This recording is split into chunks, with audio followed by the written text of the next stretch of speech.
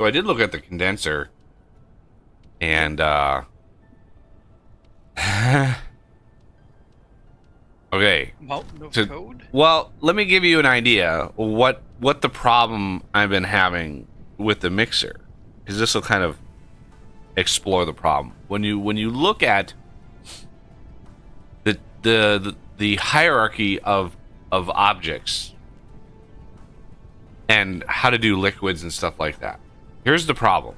The condenser is 5 layers of objects. So you have block, which is the base block. Then you have block container, which adds a little bit more flavor. Okay. Then you have block container liquid base, which adds more layers, right? Lots of layers. Then you have block container liquid top open, and then you have block condenser. So that's 5 different layers of objects. And hey, OG, that's 5 different layers of objects to get to the condenser. Now, my wired block, which is my base block for the mod, it's actually the base block from the catenary side of things. It's the block that allows you to connect wires, right? So that's my basemost block. So what I did is my basemost block, wired block, was derived from just block, which is the most basic base object.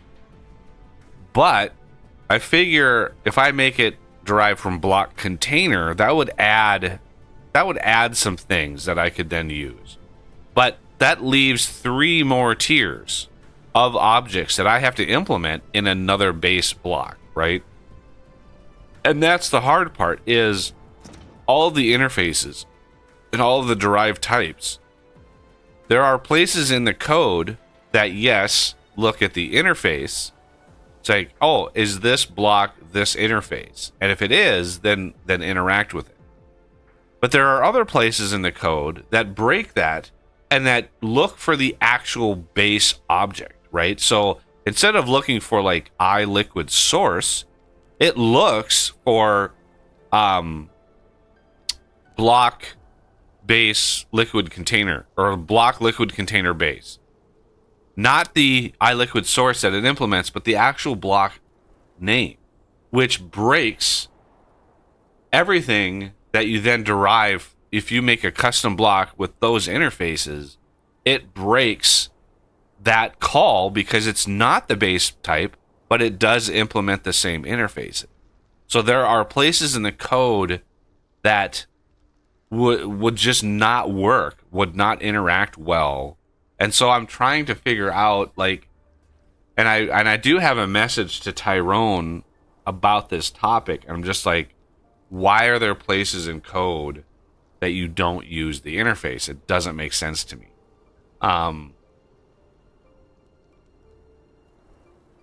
Because then I can't come across and do a wired block, which is block container, then an electric block, which adds some of my electric base things, right? So my electric block is the base block for all my machines. And then adding another layer onto that, which is like electric block with fluid. That's what my plan was. Electric block with fluid, which derives from electric block, which derives from wired block, which derives from block container. Because you can only ever have one inherited object. And so if I wanted the block with fluid, then I ran into the problem of everything in the base game, as far as like liquid, assumes there's only one tank ever in the block. There's just one tank. And everything that interacts, everything that wants to interact, only assumes there's ever only one tank. And that is what I was just staring at the code yesterday. Because Thursday I didn't really get to work on it much because I got a new toilet installed. So Friday I was just staring at this code, like none of the, like, I was looking at, because there's a couple calls of It's called get contents. And then there's a member variable, field variable of content slot ID. Well, the content, what it's looking for is the slot ID of the inventory that contains fluid. Only one. So what do you do when you have two tanks? What slot ID do you return if you have two tank inputs? Right? I need to figure out a way to return the slot ID. Well, there's a lot of different contexts that actually try to grab that slot ID. Sometimes you grab it when you're dropping liquid off. Sometimes you grab it when you're trying to pick liquid up. So how do you decide which one of those it is? When it's just like, here's an ID, give me the slot ID. There's very little information. And these are like, if I controlled, just like I did the vintage engineering API, if I controlled the whole enchilada, right, I could go all the way down the chain and implement far more flexible iterations of all of these functions. Way, way more efficient ways of doing it. I mean, not efficient ways, but flexible. Let's call them flexible ways. Because the way that it is now, the assumption that it makes are just, they're so painful.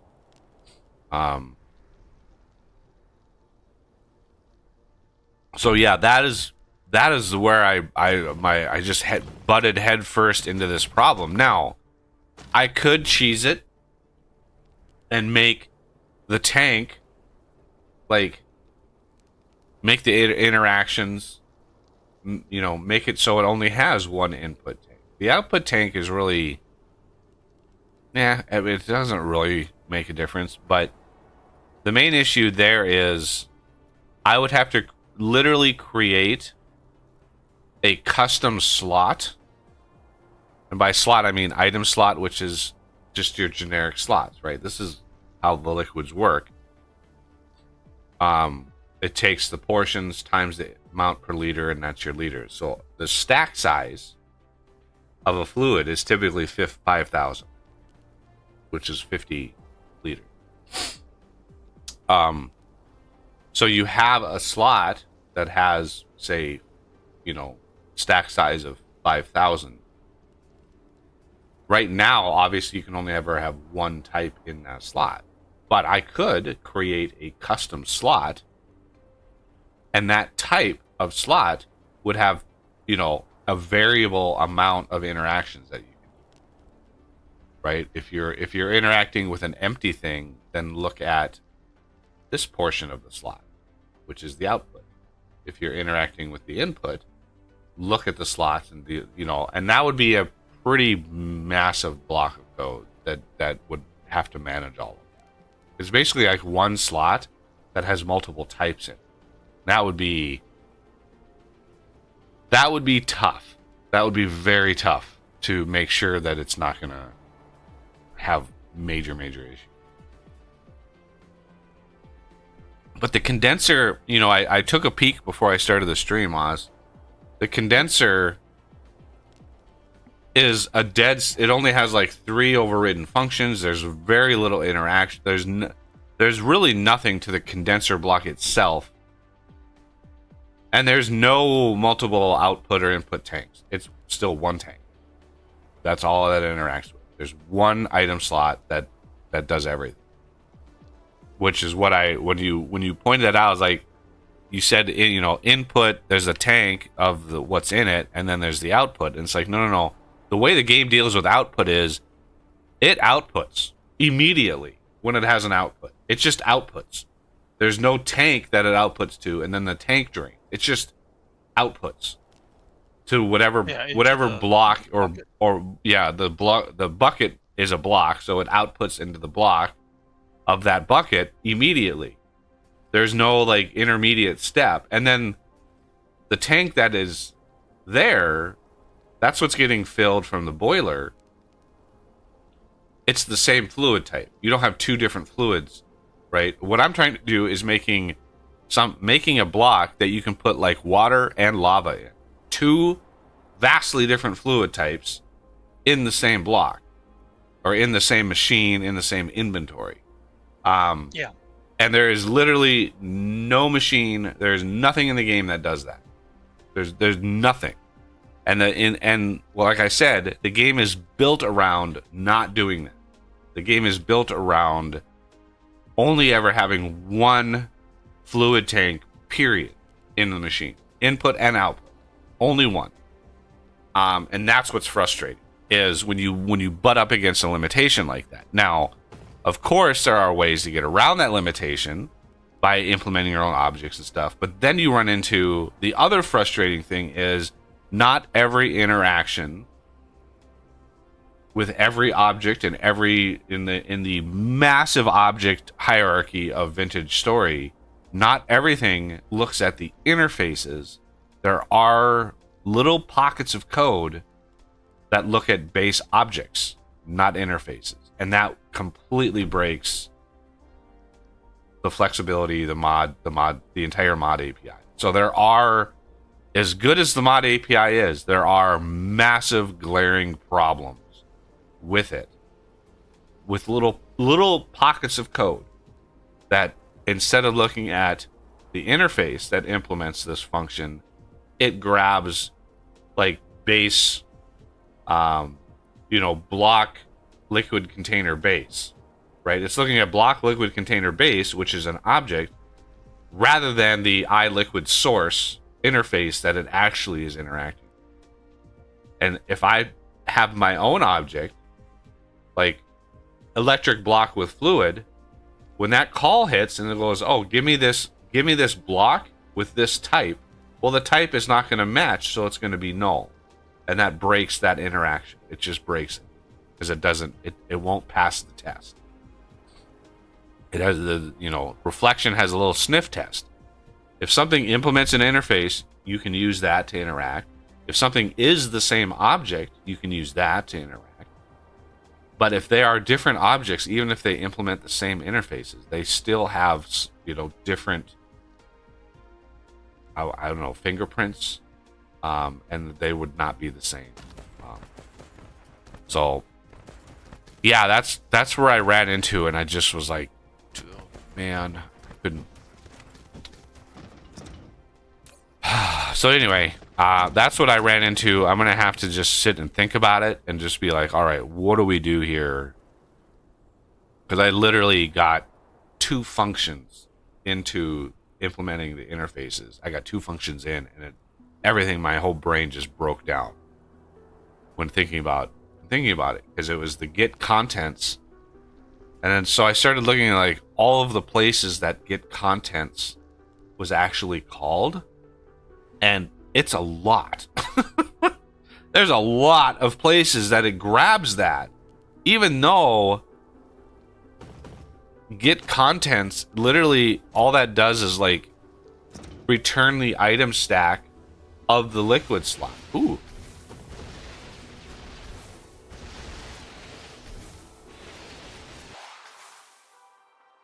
Another relay down. Glorious. Good job, rockets.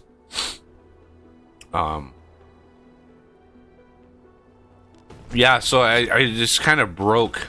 My mind just kind of was like, this doesn't... I don't like this at all. But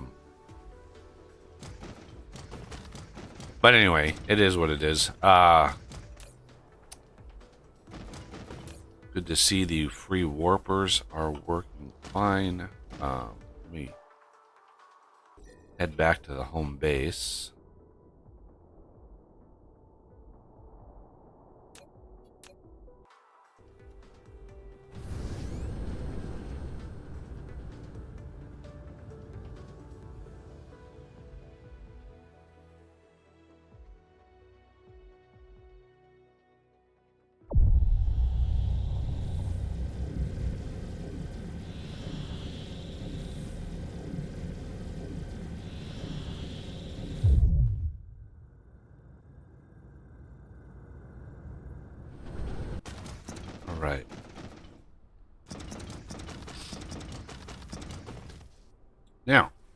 what are we doing here? I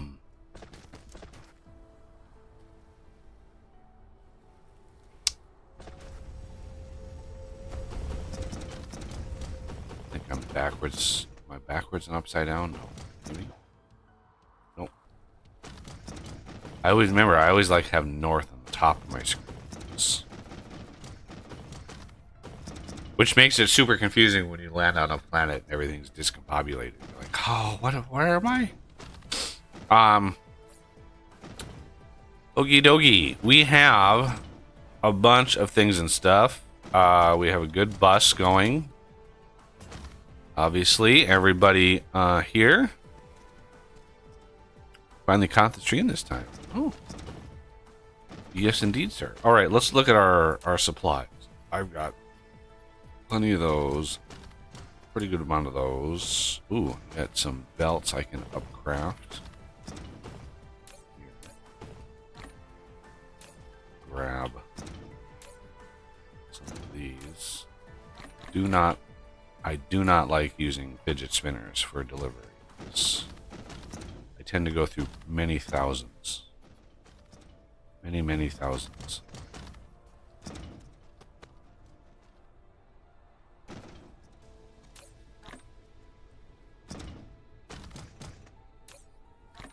So yeah. I want to say it was probably Renegade that put the fidget spinners on every single one of these. Must have been. Because yeah, now when I click on them, I get the stupid freaking fidget spinner thing. I don't get the actual chest, which is...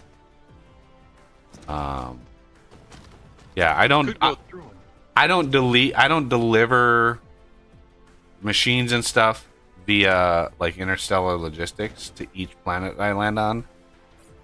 You with this side logistics thing, you can literally take like all of these and put them in there, right? So it's like you don't need that.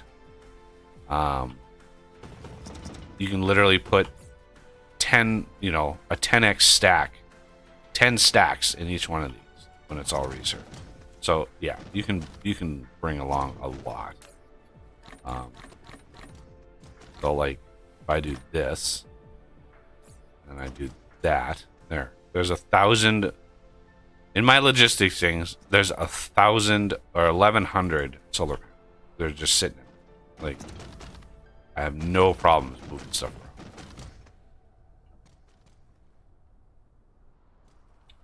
Okay, what are we gonna do today? What are we gonna tackle today? What's the pressing Duvalaki? What do we need to get done today? I don't even know where we're at. We have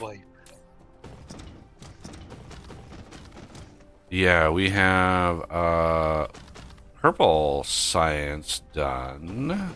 That's good.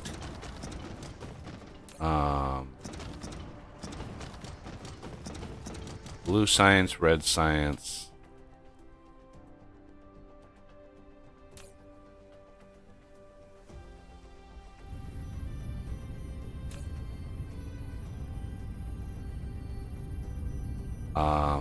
Okay, so let's see. I'm not doing any research into the Dyson Sphere system yet, just because reasons. They're good reasons, I swear.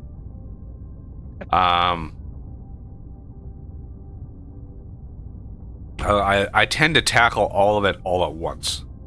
So when I get ready for Dyson, I just burrow through all these researches and then start working on the factory. But there's a whole lot more that we have to do. For one, I wanna get the drones. We can do everything but the destroyers. So the Corvettes, attack drones, attack drones and Corvettes, as well as precision drones, which are planet drones, and then the attack drone. Was this a planet? Um, shoot range 16 meters. Might be. Yeah, planet services. So attack drones is planet, right? And then corvettes are space, and then destroyers are space. Destroyers are good, but they require green science, so we're not going to do that. So we need to get all of the drones researched and then all of them automated, because they are going to be our main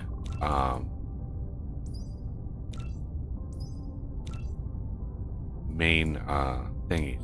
Words and things. Just put words in. Doesn't matter what order.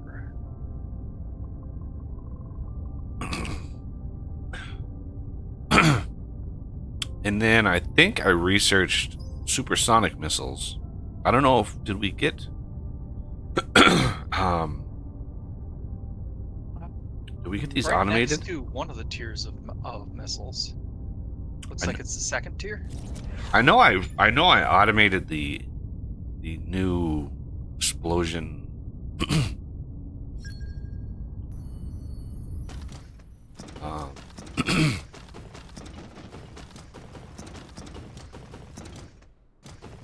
Oh yes, there they are. Yeah. Supersonic missiles, and I've even got a few on me. Yeah, these are kind of your base missiles. They do a pretty decent amount of damage.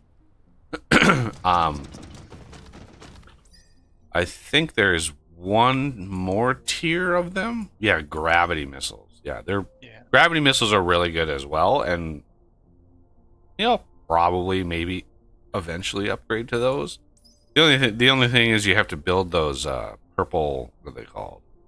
Those purple things, and strange matter. No, well, the other ones. It looks like it looks like a container thing, but it does look like they also contain strange matter. So that's just but I can't remember. There it is, crystal explosive unit. Yeah, that thing. So yeah, we're a ways from. It's kind of we're a ways from that. Oh, that's what I was worried about. It takes one of the Casimir crystals. Yeah, it's not it's 1 to 8 though. Yeah, you usually can make a lot. Casimir crystals, I mean, they're not bad, and it's a great sink for hydrogen. So it's like, and then yes, I even, believe it or not, proliferate those. 12 hydrogen is a lot, but I proliferate everything. So that you actually get 3 per craft out of that, rather. Yup.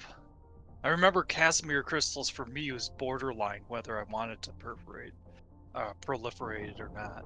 Yeah, most people don't because of the 12 hydrogen. But I just like proliferation stuff is so damn cheap, especially late game. Like late game, there's no comparison. You can make that stuff super cheap. Yeah, mid game, I can see people not going for the 3rd tier, the carbon nanotubes. Yeah, the nanotubes, they're the thing. But once you get this whatever that stratolite or whatever it is, stalactite stuff. I don't what is that stuff called? Once you get that, it's like, because then you proliferate that and you get twice as many nanotubes out of it. Holy shit. Yeah. All right. So, supersonic teenage warhead is done, and now we just need to figure out the drones. We've already got the engines. That I automated already. And I think I did the reinforced engine. That's what these are. Yeah, reinforced thrusters. So all the thruster types are done.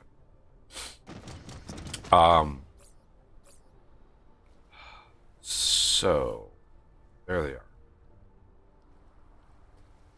So attack drones, we're going to want those up and running. Attack drones require precision. Or no, prototype? Yeah, prototype. That's all stuff we have.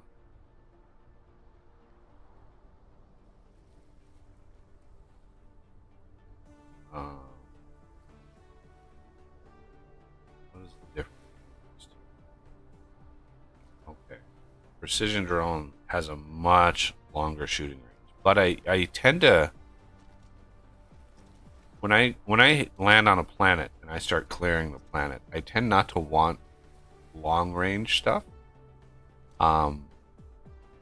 Because it just aggroes. Like if you land on a planet that has 20 bases on it, having a super long range drone means that you're going to aggro all of the bases. Like all of them.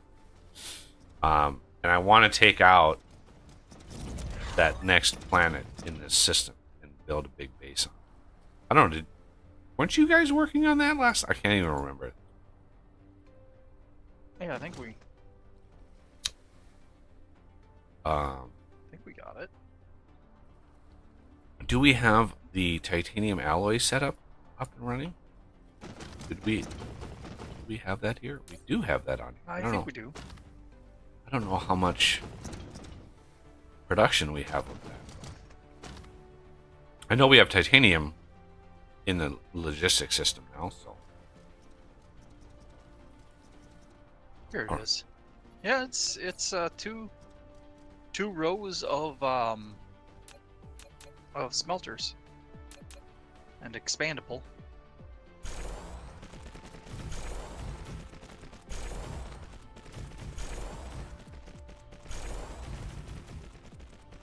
Twelve smelters on it. Well, 12 times 2.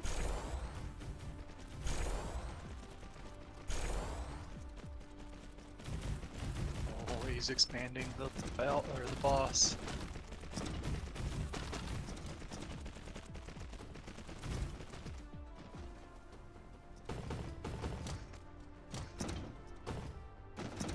Okay. So the first thing. So the Corvettes, which is space-based combat. These you do want to have massive range. Trust me, you want these to have big range. These are the space-based ones. I don't think we're going to be taking out the hives in orbit anytime soon. And we have a lot of upgrades to go for these. But we do want the attack drones, which is the prototypes. So that's engines. And the things and stuff. I'm going to have to drag those over here somewhere.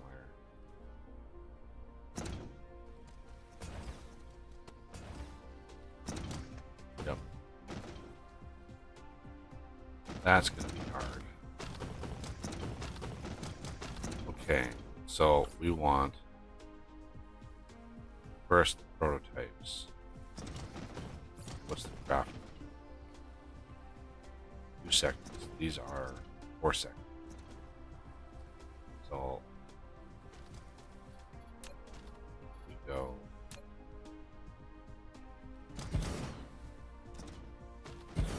This prototype.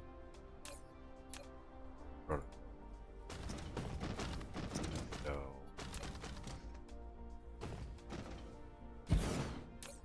This attack run.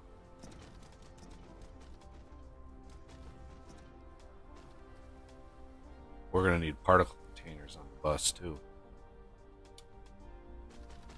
Yep, particle containers. Oh my god. Yeah, we're going to need particle containers. I don't think we have them on. Oh no, we do. Holy shit. Yeah, Glorious. I was going to say, I remember making them, but I wasn't sure if we got them to the bus. But yep. And it's a fairly big setup.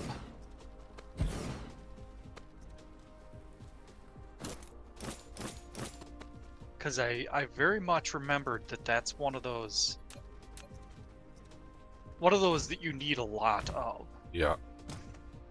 Okay, so this is going to be iron engines, circuits, and plasma exciters. Jeez. These are going to be no. So if we have iron circuits, this is going to be the output. Those.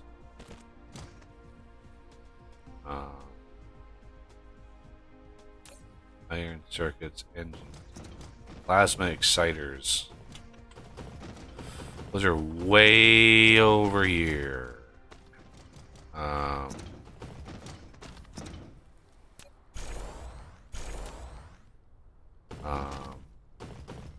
We have to figure out a way to route these.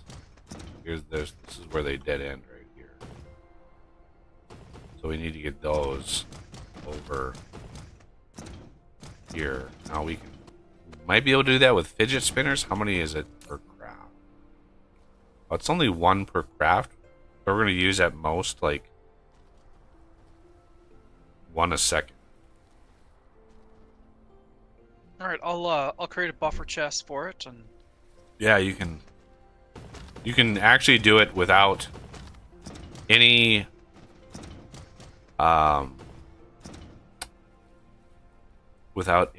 loaders. yeah, just do a splitter. Yeah, do a splitter, do a storage on top, and do a fidget spinner thing on top of that. And then over here, the last product is going to be engines. Regular old crappy, which is right here. I've already got that. So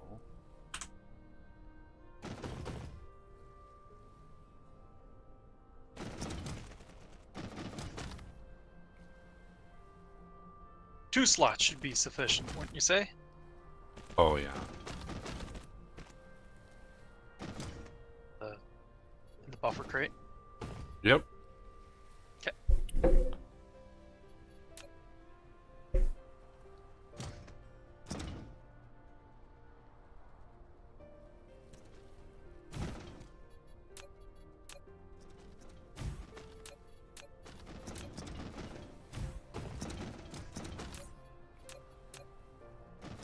Set this here. That.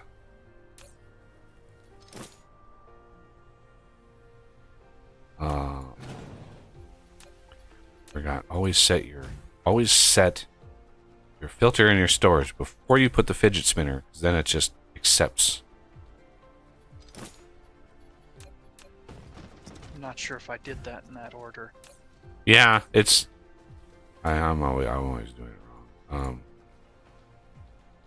Request from other distributors, and then we want that to come in here.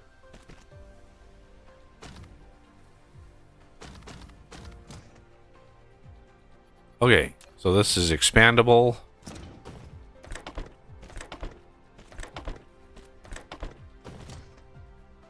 You go in, you go in, you go out, you go out, you go in, you go in. There we go. So, these babies, oh my god. And what do we have here? Processors.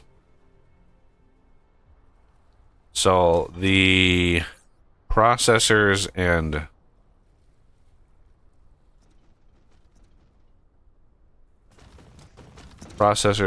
particle containers can be on this side.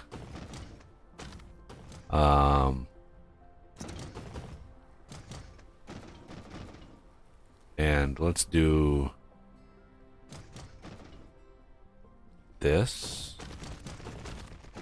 And then particle containers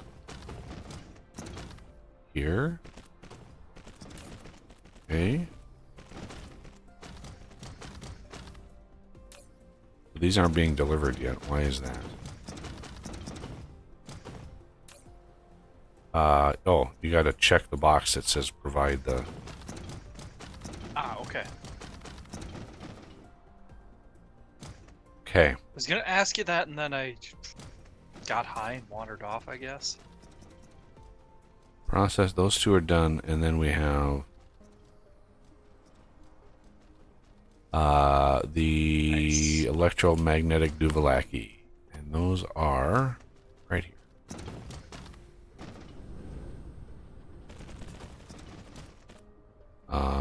And then the output for these, I think I'm going to do right here. Because these we're going to actually want quite a few of. These you don't use at all. These little ones, you just don't even bother. There and there and there and there. And then we have output, input, output. You can get extras by proliferating them. So we should stuff a proliferator on the. Yeah, if you can get it in there, definitely do that. Everything else should be proliferated. So how about we? Yep. I think if we put it down this way a little more, we can fit one in after the output here. Well, how about we do? Let me clear that. We're gonna reverse this path. We're gonna have these come all the way down, and then go all the way back up. Ah. And then we have the proliferator right there. Because we should already, way back in here, have a way of getting this right there. Ah!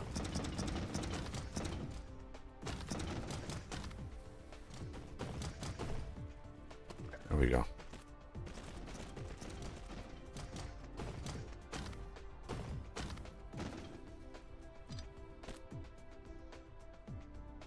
Okay, that should be good to go there. And might as well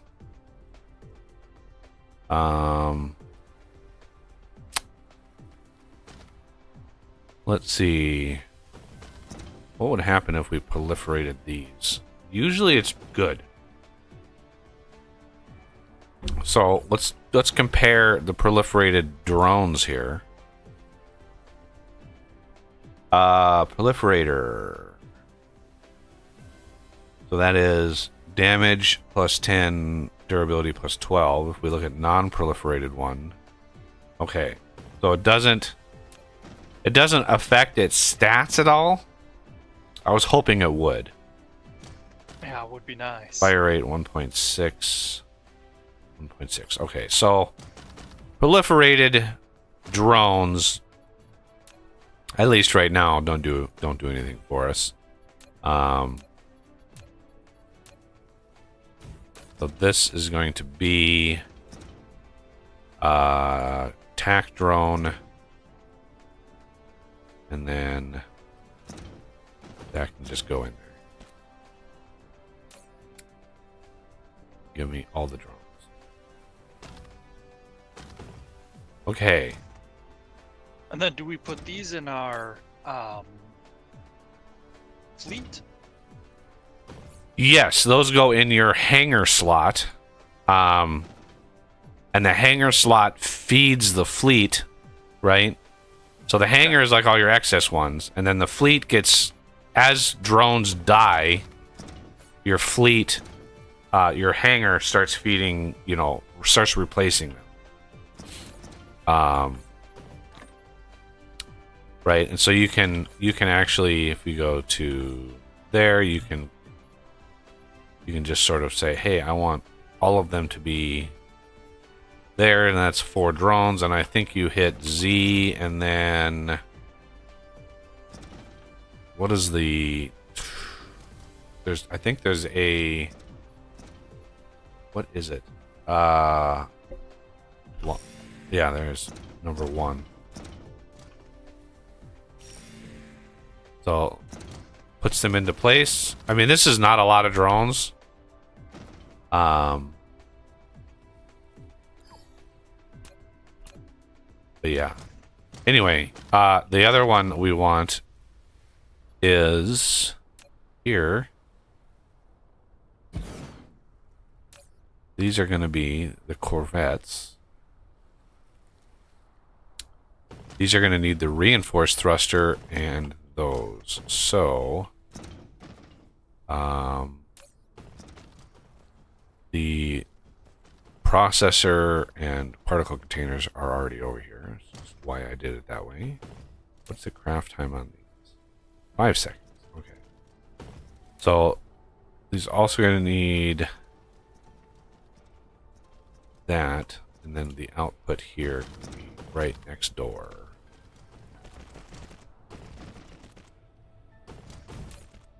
Because I like having things. I like having the same kind of things next to one another. It's just nice. Oh, and you can put the fleets inside the BAB also. Yes, you can put, but you can't put planetary defense, like space defense. It's only like local, these drones. Yeah. Okay, so this is going to have, we're going to have that, and then that, and then alloy, and then thruster. So alloy is going to be here. I think way up here.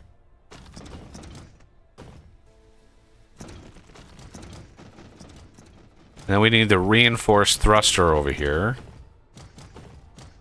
which is right here. So we could probably grab it from there.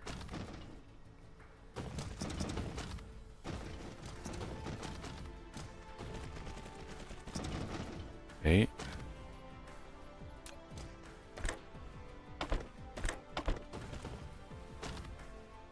Now,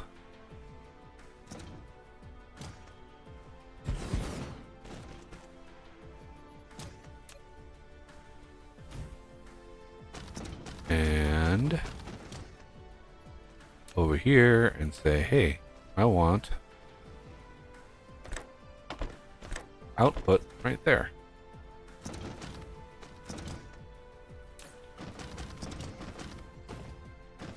And all of this should be proliferated too. So we are getting all of the extra things and stuff, which is just so nice. All right, so those can build up. I don't think there's any benefit, again, of these being proliferated.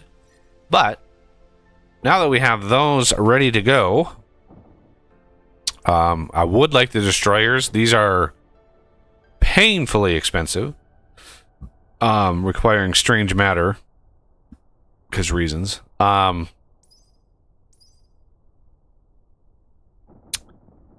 Titanium alloy, super alloy. I just, I mean, it's good. It's decent. It's it's decent damage, but the range of these kinetic damage things, which is this, is just too short.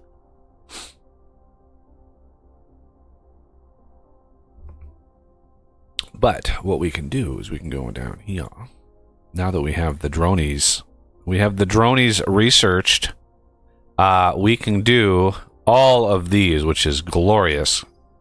Combat drone damage, ground fighter attack speed, fighter durability, squadrons, space feats, Space fleet slots. Jesus. EM weapon. EM. Oh, jammer. Yeah, jammers. Jammers, like, they need a major buff.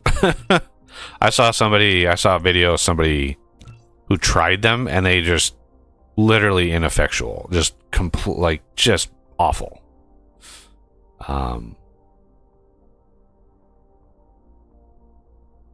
But yeah, the ground fighter damage plus 460%. So you can see damage 20 plus 24. Let's see what happens when this finishes.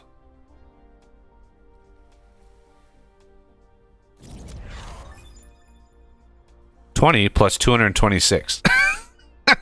That's my mod, everybody. That's my mod doing that.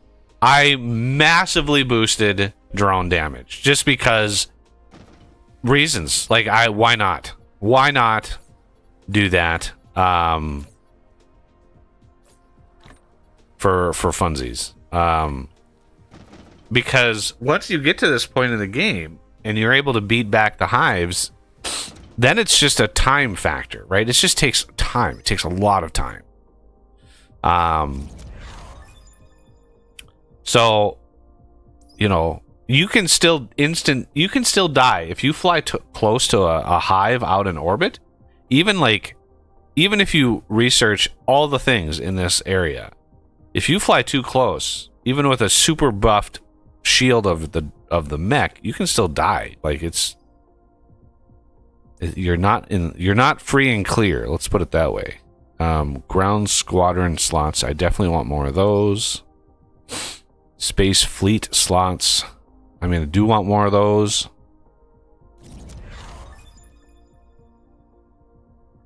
Combat drone durability is good. So now we are durability is 240 plus 693. So now they're just going to last longer. Ground squadron slots. Can I do another? I can. Yes. Ground fighter attack speed. Yes, please. Durability. All queues full. No. Okay. Did I hear just gunfire? What I'm trying to do is build up so we can grab this number 3, although it looks like you guys already cleared number 3. Yeah, I think Death took most of that on. I think I helped build some of the infrastructure. And did you guys what factories did you build on that? Do you remember? I think just the super magnetic rings. Okay, so we're gonna need processors. We're gonna need processors. Yeah, eventually, most of the stuff we're building, like most of the little bits and pieces we're building on the planet, they're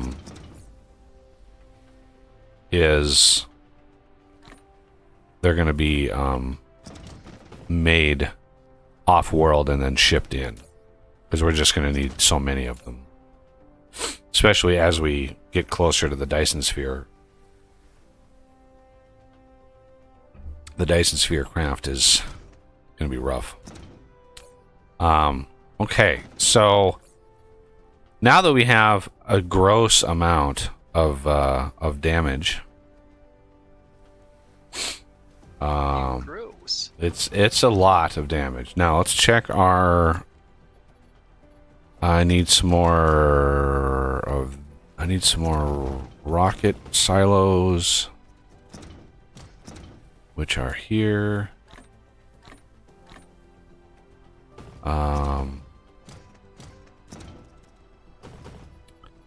And then Babs.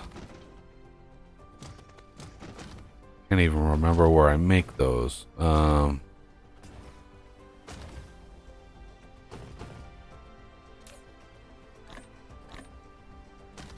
There they are.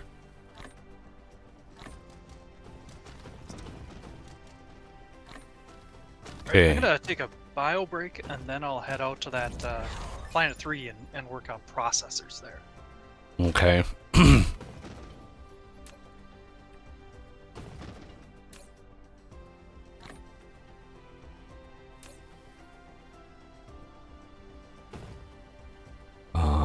God, I've got so many miscellaneous things in my inventory.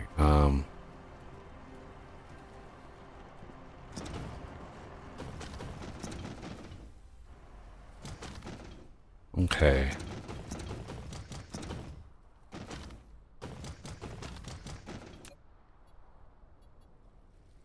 Okay, and then I need some more of these.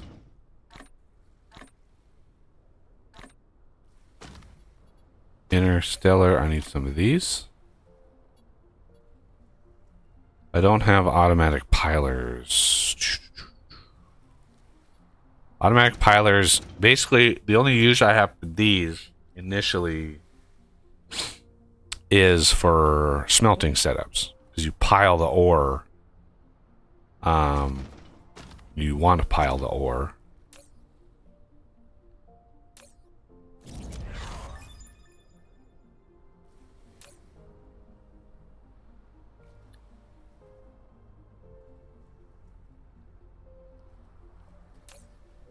Yeah, how many drones do I have? Oh, I got a decent amount, but I go through a lot. I'm planning on going to another system and setting up a beachhead on another system. So I'm going to need a lot of the ability to kill lots of things.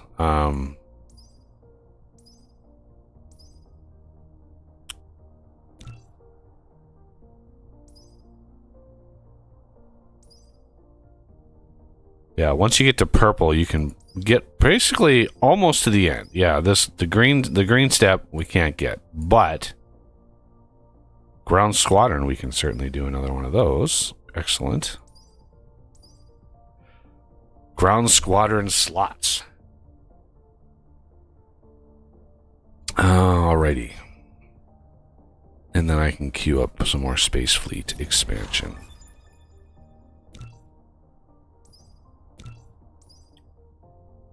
Okay, that's the green. Can't do that. Can't do that. Of course. Durability of every unit. I mean, these are okay, but like 4, 8, 12%. Right? And then the infinite one. And it's only when you get to the infinite one that you can really like queue a whole bunch and then actually make a difference. Because before then, it's like, okay. Planetary shield. Probably going to want some of these. I don't think we have the shields automated. And that is... That's a fractionator. It's not a shield. There it is. Okay, yeah. Steel. Lots of turbine things. And then particle container things. Okay. So, particle containers. Yeah. So I'm going to need... Let me look at this, go to here, see what this needs. Processors, like the only processors and reinforced engines are the only thing we have right now.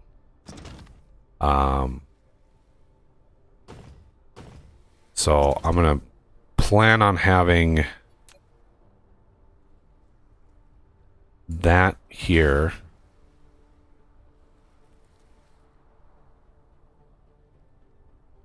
Because the reinforced motors or reinforced thruster are here. So that will be the destroyers.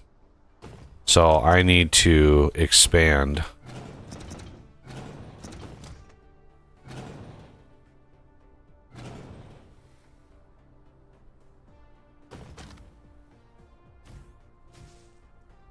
All right. I'm gonna head to that planet then, unless you've got any other assignments or duties.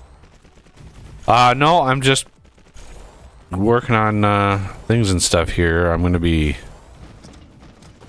automate planetary shields.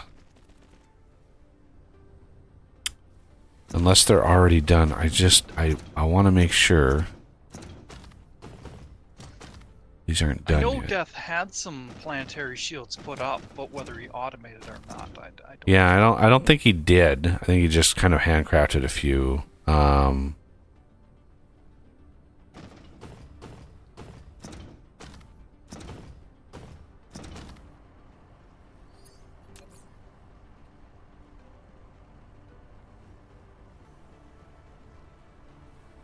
But yeah, if we're...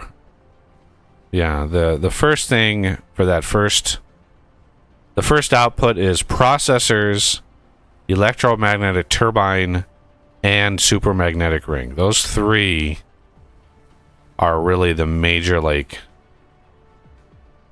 And then secondary to that would be titanium alloy. And then we're going to be getting into, like, strange matter, but anyway,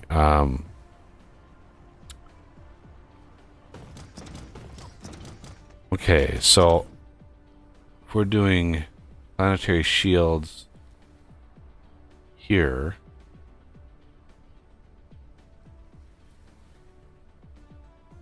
and then oh Jesus, look at that recipe.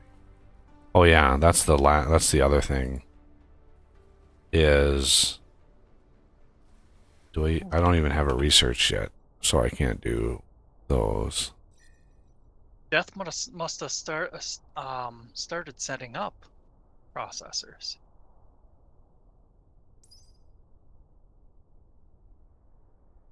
Yeah, this high strength frame material. That's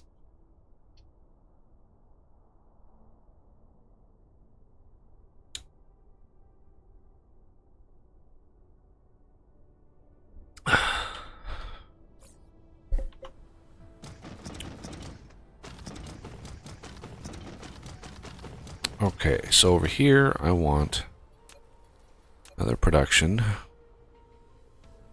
Like right here. This is going to be planetary shields. Going to be steel. Ooh. Okay. Steel.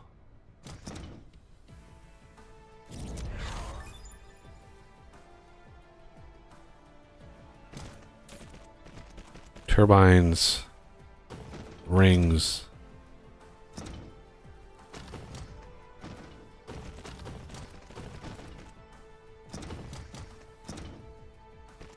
And particle containers.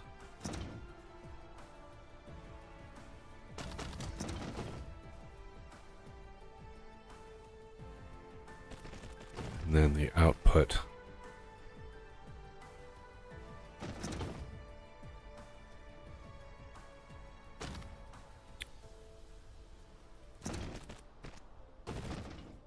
Okay.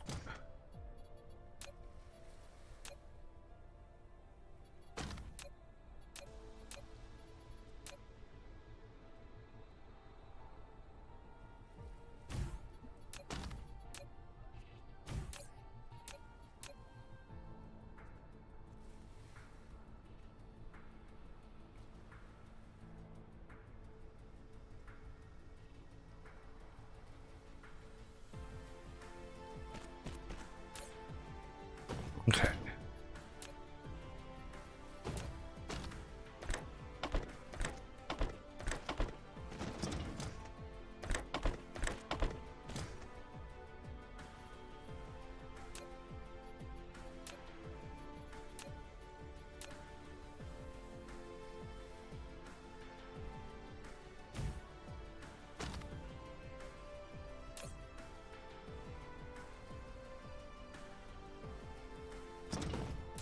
Planetary shield.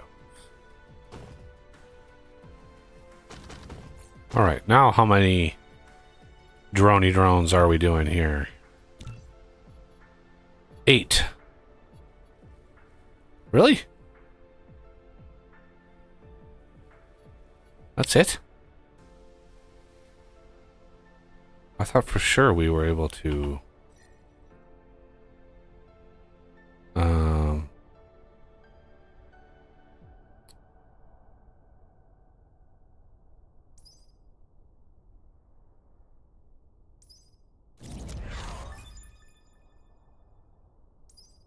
Number... Oh, there it is. Number of ground squadrons.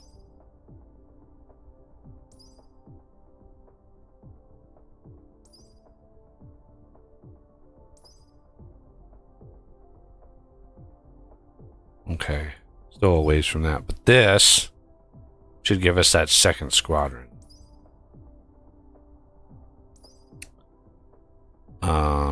Okay.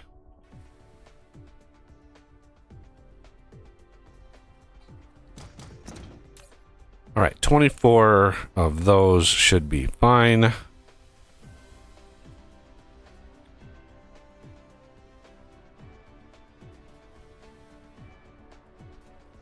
Okay, I think I'm ready to figure out which planet we're going to go to. Now,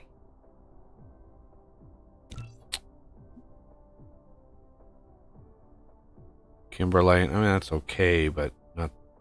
Kimberlite is nice, but it's not... It doesn't drive me to go grab it.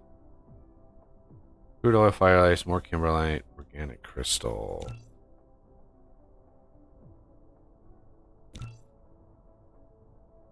This one might be nice because this has a sulfuric acid ocean. And it has a crap ton of fire ice and whew, lots of iron. This one might actually be good.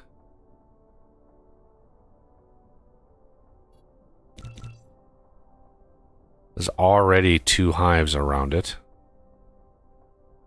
So that's a icky prospect.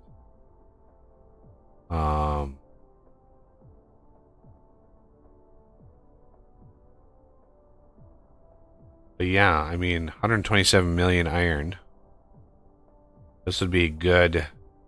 One of these planets would probably be very good for more processors. 52 million coal and kimberlite ore. This might be a good system also for proliferation. And a little bit of organic crystal and sulfuric acid. So one of these planets has sulfuric acid. There's fire ice, which fire ice is graphene, right? It's not, yeah, fire ice is graphene. It gives you graphene. Pretty sure. Yep. So this one way out here has no hives on it. How about the next one in? This one has 1 hive on it. What resources? No coal. Yeah, lots of fire ice.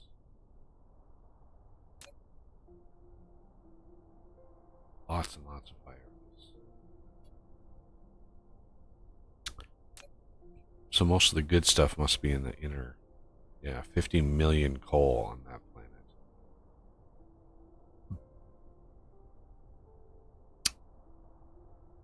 An organic crystal. Ooh, quite a few hives on there. Fire ice from there, and then this planet would be just littered with hives. This one has the sulfuric acid.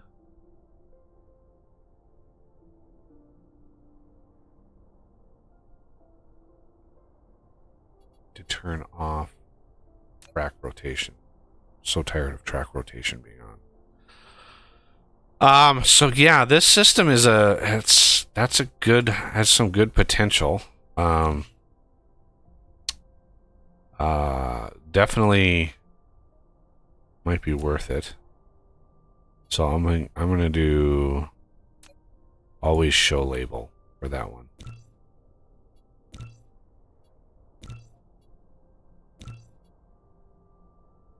And let's see who else is in range here. Didn't one of these have that stalagmite tight stuff? God, I could swear there was some of that close.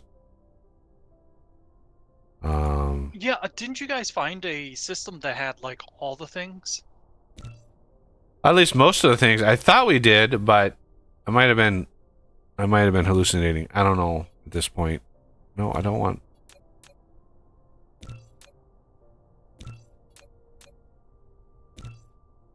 Well, that was bare bones system.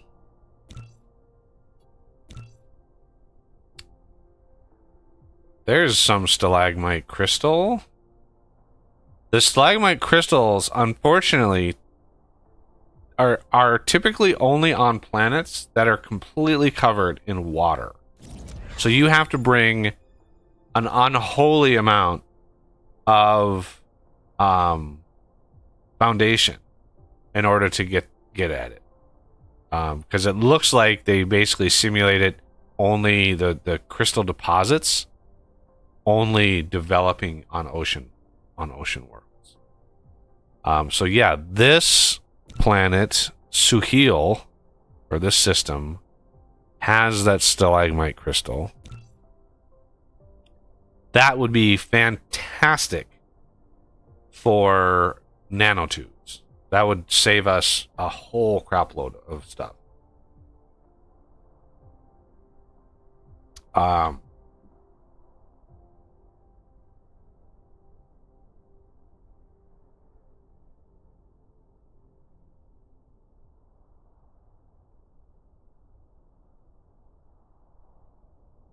Yeah. They are like stalagmite crystals only form at a depth of 100,000 meters. And 100,000 meters, I don't think we have any oceans on Earth that are that deep. 100,000 meters would be like 300,000 feet, which would be like 60 miles. I think, Yeah, with the rough math in my dark. brain, like the Marianas Trench, which is the deepest part of the ocean, is only like 7 miles deep. 6 or 7 miles deep. I think typically below 50 miles is magma.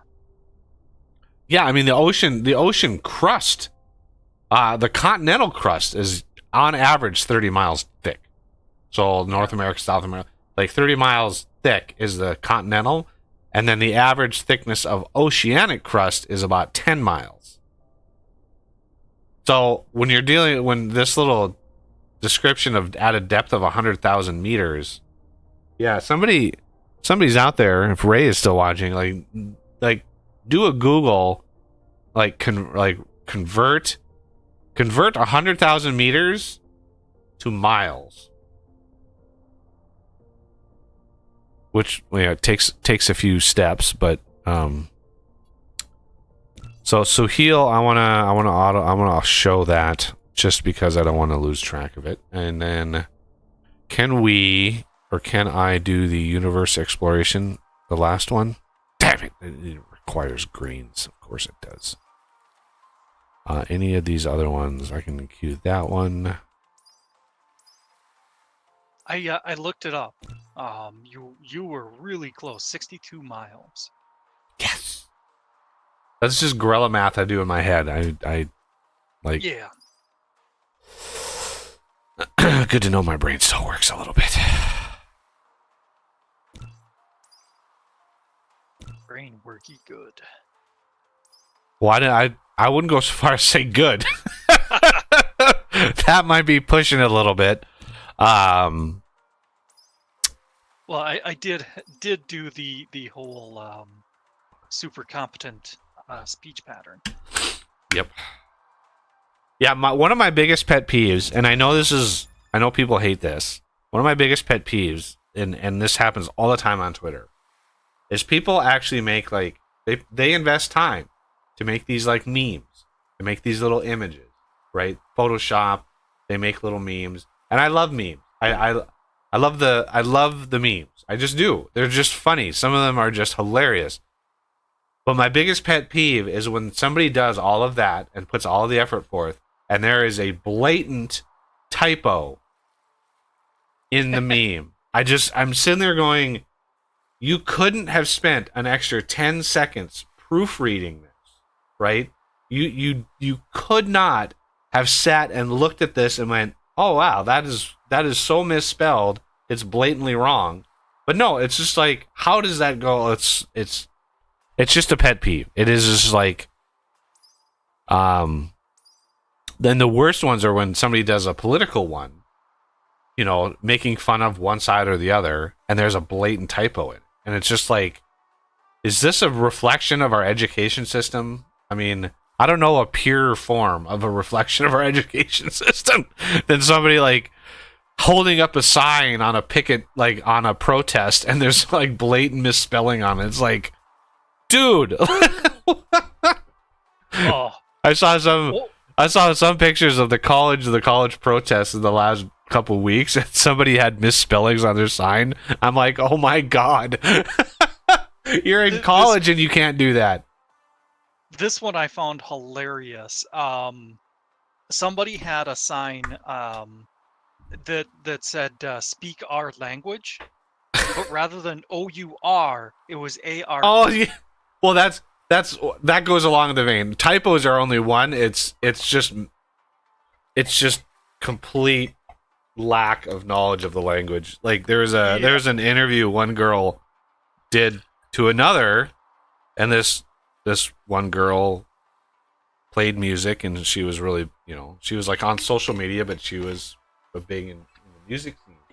And this one girl was like, so you like, you know, you like music and everything, so would you call yourself a musician? And the girl looked at her and she goes, no, I don't deal in that voodoo magic stuff. You know, I don't do any of that. And the girl was like, no, a musician. And the other girl was like, no, I told you I don't like any of the magic stuff. The first girl was like, oh, not a magician, a musician. The first girl had no idea what she was like. We are so bad at teaching our kids the language. It's just, oh my god. Yeah, it's just funny to me. It's sad, but it's funny.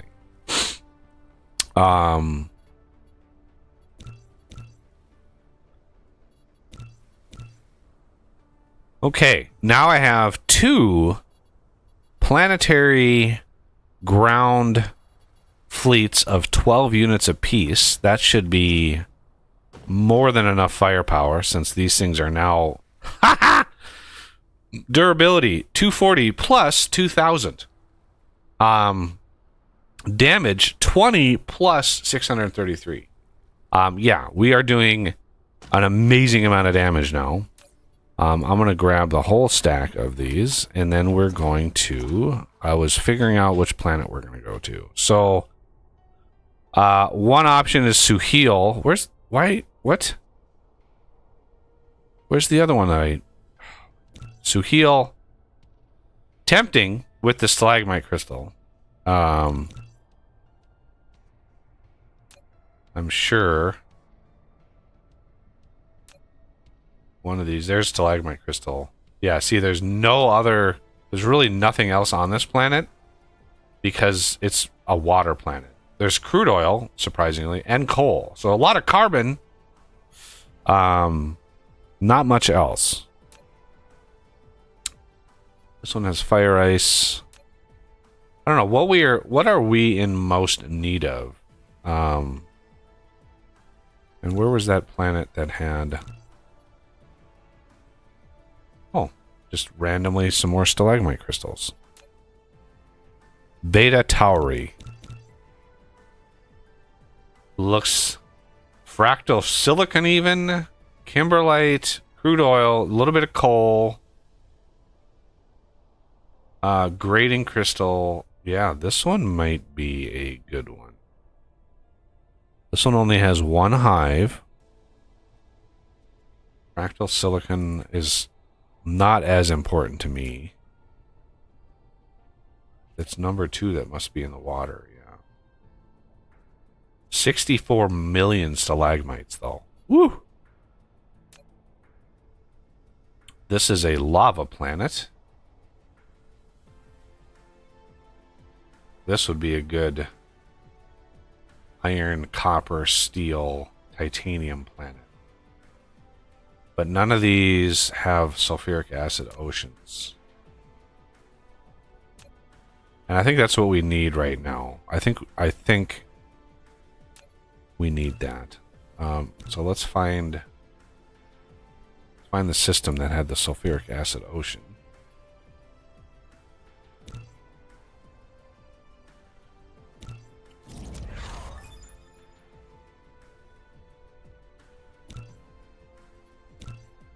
Where is it? There it is. Yeah. This one I think is going to be the important one. So which planet do we want to land on?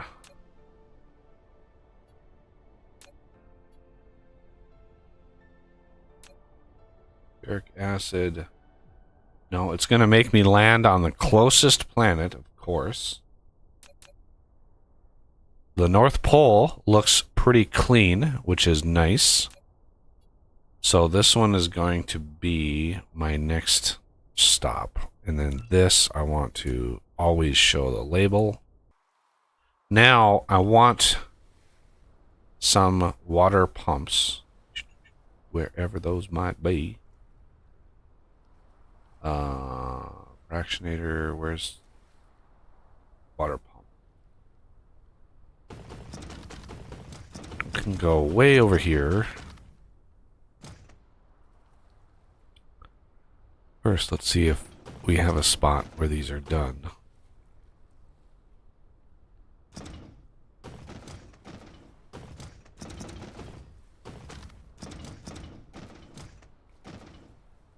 Iron,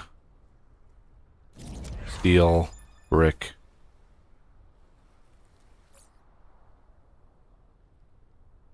Iron, brick, motors, and circuits.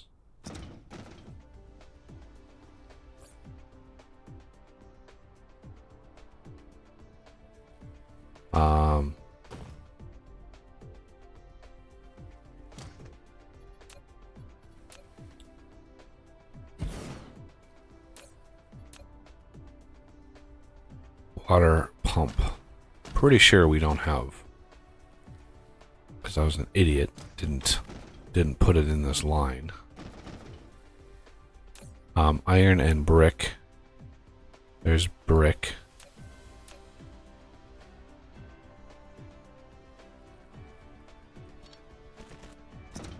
This is iron.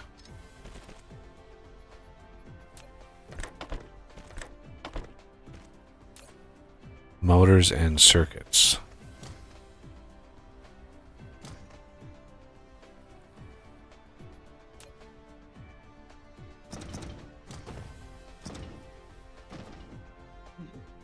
Circuits.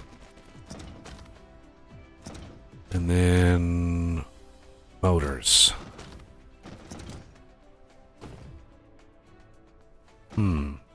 This could be a problem. How about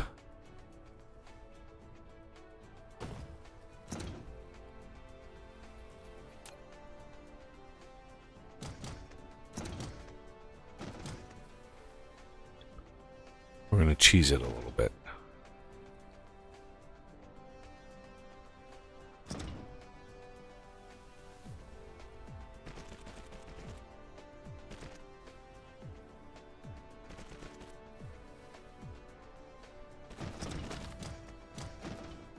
There we go.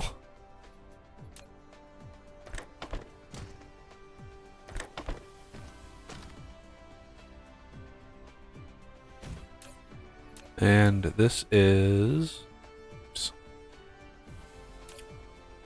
Bingo! Look at that. Minimal shenanigans. A little bit, but minimal.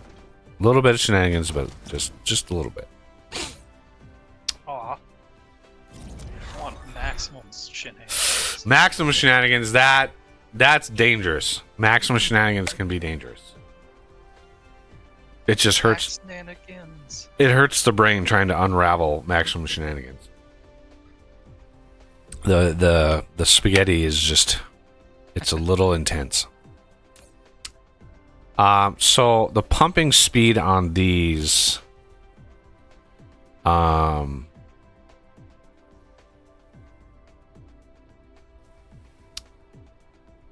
per minute. So a full blue belt. Oh yeah, the other thing, damn it. The other thing I need are these automatic pilers. And that, oh dear.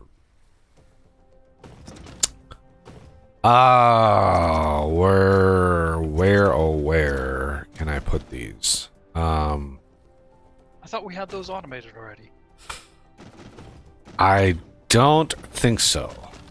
At least I didn't set it up. I don't see them anywhere. Maybe I just did a quick self setup. Yeah, you probably just kind of plopped it down somewhere. I do need some more of these, so let's grab another batch.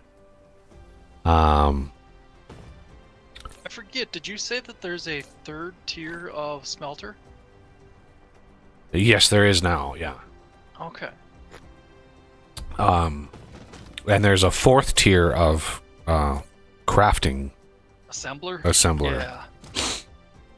Well, we won't see those unlock until we get pretty much a max tier a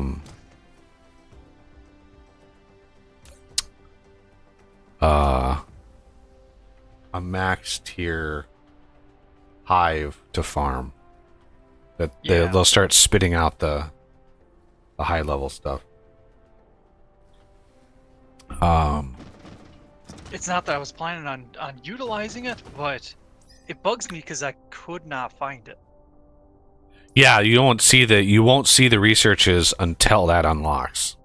So until you actually pick up the thing, you won't see it. So yeah, it's kind of sneaky, but distribution range. Okay, this logistics carrier capacity. I don't care about that right now. Vein utilization. This is one I want. Another 20% mining speed, minus 15%. Yeah, I boosted vein utilization too. And then research speed. Let's just enqueue some of that.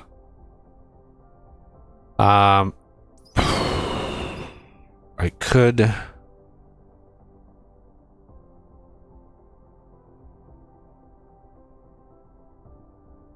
Oh, there's so much to research. There's so much to research. And I can do the damages. I can do 2 tiers of damages. I think I will. Okay. Let's grab the stack of water thingies. Pile sorters. Let's look at that recipe one more time. Steel gears, magnetic things, and processors. That's, oh man.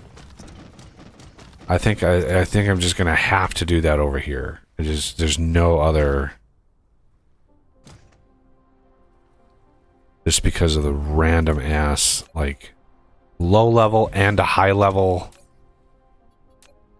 So here, I usually like these all, like the logistics belts and all that are way over here on the bus, but it's where I usually like to put it, but it's just gonna have to come on this way at the end of the bus here. So this is going to be pile sorter or pile automatic piler thingy. Okay, so steel gears. Oh shit, we already have these over here? I could have... Okay.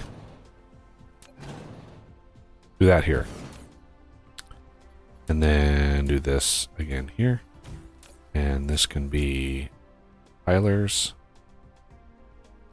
1 stack only. 1 ping only. Okay, so steel or gears. Let's just do gears because I doubt we're going to need much more than that. So these and these. Okay. Come on, give me gears that are... There we go.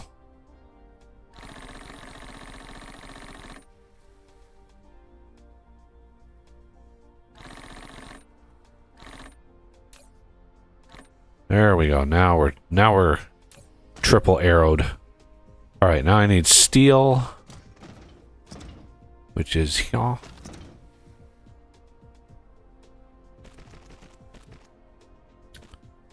And then processors.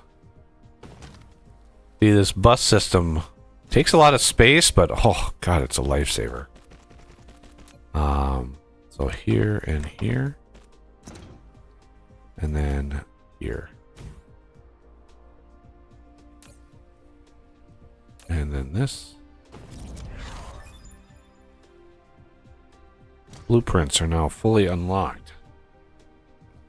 Excellent.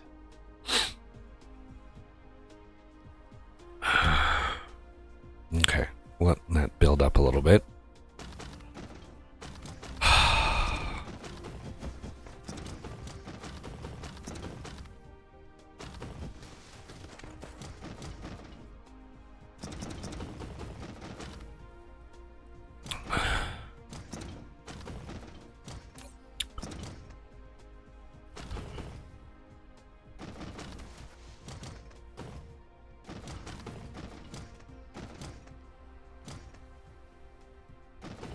Okay. 40 of these, that should be good. All right. Now let's warp our way to Edda Phoneticus.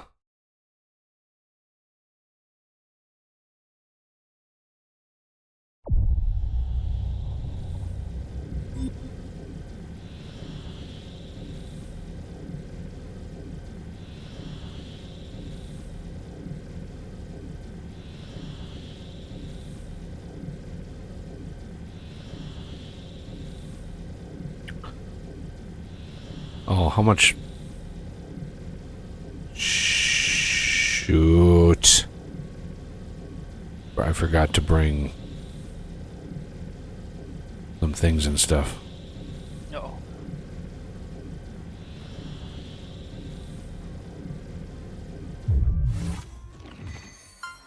Warp travel.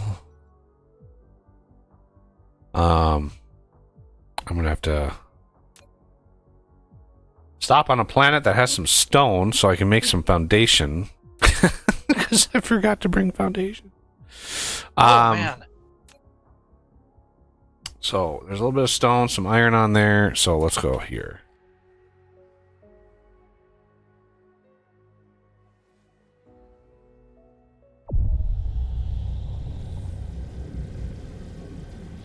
Can't forget the stone. Or the foundation. God damn it. What? Oh, tab. Okay.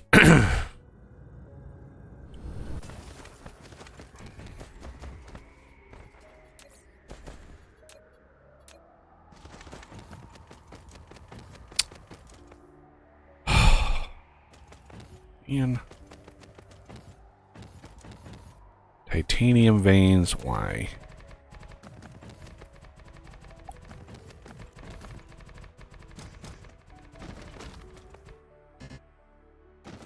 Okay, so I think the first thing we're gonna do is this.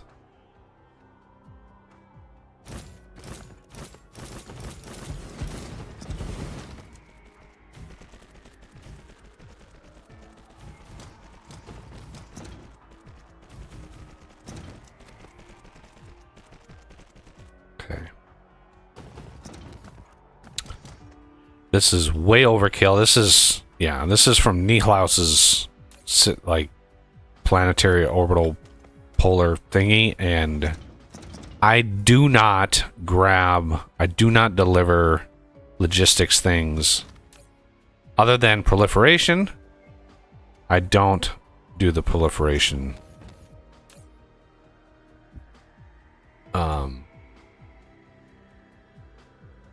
In these, or not proliferate. I don't do the logistics and all the. But missiles, I do.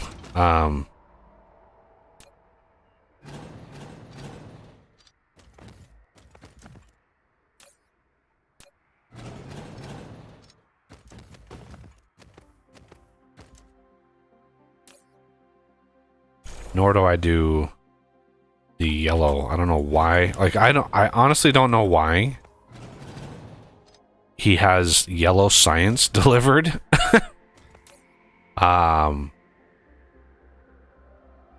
Okay, so that one I do keep because I deliver proliferation.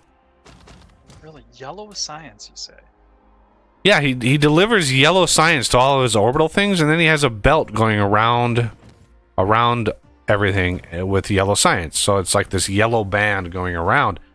I mean, it's purely aesthetic, but you literally have several hundred yellow science being delivered per planet that he goes to, and it's like, why would you do that? Yeah. So yeah, what I should do is I should take this recipe or this thing and like there. Now that I've reset that, that's what I want the blueprint to be.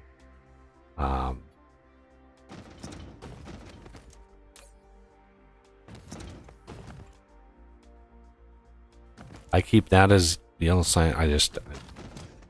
Everything else is fine. Like I don't doesn't bother me that I don't use any of this other stuff, but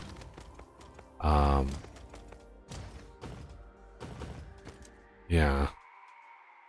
This planet. Oh my god, and I'm on the South Pole. Oh my god.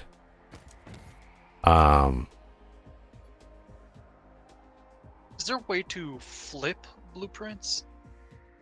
I don't think so. You can hit tab and that changes. No, you can't flip them, of course, but you can hit tab and it changes where your cursor is either on the left side, the right side, or the middle of the blueprint, and that tab cycles between the two. How did I put this on the freaking wrong pole? Oh well. Talent. You know, it is what it is. I'm just not gonna deal with it. It's on the wrong pole. It doesn't matter. It's a pole.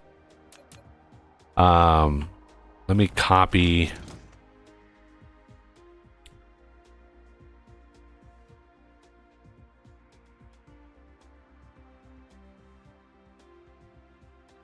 that. There we go. So this one will be planet scale. Planet scale. Oh, what is that blueprint called? One polar logistics, I guess. Thumbnail text. One polar logistics.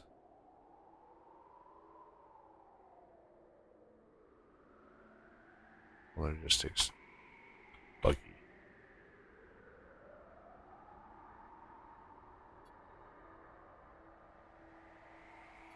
And then holy icons, Batman. Buildings. Interstellar. Proliferation. And then what type of missile? Supersonic missiles.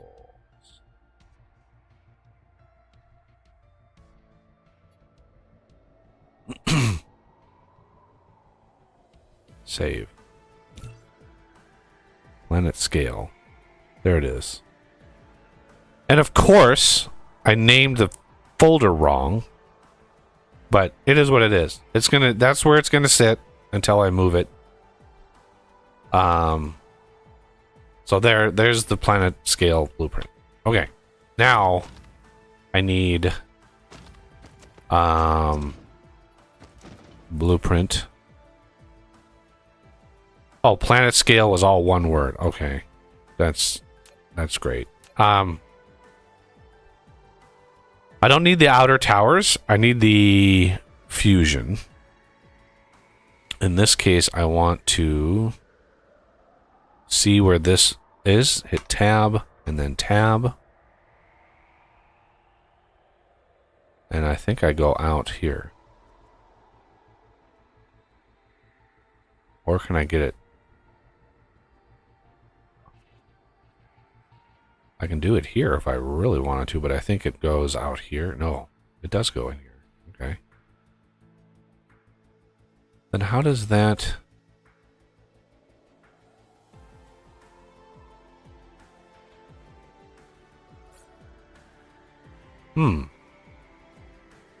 How is that off?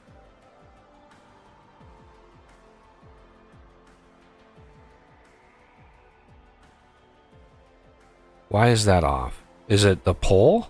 Should I just... Yeah. I think...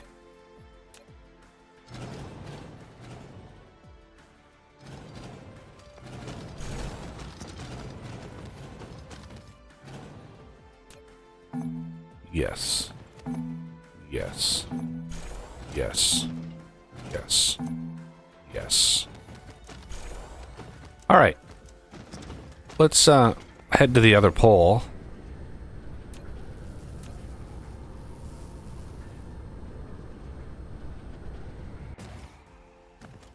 And of course there's a fire ice vein right here. Blueprint.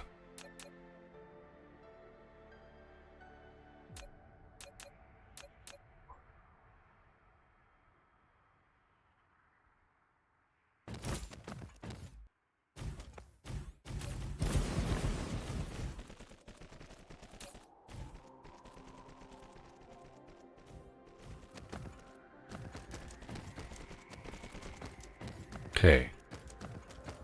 Then we'll go over here.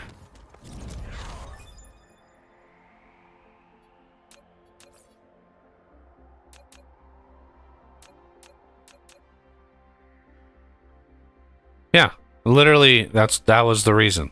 That's weird. Yeah. It was at that moment I realized, like, I really wish we could have flipped a blueprint, because that's what the problem was.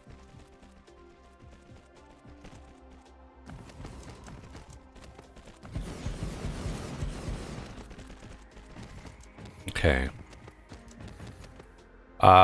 Then this is a problem because I don't have the freaking foundations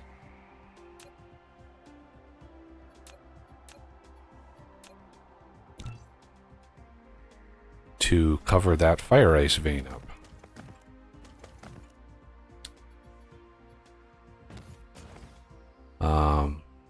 And then this is remote command.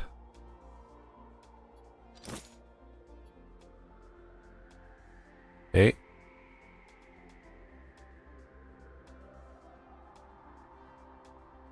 Now, where are the missiles? Missile. Right here. And polar missile ring. This is gonna complain, but let's put it down anyway.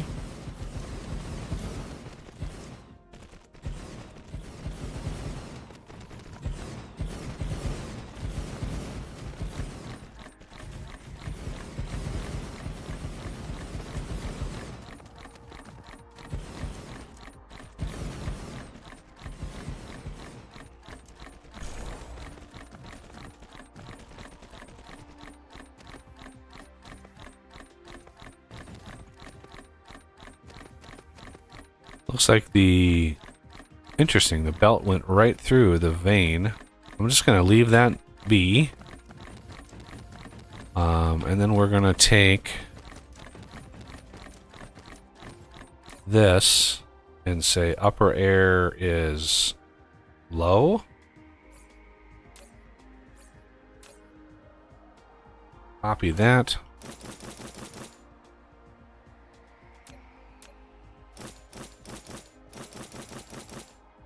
Go away.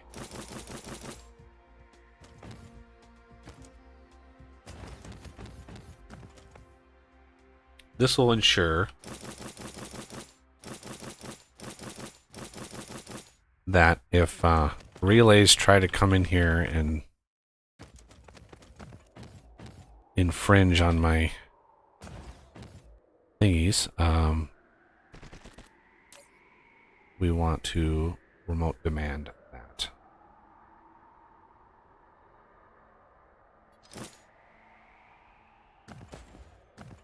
And then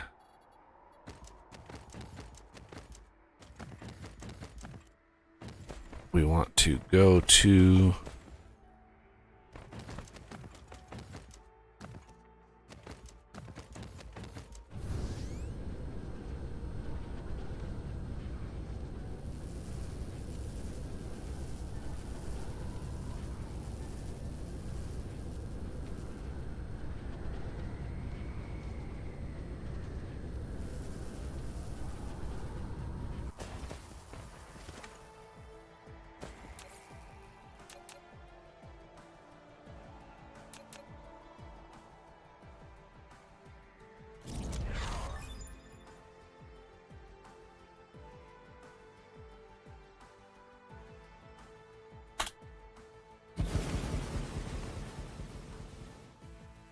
and then now we own the planet.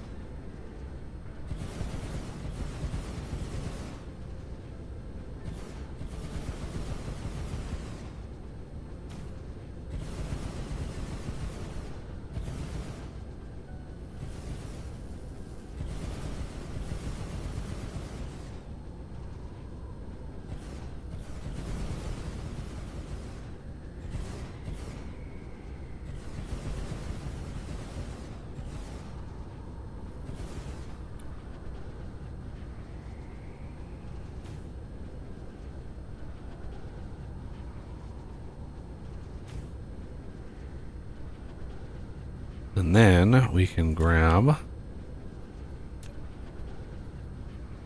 some shields.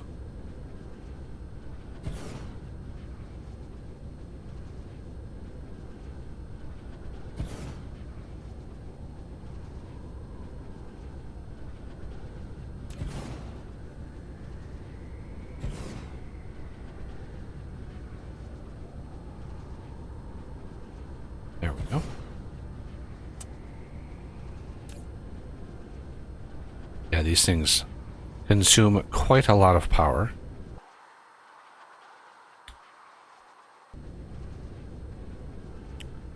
But that should protect the pole here from orbital bombardment, which is kind of important. All right, now that we've got that, let's go find. There's probably just one single stone vein on this whole planet. Oh yeah, I've got these to go too.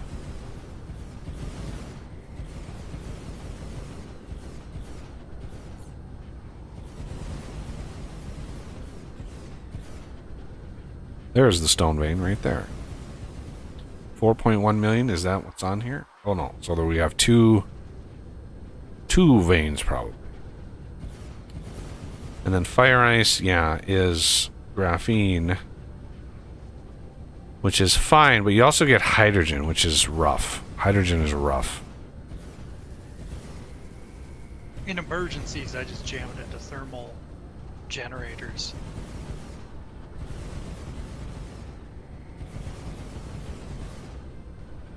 The problem is then you have to worry about if your planet is producing power, then it can screw it all up.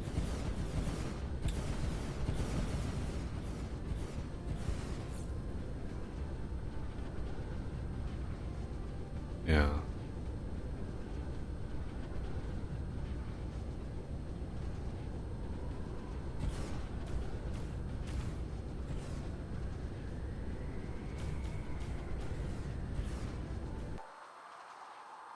Holy moly, I should have brought more smelters.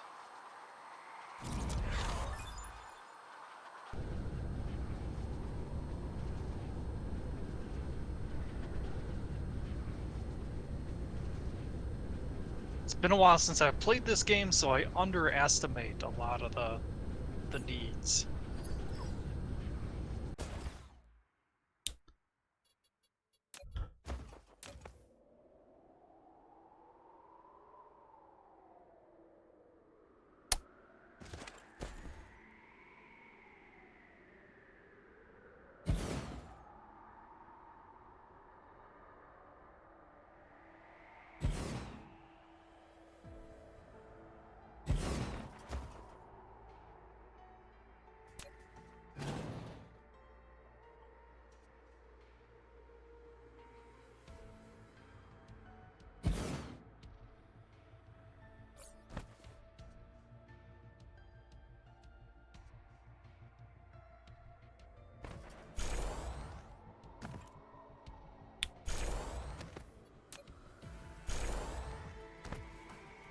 Hmm.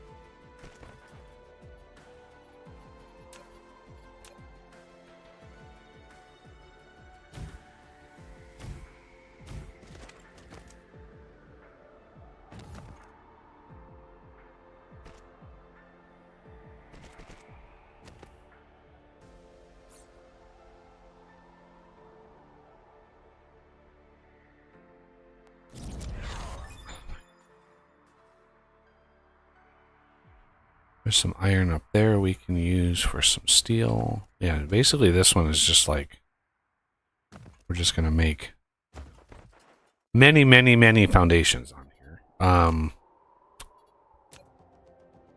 And this...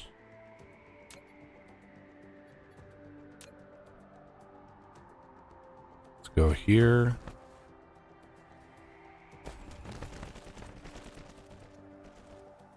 Here. And here.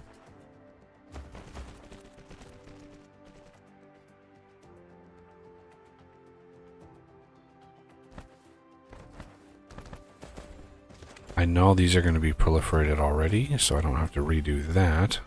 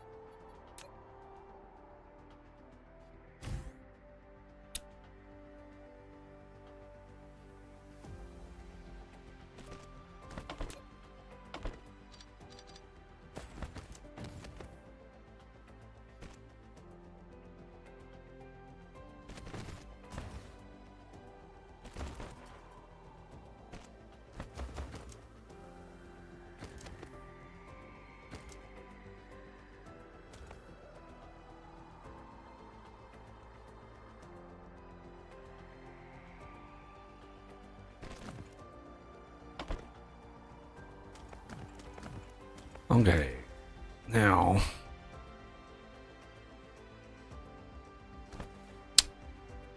I need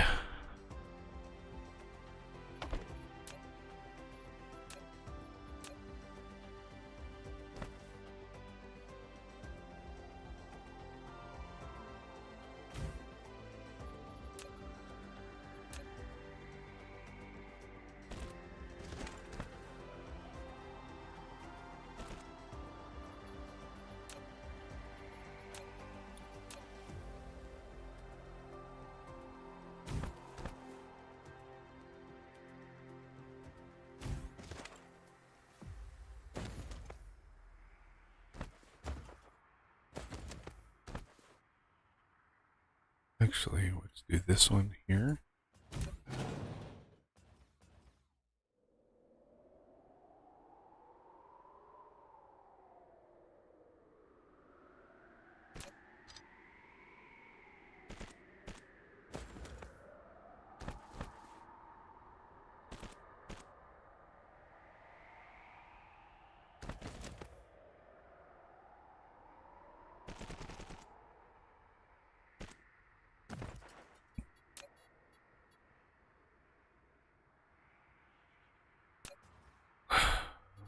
This one's not going to be pushing much out here.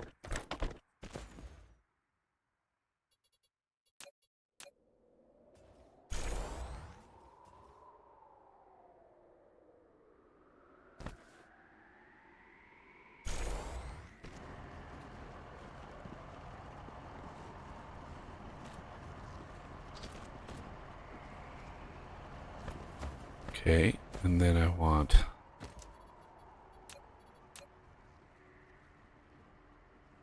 actually let's do this.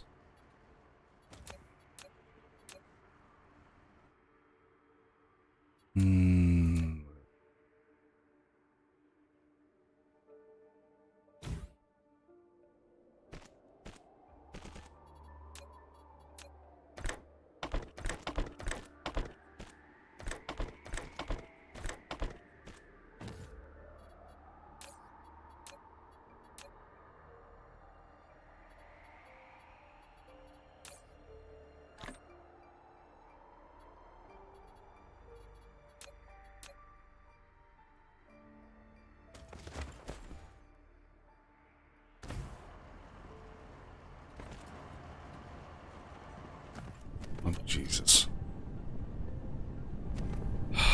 Come on. How did I not put this down first?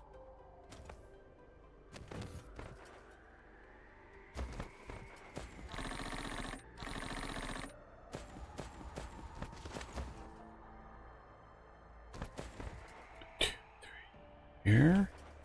Wait, is this this is an assembler, right? It's not a 1, 2, 3 here. 2, 3 here.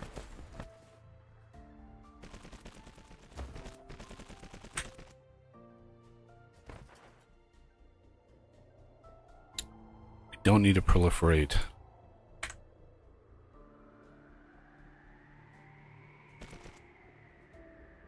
The foundations coming out because that's not needed.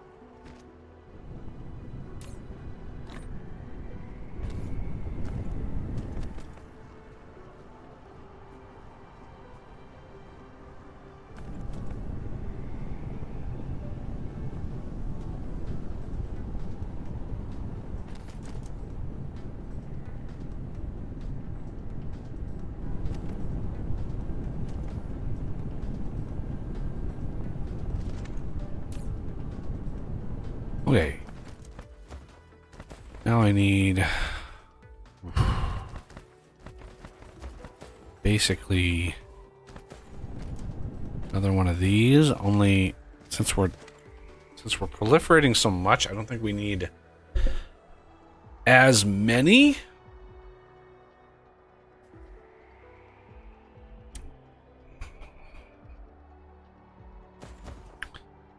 So if I go here and say this is going to be out,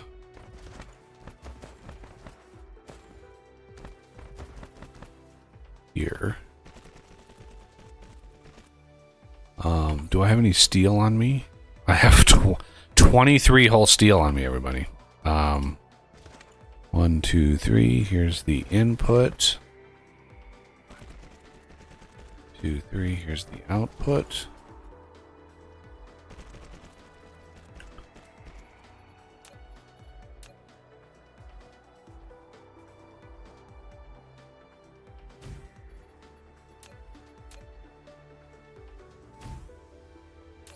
This is going to be steel.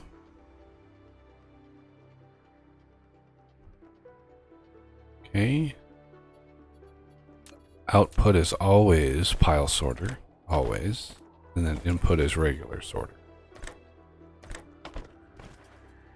Okay. 15 there. 15 there.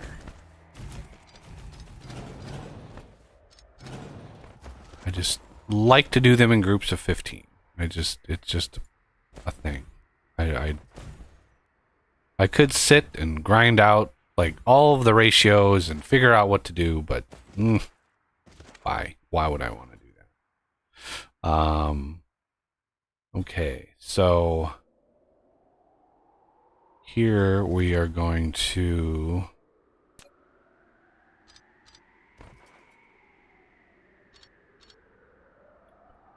this is going to go up. This is going to go up.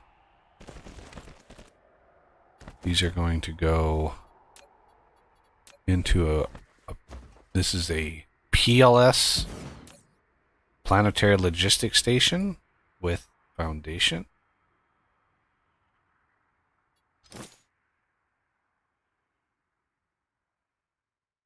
Okay.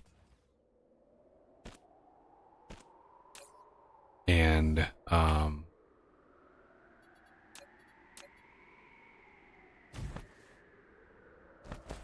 basically the iron supply, because this is going to be like all proliferated. I don't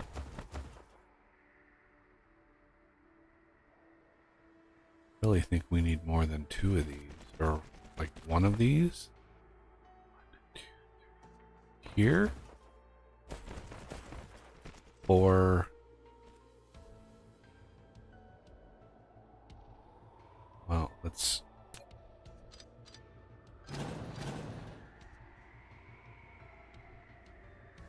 This is going to be iron. This is going to be iron out.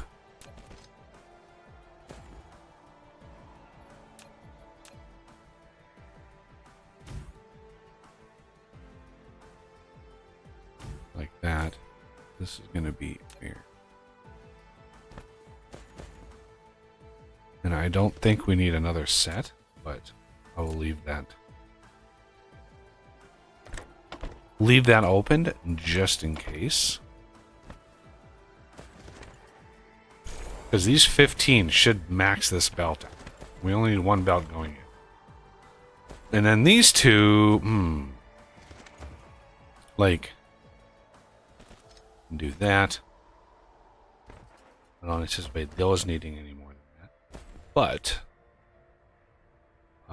this steel here, I'm going to leave for now.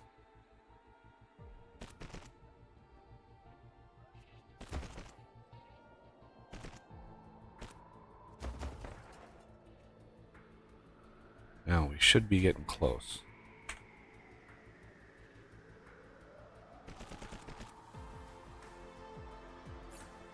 Alright, I do have some iron ore on me, so let's dump that in here. It's not going to be stacked, but that's fine.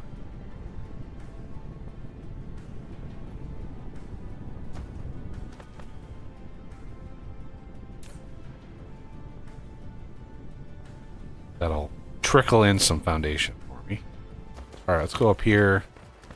There's the nearest iron. Over here. Oh, I wish we had those the next tier of miner. Oh, so nice.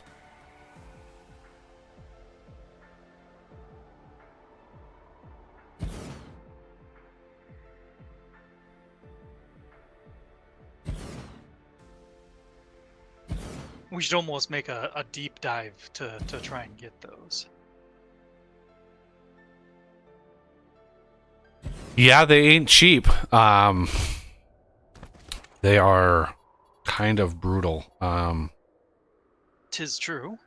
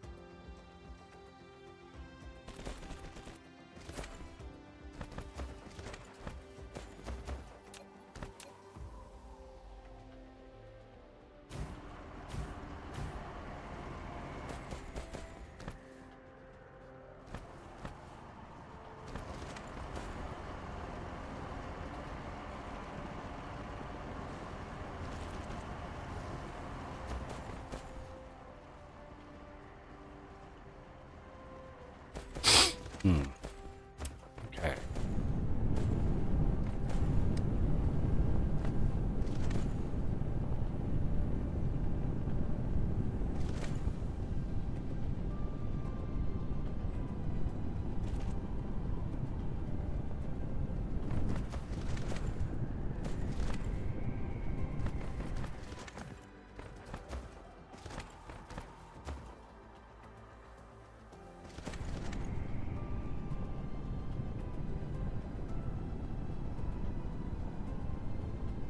There we go. We're starting to back it up. Little bits here and there, and we should have an enormous amount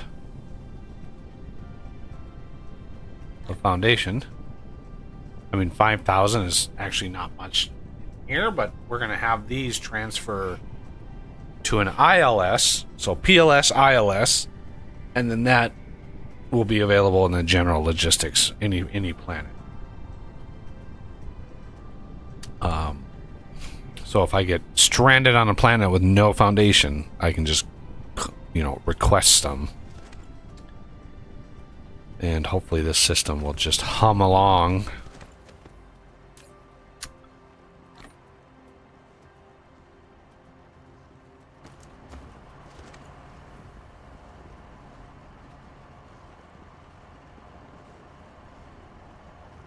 Oh my god.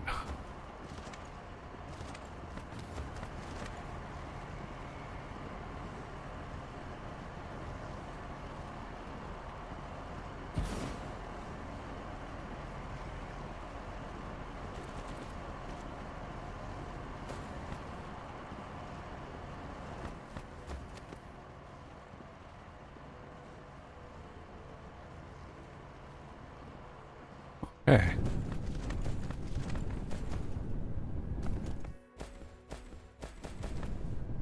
Wow, that filled up already?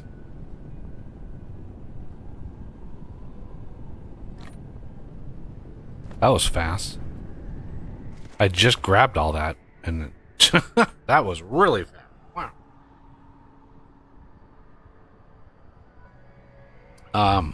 Okay, so we have foundations now. Now I can come up here.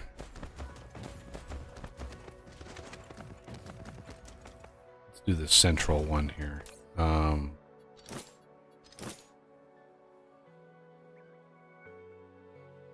And foundations, local demand. And that will go out and grab all the foundations locally. And we are well defended. So this, if we look at the planetary shield, you can see pretty well covered. One thing we could do to help protect this area down here, wherever it might be. Where the hell?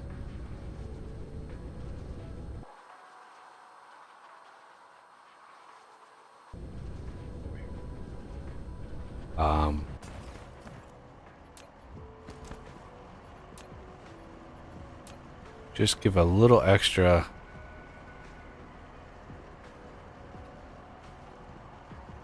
defense.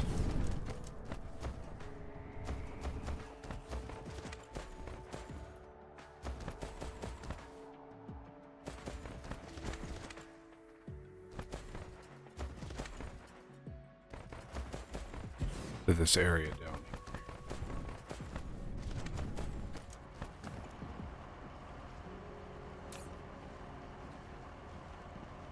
Yeah, each one of these is 24 megawatt. It's rough.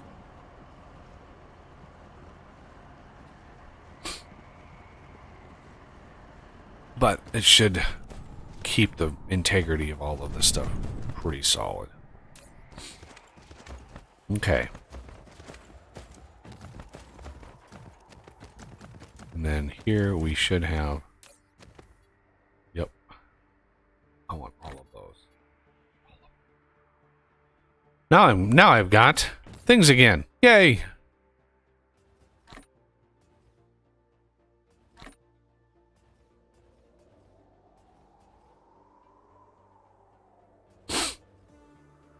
Okay. let's look at... Well, we probably, while we're here, we might as well grab and mine some fire ice.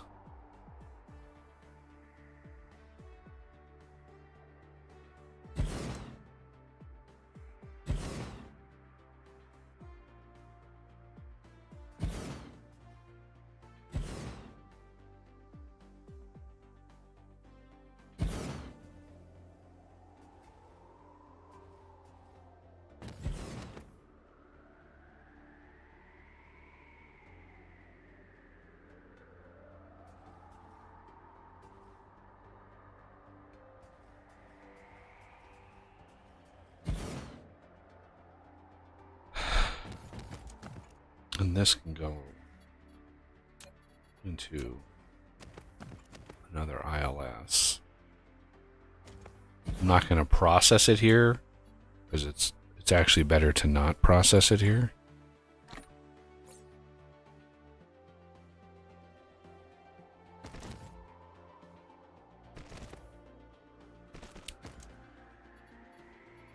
All right, I think I'm ready to leave this planet. Is there anything else you think I should do before I go?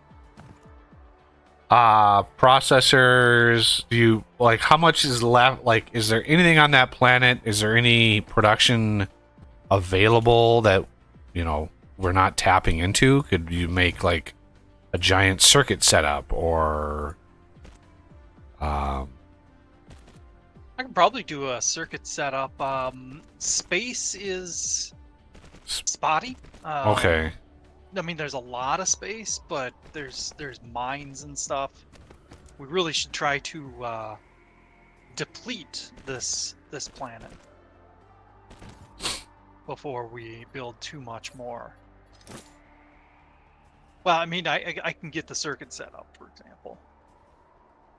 Should I do both tiers of circuits? There's only one tier of circuit.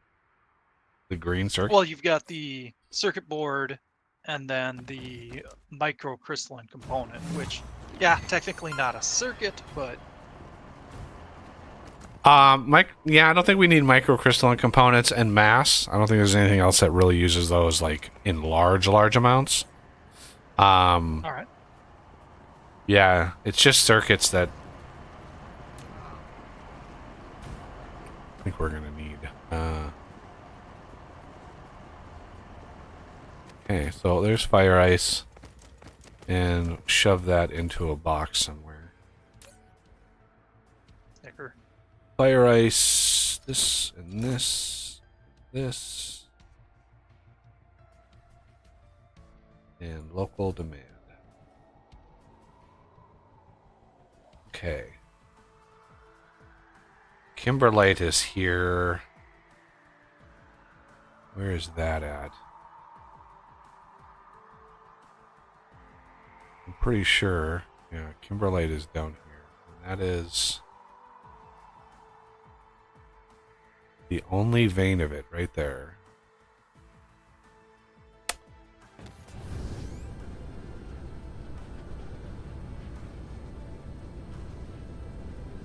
Oh. Okay, so now that I have foundations, set this up. Okay, gathering.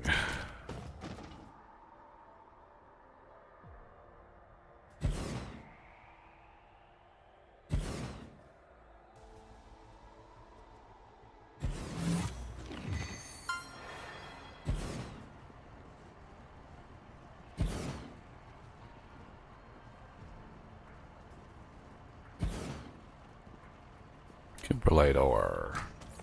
What's the ratio here? Yeah, see, Kimberlite ore, 1 makes 2. So it's better to send the Kimberlite ore where you need it than to mine it, or than to process it here into diamonds and then send it. So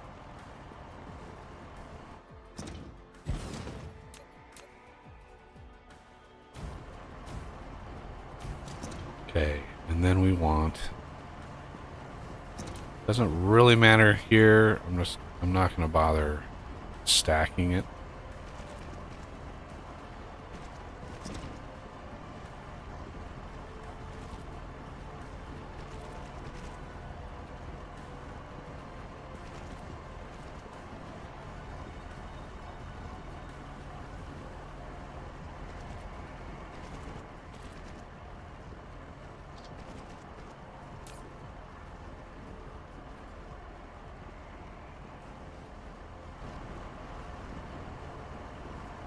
And it's not going to be proliferated, which is fine. So we can proliferate it at the destination. Okay, let's come up here. Find one of these we're not using.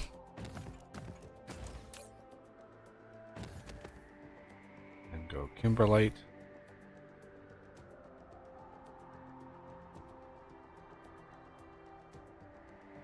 And local demand. All right. 3 resources. Ready to go.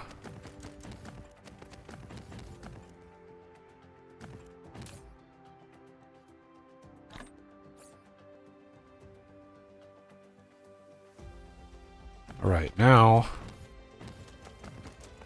we need to figure out where to go from here. Right. I want to get some sulfuric acid, so when we finally start making, like, I want a huge setup for that titanium alloy stuff, because we're going to be going through so much of that.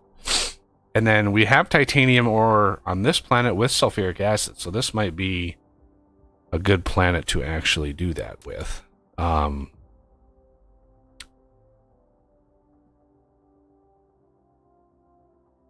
Yeah, I think we're gonna go straight in and take out some gubbins here.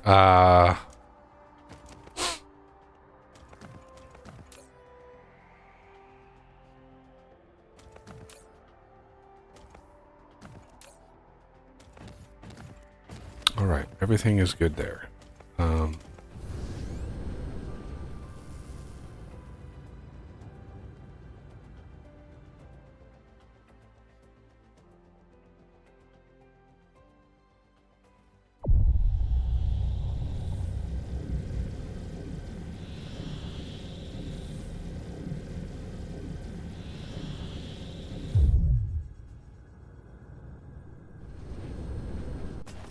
Land somewhere innocuous.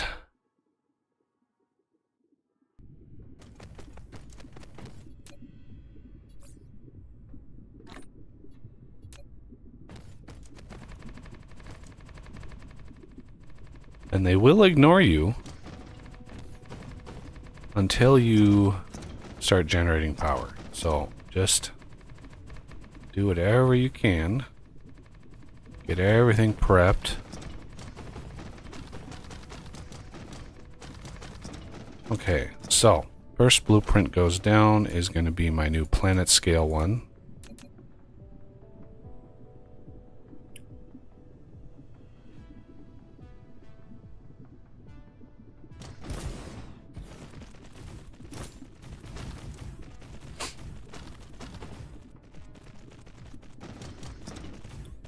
This one here, remote demand, get the missiles started coming in.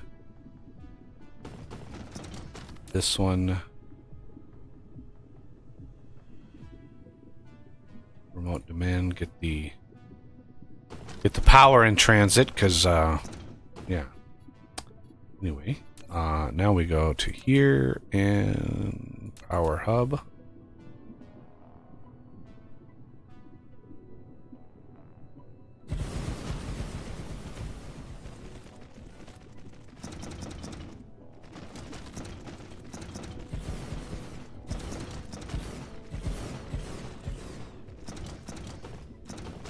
And then the missiles are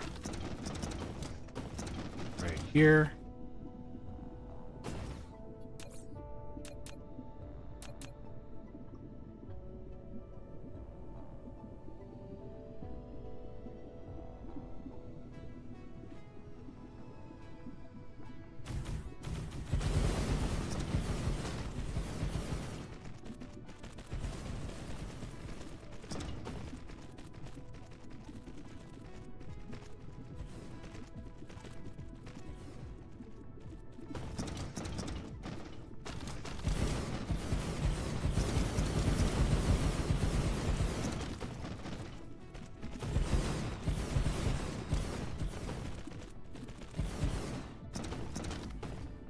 All right. Letting the missiles trickle in. Get... Oh, God, it's hard to walk. Yeah, missiles are trickling in.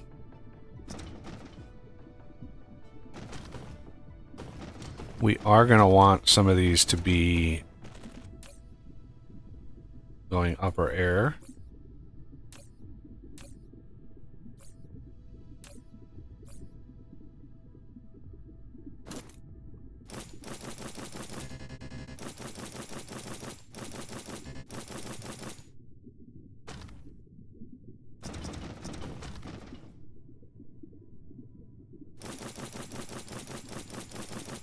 They don't all have to be upper air. You want a handful of them.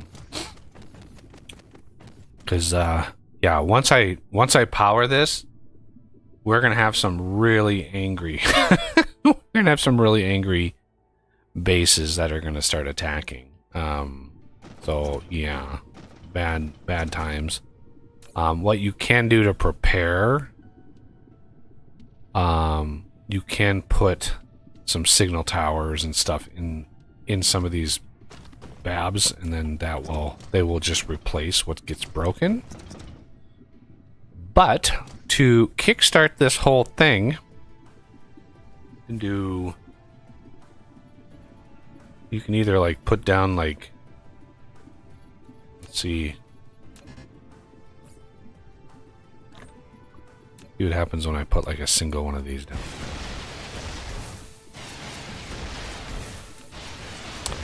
Not good.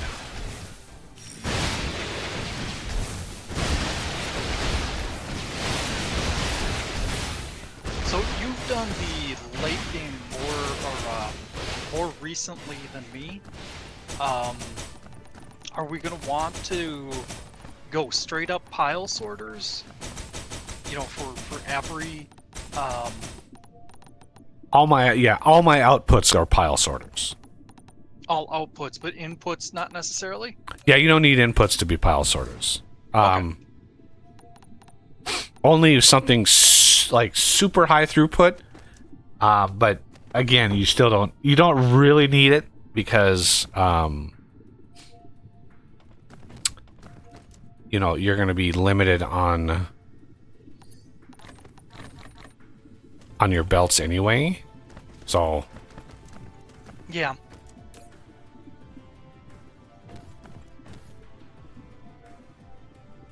Dark fog hive. Really? Space is already coming at me, huh? Okay, well, let me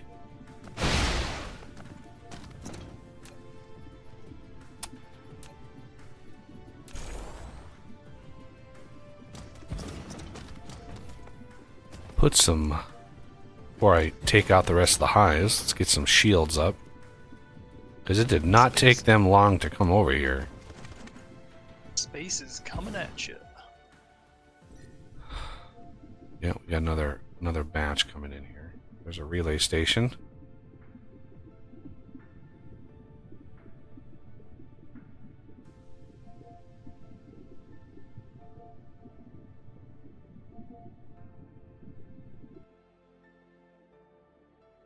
Really? You're just gonna cover up? Well, that was rude.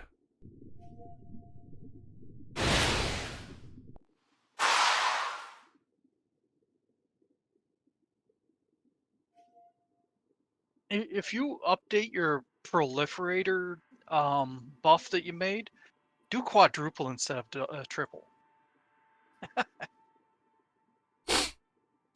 Oh, I don't know what. See, the multiplier might have to be 12 instead of 8, I think, to do quadruple. I think. All right. Maybe. It's just all of my setups. You know, I do a double setup, and then I have to do a janky, you know, Yeah. single line. And I am joking. A lot of trouble to cater to my OCD. I mean, it's a simple change to change. It's just Fair. It's even more cheaty. Oh. I just had an error pop up. Object reference not set to an instance of an object. Yeah, no refs. No refs. I need to know what it was actually looking at because there's no help. And I gotta read more of the code to find out where that is. Turret component internal update. Ooh. The Hive system game take logic, so yeah, it sounds like it was trying to target a hive or something. And probably syncing. Just to be sure, I'm gonna exit and rejoin, if that's okay. Sure. Yeah, that's the main reason why I'm the host, so I don't get those. Oh yeah. uh, You're gonna see a pause here. ooh, strange. How did? Ooh, we must have. I must have just looted some strange matter. Nice. How strange. I'm surprised I didn't get a no for that one.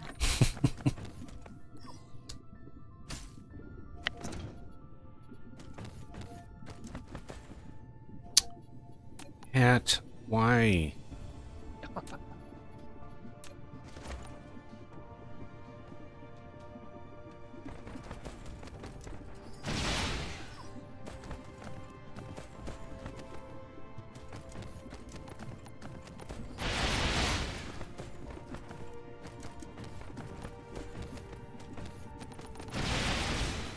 Ah! Ah!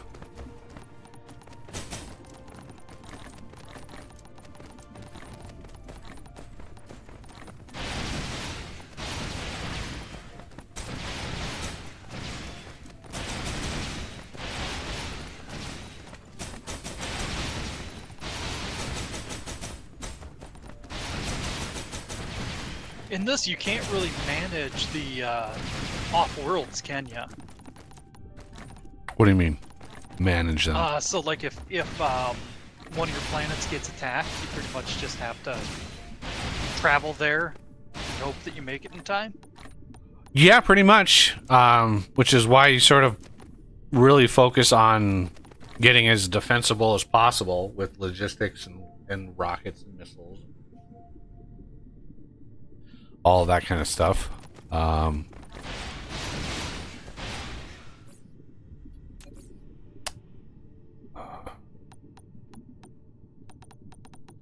Wow, one of these bases is a level 20. That's actually worth... That would actually be worth farming. How did that one get such a higher amount? So I think I'm going to turn electromagnetic things off. Titanium alloy, those are off.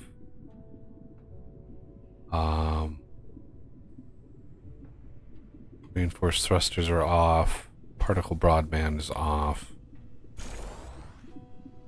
Yeah, everything else is good.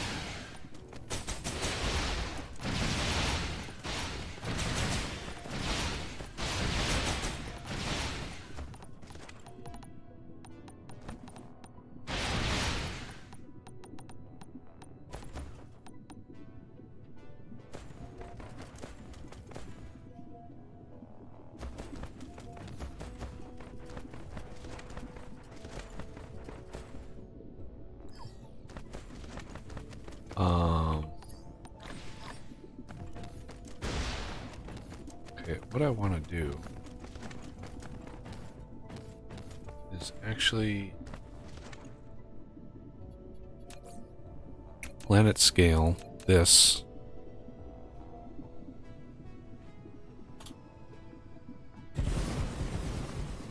Get this started.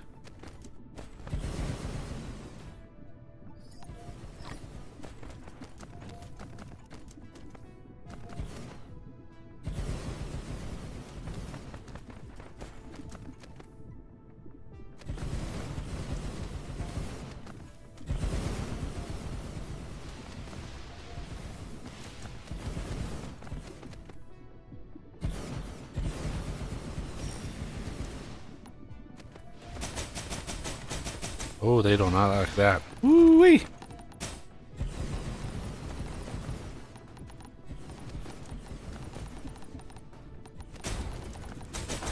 Ooh-wee, huh? Are we getting ready for Hootenanny?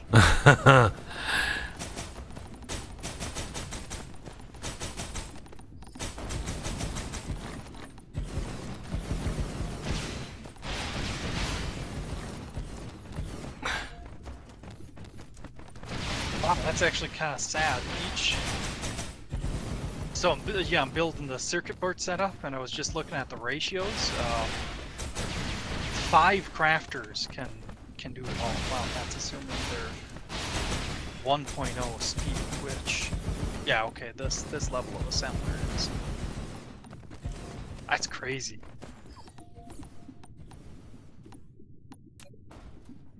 I can only make one of these. I should have grabbed some steel. God damn it.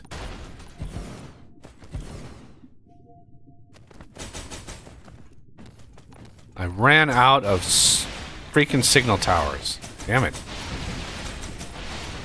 Oof.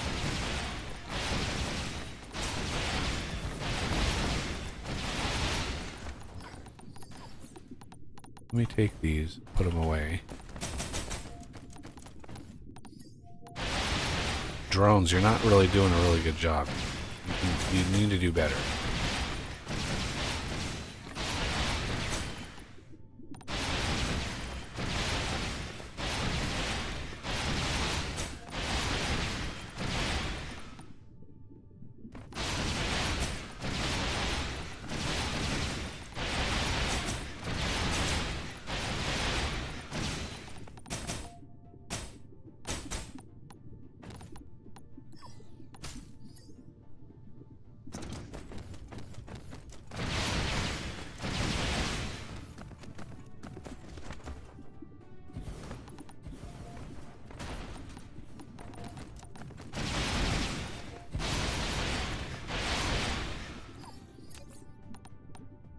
Let me see if I can pick up some stuff.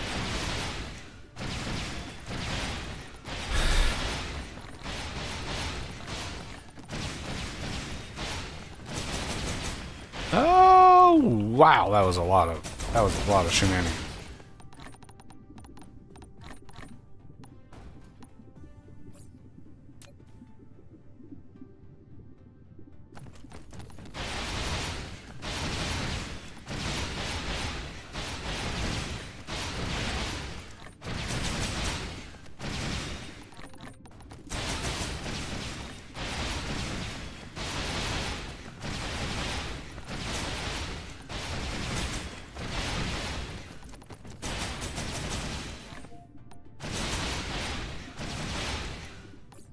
Yeah, I don't have any more signal towers, and the whole point of putting this blueprint down was for the signal tower. Nope.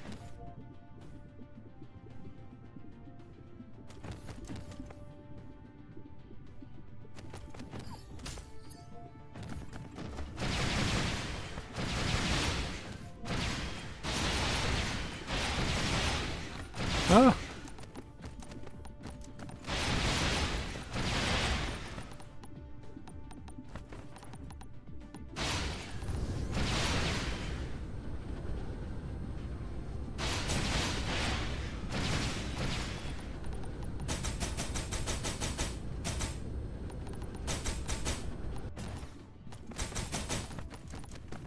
Where are my drones at? Protect me!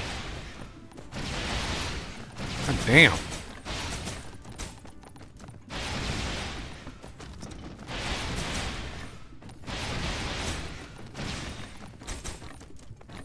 Am I not getting any freaking steel?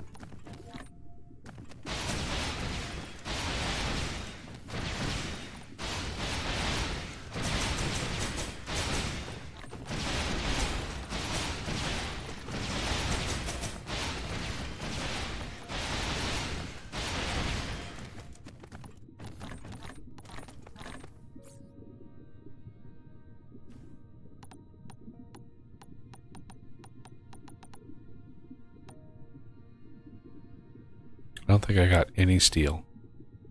Oh man.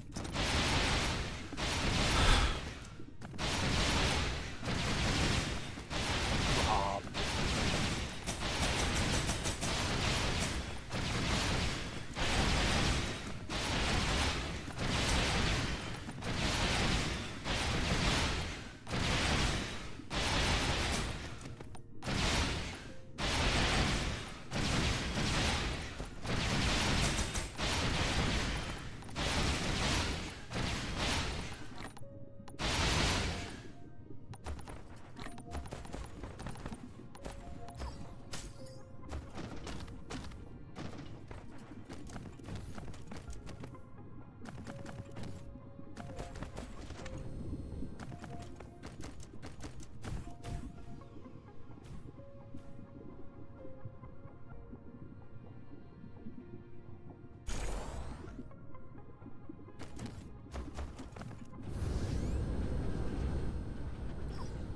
What the hell?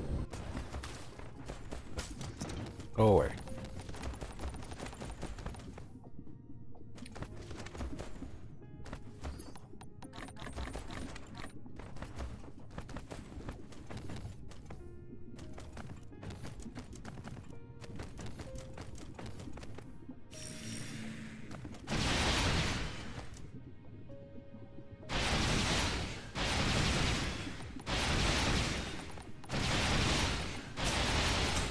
Jesus.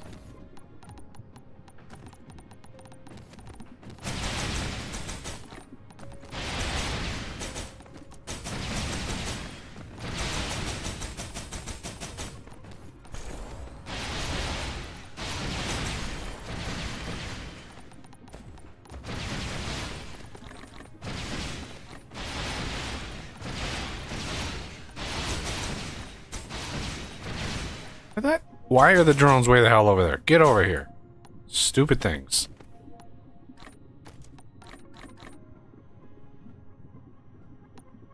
Trying to pick up things. I'm not trying to order you around, Mr. Drones. How about you go up here?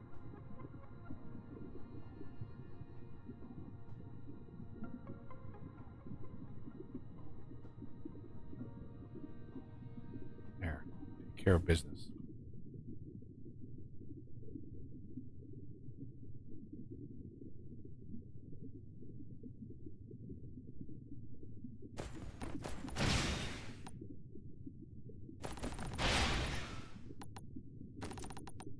Yes, and I'm fully aware that my drones are way more powerful than they usually are. I'm fully aware of that. But the process of doing this is exactly the same, whether your drones are super powerful or they're crappy. Like, it doesn't change. It just takes 10 times longer to do the same thing.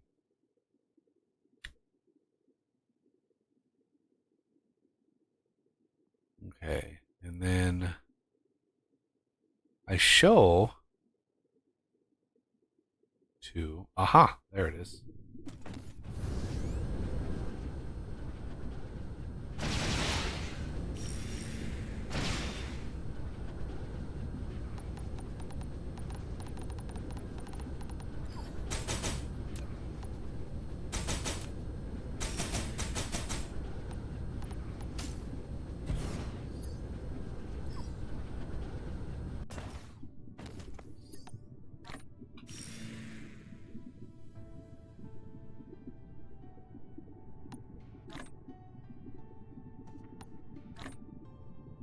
Oh, there I finally got some steel.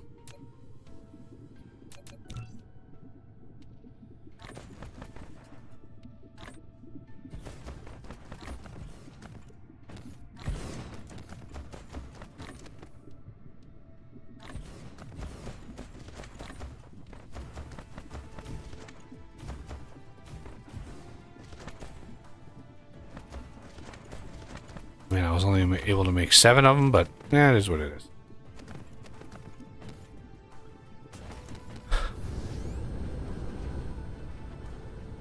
Okay, now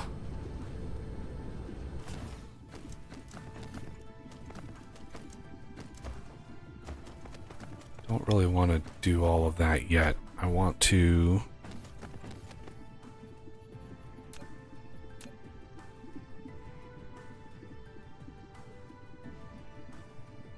okay, so if I do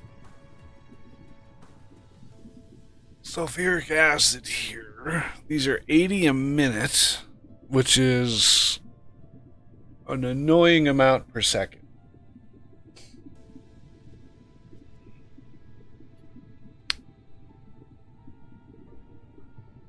Collecting. Oh, this is 90 a minute.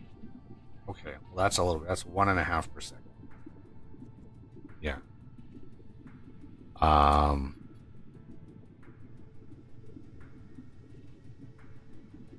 So this is 30 per second.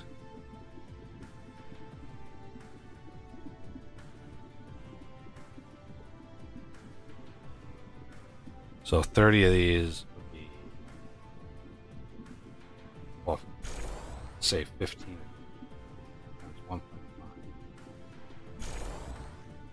It would just be easier to do 30 divided by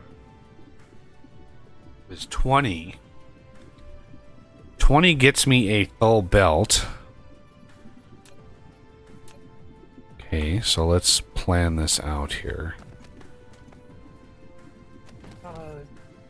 Is that destroyed stuff on in your zone? There's some broken stuff. Yes. Okay. Yeah, because I didn't have enough damn signal towers. Yeah, it just all went bad. Oof. I should have grabbed a lot more signal towers. All right, we're gonna stack and stack.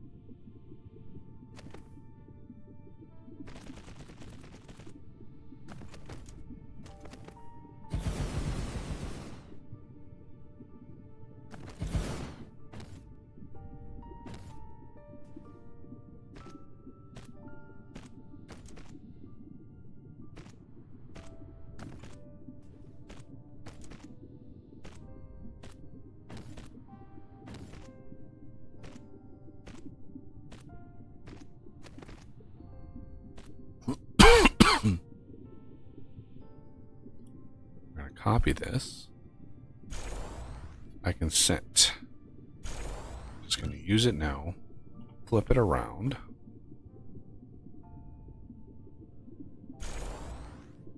And drop-a-dee-doo right here. And then blueprint is stacked.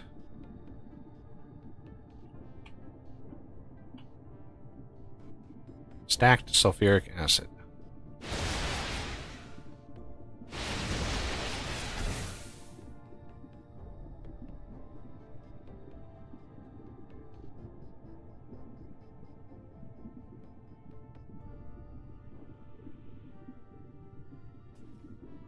Sulfuric acid.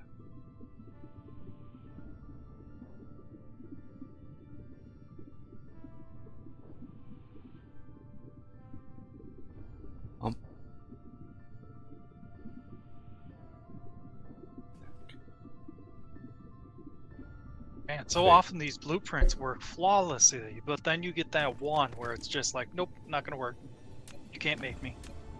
Yeah, the grid is just off or something. It's just like, ugh.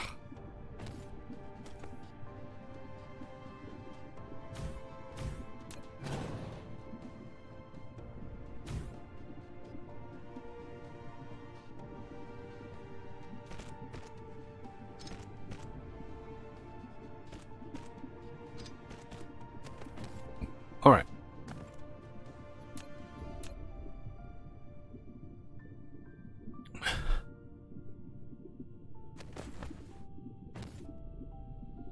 And yes, I'm aware that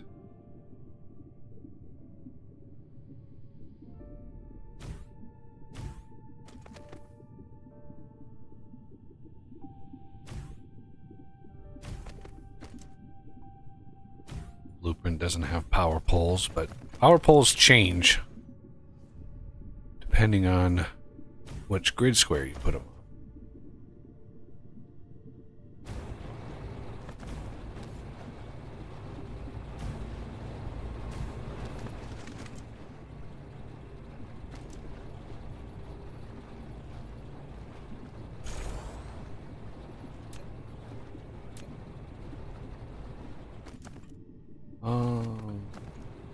I think I'll put these right into a piles.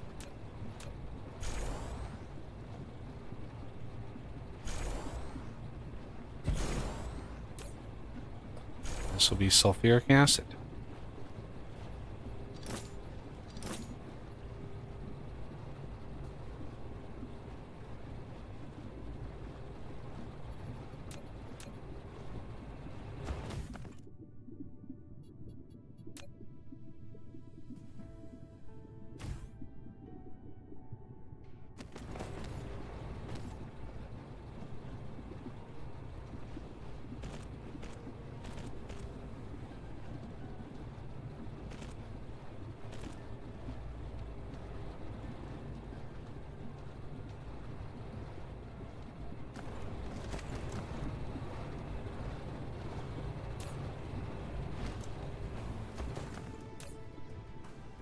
And just like that, we have... Oh, geez. Like... basically four blue belts worth of sulfuric acid. Very nice.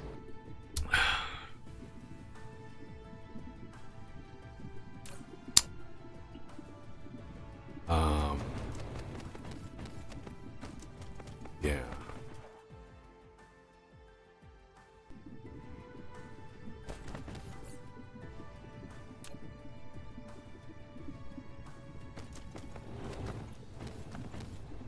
All right, if I did my maths correctly, that should be 6 full belts of circuit boards. Jesus. Are you stacking those? Yep. Wow. Are they 6 full belts of stacked or just total combined? Yeah. Six full belts of stacked. Jesus. Yep. Because I think, what is it, solar sails use those? Because I know there's one craft that uses a lot of circuit boards. So. Yeah, I think it's in the solar sail setup. Yeah. Alliteration is necessary. Where is the there? Yeah. Titanium, steel, and sulfuric acid. So.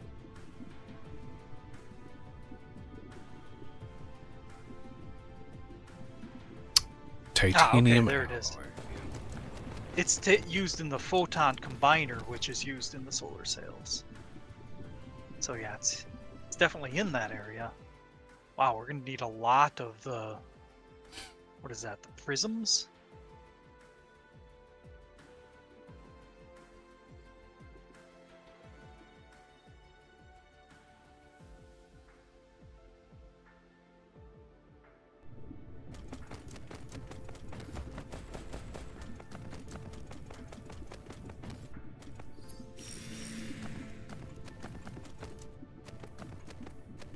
Oof, so many of the recipes, it's tough to find the prerequisites in the tech tree. Or the components. Of course, I can just look in the fabricator, but that's cheating. Where the hell are you going, you stupid drones?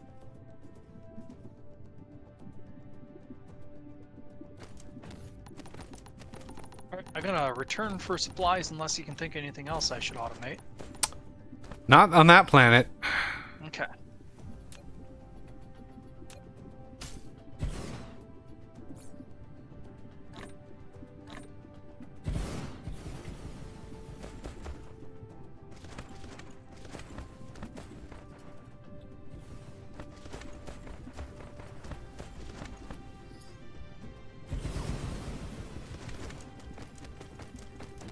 Our home base is on the moon. The moon of the gas giant. Yeah. Which I think is typical. All the games I've played of it anyway. Yeah, that's pretty much a hard-coded start. There's one or two mods that allow you to change that. Your starting planet.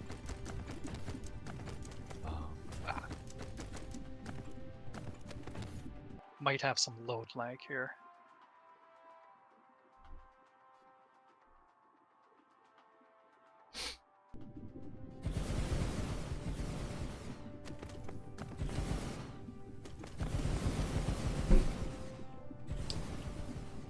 Ah! Attack of the fidget spinners.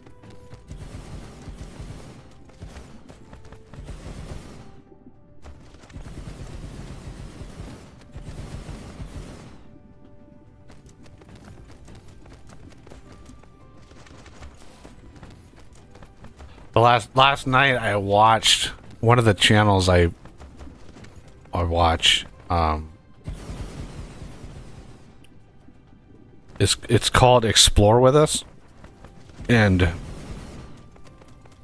I think in the early days of the channel they were trying a lot of different kind of content, and then they sort of honed in on a specific lane that gave them the most like traction and most views.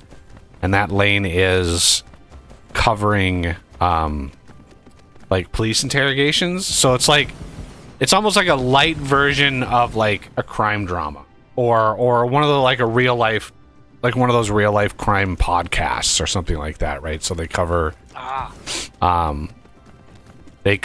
like police interrogations and you know, they kind of build the narrative and build the story, and yeah, it's kind of fascinating because they get interrogation tape and stuff, and then they have analysis. You know, they do analysis of the interview and the techniques involved. It's just really interesting. I'm always fascinated with you know, people and human behavior, and it's just really interesting. And I've talked about it before on here, where I've recommended. But I watched an episode last night, one of their newer ones, one of the purest distillations of a psychopath that I've ever seen. It was a 19-year-old kid. And like, it would be hard to find a pure example of someone who is just a pure psychopath. Crazy story. But yeah, basically, like, he unalives. I gotta be careful with my language. He unalives somebody, and like is immediately caught because he's I mean, let's face it, he's like 19, and like the previous day, here I'll do the synopsis to you. So the previous day, like 3 a.m, he calls his folks because he claims that he was just out and about, and basically his car ends up in the river, and this is in Colorado, so his car like ends up in a river, And he claims he was just out and he parked too close and his car just, he couldn't get it out and it slid into the river. So by all accounts, I mean, it looked pretty innocuous. You know, it looked like he was just a teenage driver. You know, even the cops that were called because of the accident, they were just like, you know, there's no accident here. It was just cars in the river. But they noticed something peculiar when they finally got a towing company out willing to try to pull it out of the river. They noticed that there was like what looked like blood on the back trunk, but they weren't quite sure because it was in the river, and you know, because there was no other cars, there was no real evidence around. Nobody thought anything of it. So the towing company pulls the car out, delivers it to the home. God only knows what that cost. Holy I couldn't even imagine. Like a tow company comes out 3 a.m. and the car's in the river, like that must have been really expensive. And the father was going through the car to see if it could be salvaged the next morning, and the son was like out visiting a friend for some reason, and the father found a wallet in the car that wasn't his kid's. And he's like, what the hell? So he calls the son up. He's like, what the hell is up with this wallet that's in here? And the kid's like, oh, I found that. It was really, you know, he just played it off. And like, so the dad calls like the police department. Is like, hey, I found a wallet, etc., etc. You know, can you guys come pick it up? I don't know anything about it. So they match it because a woman that morning had reported a missing person who was the wallet owner, right? And so they were just now getting into the weeds on this, and they were like, what is going on here? And so it was just like the dominoes were starting to fall really fast. So it was really fascinating. And the kid wasn't even home at the time, so he had no idea all this stuff was going on. And so the father talked to the mother, and the mother's like, what's, like, this is really bizarre. There was kind of worried. And so the mother goes in and is cleaning up the house and just doing what mothers do. She started snooping. She goes into her son's room. He's 19, still living at home. He had his own issues growing up, but anyway, goes into his closet, and there's a plastic bag in his closet. And she's like, what the hell is this? And it was kind of heavy, so she brings it out to the kitchen, and she opens it up, and there's a human head inside the bag. And it, like, imagine all of the things you would find in your son's closet.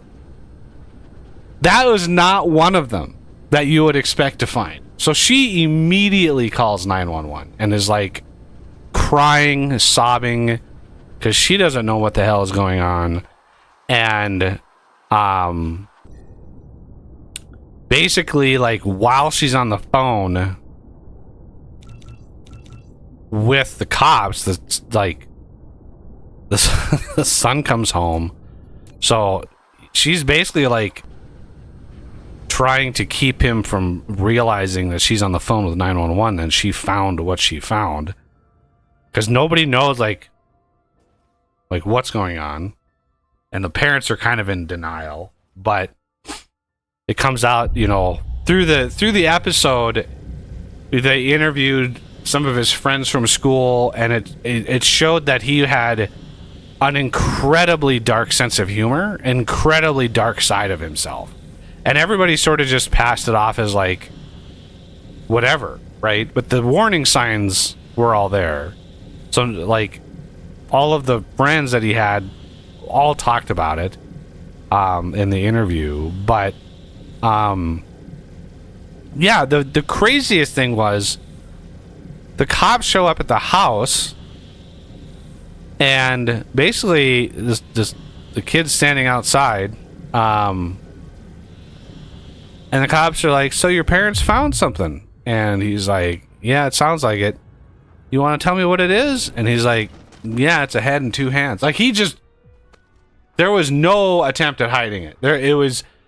He came out and just, well, this is what it is. And they're like, well, how did you get a hold of him? He's like, well, I unalived somebody. Old-fashioned way. Yeah, I unalived somebody. And it was just like, right off the bat, like, he was proud of it, right? And it was just like, so obviously they arrest him, get him down to the police station, and he spends the next like many hours going over in detail everything that he did. He zero remorse, zero care in the world, in detail, exactly what he did, what steps, what he was thinking, etc. Like, basically, then the cops, because he was just so open, the cops the questions that they were asking were intending to eliminate his ability to form a defense, right? So they were making sure that he was in the right mind, that he knew right from wrong, that they could show premeditation, all of these little subtle things that they were doing to prove that, yes, he knew what he was doing. So it just, like, you could just see, like, if you watch that from a defensive attorney's point of view, the attorney would just be like, oh my God. Like, there is no leg to stand on after they got done interviewing him. But yeah, just the purest, like, just the purest form of psychopathy. Just zero remorse, zero empathy, zero compassion, and zero care about the person that he took. He just did not even register that this person was important, right? Because he targeted a homeless person, and when they ask, like, why did you target? And they're like, well, you cops don't care about these, so, we can get rid of them and nobody cares. And it's like, holy shit, like, crazy. It's crazy. And the craziest thing at it was right at the end, when they were talking, when after he was convicted, he was given life without parole, and when they asked, because the channel actually now is big enough where they can go and talk to the people involved and actually interview them. A lot of them do agree to be interviewed, and basically there was not a single person in his life other than his parents who were surprised about what he did. Not a single teacher, counselor, friend, peer, nothing. Not a single person was surprised that he was arrested for what he was arrested for. And I'm like, okay, so the warning signs started in high school, and they talked about, they interviewed like counselors and teachers, and the counselors are like, yeah, all of the warning flags, all of the red flags, all of the warning signs. We knew this person was very, very, very troubled, and we did everything we could in the realm of what we were able to, but we knew that we were not capable of giving this person everything that they needed.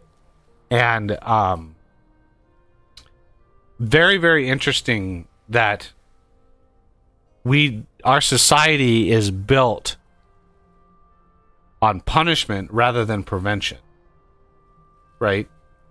And I know, speaking with my dad, who was a school counselor for many, many years, that you can identify these kinds of personalities very, very early, because the warning signs were already there. Like, one of the things this kid did, one of the warning signs, is when he was younger, he killed a cat, and not just ended it, but brutal, right? Brutal, and way beyond what you would imagine. Like, just, you couldn't imagine. But all of his peers heard that rumor. Somehow the rumor got around that cats were disappearing from his neighborhood, and everybody just assumed that it was him, but nobody did anything about it, right? And that's one of the major, major warning signs in very early childhood. And So the fascinating thing for me when it comes to that is we wait until somebody like that does what they're going to do, and then we intervene in some way. Then we say, okay, now we're going to punish him and send him into prison. Rather than have facilities, right? Have facilities that could bring somebody like that in. Now, I don't know. I honestly don't know if you can quote unquote rehabilitate somebody like that. I have no idea if it's possible. Like if you found out about that guy, about that kid when he was like 12, right? Could something be done at that early? I don't know. That would, to me, that would be the question: is what could you do other than have this person locked away in an insane asylum basically for the rest of his life? Is it possible to rehabilitate somebody like that? To that, I am not sure. I don't think with our current level of technology and medicine, I don't think so. Right. So at that point, oh wow, we are. Yeah. I set up a request for them. Yeah. I don't want any more of these stupid. This is the spinners. Yeah, because if you set your freaking logistics to like, oh, I want 5,000 of these, it's like, okay, well, you land on the planet, it immediately depletes every one of them, and then in the multiplayer game, that it hurts. It hurts. So I think we're at the point though where we need to assign more than just 2 slots. I mean, they're 800 per slot. Like how many more do you need on one trip to a planet? Like infinity. I mean, yeah, I'll just fuck it. Let's just do 10 slots. Why not? I don't know why I have so many of the stackers though.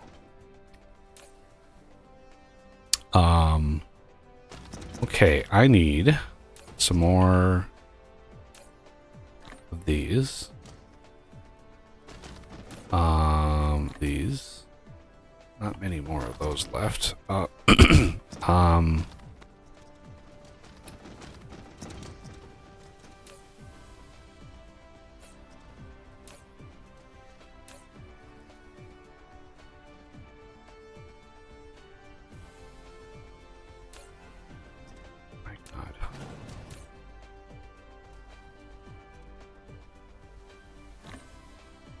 45 of those.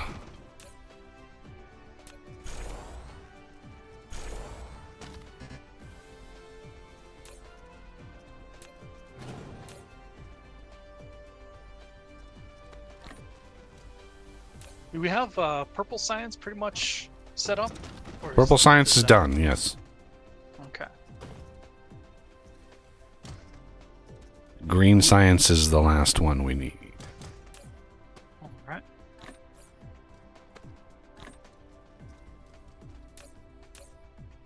Can't remember what that one takes. Gravity lenses, strange matter.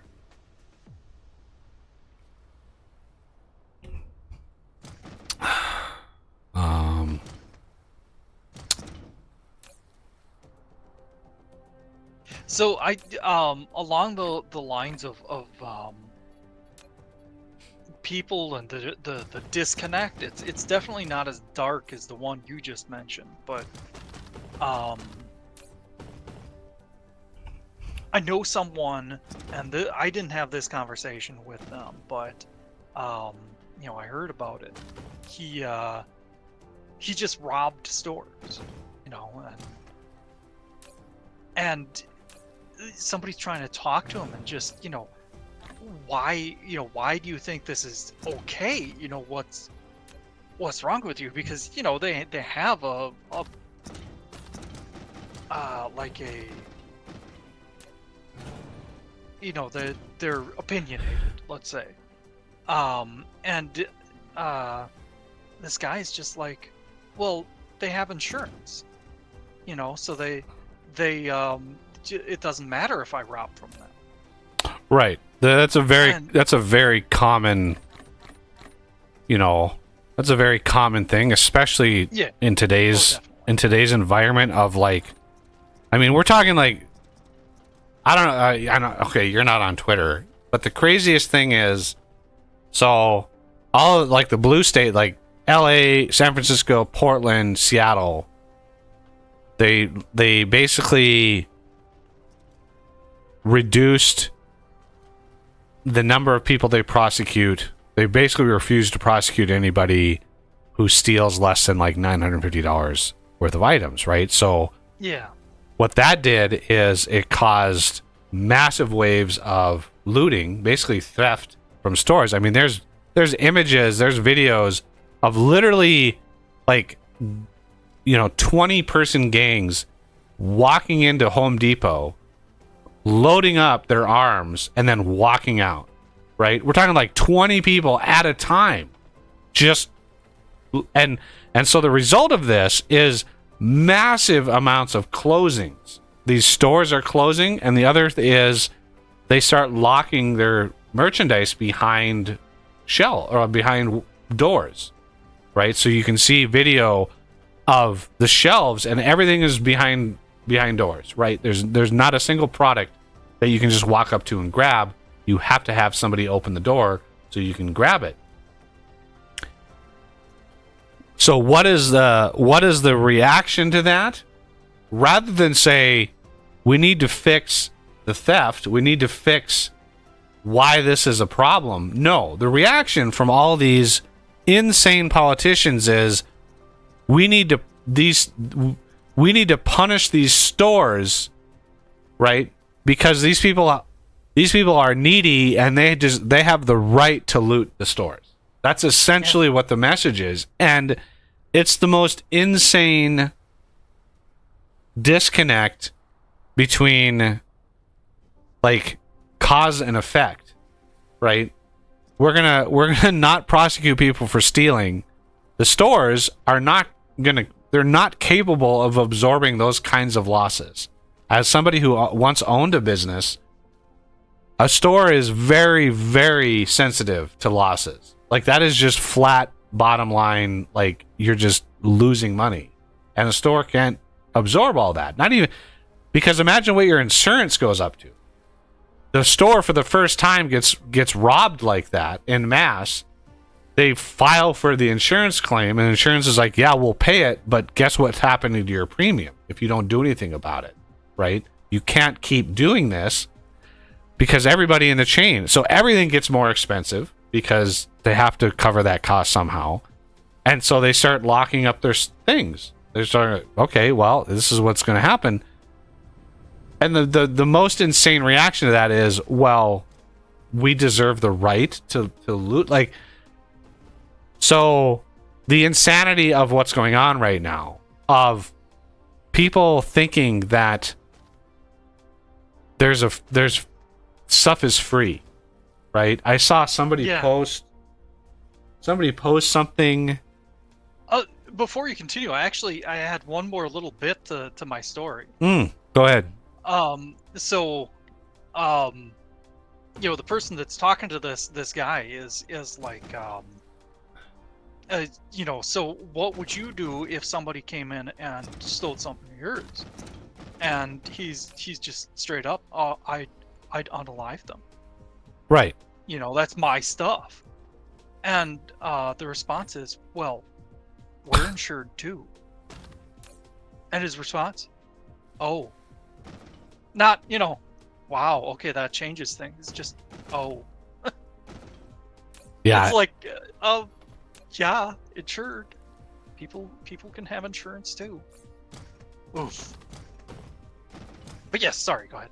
Yeah, it's not surprising that we're in this state, because for me, I the fact that when people think about the current state of this country, and the most common word I hear in interviews, in podcasts, in blog posts or vlog or whatever, the most common word I hear when people describe the current state of things is crazy. It's crazy, right? Yep. The way things are being handled, it's crazy. So I hear that all the time. There's so many people when they're like, yeah, it was just weird, you know, I saw this and saw that and it was just crazy. You're right. When the most common term used to describe, regardless of what side of the fence you're on, if the most common word you use to describe what's going on is the word crazy, there is a serious problem. There is a serious problem going on if that is the word everybody goes to, right? It's crazy that the Republicans and Democrats voted to send another $60 billion to Ukraine. It's crazy that they did that. Like, the number of problems in this country, and we're sending money that we don't have to a country that we're like, it's crazy. It's crazy. So for me, it's just like, okay, well, if that's the word everybody uses, what do we do, right? And there's really no answer to that. There's no right answer, of course. There's no right answer, but I really wish that more people would at least recognize the problem. At least, I mean, people are, well, okay. Some of them are smart enough to be concerned with somebody like Biden and the fact that he can't read off a prompter without reading the word pause, for Christ's sake. Like, that speech that he did was like 4 more years, pause. He literally read the word pause.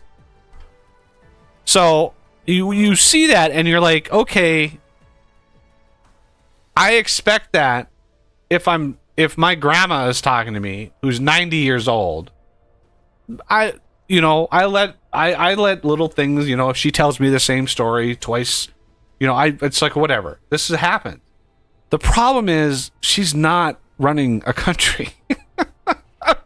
You know, she's not responsible for 350 million people, and, you know, she doesn't control the football. Right. And it's just like, you see something like that and you're like, there's no way he is actually running things.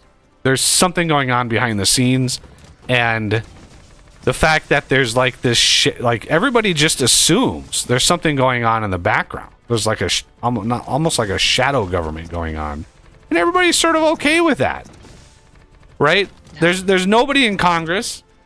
Oh, there's a couple people that are trying to make noise, but for the most part, I mean, the Republicans should be crucifying the Democrats right now. There should be committees, there should be hearings, there should be nonstop dominoes falling, but there's not. Everybody's quiet, and it's like, where's the opposition?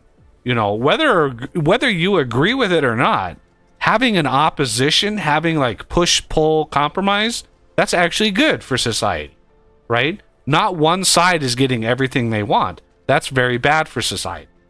Very, very bad. The extremes on both sides, they're called extremes for a reason, right? You want to compromise to find the middle ground. You know, not everybody is going to be perfectly happy, but finding some middle ground, that's what it is. Politics, they call it, politics is the art of the possible. But if both parties are basically on the same page and they don't fight one another, yeah, they bicker once in a while, but when they pass billion-dollar legislation and then they're waving the other country's flag on the floor of the House, American politicians waving the Ukrainian flag on the floor of the House, I would love to go back in time with that video and show George Washington and say, what do you think of this? Right? What is your take on this? You know, talk to some hardcore people that fought for the freedom of this country, and to see that and go like, what do you think? You know, what's your take on this? What have we lost? And they'd be like, wow, you've lost everything. You've lost everything. So yeah, One area where I in part disagree is that there's times where we compromise our freedoms, and that is unacceptable. And we just did that. Yep. And it was, again, both parties, like a crazy situation that just makes no sense. Wow, I've got a lot of intermediate parts that I need to dump off. Yes, they're not going to be...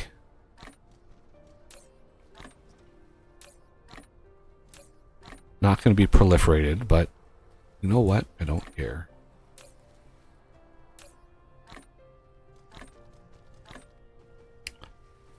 My God, get rid of that. How many fidget spinners do I have? I got enough. You only do 10 per. I mean, 10 per is nothing.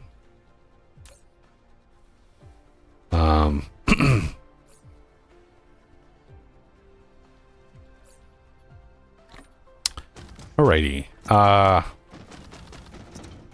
I know it's polarizing. I know people are things, but I mean, I've seen an interview with people that they're just crazy. There's no other word for it. They're completely denying reality. Completely denying reality. And so you can't... One of the ways I described it to my brother the other day, we were talking about it, and he was just super frustrated. And because he's like, the evidence is out there. Like, we've proven now. It's been proven that three or four states had massive voter fraud in the last election. Right? When all the rhetoric, all the numbers that, you know, Mr. T was seeing, and when he was calling out and saying there's some problems. Everybody, I mean, he's literally being prosecuted because of it. His rhetoric on it. And it's like, well, he's been proven right. There's been a lot of evidence that proves him right. One of them, what was it, Michigan? So Michigan had a count, and all day when they were counting votes, something like 52% were for Mr. T, and 48% were for Mr. B, and it just went that way the whole day. And then suddenly at 3 a.m., 150,000 votes were suddenly, boom, one candidate, Mr. B. 150,000 votes, bam, in one shot. Now, statistically, that's impossible. Statistically, 150,000 votes counted at 3 a.m. would have a similar distribution. But 150,000 for just one of the candidates in one shot? Complete fraud. Complete fraud. And so it's been proven that 3 or 4 states now had massive fraud. And yet, the people who deny that will go to their grave denying it. You present them the evidence, you even present them the court cases, you even present them the people who have been successfully prosecuted for instigating it. Or like, these people are now in jail for doing this. They will still deny that it exists, that it happened. And it's like, so my brother and I were talking about it, and I'm just like, because it's a religion. The left, the far left especially. The center, not so much, but the far left, it's a religion. And it's a fascinating, I was talking about human behavior earlier. It's a fascinating thing that people, by and large, evolved needing a something bigger than themselves to believe in. they require it statistically. I'm not saying everybody is this way. There's never an everybody sort of answer. But when I say most people, like, so as far as like religion goes, in the last 50 years, people have been moving away from the standard ones, right? Christianity, et cetera, et cetera, et cetera. All of them have in the West have been slowly eroding. Well, rather than logic and reason taking its place, right? Something else took its place. This belief system took its place. This ideology took its place. And that's what people believe in. And they believe in it like a religion. They believe in it so strongly that evidence to the contrary doesn't even register.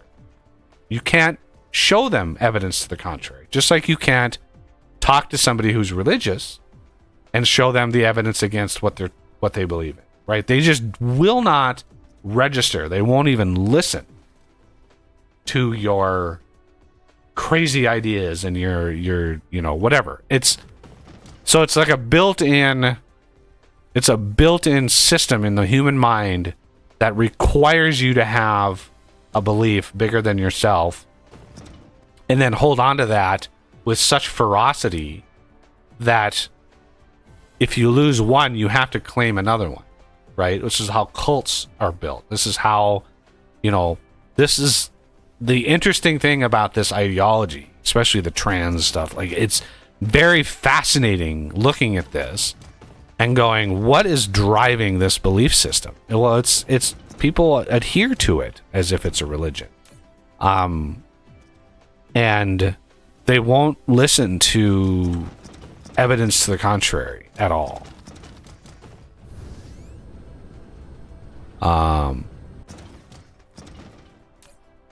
Okay, so this and that. So rather than have that be that, I want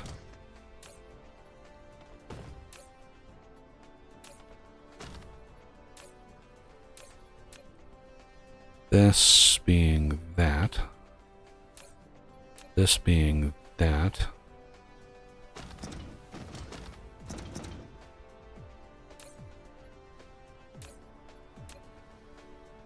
Oh, I don't have the yellow one yet. The thing that bugs me, I don't know if I had talked to you about this in specific in the past, but the 2020 election, there was something fishy as far as I was concerned. I was just talked about that. Yeah, I know. Oh. But everywhere you looked, for even speaking about that, you were a heretic. Well, not only were you a heretic, you were kicked off of all social media, muted on YouTube, and even banned off of some other platforms for even suggesting it. The lack before Elon took over Twitter, the lack of freedom of speech should have been the number one story around the country. The fact that there was no platform that you could really talk openly about certain topics. Well, there was Rumble, but Rumble is under near constant attack globally, right? Rumble goes down all the time because they get DDoS attacked from Australia, they get DDoS attacked from China, they get DDoS attacked from Korea. They are under constant attack because you can literally speak your mind on Rumble. Same with X. The same thing. Elon took that over, and look at all the hatred this guy gets. Yeah. All Elon wants to do is encourage freedom of speech and try to help the planet by building an electric car, or, electric infrastructure. Like, the things that he's doing are not damaging to society. They are actually helping society. But yet he gets the most hate out of anybody that I've ever seen. Like, hands down. And there's no reason for it. What the Australian government did this past week and a half, when he refused, somebody posted a video from Australia of some extremist taking a knife after a priest, Australia demanded that X take that video down. Oof.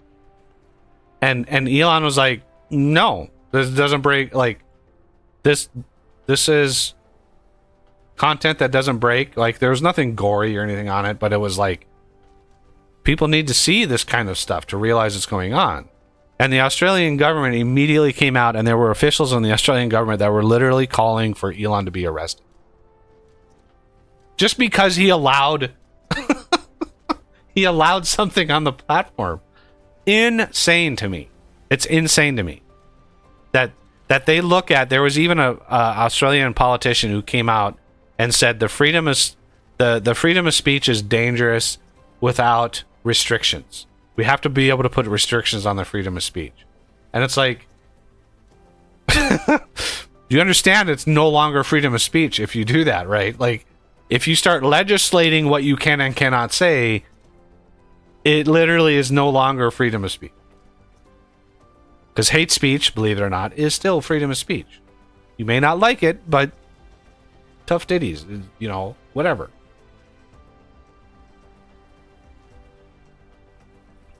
You know, people are just too damn sensitive these days. Okay. Let's see. I'll put these away. This and this and this and this.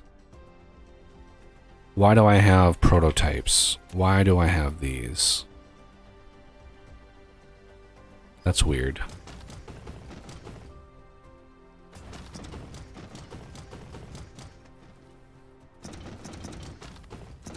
Yeah, an excellent point, Ray. Right. That's the biggest issue, is who's going to decide? Who makes that rule? And like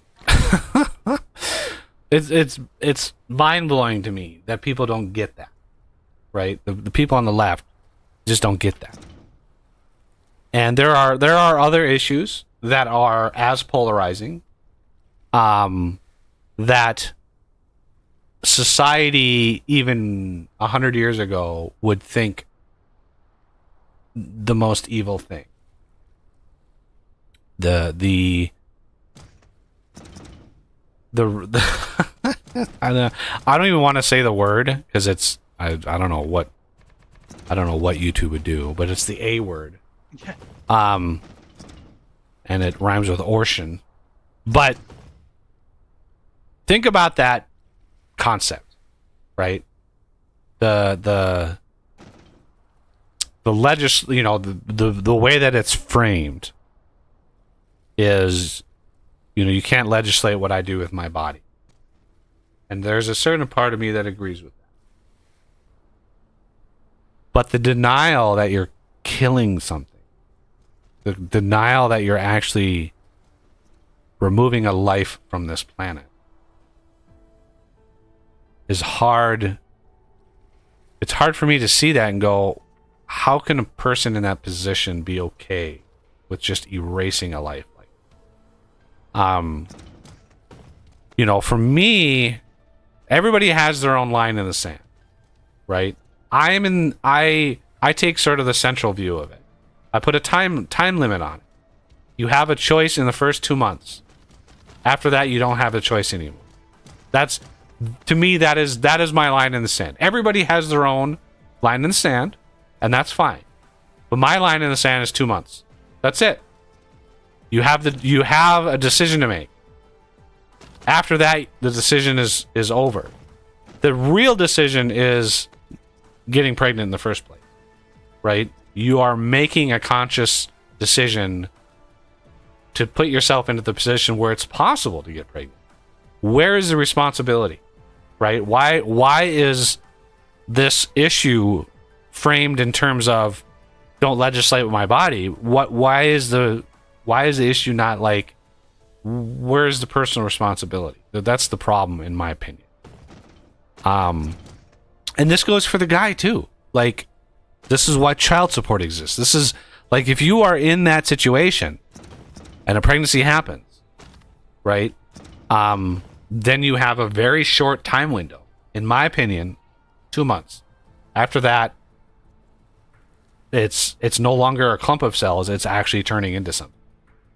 A lot of, if something goes wrong, it usually goes wrong in the first 2 or 3 months, and this is where miscarriages and stuff happen. But,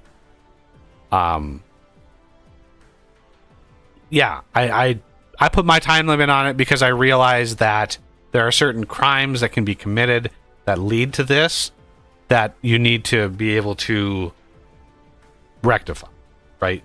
I don't want to force some young person to go through a pregnancy when they were attacked. Like that's, I steadfastly against that sort of mentality. Like, it's fine.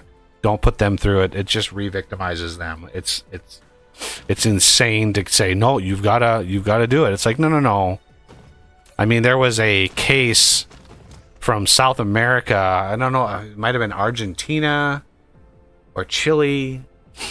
A doctor performed procedure, the abortion,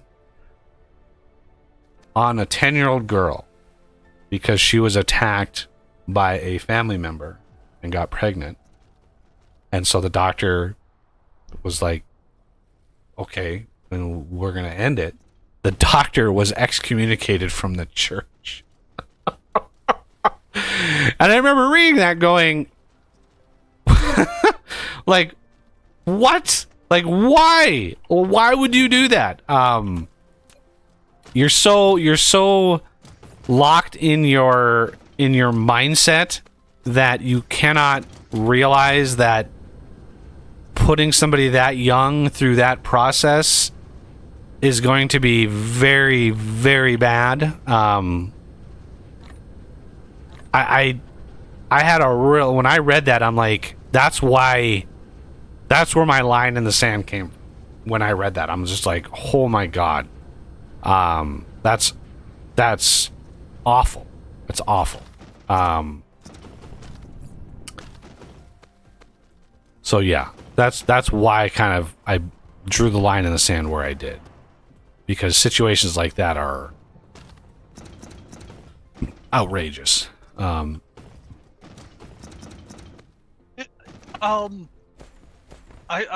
try to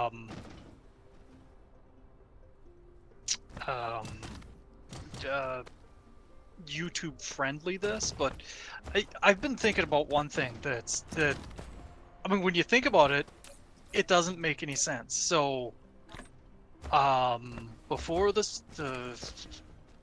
before a war happened here that banned a certain practice that was standard pretty much around the world. Know what one I'm talking about? Mm-hmm. Okay. It's not a mystery. Yeah. So yeah, that practice. And ever since then, we've hated Southerners. And we still, to this day, have prejudice against them. How does that make any sense? I mean, we judge all of them based on the actions of their ancestors. And to a certain extent, I mean, I don't feel that way, so I don't know about everybody. I don't. There is that mentality, but here's okay. You want a history lesson, everybody? You want a reality check? Whatever your belief system. If you actually study history and you study it in a way that you're not biasing yourself, the Republican Party, and again, I don't like extremes on either side, so don't think I'm one or the other. The Republican Party was formed initially in the late 1700s, early 1800s. I didn't memorize the date. The Republican Party was formed as an opposition to the Democrats because the Democrats wanted to expand slavery. They wanted to expand it nationwide. And the Republican Party was formed to oppose that and stop it in its tracks. Now, believe what you want about either side. I don't care.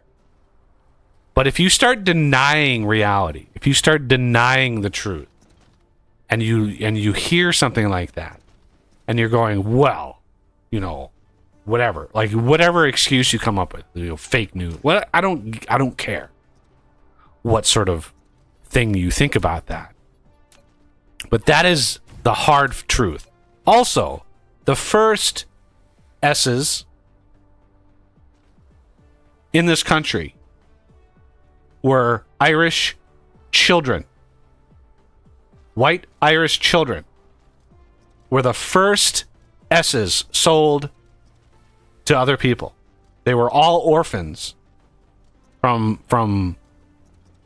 Ireland, shipped over here and sold. They were all orphans. They had so many of them that they were like, we gotta do something. And the very first, right? The very first. So, there's no easy answer to this, but there is a reality that you have to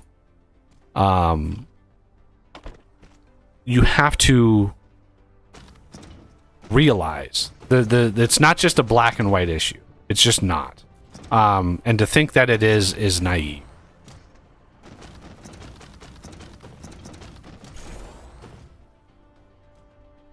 Yeah, they deemed the Irish as being subhuman. Right. I mean, there are awful things that happen throughout history, right? Right now there's like, reparations, blah, blah. It's like the most ludicrous thing in the world, as if black people were the only ever slaves in the entire history of the world. It's like, no. Look at what the Goths did to Rome. Look at what Genghis Khan did to most of Europe and Asia. Like, the travesties of history are wide and numerous. Wide and deep. And if you individualize, if you point yourself out and like, wow, this was a travesty in our past, it's like, well, if you go back far enough, there's travesties for everybody. Right? Everybody.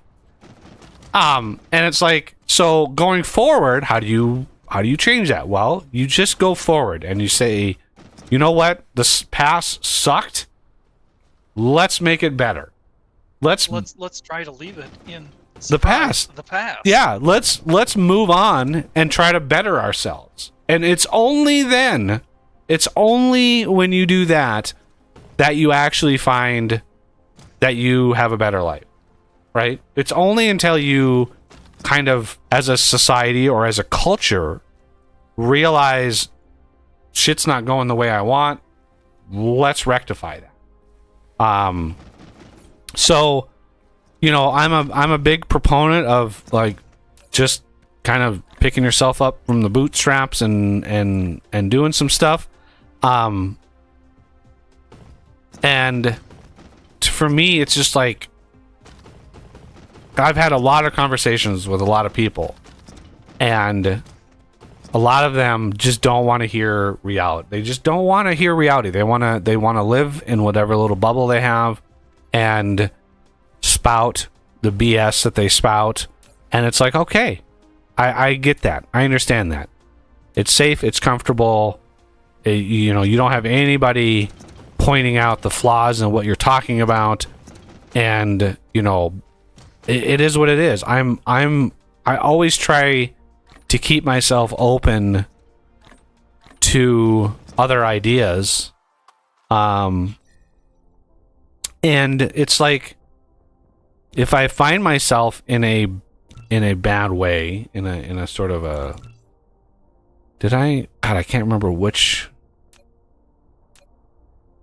did I go here? Which freaking, Edda, I think it's this one. Yeah. And check out chat when you get the chance. I'm gonna take a bio break quick. Middle English.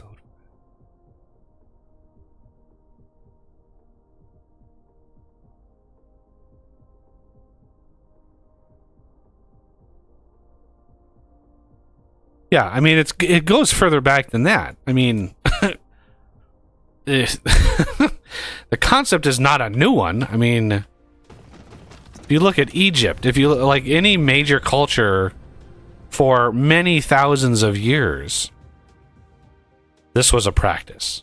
And so it's not a new concept. It's an awful concept, sure. But we can't judge, if we look back at old cultures and we're like, wow, that culture was awful because of this. It's like, well, yeah, the past is the worst. Any example of the past, you bring up any topic and it was worse than it is now. Anything. Food, shelter, safety, war. It doesn't matter what it is. It sucked back then. There was no like better time in the past. All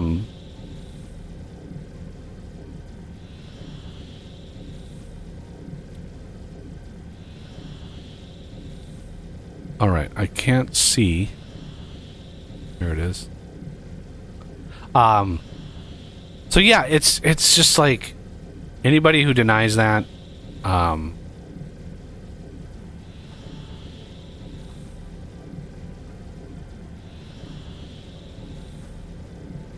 it's just like, okay, well, you live in your little bubble, that's fine. I'm fine with that. If you want to live in your bubble, just live in your bubble. But don't come crying to me when shit doesn't work out for you. I talked to I've been around a lot of Native Americans, let me put it that way. And there is a deep, deep cultural hatred still in the Native American population for what happened. And I understand. I have empathy for it. It was awful. There were awful things done. Awful. But it was 200 years ago. And it's still part of the culture. And for me, it's like, when I talk to them, I'm like, yes, it was awful. And you're still talking about it 200 years later. Let me talk about, I have mixed ancestry, but a big branch of my family is from Ireland. Irish. On my dad's mother's side, he went back to like the 1400s and found like the family crest, like the family shield crest from that side of the family. There's another part of my family that's Norwegian. And so it's like, you talk about people that have a shady past. I mean, Scandinavia has got some pretty awful things that they've done as far as like the Vikings and conquering and bad stuff. And then, the Irish, and it's like nobody is without a shady ancestry, but at the very least, this is not the planet that this was at.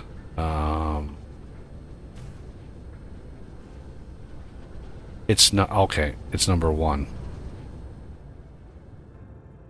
That's right. It's number 1. Okay. But one of the things I try to keep the conversation lighter, because when people are faced with facts and faced with reality, if somebody starts getting defensive, the conversation is over. Because there's nothing that can then turn it around. But one of the things I try to do, just attempt to lighten the mood, is with as far as the Native Americans go, and the travesties on that front, I understand. But I always sort of try to end it with like, well, you got your revenge already.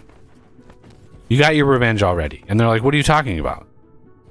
And I say, well, what did the Native Americans give to the people that conquered this area, right? North America, South America. What did the Native Americans gift to them?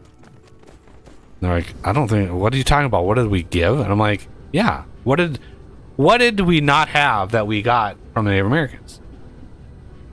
And then, if you know your history, tobacco. Native Americans, the only place tobacco was. And how many people throughout the last 200 years, how many people have died because of tobacco? Far, far more than we ever took out by conquering this continent. Millions, tens of millions of people died from tobacco. So it's like, you know, at least you can rest assured that you know, the scales sort of balance themselves a little bit. Not perfectly, but anyway, a little attempt at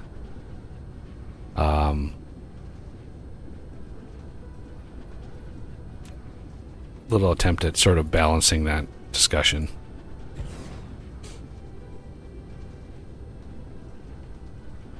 Come on, build that.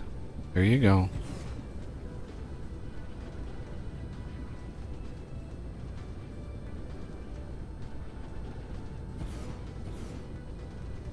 Okay. Now, finally got rid of all those construction markers. I think I need to place one here. Yeah.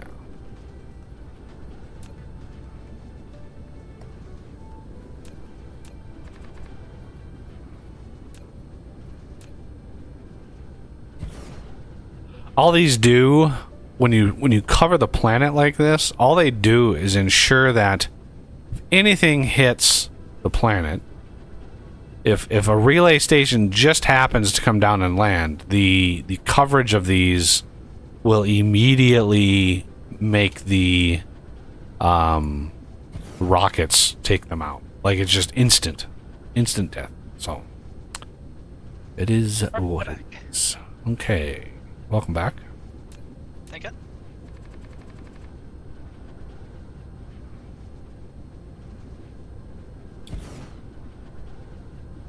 Okay, I think I've got this planet relatively covered now.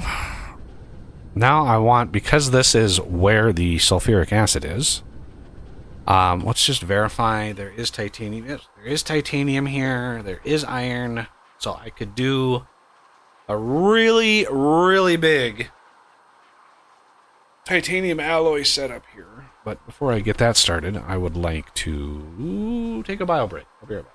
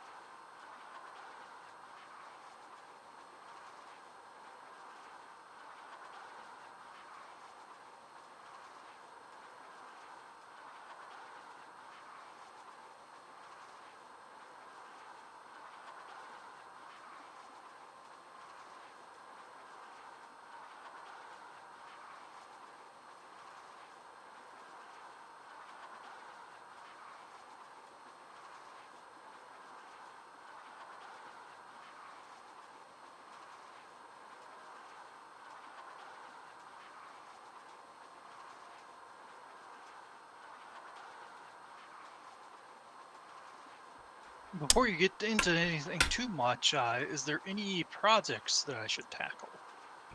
Yes. Just beat the game, would you? Just. Well, I mean, if you want me to. Hey, look at that. The digital analog computation finally unlocked. Okay, so we need, and I know you want to do this really, really bad. I would say load up on things and stuff. And come to the system that I'm in, because we have a lot of planets to conquer in here and a lot of factories to build in this system, because there's a lot of resources. a lot of resources here, and we can also do a proliferation. So the first step is going to be eliminate or basically like cleaning up all the planets. And I can work on that because I think there's only I did 5 already. I did 1, and there's just there's 2 and 3 that's left. Well, 3 and 4. This one's a gas giant. I'll grab another stack of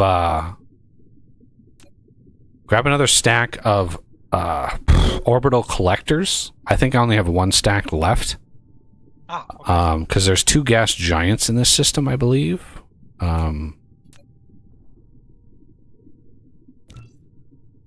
Yeah. Just the 1 stack? Yeah. I have a stack on me that I can put on one of these. But yeah, we're going to be using a lot of hydrogen because once we get the planets relatively clean, this planet, one of the things on Edda, well, I don't know what's a good name for Edda. I mean, there's going to be a lot of factories in this system, a lot. Is that the system Edda Phonex? Finessis, yeah. Okay. You said there's going to be a lot of factories? There's going to be a lot of factories in here. A lot of the intermediates we're going to be making in this system because there's just so many good resources here. There's only 1 that's missing, and I can jump to a different system, just mine a crap ton of it. But yeah, we're going to have Casimir crystals, strange matter, particle containers, quantum chips, like all of the super advanced shit we're going to be building here. Probably a big setup for proliferator. Because I like to, when I plan my factories, right, I like to, distribute things. So there's an O-type star over here. Luminosity 2.2. There's actually 2 O-type stars in this system, which is why I went through a lot of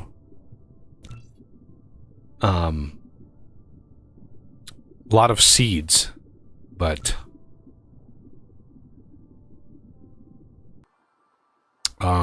this planet here that I'm on, one of the main things to start here is the titanium alloy. Because the sulfuric acid is right here, so we don't have to actually transport it. We can just drop down another pump setup. And then I will go, now that this planet is done, I'm trying to clear the way for you. I can go to 3. What is on 3? A lot of silicon and coal. Okay, so let's go to here. So which one was I landing on? Number 1. Number 1. Number 1 is ready for you.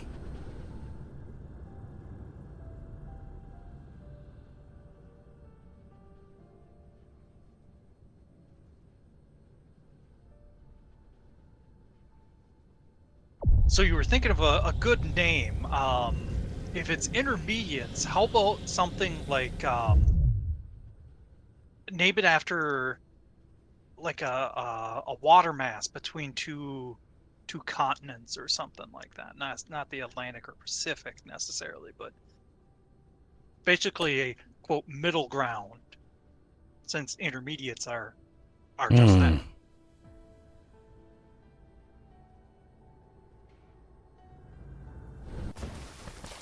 Mediterranean comes to mind, so Mediterraneous? Mediterraneous. I was thinking like factoriosis or something. That would be. Factoriosis, that would do.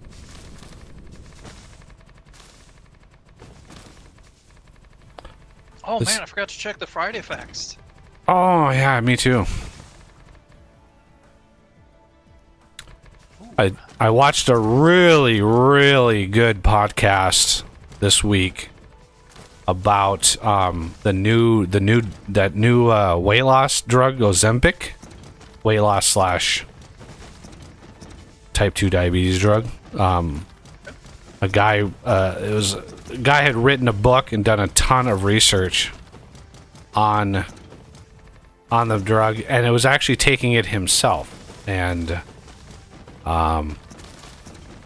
it's interesting because he was like, I was conflicted before I started taking it. I traveled the world and looked at talked to all sorts of experts in the field and did a ton of research.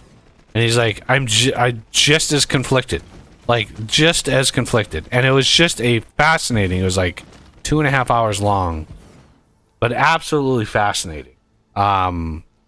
Look at this new, I don't want to be too hyperbolic, but miracle drug. Absolutely crazy in what it does and how effective it is. But has some pretty scary possible side effects.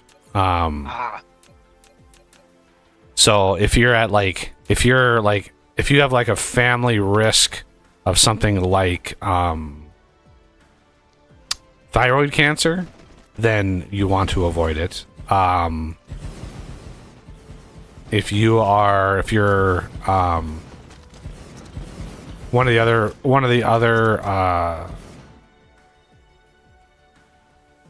of the other common side effect, not common, but one of the other side effects is pancreatitis, which is an incredibly painful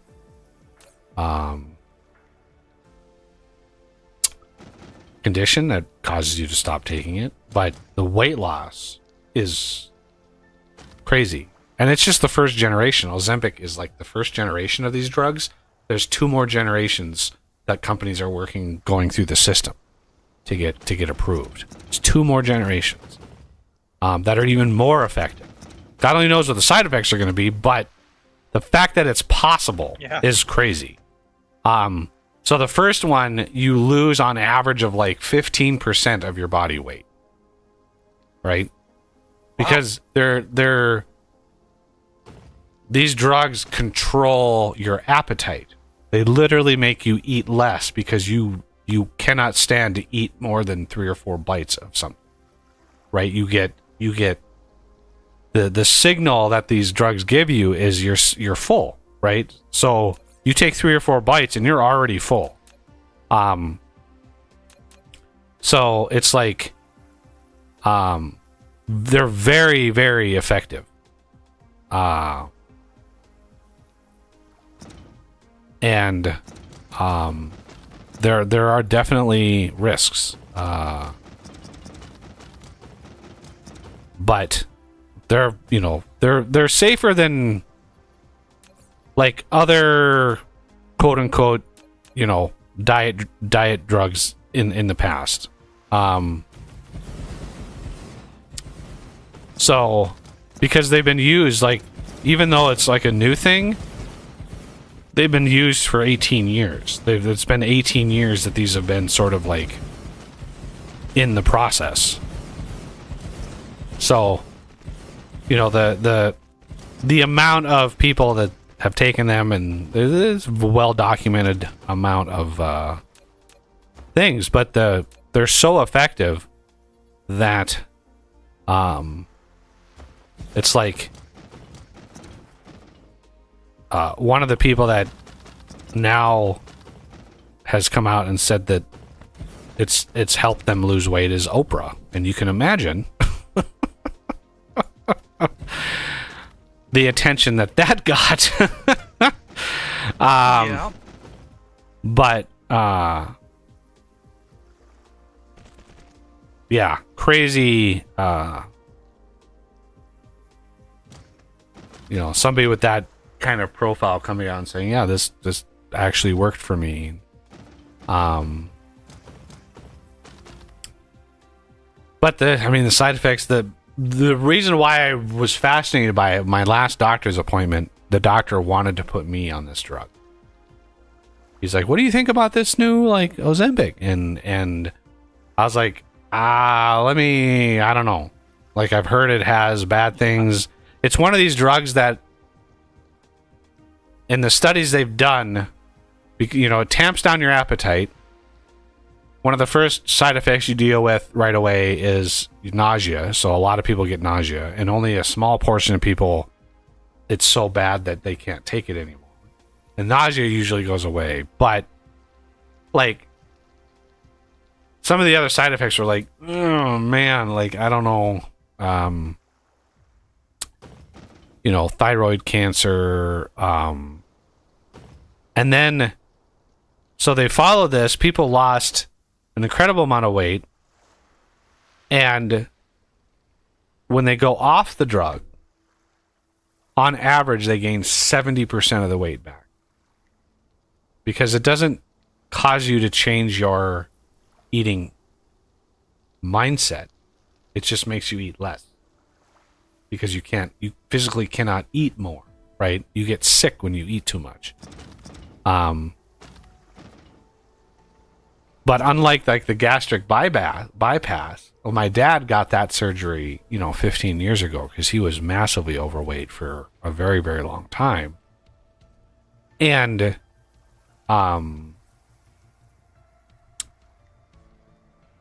he lost an incredible amount of weight, but he didn't really change any of his eating habits.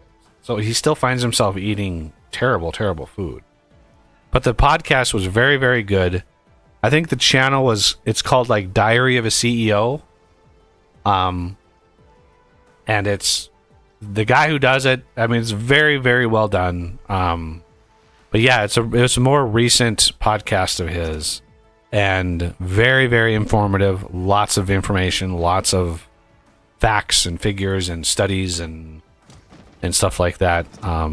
Would recommend watching that if that is something that is an interest to you, or if you're thinking about taking it. Anybody who is not overweight or not type 2 diabetic, do not take it. 100% do not take it if you don't need it. It would be really, really stupid to put yourself at risk for the side effects if you don't actually need it. Okay, what am I doing on this planet? I am going to ravage all of these guys, but I wish there was an easy way of doing this. This planet is mostly water. Yeah, the build area is only 65%. I looked it up, and if you're curious, beacons. Friday Factorial Facts deals with beacon. Ooh, I'm gonna be reading that. And I could give you kind of the verdict if you were curious. Well, I don't want to give it away. I'm assuming that high quality beacons have higher effectiveness. Like, that's kind of what I'm assuming, but yeah, I think that's just the thing. I just glanced at it, but yeah. Which is probably no surprise that another facet for the whole quality system, which I'm really hoping they put out a tentative date soon. I'm not holding my breath, but I'm really hoping they do. It would be nice.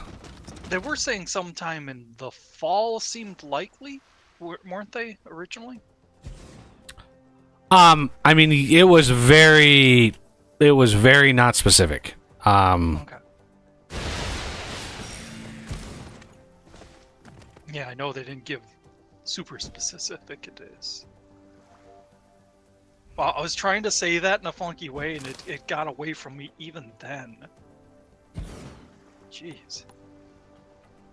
Oh, I should have grabbed some orbital ones while I was at the main base. I could have taken out these relays in orbit.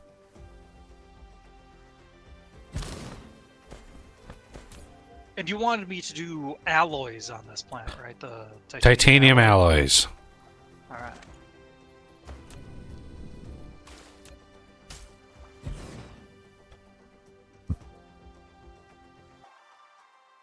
Oh, I need to... Right. I need to go here. You have all the things, too.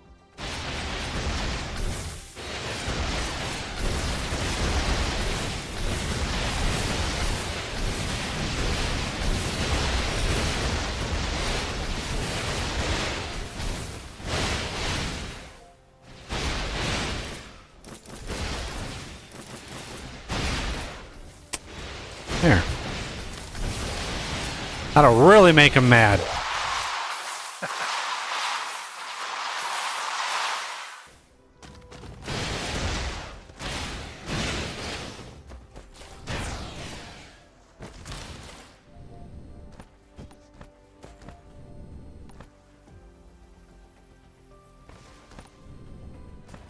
Man, I really dislike the inputs on this one.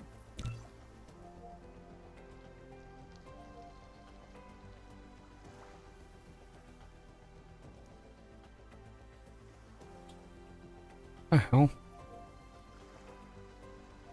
Collide with other objects? What are you talking about?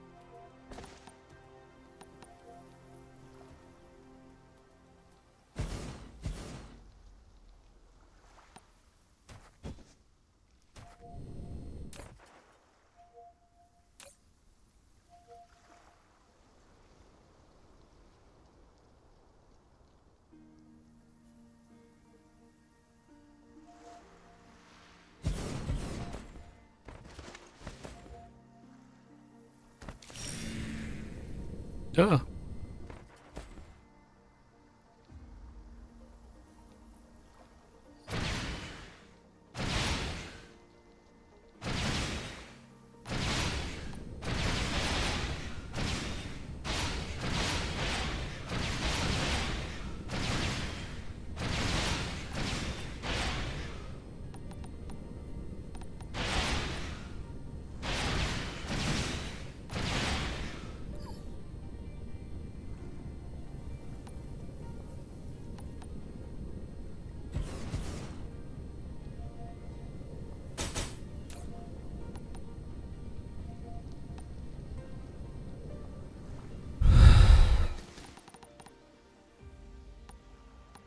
Oh no!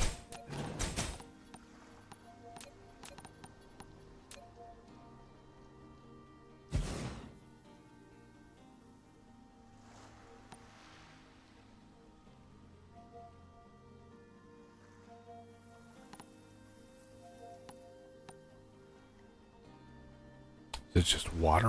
Why the hell?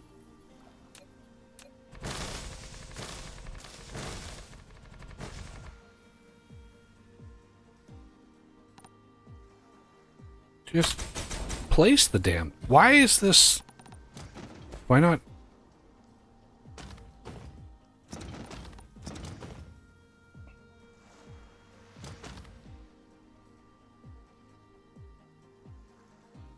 Collide with other objects. What? What are you colliding with? There's literally nothing there. That's very strange.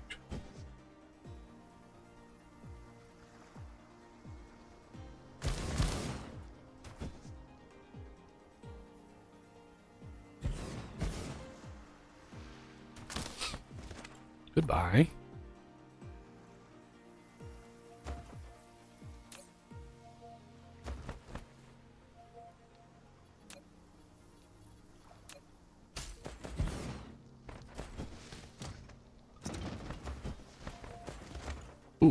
Hello. Later, Ray. Thanks for joining us. Yeah. Have a good weekend, sir.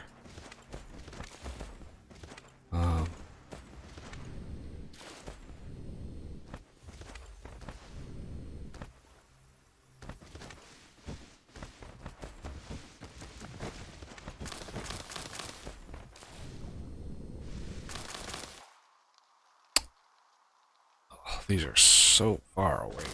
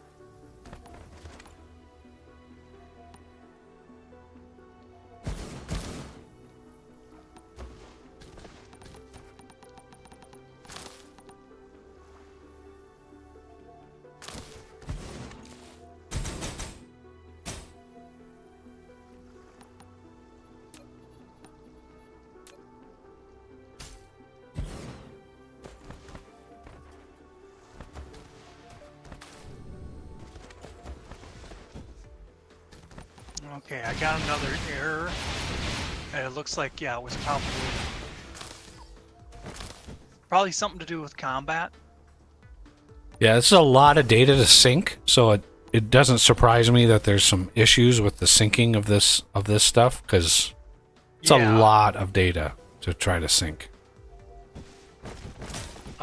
Should I disconnect, reconnect? That's probably the only thing you can do to ensure integrity. Yeah.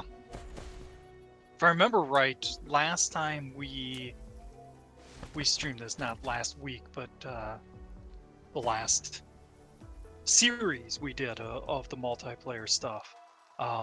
Sometimes we had belts that were completely out of whack when we hit those errors.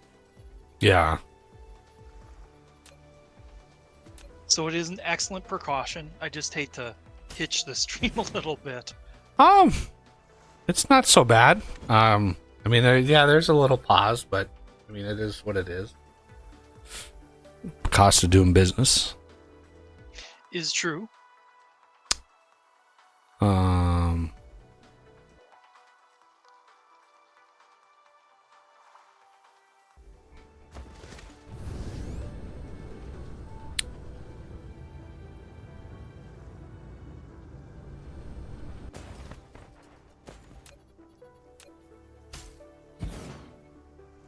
And there we go. This planet is now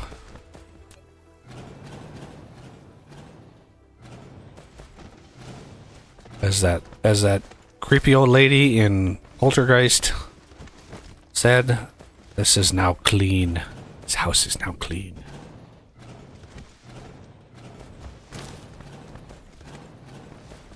You know, I may have watched that when I was really young, but I don't know for sure if I ever seen the Poltergeist movie. It's a classic. True. Scared the shit out of me when I first watched it. I'm not really a scary movie sort of guy, because there have been a couple times when I was really young that I still talk about it because it's still like a fresh wound. But I mean, I look back now and it's amusing. It's kind of funny. Yeah. But yeah, there was a time when my brother and I were not on the best of terms, and we, constantly tried to screw with one another. And one of those times, I mean, my brother knew I didn't like scary movies, right? Because I was young, right? Scary movies, when you're really young, are a lot more real, especially when you're not really exposed to them very much. When you're not really shown like, hey, these are just movies, whatever. So I didn't like scary movies. So right about the time I was like, I don't even know what age I was. 9, maybe 8 or 9. My brother's sitting in the living room and he's watching a movie. And I had a feeling that it was a scary movie just based on the music, based on like what was going on. I didn't want to watch it. And the movie was called House. And it was not related to the TV show, I assure you.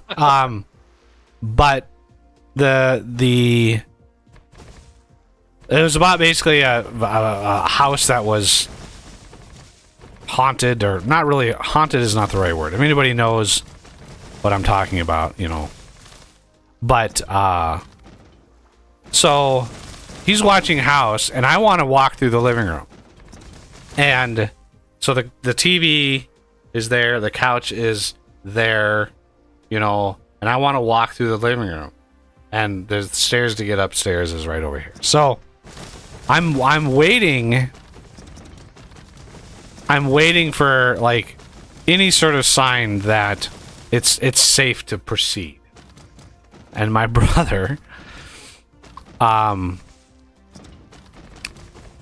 one point there's just like two people at a dinner table talking, right? And it's just an innocuous scene. They're just sitting there talking. And my brother's like, come on, they're just talking on the dinner table. Like, just, if you're waiting, just go through.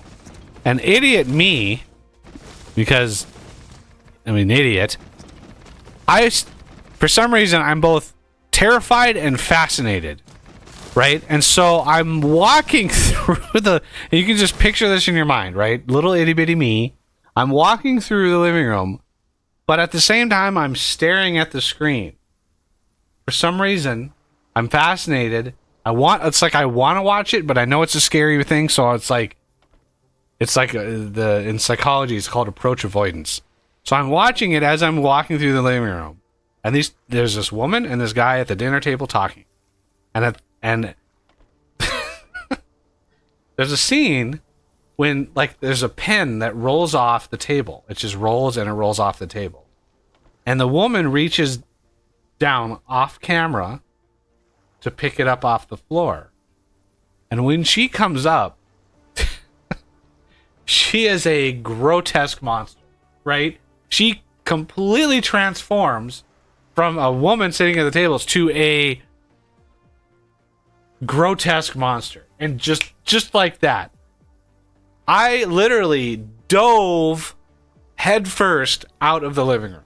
Like headfirst dove off out of the living room and landed with a thud on the next to the front door, and there was a little landing there. I just dove out. My brother, who is, if I was 9, he would have been like 13.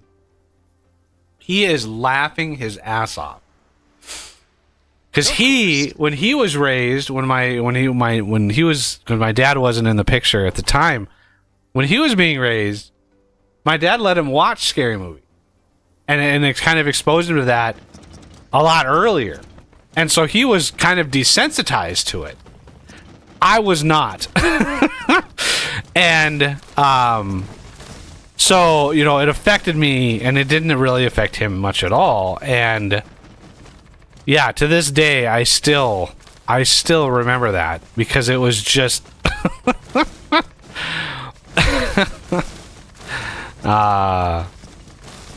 Yeah.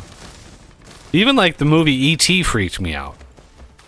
You know, and it didn't really freak me out watching it. What freaked me out was later on, because my brother and I at the time shared a room, and so we're laying in bed almost ready to fall asleep, and my brother suddenly whispers, "Hey, you know what?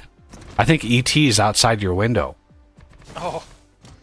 Fuck me, like, yeah, little like 7-year-old me, that was it. Like that was a bridge too far, and I just, you know, he got in trouble a lot when we were young. You know, and as I got older, I got him back. You know, I did things like one of the big picture. We had a giant picture window in our living room, huge. It's amazing that it survived both me and my brother's childhoods. Right, this giant window, and the fact that it survived both our childhoods is actually pretty impressive. But it had a nice wooden windowsill on the inside, and I, as a young person, carved my brother's name into that windowsill. I didn't carve my name, I carved his name into that windowsill. And so yeah, it was like I remember when my mom found it, she was like cleaning and vacuuming and stuff, and she found it, and she was like, "What are you, like, why did you carve your name?" And he's like, "I didn't." You know, I just sit back and be like, okay, well, you know, it is what it is. But yeah, there were other times where I got him into a crap ton of trouble. You know, and I think back to it now, and it's like, you know, my brother's like, "I can't believe you did that." And it's like, dude, it was war when it was literally war, and I pulled no punches. Like, there was a time my brother got, he got one of these massive slingshots, right? So the slingshot you held, and it had this bar that went back and like went over your forearm, so you could just like, ooh, you could launch stuff off that thing. So I see him. I'm on the inside of the house, looking out said picture window, and I'm watching him. He's got like 2 or 3 of his friends from the neighborhood out, and he is junior high age, right? Junior high age, which is like, it's peak shenanigans, right? Peak shenanigans. So he's out there showing off to all of his friends this thing that he's got, and I see him pull back he has something in his hand, he pulls it back and he launches it. And so my eyes follow the trajectory, and I am, you know, maybe 10, whatever. I don't even know how old I was at the time. My brother would know how old he was, which would dictate how old I was, because I was always about 4 years younger than him. And so my eyes follow the trajectory, and I land on a car, and just as I see the car, the passenger window, or no, the driver's side window spiders out and falls into the car. So he had hit the window of this car, and it just, because of safety glass, the thing spidered out and just fell in. And so my eyes follow the trajectory. I see the thing fall in, and then my eyes go back to him, and he's literally less than seconds, like just a minuscule amount of time has passed. I go and I see him, all of his friends, all running in different directions, right? It was like bowling pins, just all of them just blew out, and my brother turns around and he just takes off, right? He just takes off. And I'm like, holy shit, like, you know, even like I knew like something bad happened, like he just blasted through this window. And so I'm just standing there like, holy crap, what did I just witness? And I'm formulating in my head like, what do I do about this? Like, what do I do? This is good juicy stuff here. And so, I mean, I kid you not, it was not that much time later, and we lived at the time right next to the college, right? Literally half a block, and there was the college. And so I walk outside, and as I'm walking close to the car, I look up and there's a guy walking down the street, and I'm like, oh shit! So I kind of stand back because I don't want to get blamed for that shit, right? Right. And I wasn't sure where this guy was going, and so I watch him, and he walks up to the car, and he stands at the window, and he throws his hands up like, what the hell? Just like, what? So I'm like, oh, here's my chance. So I walk out, and I straight up look at him and go, my brother did that. Just straight up dry snitch on him, right? Fast forward about a month, and my brother is standing in front of a judge in a courthouse. It went that far. It went that far. You know, he was, I don't know what it was, like criminal mischief. You know, what do you charge like a 14-year-old kid when like that, right? What do you do with that? So the penalty, you basically had to forfeit the slingshot, so they took that away from him. You know, and you know, but it was going to be expunged off his record. Like it wasn't like a permanent thing, but it was serious enough where they wanted to sort of, you know, put the fear of dog. Yeah, basically like, don't ever do anything like this ever again, sort of thing, right? And my mom was pissed. Oh, she was pissed. But yeah, that was like one of the last times that because it was crazy, and my brother was so pissed. To this day, he's like, I cannot believe you just straight up snitched like crazy. And I was like, man, it was war. We were at each other's throats when I was young, man. It was crazy. But yeah. Yeah. Oddly, I have very few adversarial memories of my older brother. Really? Well, that's good, I think. Yeah. My younger brother, though, oh god, he was a terror. There's always one. And my eldest brother, he was out of the house before I was pretty much up and moving around. Joined the military. So you're the third in line?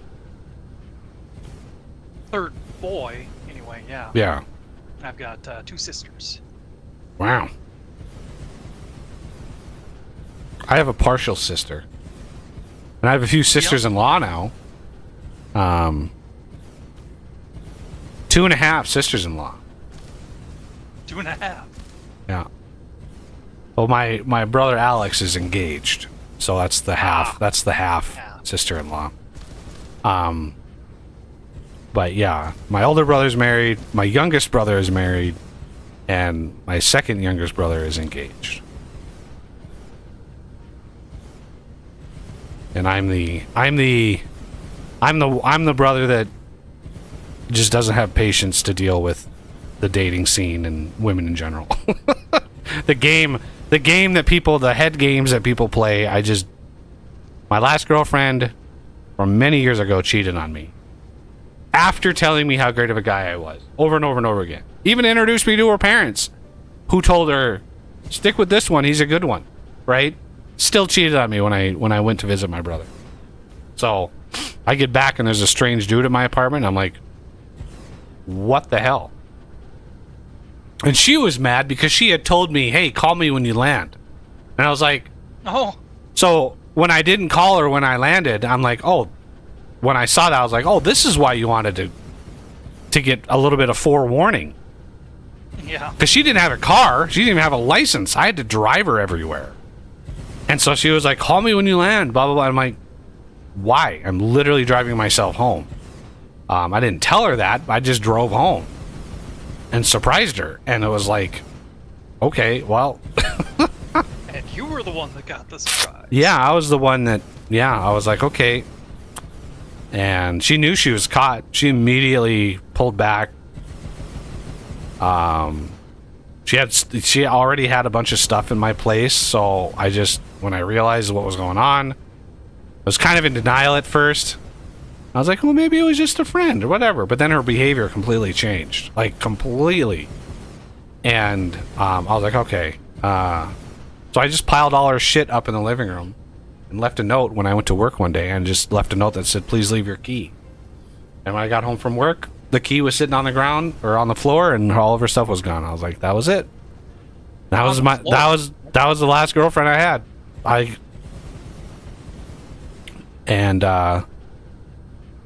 Yeah, it hurt. It hurt a lot, and my sort of faith, I guess, or tolerance for bullshit, just it never recovered from that.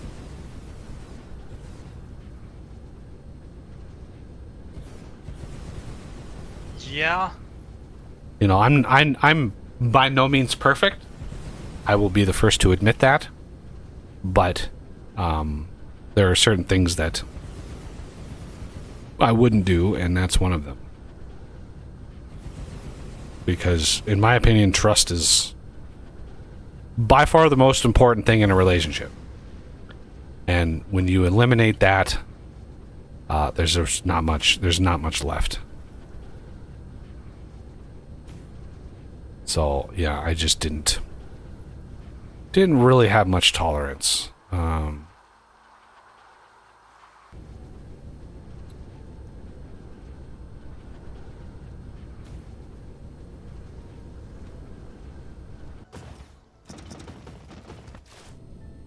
And especially now, Jesus, the dating scene nowadays, oh my God.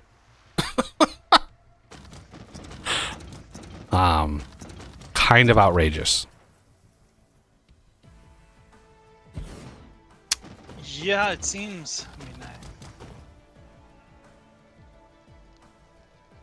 it seems pretty bad.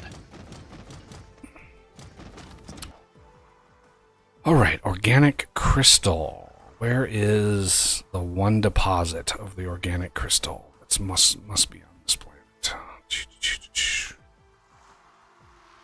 There it is.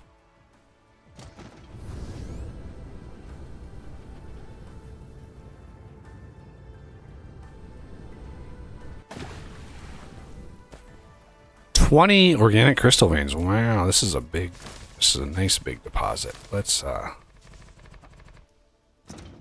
I wish we had the next tier of miner. It's gonna be so nice when we get those. Yeah. I wonder what happened to Renegade. He's usually here by now. I mean, we're almost 5 hours in, and he's usually rushes home. He must have been exhausted today when he got home, because. Or who knows? Maybe work required him to be around longer or something. Yeah, that could be. I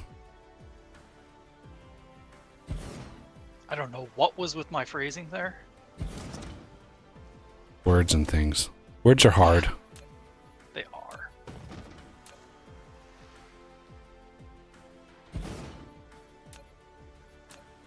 I probably overdo it, but I don't know if you've noticed the setups I make. They're kind of pretty. They're pretty. Yep. Oh, so pretty. And witty.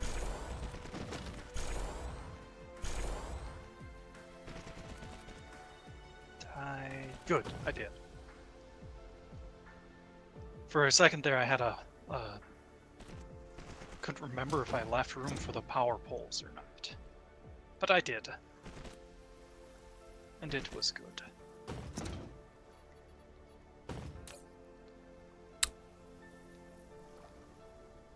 Okay, organic crystal.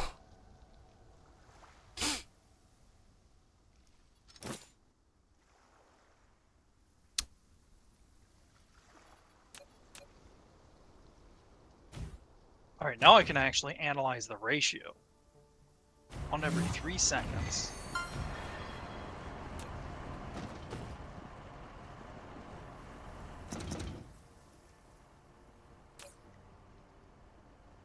All right. This is a lot of smelters.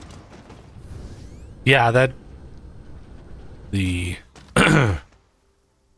The titanium alloy is a lot of smelters. 3 smelter steps. Or 4. What is the actual alloy? Yep, 4 smelter steps. You have iron, then steel, and titanium, and then the alloy. This is crazy. Okay, so this is going to be organic crystal. Am I doing the math right here? So it's 1 every 3 seconds. Well, technically it's 4 every 12 seconds, but that's a 1 to 3. So then to max out a blue stacked belt, it'd be 360 smelters. For which step? Just I work backwards. I start with the titanium alloy and then. So 4 every 12 seconds. With proliferation, you're looking at 12 every 12 seconds. So that's 1 a second from each smelter. Okay, yeah, so it's much easier. Good. Yeah. So 120 smelters, not 360. Right.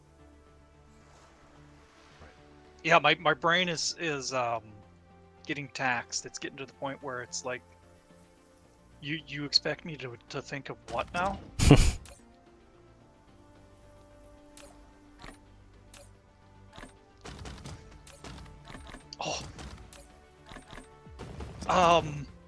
I've been watching somebody play Stationeers. I know you don't care much for that game, but it's crazy to watch this guy because he you remember the whole programming aspect to it, right? They didn't have it back when you had played, I think. They now have the IC chips, where you can literally use I think the programming language is MIPS, to program these chips that will control aspects of your base. And this guy, grabs the laptop to program the chips, flops it down, and just starts freeform coding. And these are hour-long episodes. And, he just, as he's sitting there, he doesn't look at the help much. He just knows what he's doing. And it's just like, wow. Yeah. Some people just... I mean, if I know the language, I can kind of do that if I know how to tackle a problem, but... Yeah. Usually I have a lot of reference material, so that's one difference. Yeah. Like when I'm coding vintage engineering, I've got DL Spy, I've got JSON loaded, I've got, various things that I'm looking at. Just because having all that readily available is very nice. Yeah. Oh. And there's not a lot in the way of debugging. If you make a mistake on that, you could have some pretty catastrophic consequences in Stationeers. Last night, I was playing, and I forgot to turn off the pump for the smelter. Or the furnace. Yeah, That's bad. It was pretty. It was pretty, let's say. The flames looked awesome. Of course, I couldn't enjoy them until I respawned, but...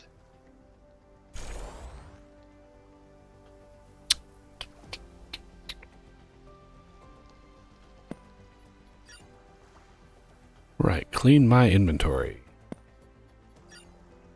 I'm just starting to trash everything because, god damn, Oh yeah.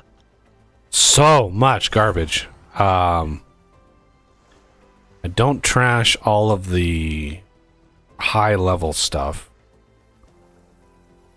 So the silicon based neuron, dark fog matrix, Matter recombiner. Although the dark fog matrix, I should be able to.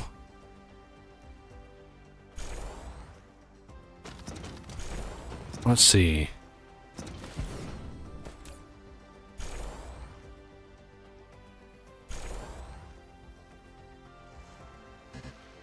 I guess I can't. I just have to where is that at? Yeah, there it is. Self-evolution lab.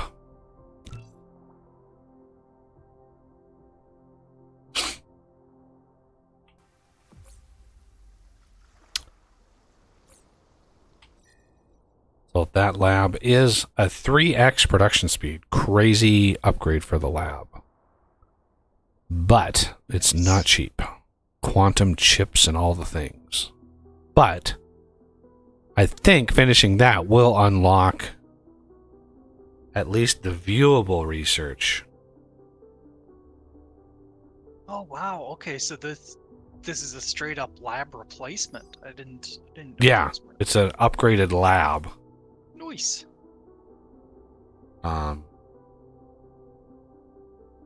It's beefy. Do they stack the same? Oh yeah, it's exactly the same, just better. Better.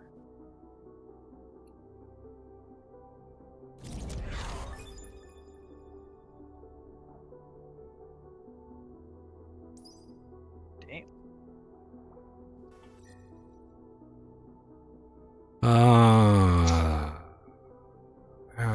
There's the negentropy recursion. So there's the smelter, 3x smelter there.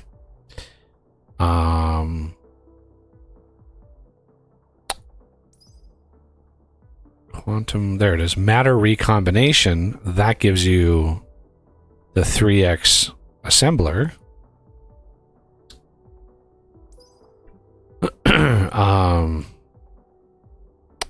And I think wasn't there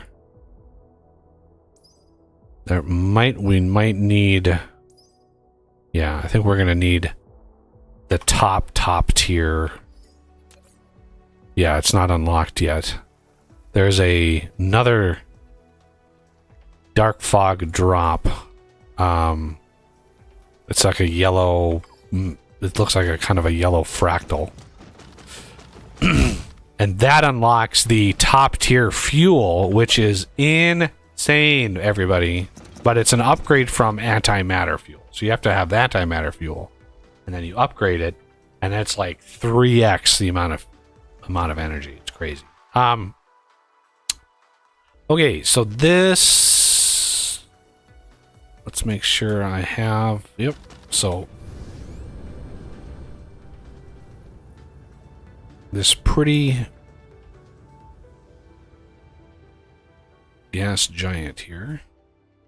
I know this is tedious, but it is what it is.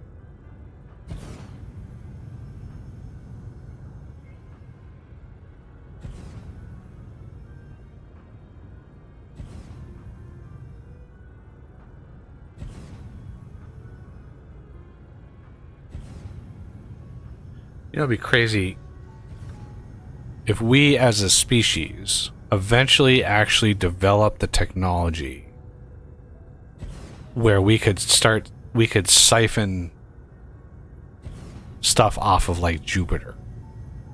We actually we actually started developing that, because the amount, you think about it, the amount of material that Jupiter has is an obscene amount of material as far as like hydrogen and some of the other trace elements. But like just the amount of hydrogen, there's you can fit 1,000 Earths inside of Jupiter. And the fact that it's so dense that the core of Jupiter is actually metallic hydrogen. Like, being able to just put things in orbit and siphon that energy out. And I just couldn't imagine how much energy you could extract from something like Jupiter. Yeah, that one would be interesting. A lot of the space stuff we do might not even be worth it. Let's spend $100 quadrillion to mine an asteroid that will get us iron. Well, I mean, there's one asteroid. What is it? It's got a... Yeah, there's the gold asteroid, and I think they found a platinum asteroid. No, there's one asteroid that they've imaged it, and it has gold, platinum, some copper, and they've estimated it's like $98 quintillion worth of material. Yeah. Now, like, if you were to go out there, and yeah, it would take billions upon billions of dollars to build and launch, and like the amount of material it would take, but it would actually pay for itself. The problem with that sort of thing is what it would do to the market of those materials.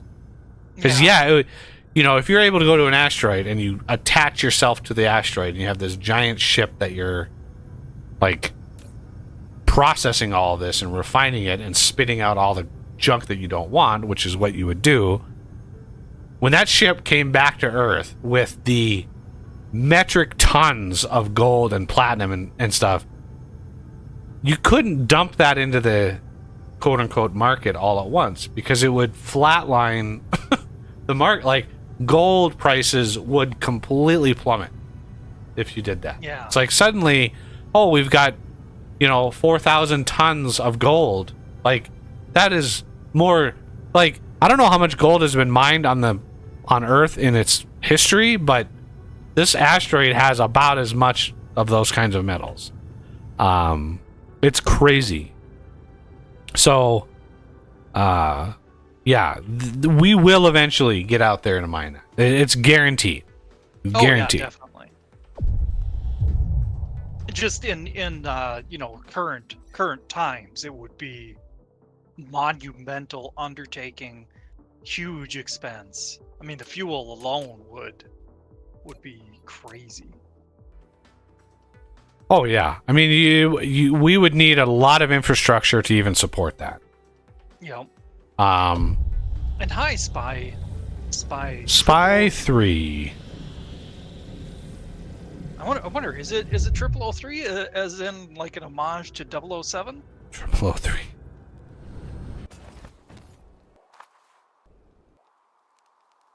I never really made that connection before. If there is such a connection.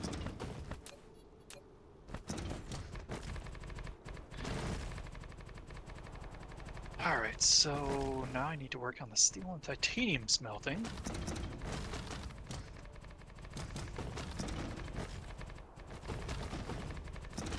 Yeah, we as a species is guaranteed that we're going to go out and mine asteroids. But I have a problem. Like, I know Elon wants to go to Mars and he wants to have a Mars colony and stuff. What I don't like is people talking about like terraforming Mars. Like, oh, we can terraform Mars. It's like we could invest and dump. We could literally, if you wanted to, we could go to Venus, siphon the CO2 off of Venus, compress it, go to Mars, and then dump it all into the Martian atmosphere. That could be possible. The problem is, if you don't fix the fact that Mars doesn't have a strong magnetic field, whatever atmosphere you put on Mars is just going to get blown away anyway. And the more atmosphere it has, the faster it gets blown away. So it's a losing battle. Investing billions upon whatever into terraforming Mars literally doesn't get you anywhere, because eventually it's going to have to be maintained, you know. Yep. And the short-term effect is just not worth it unless we could figure out the craziest thing would be figuring out how to jumpstart Mars, like the core of Mars, and jumpstart that planet. Now we're talking, it would take time scales many human lifetimes, maybe even hundreds of human. But you could do it. It could be done. You would have to launch asteroids at Mars and bombard it, not only with the Mars, like the 2 moons that Mars had, those would have to hit it. You'd have to take like big asteroids out of the asteroid belt and fling them at Mars and basically bombard Mars until its mass built up and its heat built up to actually get that core molten and spinning again. Get that thing going, get it stable, and then let it cool, and then terraform the surface. You could even go out to the Kuiper belt and fling, you know, water asteroids, ice asteroid or ice comets at Mars. You know, that it's you know, I want to say it's possible. It's just rocket science, right? It's just like we know how to calculate trajectories. We know how to calculate all that. It's possible. It would be outrageously expensive. But it's possible, certainly. But any sort of terraforming would have to include a magnetic field, because otherwise you just lose it all. Yep.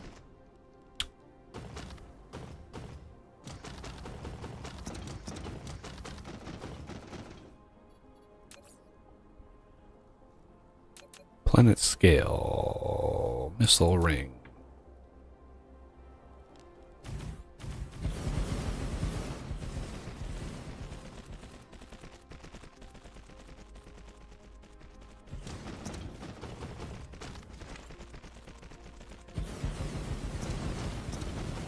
Yeah, unless we have some kind of major breakthrough, the prospect of terraforming Mars within our lifetime is... It's not going to happen. No, it's no matter what process you choose, it would take thousands of years. Now, some would say it might not even be worth doing at all, because eventually the inner planets are going to be completely uninhabitable. The sun in about, depending on the timescales that you want to consider, the sun in about 500 million years. Between now and 500 million years, the sun's output is going to go up about 1%. Somewhere between 1 and 2%. As it starts burning out of its hydrogen fuel, right? It's the brightness, basically the amount of energy the sun's going to put out is going to go up a little bit. But it's going to be enough where, like, it would be catastrophic to Earth. It's going to be catastrophic. Even 1% extra solar energy. Now, given that amount of time, we could develop technology to, like a giant big, Oakley pair of sunglasses that dims the light. You could technically do something like that, where you manage how much light is going through, but you can imagine the the amount of disaster that could be had to the person who controls the sunshade, saying, "Hey, yeah, I'm going to turn the sun off until you pay me this tax." That's human behavior. And whoever controls that thing, you literally hold the entire Earth at ransom. So nobody's going to allow that to happen. Wars would be fought if somebody tried to do that. There's even a Simpsons episode about it. Mr. Burns creates a a big shade to cover the town, and is like basically holds the town hostage. It's kind of funny. It was years and years ago that they did that. But that's when I think of like an alien invasion. Like, what would aliens do? Like, you have this advanced alien society. They see the Earth. They're like, wow, the Earth has got all this ability to support life, but it's got this annoying species on it that is like still in the Stone Age. You know, they don't know how to take care of their own planet. This planet is awesome. We want it. What do we do? And you look at science fiction and you're like, well, you've got like the invasion, you got the War of the Worlds, you got these, and it's like, no. All they would need to do is deploy the giant sunshade, deploy it out to the L1 Lagrange point between the Earth and the sun. There's a Lagrange point out there where you could put something that it would just be stable. You could just put it. And if it's an advanced alien society, they would be capable of building something that would just build this giant sunshade. And all you would need to do is basically block 40% of the rays of the sun. It wouldn't have to be total. It would just be a significant amount of the energy received from the sun. Just block that out. 3 or 4 years, the surface of the planet is completely reset. You're not going to obliterate it, but we wouldn't be able to do a thing about it. We could send like missiles to try to take it out, but an alien society that is capable of building something like that is capable of protecting something like that. They would just sit out in space and just plink any missiles, any attempts. They would just be able to plink them out. They would have plenty of time, plenty of warning. Like they wouldn't even have to land on the planet. They would just sit back and let everything just die on the planet. And once it's up, you take the sunshade away, wait a couple years, the planet warms back up, then you land and start terraforming to whatever you want. You know,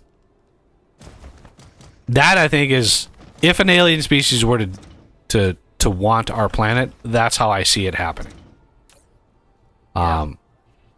Just, we wouldn't go out with a bang, we would go out with a whimper, and that's how it would happen. Minimal fighting, minimal casualties on their side. Because you go through the expense and you go through the trouble of traveling to our system. You're not going to put anything at risk. You're not going to plan on landing forces, landing on the planet, and no, you're going to do whatever you can, just like when we send rovers to Mars, right? Minimize the risk, minimize the potential for problems, and maximize your ability to just screw everybody over. That's how I see that happening.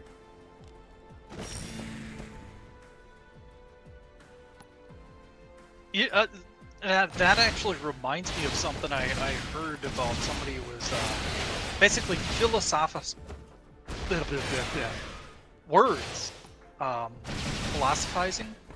like what would the first species that we encountered, the first alien species, what would they look like? And they didn't go into whether they, I don't think they got into whether they'd be benevolent or hostile, because that just wasn't really the point. But they pointed out something interesting. We are unlikely to actually meet that species themselves. We'll probably meet their artificially intelligent counterparts. Because there's, you know, unless they have a crazy lifespan and a lot of time on their hands, why would they travel that far out just to meet us? Well, just like would we? I mean, we've been to Mars. Yeah. Look at the Voyager probe. I mean, the Voyager probe that thing is so far away from us, and we're still getting a signal from it. Believe it or not, they actually got another signal from the Voyager probe, and it's crazy. It's so far out that it's actually getting interstellar radiation now. It's beyond the sort of the bubble of the sun, and now it's getting energetic particles that we don't get in here because the sun sort of blasts everything away. What the hell? Okay. Crazy that thing's still functional. Yeah. The Voyager probe. That And reference? think about that. The Voyager probe is like from the late 60s, early 70s. And that computer is still humming along. It's super simple, but It would make a 486.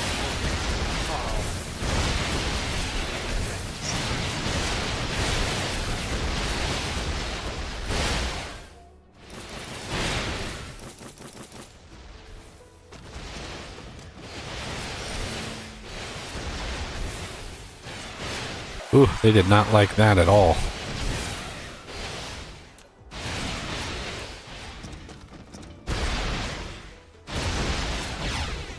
It just made me think of a parody of, oh man, I'm blanking on his name. My brain doesn't function anymore. The Australian guy that did a lot of the animal shows. Steve Irwin?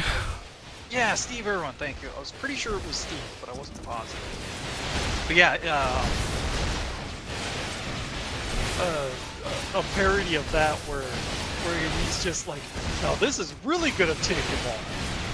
Yeah. Oh, he's really angry now. Yeah. Yep. I mean, honestly, the first alien species that we're gonna run into is probably gonna be a single-celled organism. Yep. We're gonna land on a planet, Mars, Io. We're gonna land on a moon or a planet, and it's gonna have something in it, right? The water, whatever we find, there's gonna be something there. So yeah, but the odds of finding an intelligent, like a sentient life, is very, very small. Very, very, very, very small. Probably happen eventually, but yeah.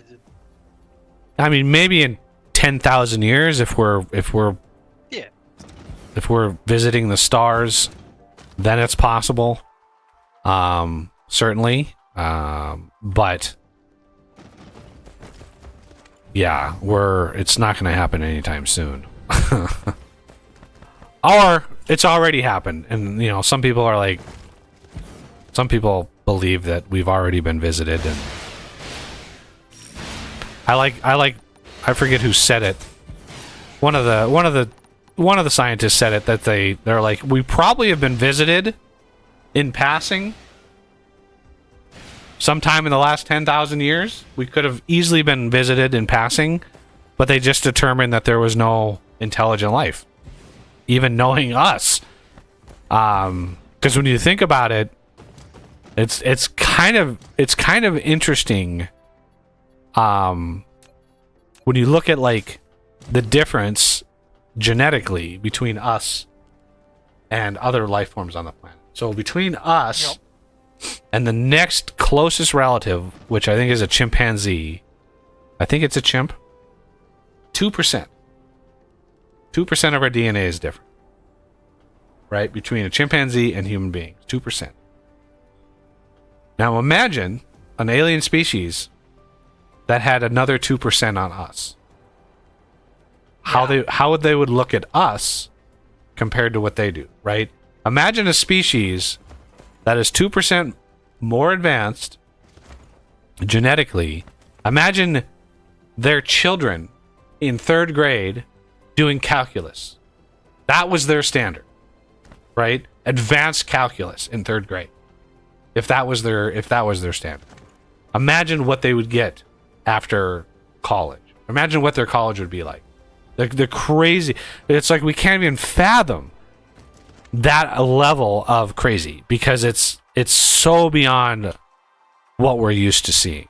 So yeah, it's entirely possible that we have been visited in passing, but we just haven't. Nobody has stuck around and said, "No, they're worthwhile." It's like, no, this is a violent, destructive species. Let's give them some time.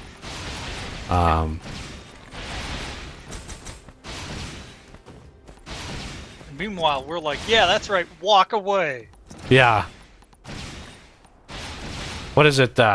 What movie? I think it was Mars Attacks. This is sort of a satire parody, but Mars Attacks was like, let's launch our nukes at them, right? And we launch all our nukes, and the ship just like swallows them and just like burps. You know, it's just like, we think we have like the be all end all, and it's like, nah. Actually, they take it further, because I watched that like a couple years ago to refresh my memory. This device comes out and captures the explosion and just sucks it up, like you said, but then it goes into the ship, and then the head alien dude holds the device and then smokes it. Yeah, I mean it's.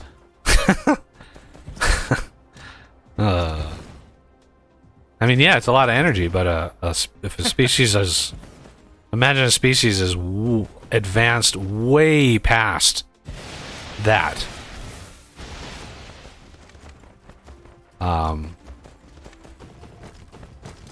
You know, antimatter, like able to manufacture antimatter. I mean, antimatter would be so much more energetic than nuclear energy. Like, it's,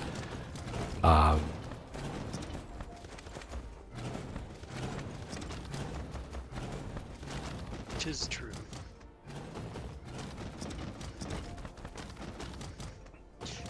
Yeah, I'm sure people have thought of this before, but a thought had occurred to me. You know how people would say that, you know, well, if aliens were here, why don't we see more evidence about it? Well, think of it this way. Look at Star Trek, the whole you know, non-interference thing. We can observe, but we can't interfere. Well, they probably would have those rules too. I mean, they might. Depends on if the species was an exploration species or a dominating species, right? It's kind of a toss-up what kind of species we would run into, because, you know, if it was just like in Star Trek, right?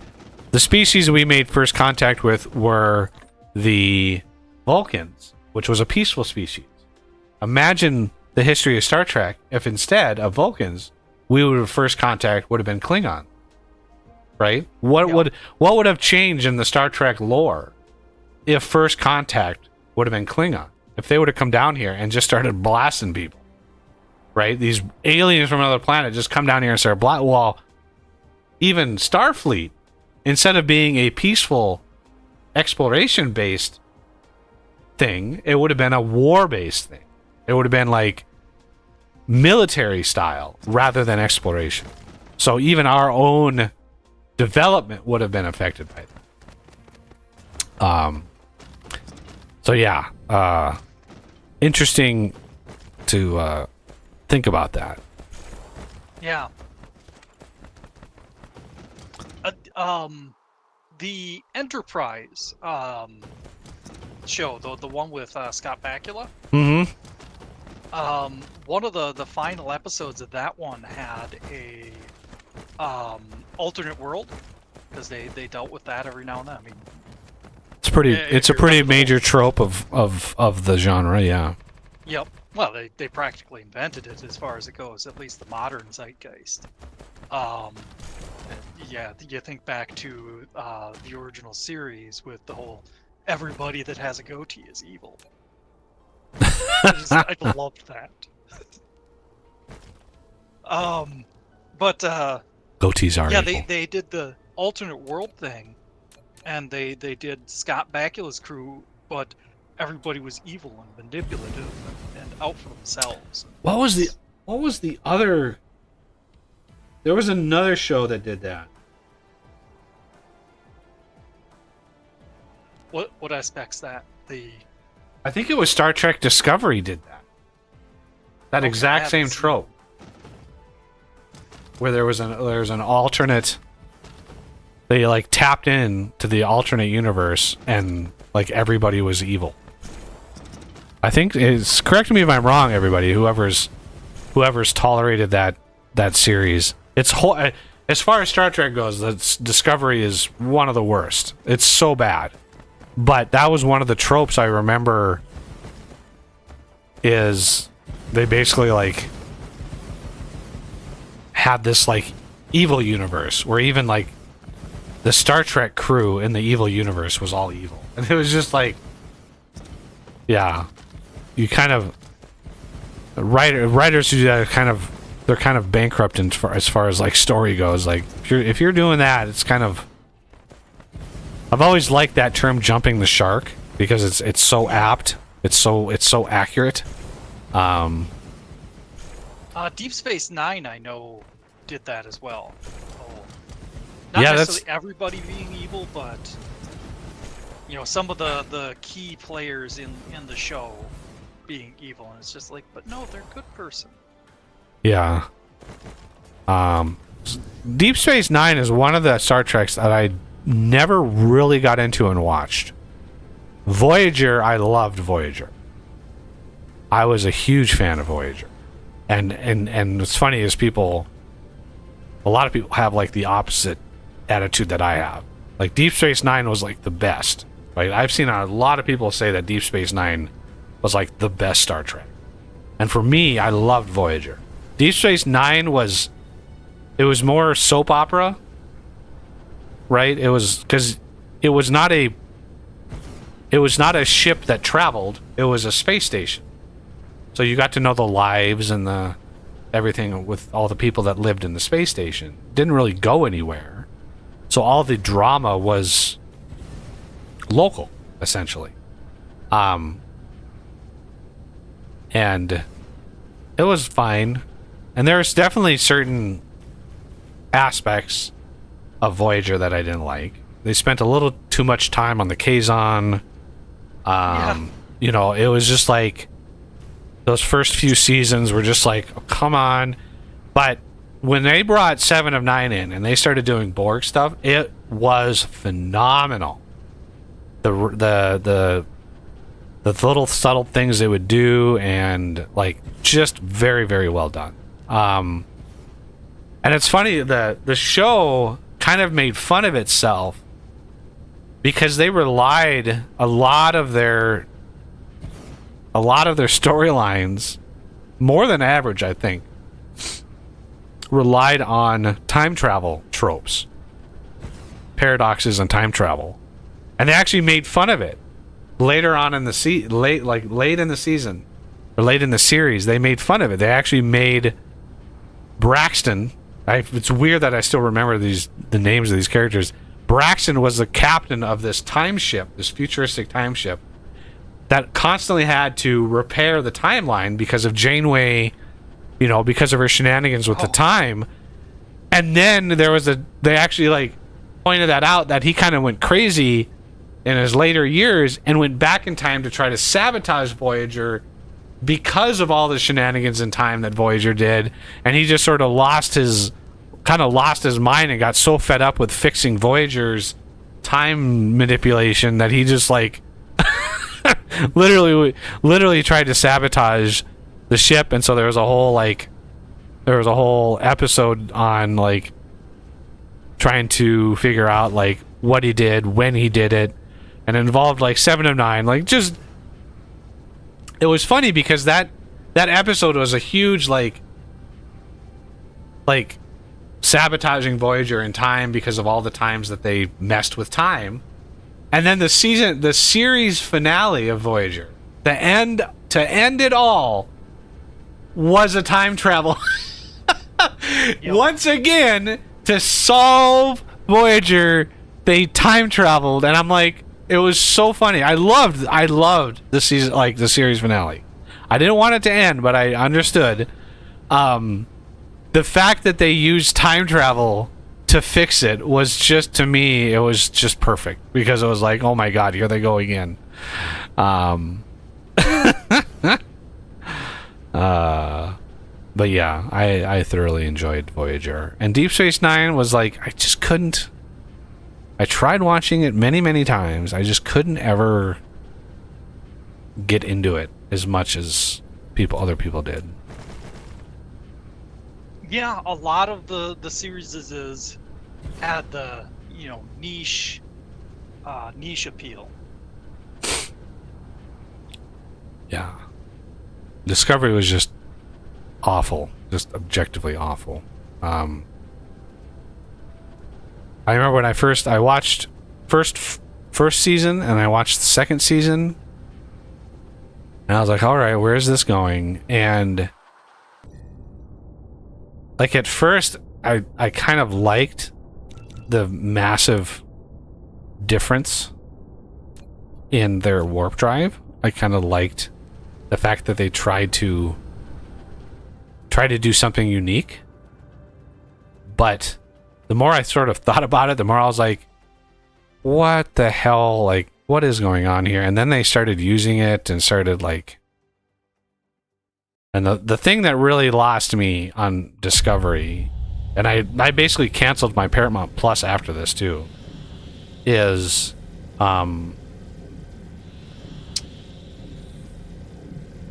when I think it was the third season or something, there was a massive jump into the future, like massive for the main character or the ship itself, and the future they landed into, for some reason, warp drives stopped really functioning.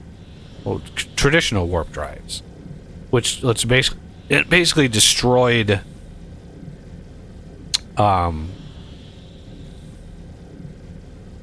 It destroyed Starfleet because, like they couldn't travel anymore.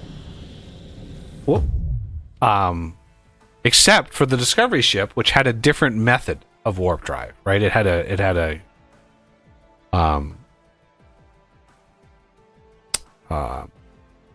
experimental, the spore drive. It had an experimental drive, so they were able to actually warp where nobody else could, and. So the big mystery through the season was what caused the collapse of the warp, like the capabilities of warp, like what caused it. And I was watching, I was really intrigued, like what caused it, like what catastrophic thing, like what, maybe an alien species, like all of the potential. And you get to the end, and the answer to it was so... like bad that I just remember going, this is what we've been building to for the last entire season, this, and I just was like, no, like why do you... Oh yeah, I hated it. I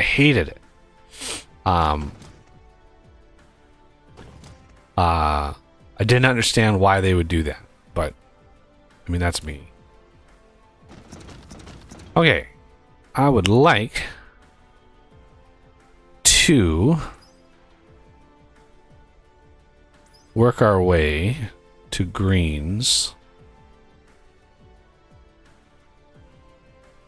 What do I need?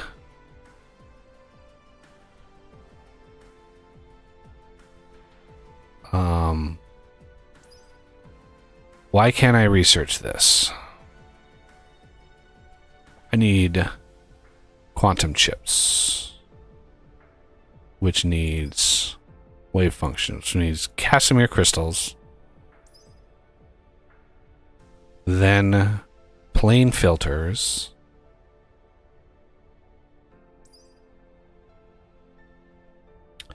plane filter smelting is nice, but the unipolar magnets, those are rough.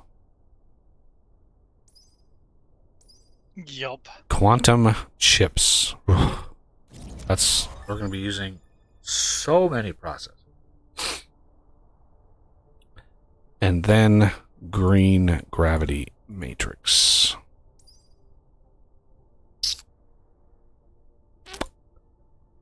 So yeah, we gotta work towards quantum chips.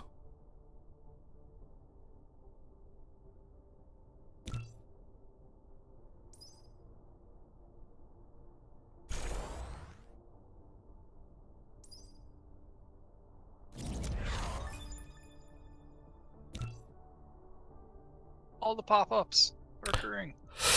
Yeah, just busting out a whole lot of this. Yup. Let's get plasma turrets up.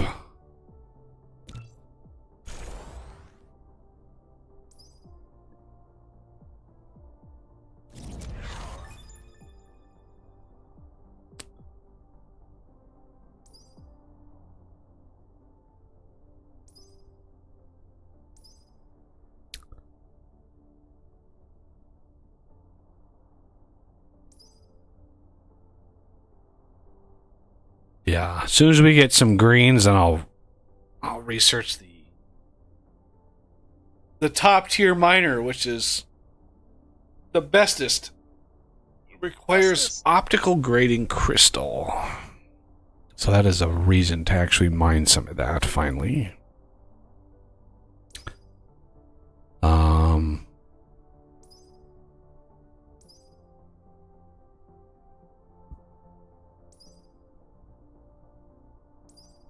60? I think.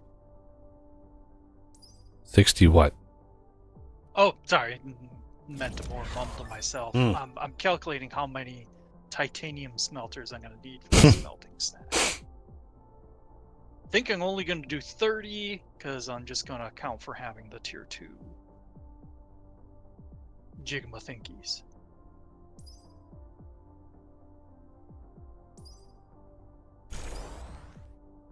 I know we got the capability will exist for the tier 3, but I'm not even sure how much production they have, so I'm going to pretend they don't exist.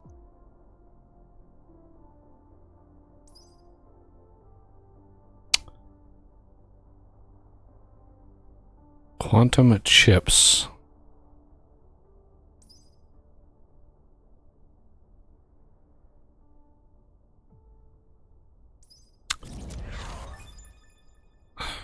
Jesus. Yeah, plane filter and processor. So if we're gonna go down that rabbit hole, which is, yeah, it's glass, then titanium glass, then plane filter with Casimir crystal.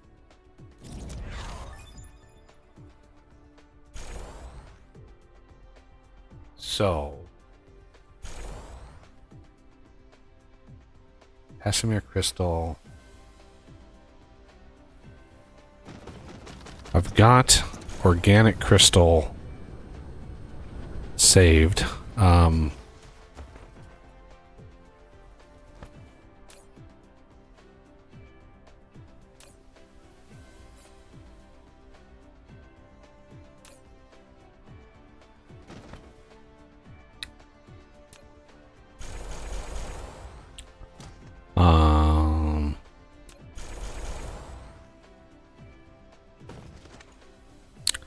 It's still amazing that our titanium crystals all the way up till now have been made via the leaf and log, like, organic crystals. We're still on leaf and log. Like, yeah. But yeah, going forward with Casimir crystals, that changes things now. Yep.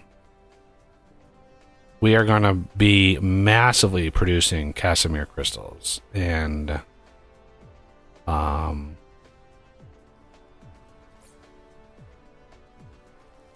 yeah, this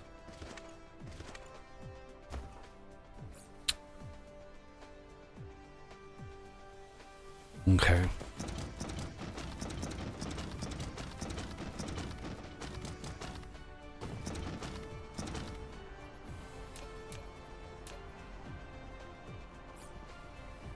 keep grabbing the interplanetary logistics stations rather than the planetary ones. Because my mind says, okay, it's the second to last tier. I don't say second tier. My brain says second to last tier. And well, there's the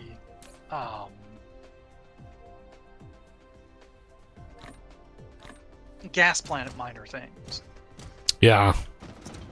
And that just throws everything off because I look for, okay, there's the last one, go back one.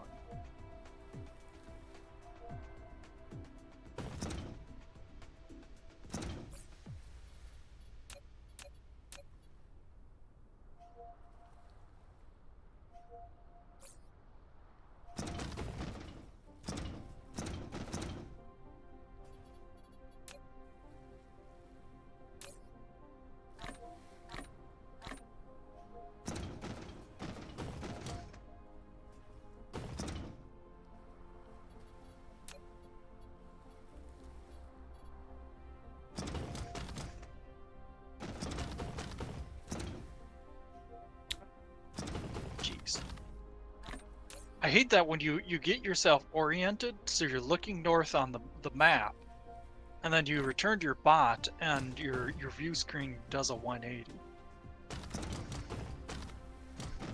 I try to keep north, but sometimes you need to shift around and look at stuff.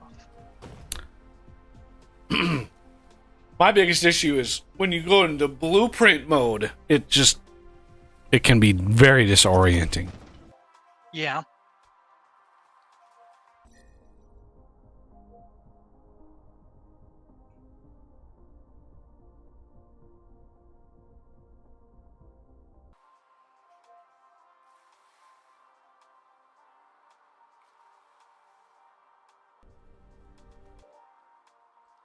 I'm at the point now in the game where I kind of phone it in when it comes to the mining machines.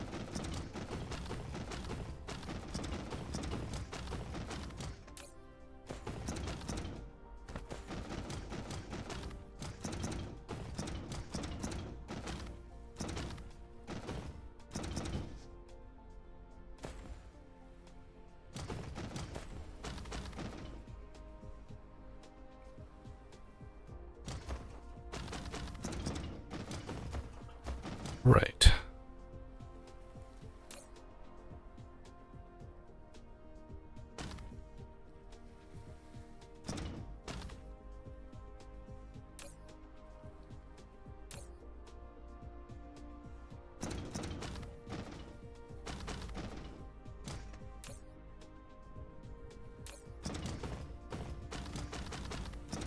Now.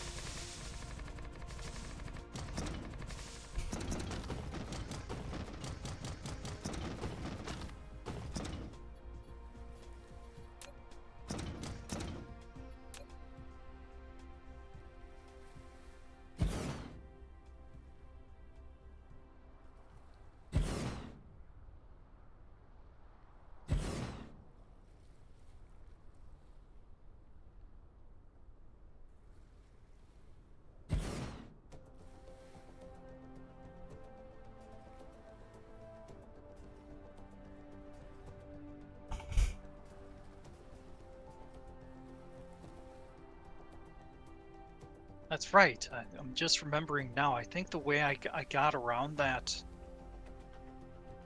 habit of grabbing the interplanetary instead was to reprogram my brain to think of it as 6F3.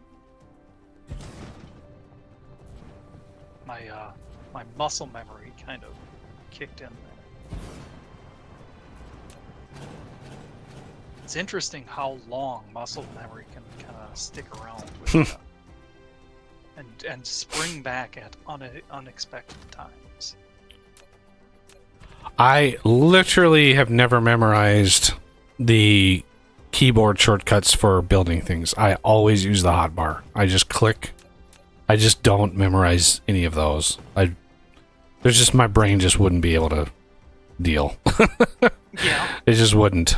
I've played too many games where it's just like, what was that key command again? Like, just doesn't work. 1, 2, 3, 4. Yeah, that's fair.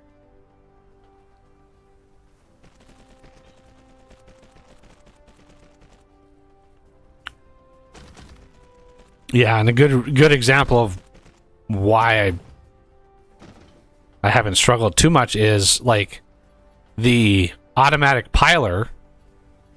They moved from logistics, which is 3, to transportation, which is 6, right? Because they added the something in here.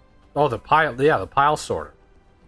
So they put the pile sorter in that menu, and then they bumped it over here. So now it's like, if I had memorized the automatic piler, and yeah, my brain would not like that at all. This is going to be glass.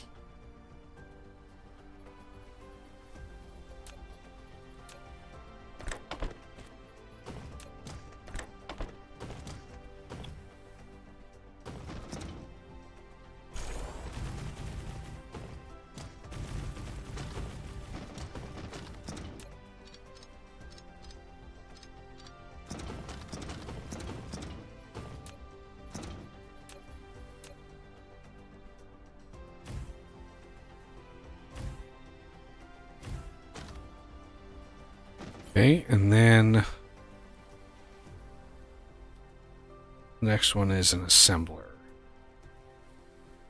Glass, titanium, and water. Well, water is easy.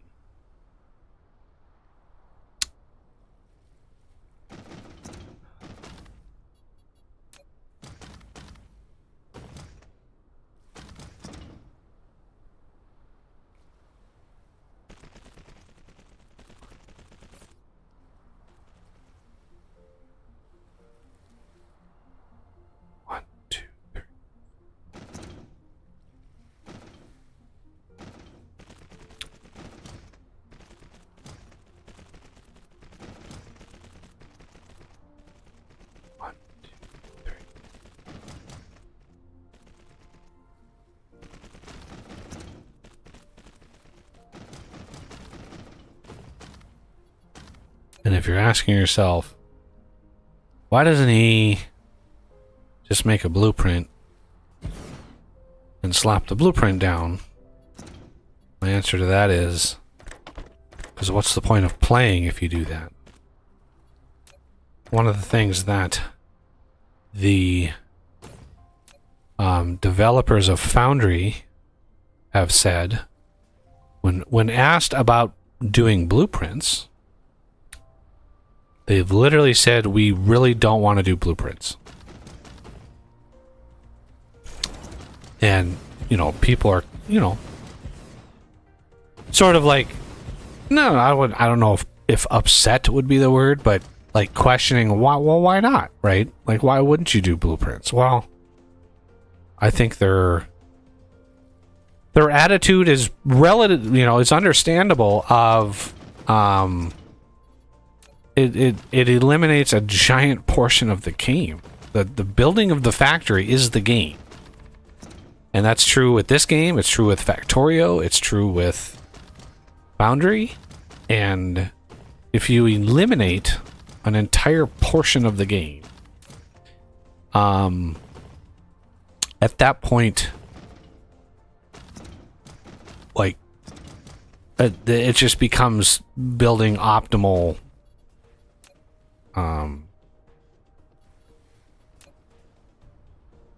basically just building better and better blueprint.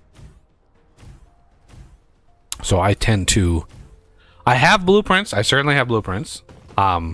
And we will get to a point where I'm going to start slapping blueprints down. But in order to keep things at least going for a while, I want to...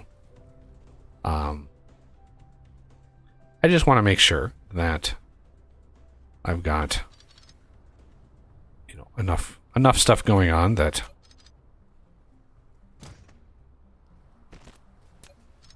makes it interesting and fun to watch. Now, did I did. And I know I just talked about not putting blueprints down, and here I am putting a blueprint down. But these are really annoying to place because of all the little itty-bitty belt segments.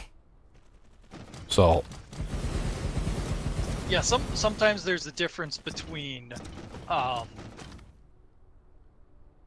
you know, just duplicating something that's simple to set up as opposed to using a blueprint to do something that's exceedingly tedious.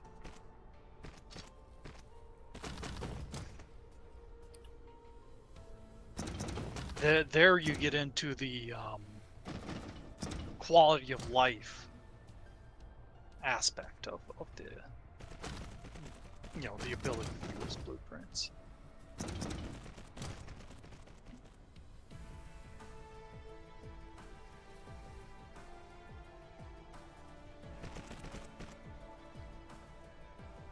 Oh, damn it.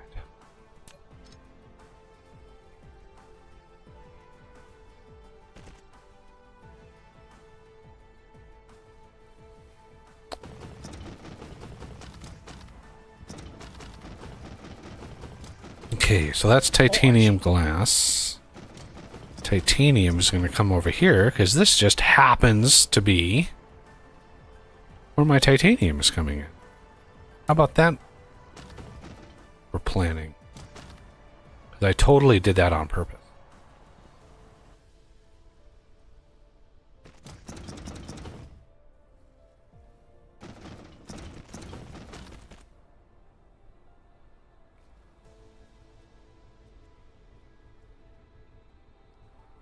And then set the filter for steel. Whoops.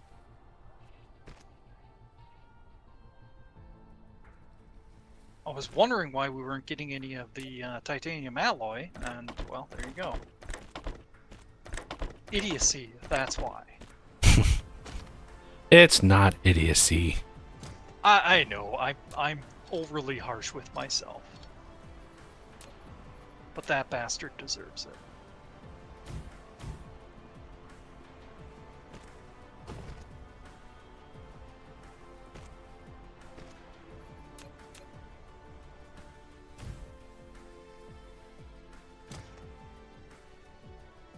It is pitiful that it's only outputting that amount. But I got a copper vein that's in the way that must die.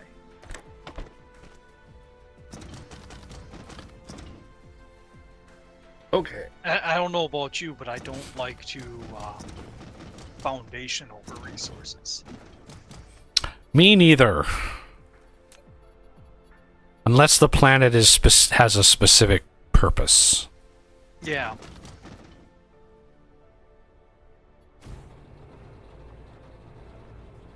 There does get to a point that the largest game of this that I had played, that's that image with the research that I posted. As you can imagine, my research level had just gotten crazy, and man, the amount of resources that a single node was providing just got crazy. There was no such thing as rarity anymore. Oh yeah, I mean that's kind of a hallmark of a lot of these types of games. Is eventually you just don't, you know, like even in my test world when I was, you know, testing the update in the Dark Fog. Like there were times when I would go to a planet and the planet had hundreds of millions of resources. And I would just go around the whole planet, and I would drop the top tier miner, maximum power, just maximum percentages, because you can do like 300%. So these each one of those top tier like photon miners, I mean, you can get like 7,000 a minute of ore out of one of those. And I would pepper the whole planet with those. And then I would fit in smelting wherever I could. And I would just, the entire planet was just smelting ore. And all of that was going into ILSs. And the ILSs then distributed to, like, I had probably 5 ILSs that had iron, 5 that had silicon, 5 that had titanium. And I was just like, the entire planet was just smelting. That's all it was.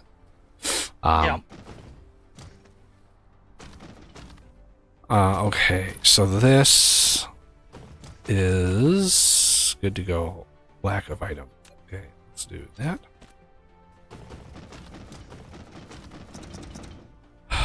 Now, I do like in this game the way that the resource depletion works. You know, where it actually makes every one of those researches is a significant step, as opposed to some of them where, you know, you effectively got diminishing returns because it's not so much percentage based. Oh wow, that's intimidating. One of the dark fog hives is on the horizon, or is coming over the horizon. oh, isn't it great though? It looks so cool. Yeah. Oof.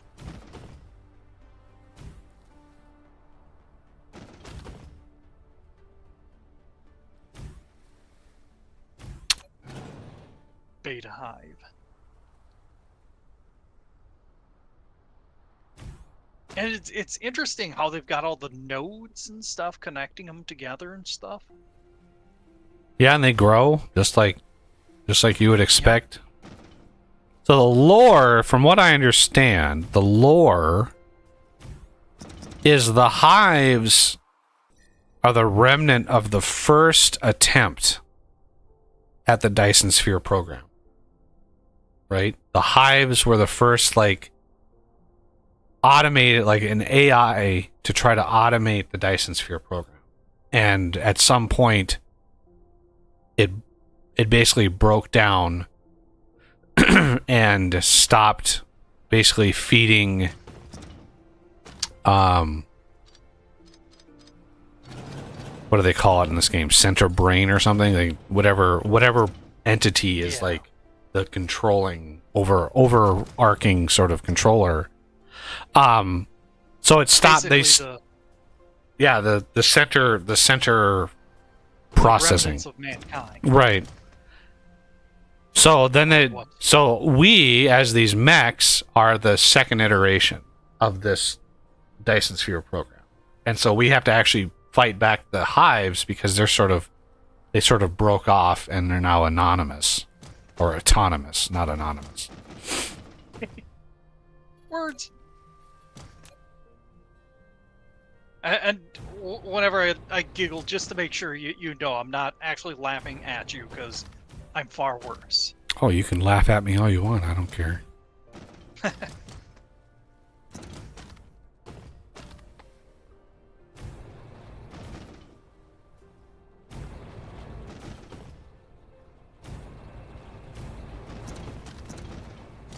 But yeah, if I understand correctly, essentially the mech we're in has a human consciousness. Yeah, I don't know. That's a hard. I don't 100% know. The descendants maybe of humans. You know, they essentially tapped into a virtual world, and that's all that's left of humanity is these quote people in virtual reality. It could very well be that.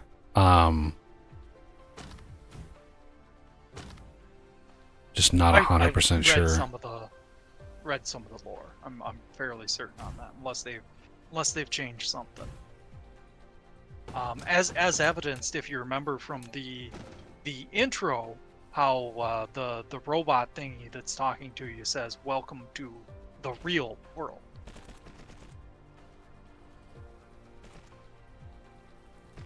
Yeah, I could see that.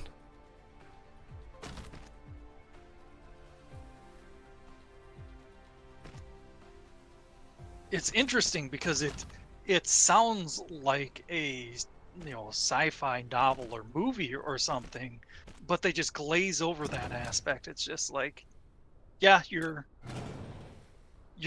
what remains of humans. You're sentient, or but you're essentially just glorified AI.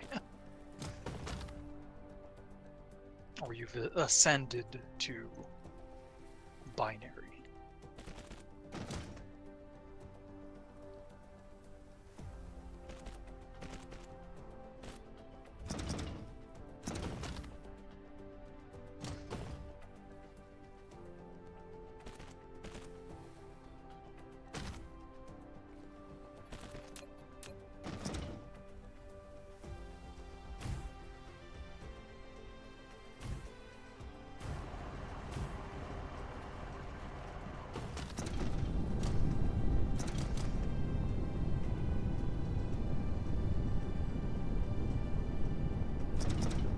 Yeah, I mentioned before, I'm kind of phoning it in when it comes to these mining operations. So if you look at it, just like, wow, that's a lot of belt, and it is not balanced at all. Well, yes, that's me.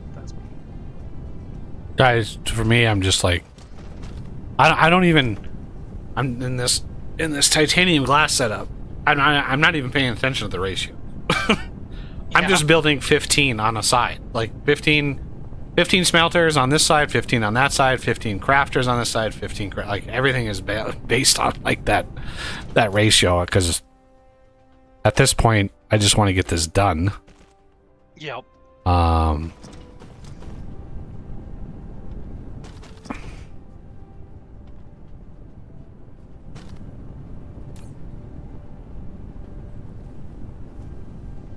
Okay. We have titanium glass.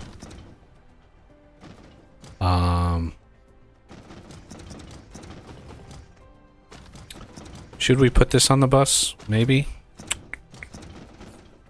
There's got to be some weird craft somewhere. Some building needs titanium glass or something. Yep. Oh, Plasma turret. Titanium. What's that? Plasma turret needs titanium glass. So let's put titanium glass on the bus. Wow, I got a huge lag spike for some reason. You're like roboting and stuff to me. Uh-oh. I think it's passed already. They tend not to be too long. A little bit of pack loss. Yep. Would be nice to know where they come from. Diamond babies.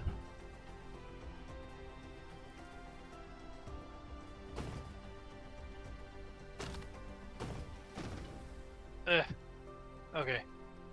I'm done setting up mines. There's too many veins on this planet.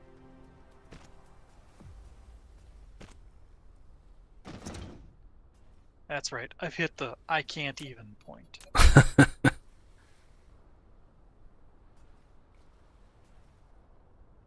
All right, so the titanium is going to have to be ramped up on this planet because of there's this copper vein sitting in the way.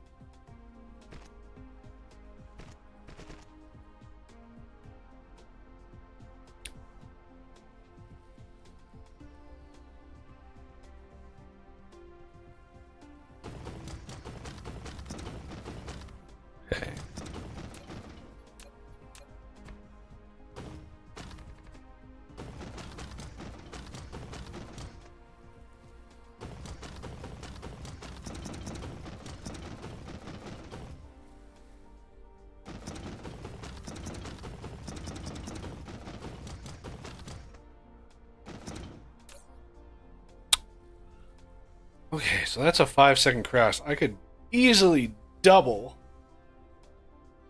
the amount of crafters on this. Let's do the next step first, but I don't have any Casimir crystals yet. So I'll just plan on bringing those in via an ILS.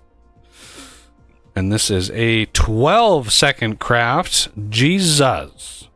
That's gonna be a lot. That's gonna be a lot of crafters. 1,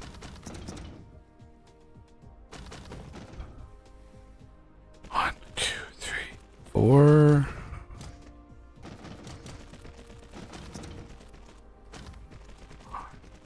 Two, three, four.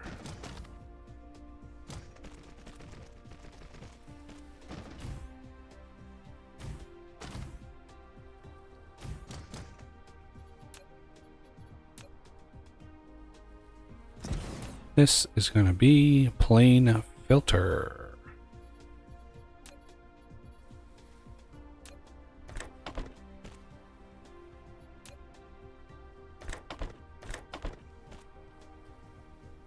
Okay. 12-second craft. So let's double the titanium glass.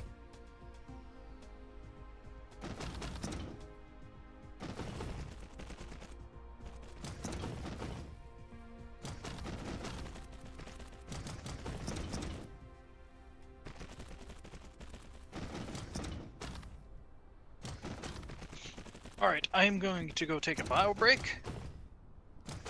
Righty. I'll be right back.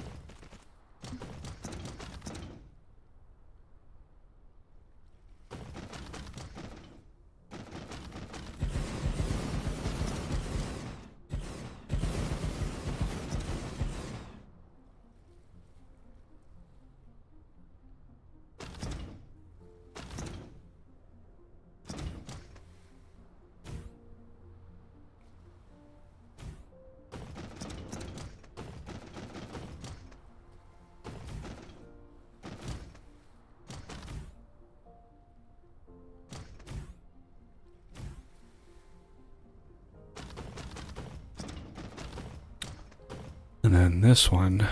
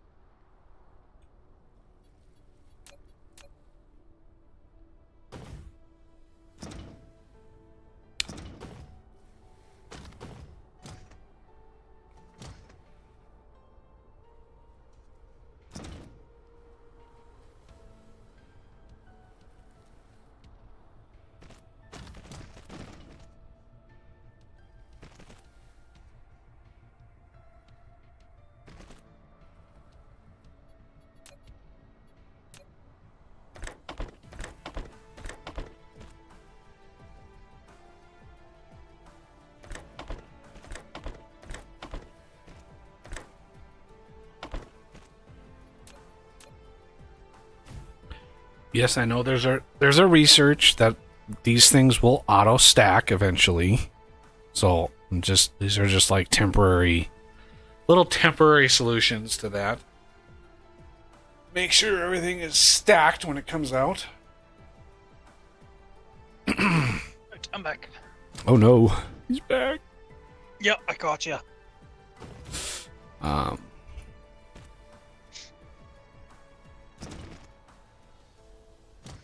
You know, it's too bad that there's not a spectator mode for a game like this, so that if you go AFK, you can spectate one of us. Oh yeah, I've wished for features like that for a long time. I'm sure somebody's done this, but I've always thought it would be an interesting idea to have. Oh, actually, I do remember seeing a group do it. Having multiple players and then like let's say a producer in the background where they're actually looking at everybody's screens and then, focusing on the one that's doing something. So they actually change who the actual streamer is, or the viewpoint. Well, if you watch any esports, there is infrastructure where they have like. So in esports, everybody's playing everybody's playing the same game. Usually they're playing the same world against one another. And they typically have like capture cards in every machine, and they can switch between which player they're actually looking at. Right? Yeah. But I can imagine the expense yeah. of doing something like that.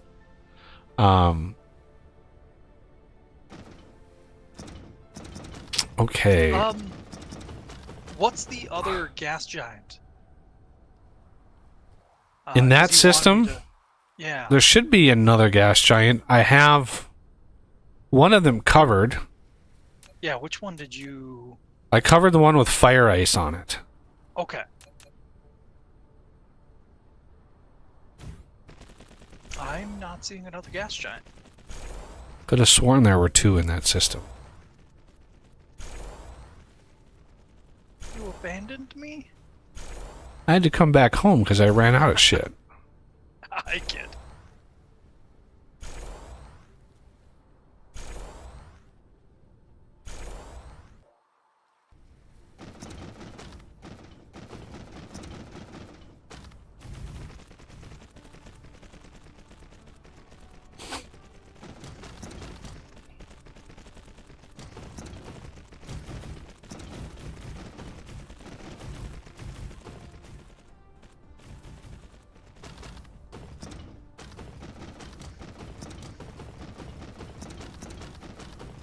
Yeah, only the one. Interesting. Yeah. All right. Is there anything else I should set up on that planet?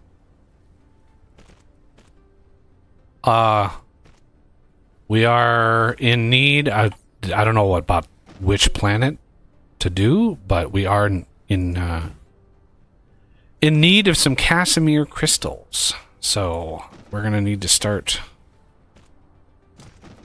Okay, and the Casimir takes tons of hydrogen, and then also the graphene, so that this planet would work.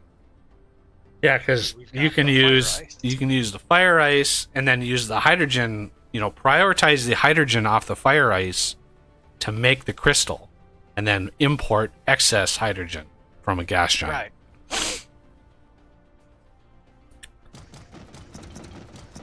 Yep, that should be pretty easy to set up. And I've already got a requester on this side for Casimir crystals. Excellent.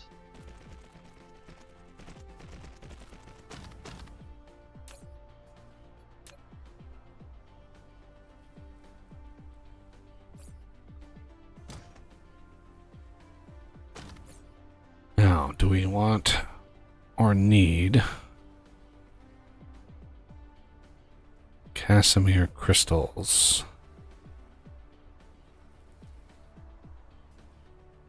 on the bus? I don't think we do. And if we do, I can just deliver them via fidget spinner. Fairly easy. Okay, yep. We are ready for Casimir crystals in large amounts. Right. What is broken about that one? I had a symbol for a broken sorter, and it looked fine. The belt under it was fine. Huh. Did it have power? Weird. Yeah, powered. I deleted it and replaced it, and it's functional. So, and it was a red blip, not a yellow blip. Yellow being the power out. Red being broken link. Strange. 3, 4.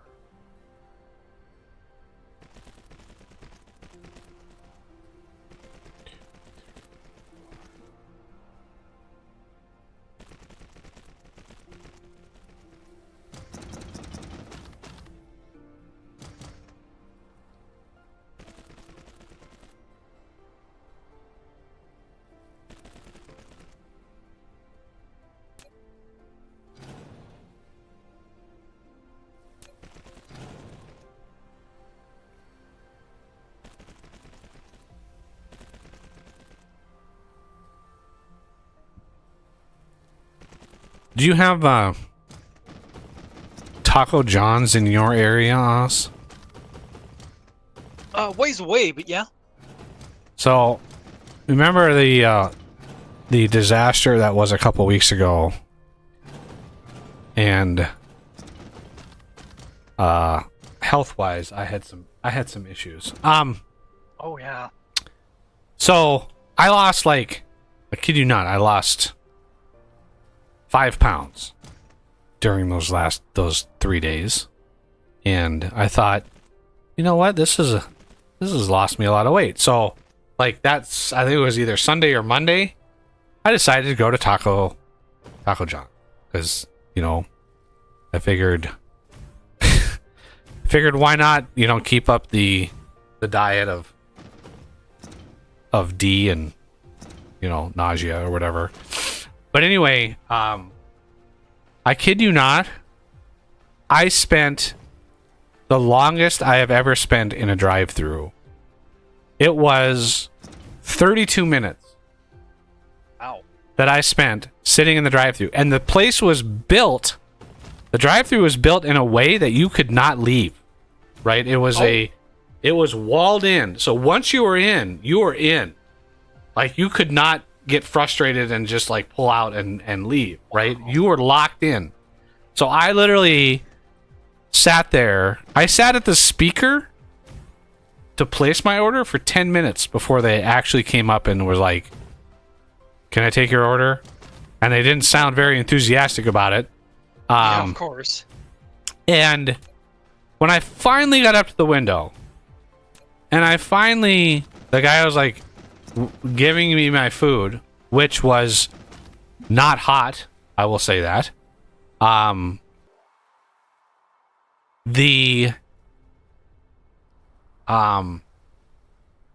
asked, I was like, what took so long? And they just gave me we got kind of busy, which was total BS. Got kind of busy. I literally sat for a half an hour and I watched anybody and everybody go in and out of this place, and it was not busy. Not even close to busy. But by far the longest that I've ever sat in a drive-thru. And they didn't even give me a receipt, because usually the receipts, they print off a block of the receipt tells you hey, go online and do this survey. Right, here's the code, do this survey. Oh. Tell us how we're doing. They didn't even give me that opportunity. They didn't even give me a receipt at all. And I was just so thankful to get the hell out of there. I was just I just don't care. I don't want to deal with this anymore. Yeah, I couldn't believe it. I just couldn't believe how bad it was. That a company like that could have gone this long and been this bad at a drive-through. And it just, for me, it's all down to the employees. I think the real problem is the employees that these places are getting nowadays are just really, really bad. Yeah. They just don't want to work. Nobody, like, I don't want to be like young people today. It's like, it's not necessarily that. But like I went into Wendy's. This was a few months ago. I went into Wendy's, and I walk inside, and there are 3 employees sitting behind the counter, right in front of the till. 3 employees sitting there. All 3 of them either chatting or on their phone. I walk in, and I'm like, okay, like this is weird. And they like not one of them makes a move to like take my order. The manager has to come out from the back, whatever they were doing in the back. The manager has to come out to the front and take my order. And then they leave. And I'm just sitting there going, what the hell is going on? Like, you know, and it's like they're getting paid for this. It's insane to me. It's literally insane to me. So yeah, very, very crazy. Just kind of bizarro world level, like what is going on here? And of course, pretty much all of the people that were sitting on the ground had like tattoos, piercings, blue hair, like just like, what the hell is wrong with people? Can nobody be normal anymore? Like, yeah. Okay. There we go. Go ahead. I tend not to go to I mean, I don't do much fast food in the first place, but I tend not to go to taco places or, you know, spicy food ones, because like the last time I went to I think it was Taco Bell's, I asked for the hottest hot sauce they had. Diablo. Yeah, Diablo sauce. Yeah, yep. I think that's it. And I had to use 3 of them per burrito, just to get a tingle. Well, yeah. I mean, their hot sauce in a restaurant is not gonna be the best, because they don't want to be liable if somebody burn. You know, if somebody like if somebody's not aware of how hot it is and they like have a stroke because how hot it is, that's a huge liability burden. Massive. So that's usually not something that they're willing to do. Spy has a comment about the fast food.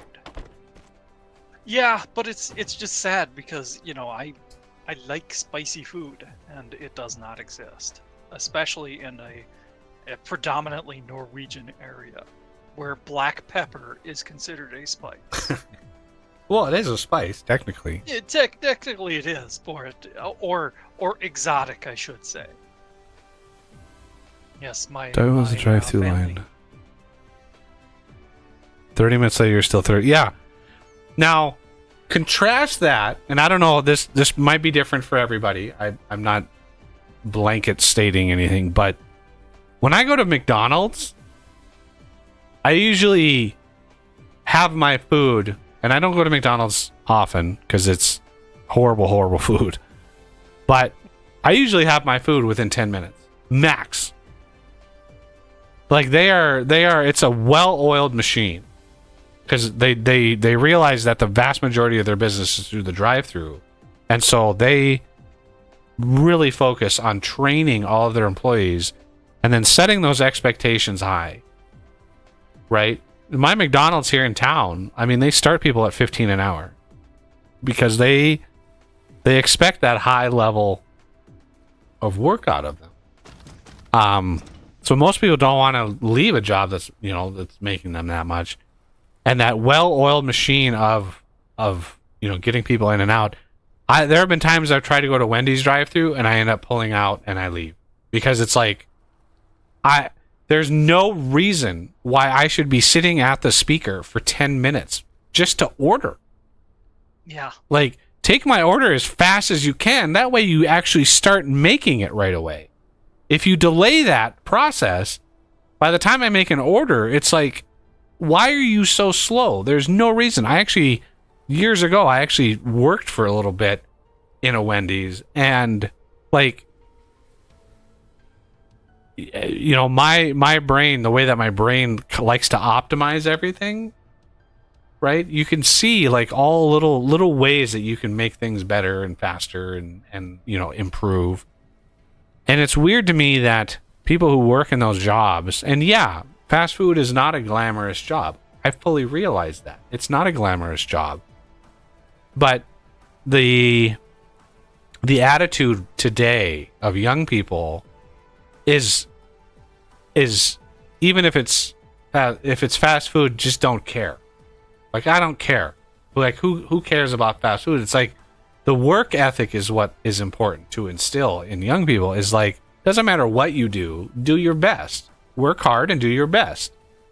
And the people who have that mentality excel, right? Those are the people that eventually become managers, franchise managers, regional managers. The people who actually give a shit are the ones that make it all the way.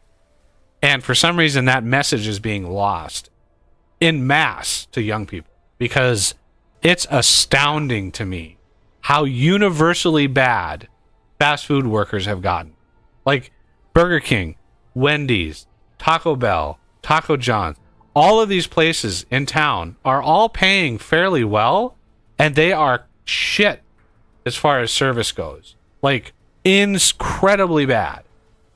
And it's like, what happened to the work ethic? I remember when my first job at 16 years old was at Hardee's, and I worked my ass off. I wanted to do well. And it was like, that mentality is, something has happened where it's been completely erased in that young generation, in the high school and thereabouts, that generation. Now there are definitely people that work hard, who are raised with that sort of message, and those people, you know, right away when you come across somebody like that. I went to a photo place here in town to get some photos printed on Thursday. And I walk into the photo place, and there's this young, probably 25-year-old kid in there. And he was the nicest, friendliest person, like crazy, like astounding. And he was actually owned the place. When he got that job the first time, you know, he was straight out of college. He had some BS sort of like media degree, right? Like film and media.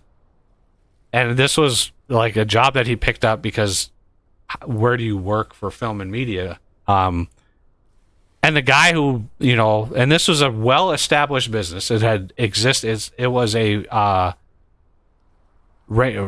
photo labs. It was basically like development of like the old film. When you had film photography, they would develop and print all your photos, right?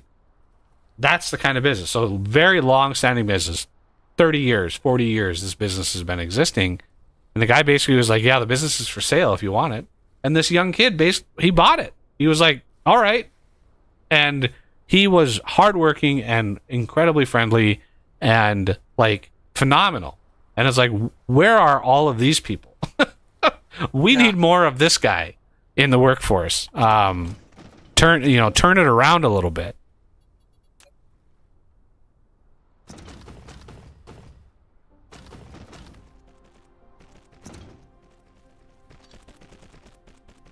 Yeah, especially nowadays, and I don't know if you noticed, but Spy has another comment there. Ooh. Especially nowadays, it's really tough to not sound like the guy who's complaining about skateboards and people being on his lawn, because, oof, things are bad.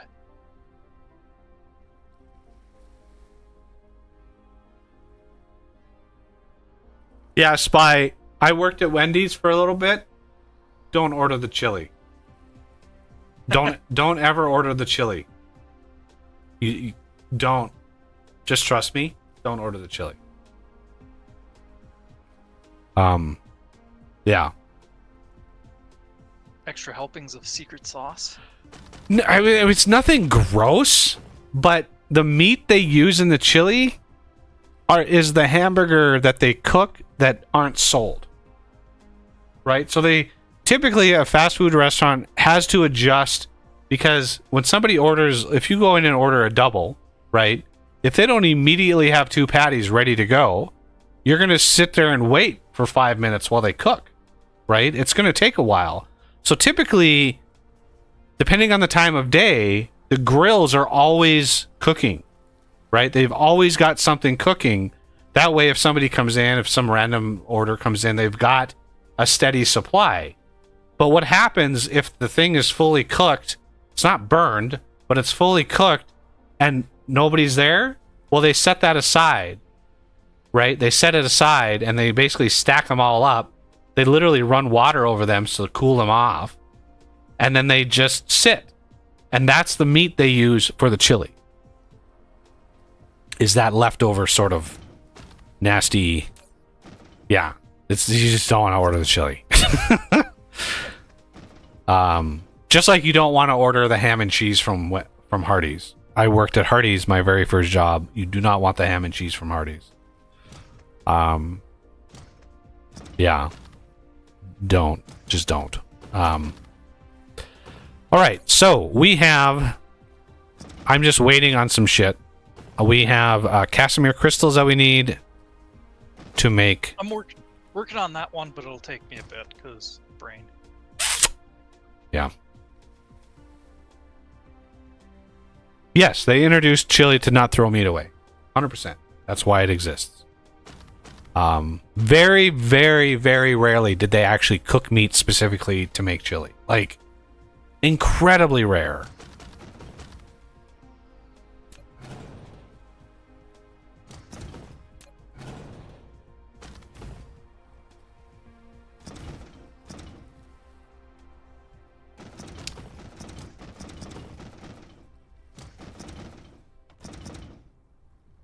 Yeah, and the picture that one thing I hate about fast food is you just don't, unless you go into the store, unless you go in, you just don't know what's going on. That one person who worked at Burger King, if you've ever heard a reference to Burger King foot lettuce, it's because somebody posted a picture of themselves with 2 of those bins of lettuce that they usually have, like when they're making sandwiches. They had 2 bins of lettuce, and they were on the floor and they were standing on top of them. So their shoes were in the lettuce, and they posted that picture on social media. Now, of course, the internet does what internet does, and they actually tracked down which restaurant that was and the employee that it was, right? Which is crazy. So the employee was obviously fired, et cetera, et cetera. But that mentality of I can get away with whatever I want, right? I can do this and nobody will ever know. That is what freaks me out, especially about this generation. It's just like, the person who would do that has a mental problem. They don't care about their consequences. They don't care that when they go out to eat, somebody else can do that shit to their food. Right? So why are you perpetrating this problem yourself. And I mean, there are some horror stories of things that people have found in their food. And some of them can be either hyperbolic or fake. So you got to try to filter it out. But, you know, it's always a risk. Always. That somebody's going to fuck with your food. It's just a risk.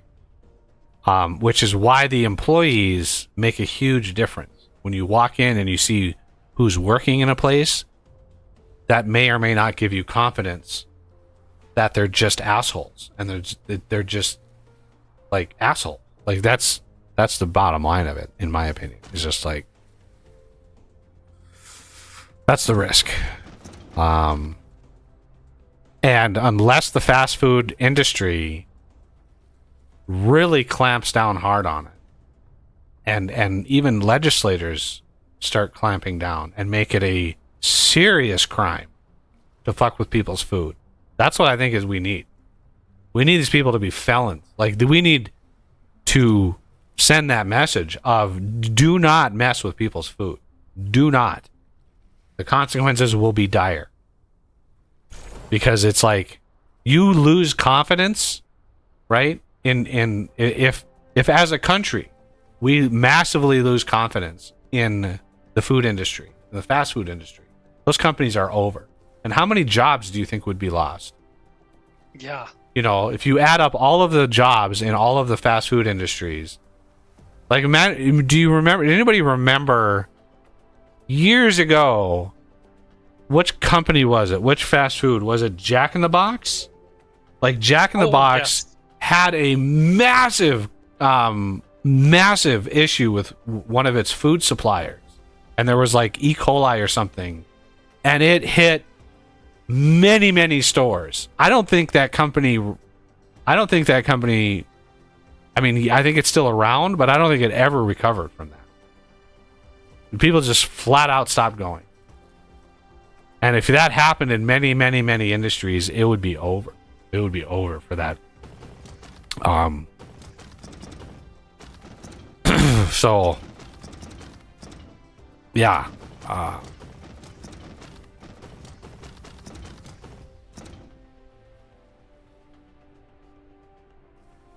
Love getting an ad. Oh yeah, I literally have it on is the most conservative setting I could, other than off. For ads. So, yeah. I can't believe you spent 30 minutes without it. I would honestly, yeah, leave too, 100%. In that case, I just wouldn't tolerate that. But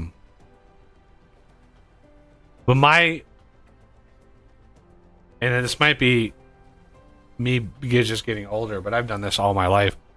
I would actually, in the case of the Taco John's here, what my desire was to seek out the owner of that franchise. I want to talk to the owner of that and go, you know what? You are going to close this store and be bankrupt if you don't fix this problem. If you don't actively try to fix it. Because it is insane. Yeah. You would not believe how many people left the drive-through line behind me, because I was locked in, remember. But behind me, cars would come by, wait for 5 minutes, and then back up and leave.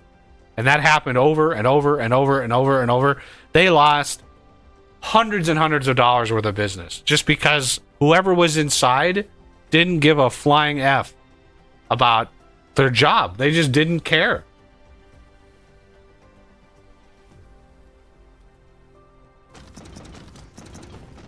All right. How close are we to some Casimir crystals? Far, far away. Oh, damn it. I'm sorry. Well, let's see. Which system are you in? Okay, you're over here. Edaphonics. Edaphonics 1, it looks like. 1. Yep. All right. And I'm working backwards, so I'm working on the crystals. If you could work on the graphene and stuff. I assume Certainly. that's why you're heading there. Jumping to conclusions, perhaps. We needs it. We needs it.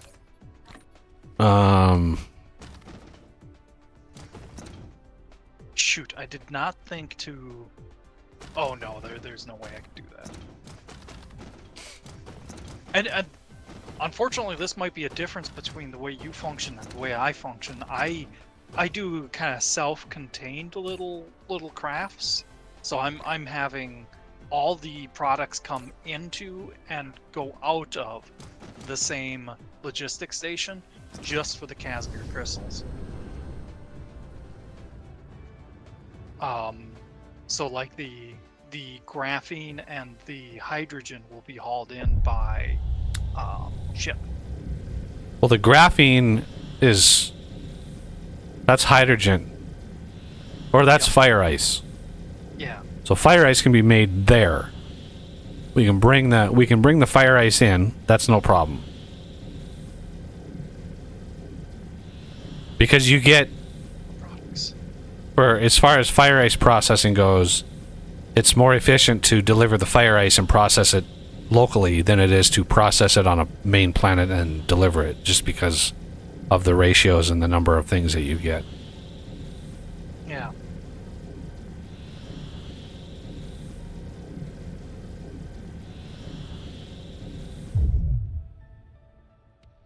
Loading. Oh, okay, that's... Yeah, I was loading. All right, let's see where Just we're getting a at little here. lag, and I was like, what? Over here. Yeah, here it is. Okay. Tons of progress. So you have... Okay, we already have the proliferator stuff being delivered to the planet. That's already here. Yep. I haven't started doing demands just in case I need to move it. That's just kind of setting up my initial stuff and things.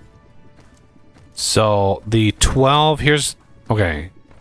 What I do in this situations, and I don't want to override what you're doing, but I just want to show, because there's so much hydrogen, you're not going to be able to put a lot on one belt. So what I do is I have 4 belts, and then I have the 2 in the middle are the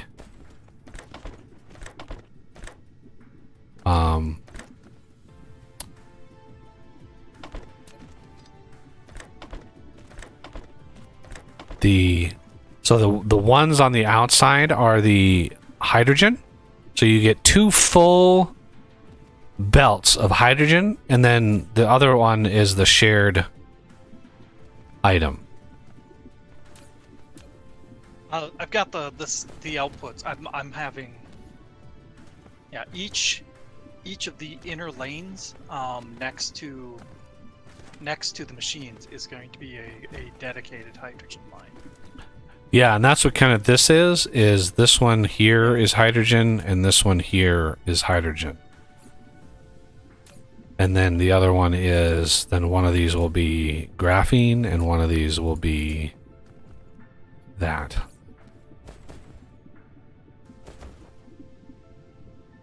But if you have that, well, the other problem with this is not going to be outputting stacked belts right now, and we're a ways away from that. I think that's locked behind space science. Let me look.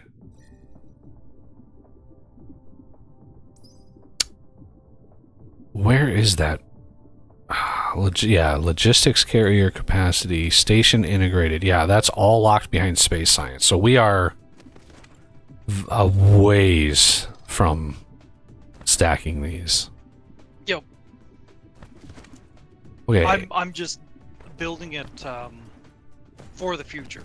I do a lot of that. For the future. And they're ignoring the present. Okay.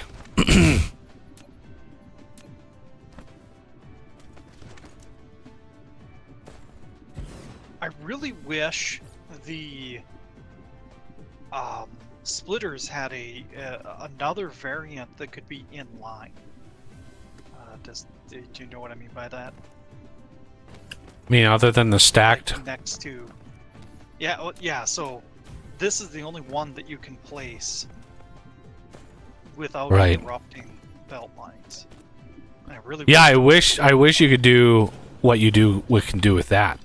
That's what I wish you could do. Yeah, that too. I don't know why you can do it with those pilers, but not a splitter. Is weird to me. Yeah. It's probably one of those quality of life things that they'll get around to. Maybe. Why they don't do it now is kind of beyond me. This one's new. I don't know if you noticed that, but I don't think this used to be a thing where you could have a four-way splitter and then have a belt come in on a corner next to it. Hmm? Right here. That's new. You used to have to. You used to have to do that. Oops. Yeah. Yeah, they might have adjusted the bounding box a little bit for that. Yeah.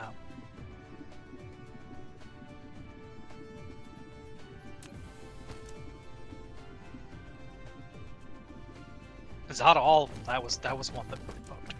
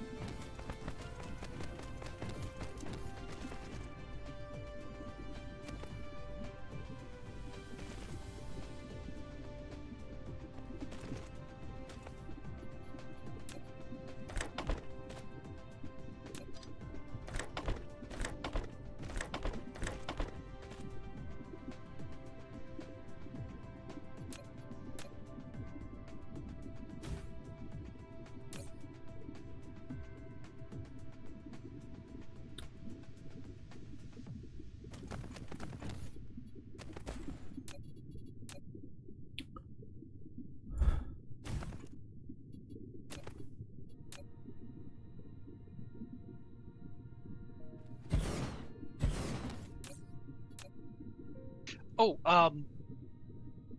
do you bother with oh god, what are they? Those accumulators. Do you bother using accumulators to transmit powers to the other planets? No. Okay.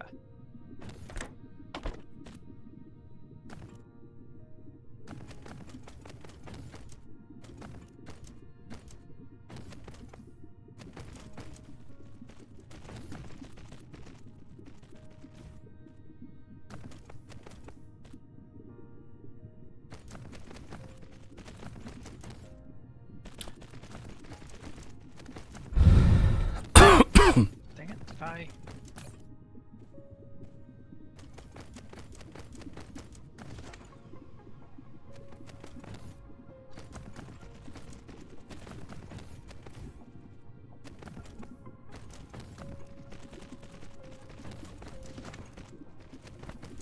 That's one thing I extensively used when I was in the mid game.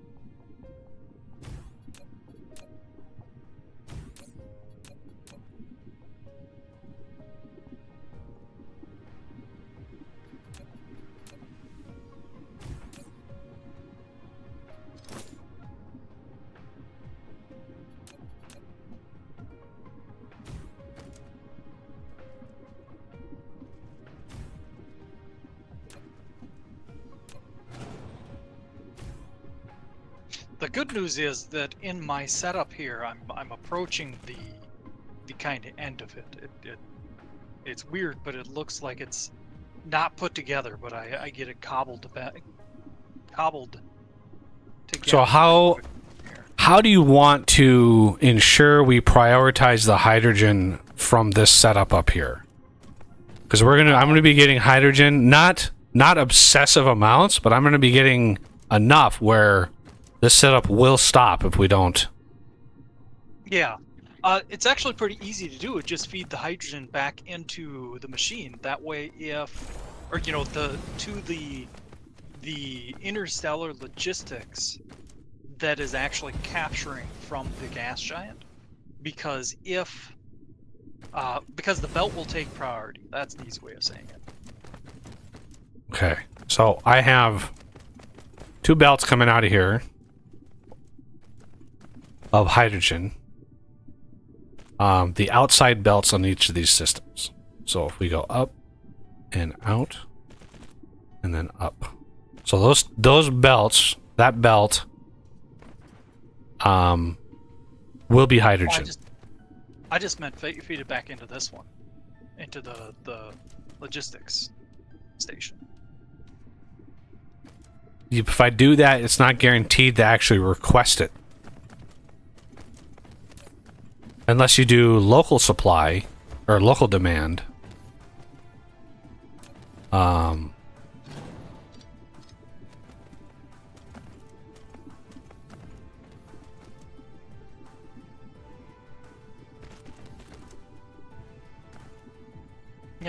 I'm pretty sure that'll work. It always worked when I had done it. You just have to make sure they're in the same spot. Pretty much.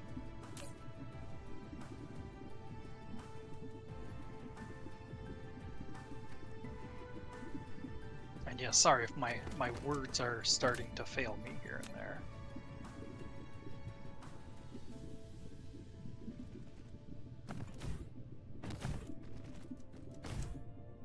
Oops.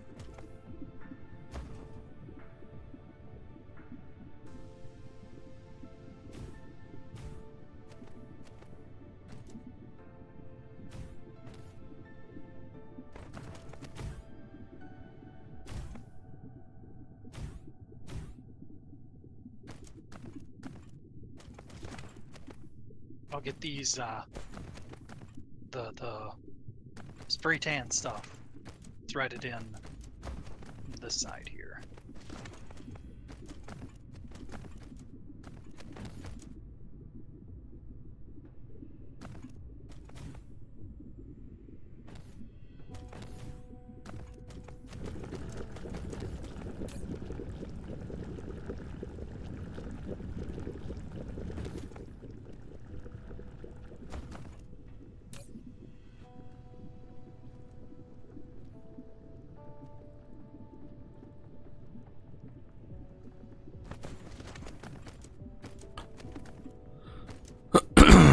Okay. Do you have the titanium crystals done? Nope. Where are those going to be? right here. This Yeah. inner track. Yeah, but where are they being where the made? production? That I don't know. You can probably rely on titanium from the planet, but yeah, there's no progress made on those yet. 3 titanium, 1. So I know organic crystal we're mining, so we can bring that in. Where's titanium at? Good.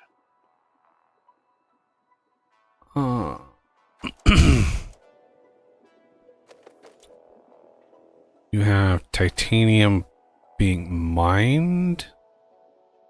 Yeah, there should be a smelting setup for it too. Whether it'll be sufficient or not, I'm not positive. Where is that at? There it is. Too bad I can't ping you. I think it's like the exact opposite side of the planet. Oh, nope. Much closer than that, actually. Just come over to the east. Ah, here. there it is. Yeah. So are you are you producing just as much as we need, or did you massively overproduce it? Looks like I you built as much as I could from here, but I don't Okay. even know if it meets the demand. I was Okay. planning to just, if it doesn't work, we'll have to pay some more. Okay, so titanium crystals should be relatively easy. Grab this, do organic crystal, and then these.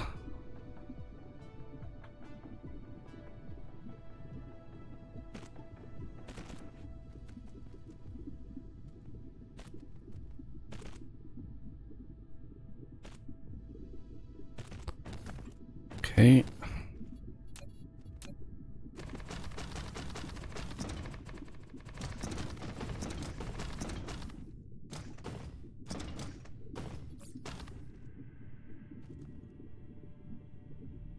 Assembler.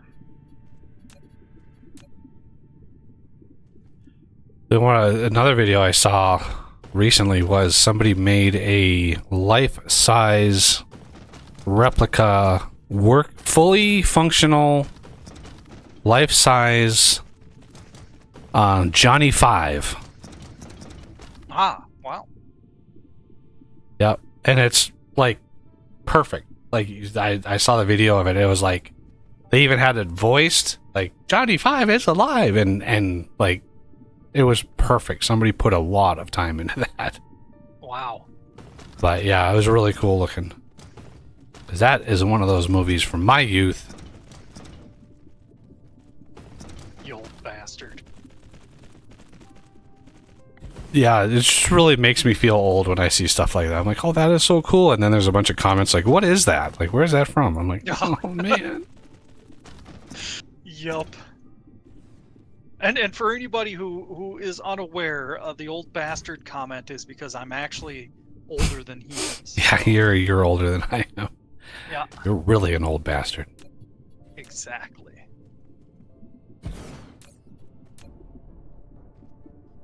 I'm working on the grumpy part. You can't be an old bastard without being grumpy too. It's just not right.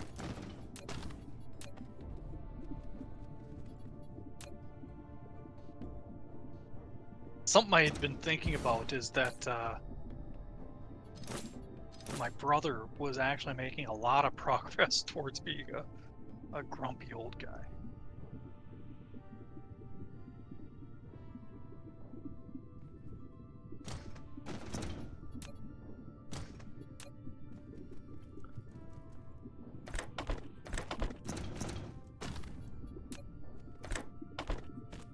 And hopefully he was going to be the kind of lovable, if that's a thing, grumpy old guy. Yeah, the fact that what you've had to go through in the last couple of years regarding your family really opened my eyes to the fleeting nature of life itself. Like, you lost both brothers in the same year for different reasons. within 3 months. I mean, that's crazy how fast that. I mean, when I think about like, holy cow, that was like your. I don't know if it was which brother it was, but the one that you told me like his behavior changed, and I'm like, you better get him into an MRI like now. And yeah, it turned out that brain cancer, and he was literally gone within a month. It was like right around. I remember it was right around Thanksgiving when you told me that. And yeah, he went in, did the scan. He was gone like what, 2 days before or after Christmas or something like that. Like it was. I think it was fast. 2 days after. That's effing crazy how fast that happened. Like that was really opened my eyes. Like holy shit, it's that fast. I couldn't even be like proud of myself for being right about what my instinct was telling me, because it was just so depressing. Like Jesus Christ. Yeah. Oh yeah. As soon as he started, you know, I noticed some weird behavior things. Yeah, I knew something really bad was there, and you know, unfortunately was right, like you said.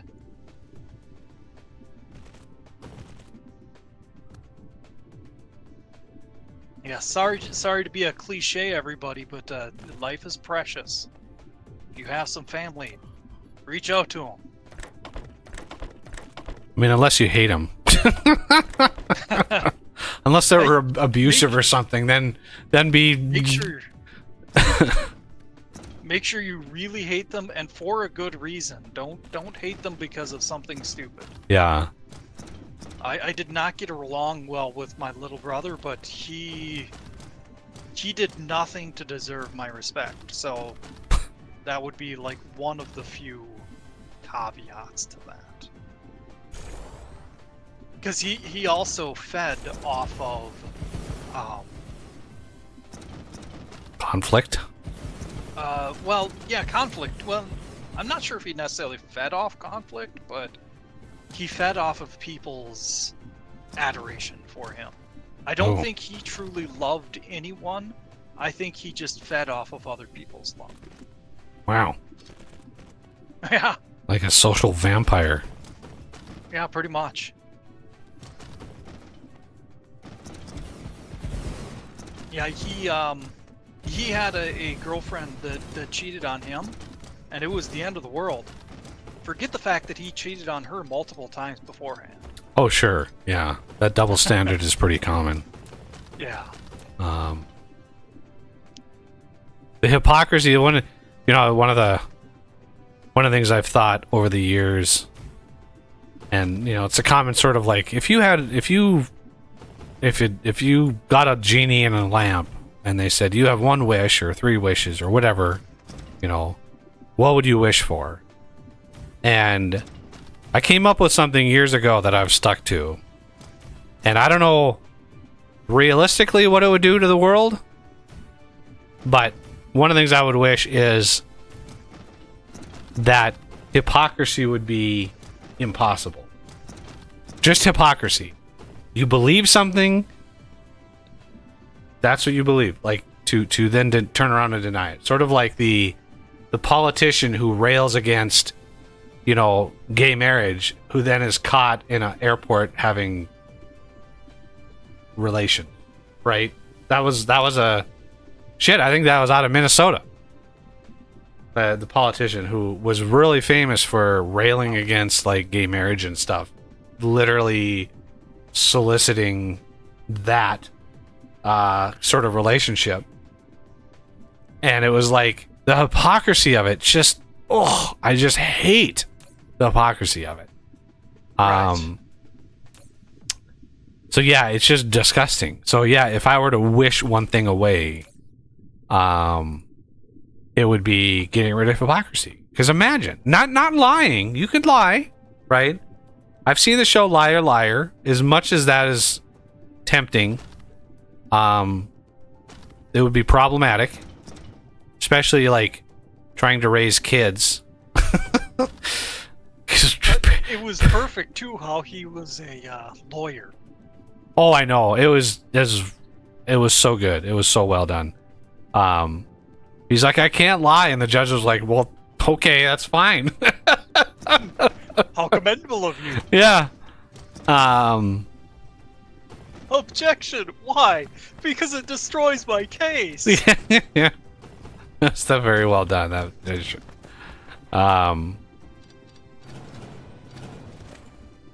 but yeah, hypocrisy. I can't stand it. I just can't stand it when I see it.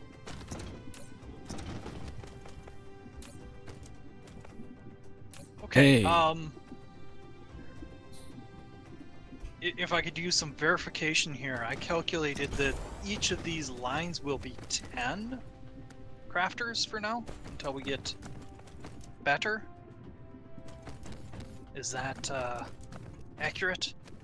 I have no idea. Just go with it. Okay. I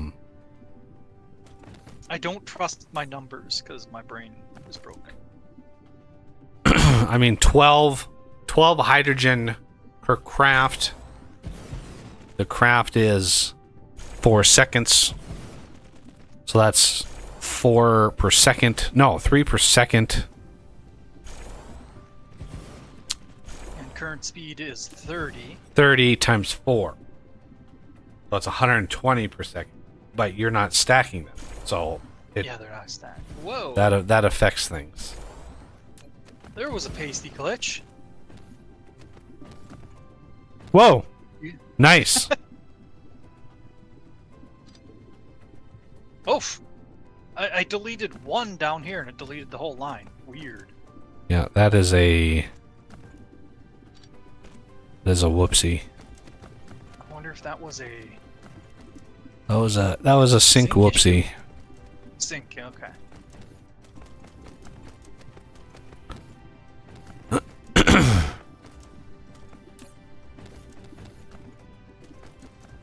Unfortunately, not all the stuff is proliferated, but that's just the first string of it that we'll get non-proliferate. Well, all my shit's proliferated. Oh yeah, it wasn't powered, and the proliferation juice isn't even on here. Oh yeah, okay, that's the only thing that's on here. So yeah, it is. Never mind. I said nothing. Dang it! Yeah, those one little ones. It works perfectly 90% of the time, but then you hit that one in the center that just doesn't want to get powered.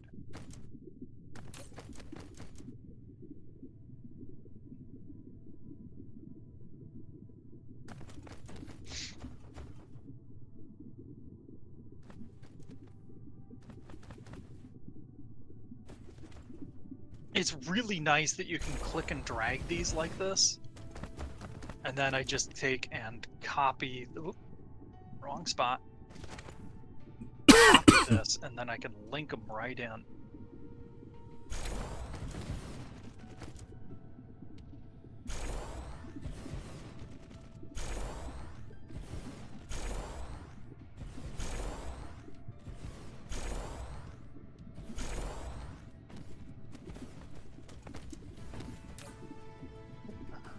More belt shenanigans.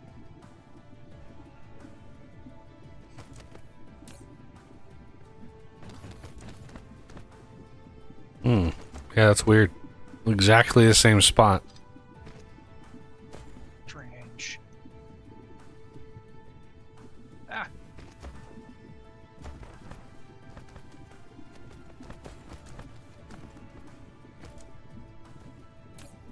Change my angle so I can see them from the other way, because some of the empty belts might have glitches in them too.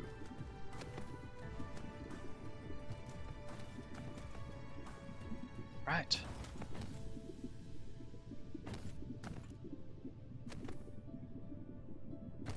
Got the proliferation juice, excellent.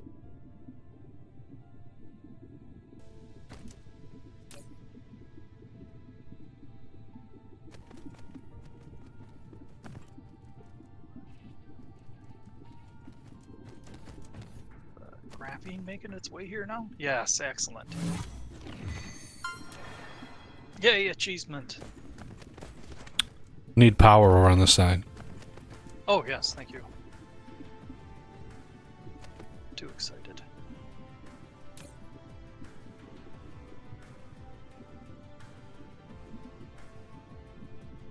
There.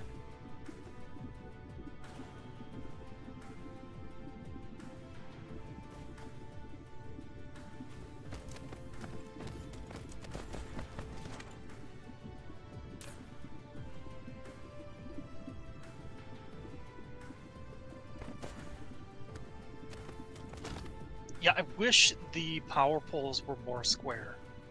Even though this game does a lot of excellent things with circles and spheres, it would be nice if the power grids were square. I mean, I would just blanket increase the area of effect of these Tesla towers to equivalent of what the other ones are, the really big ones. Yeah. And then the really big ones, I don't even know what I would do with those. Make them insanely large. Because there are certain builds that you have to use the big ones. Especially when it comes to like the orbital, like the Dyson Sphere stuff. The rocket launchers or the solar sail launchers, because you can't build stuff in front of the solar sail launchers because it would prevent them from launching. Yeah. Alright, so now do we need to set remote demand for the hydrogen here? Yeah, we need now that we've chewing through that, remote demand should start pulling it out of all the gas giants around here.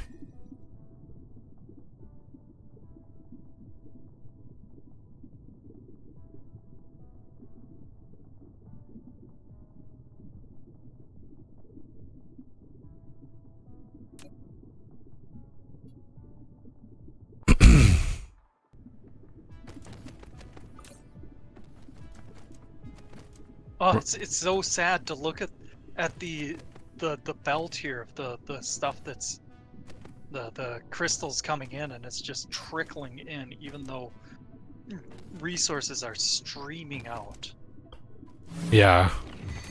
Once we get Which, some, looks like yeah, the we're gonna be getting some hydrogen here. It's the hydrogen that we ran out of. Yeah. There's the quantum chips. So they got all the way. The Casimir crystals got all the way home, and yep, quantum chips got made. Nice.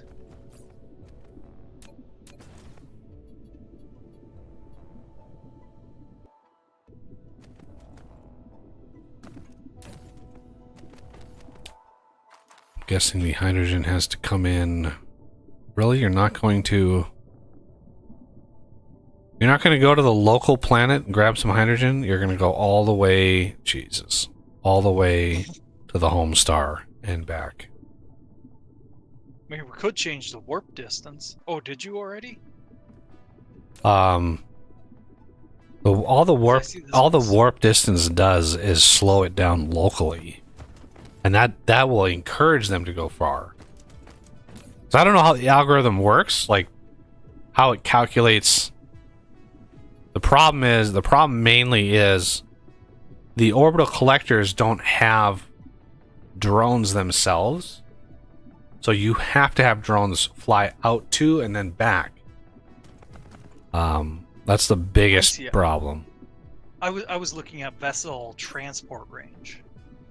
That's the one I more meant.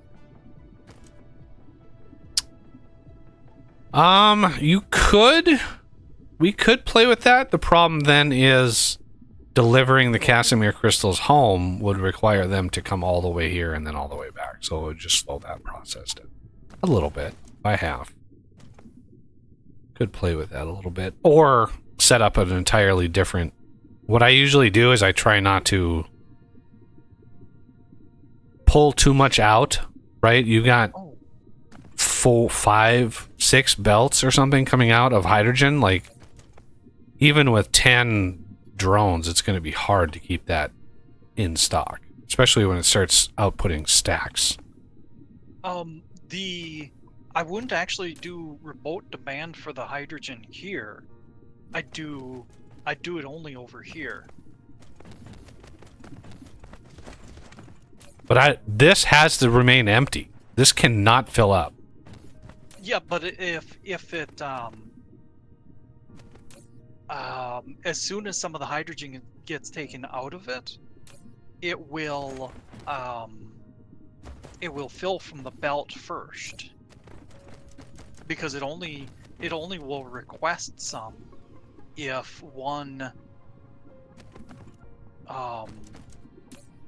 logistics vessel can, top it off. So it has to drop down to, say,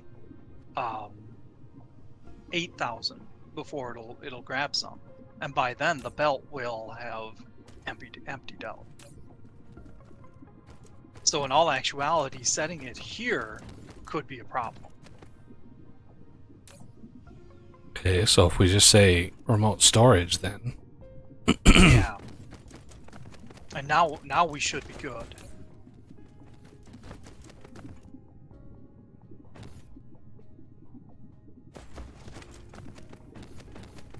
And yeah, even though it doesn't seem like we're keeping up with the hydrogen right now, that'll change. It'll as our research increases, and I know you're aware of this, but for people watching, but yeah, as our research gets better, they'll carry more and be faster too. I think there's a vessel speed tech, right? yeah, pretty late in the tech tree. Warp speed for vessel.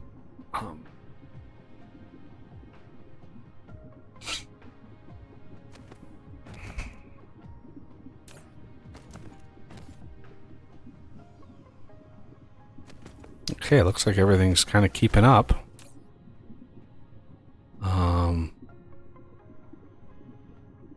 Yeah, graphene is really keeping up. Like, that's backed up like crazy over here. Nice. So, I know graphene is also used in solar sails, so I wanted to make that system pretty beefy. And it can be expanded even more. The fact how stacked it is, like, you can really, really go crazy with that. Yeah.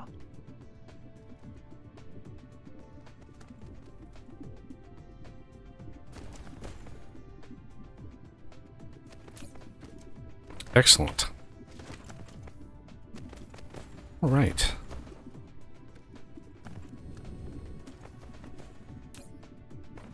Yeah, this is what I was meaning about the whole, over belting.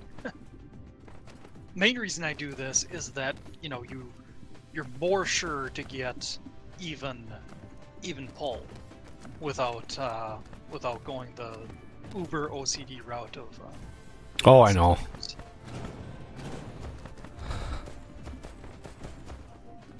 See, I'm sure you've seen some of my splitter operations too. The miners, that's one of the areas where it would be really nice to be able to blueprint them.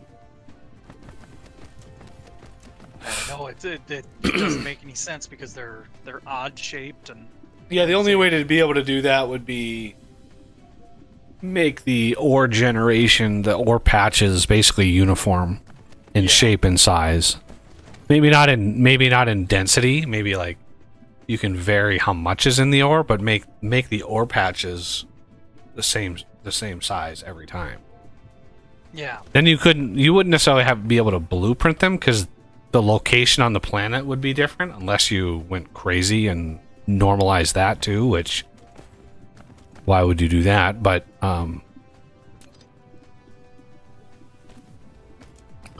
anyway. And yeah, it looks like 10 crafters is just right. I was observing it when we had a stockpile, and it seemed like it was getting to the end and depleting it as it was coming in. So.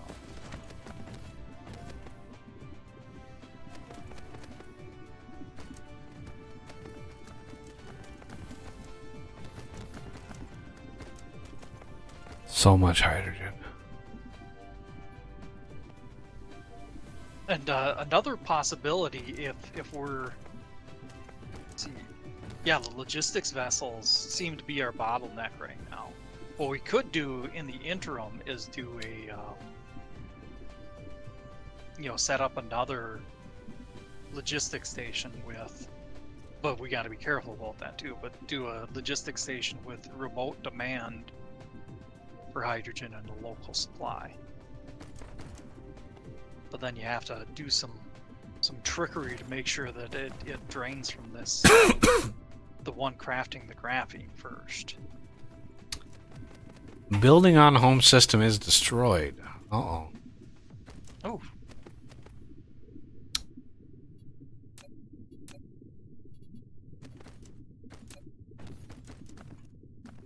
Well, I need to restock anyway.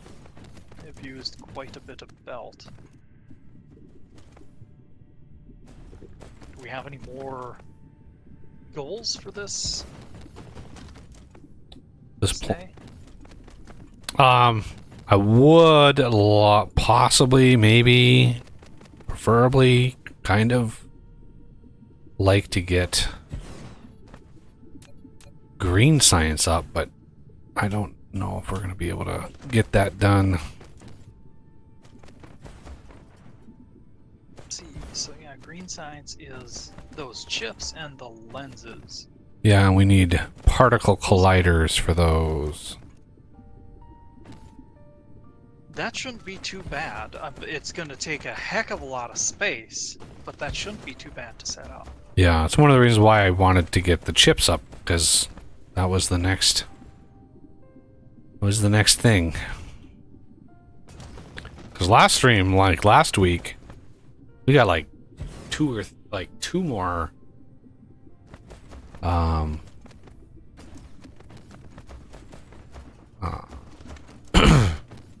two more sciences done.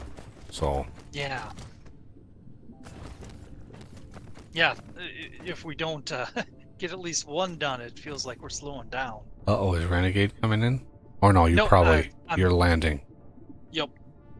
I was like, everything stopped. Oh. Okay. Oh, damn. Yep, I'm gonna exit. A lot of machines aren't showing up, so it probably didn't load that well.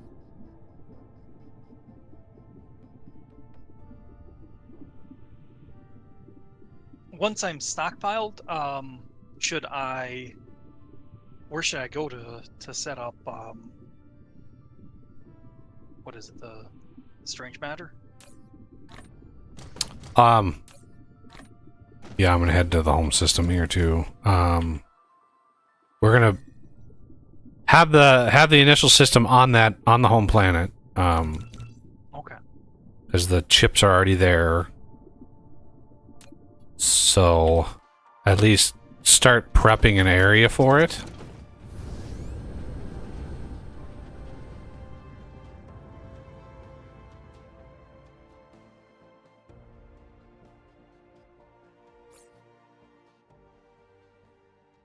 And then diamonds, I think we have some kimberlite. Pretty sure we have some kimberlite in the system that we can request. Because it's more efficient to move the kimberlite, especially when you proliferate it, and move the kimberlite and then just make the diamonds where you need them.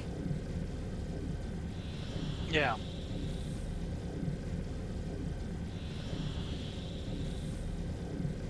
What is it, 6 when it's proliferated? Yeah, it's a lot. Glorious is what it is. Yeah. Alright, what did we lose? Looks like a lot of belts. Oh no! In our... Is this regular? Yeah, regular glass smelting area. What the hell? An error occurred. No ref. Oh. Where was the patch? Set belt signal icon. Huh. Did you just try to set an icon? Nope. But it was placing down some belt right when you said that. Okay. The stuff that got destroyed. Should I disconnect and reconnect? Well, I've got the error, so I have to actually like save and exit and then reload, but I want to get to the system here first. Yeah, okay.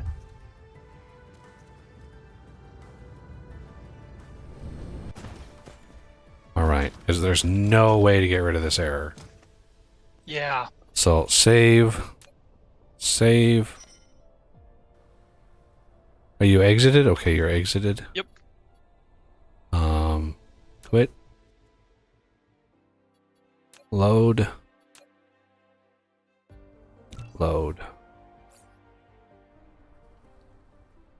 Wow, that was fast. How the hell did it load that fast? Yeah. Okay. Back in it. Error free. Right. Yeah, sometimes it's amazing how quickly things will load. Yeah, that It's was not kind of always the games surprising. you think.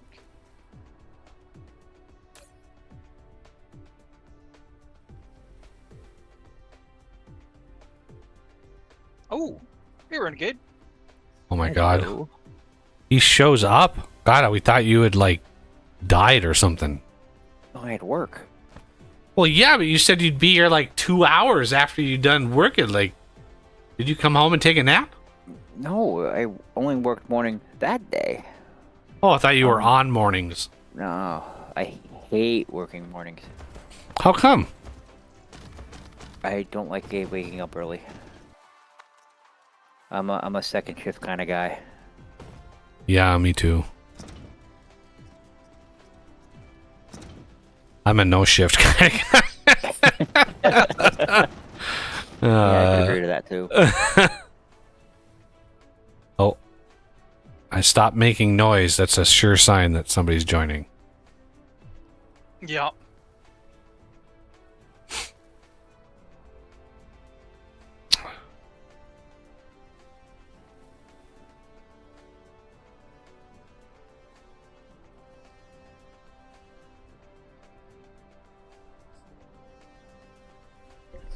It takes much longer for him to download the world because he's on Mr. Satellite time here.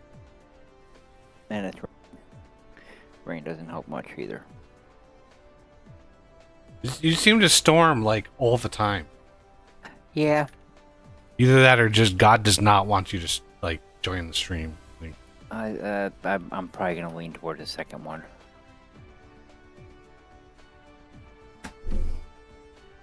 I wonder what kind of Wi-Fi you get in heaven. I know the Wi-Fi in hell is probably pretty spotty.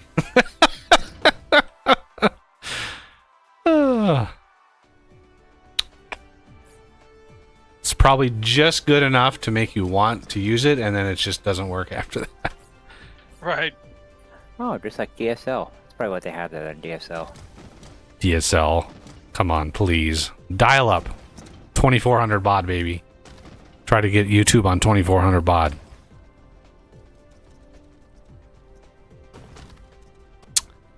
Okay, I need to automate the particle accelerators now that we have all the gubbins for that.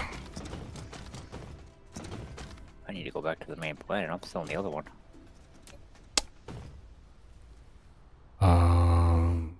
Here, this is particle accelerator. Graphene. Oh, we can't do this. I have to research this and this. We need a setup for the light or the frame material, which uses nanotubes, which means we need to go. Damn it.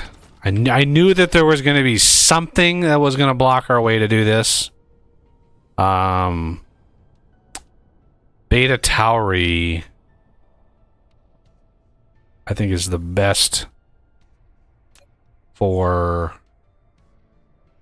stalagmite crystals. Yeah, there's 64 million on Beta 2. We're just going to rename this one. What's the stalagmites? Stalagmopolis.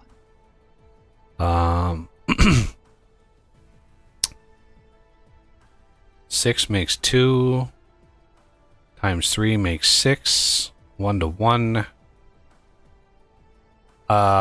So it's a wash. Whether to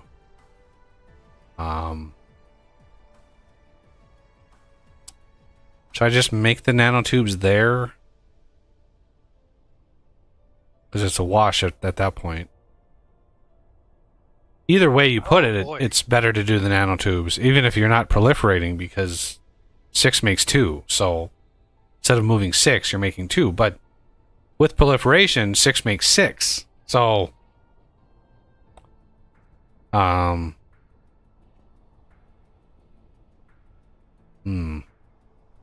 what is the hive situation here? The North Pole is available. All right. So this is going to be miniature particle collider.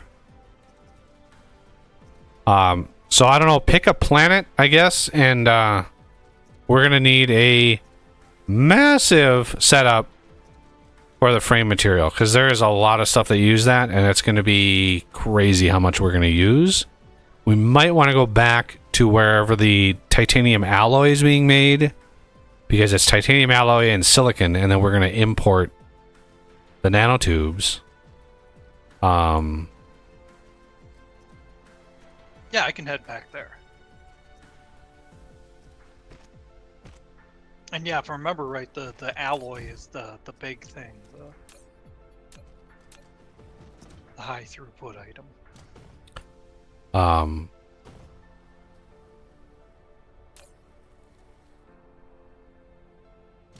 Just a little bit more belt.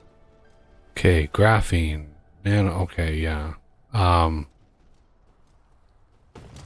Yeah, and Renegade, don't put the fidget spinner things on top of all the chests, please. Just leave the chests, like, leave them alone. We're not going to be logistically doing all the things. It's just too much of a headache when you have many, many, many, many planets that you have to manage. Alright.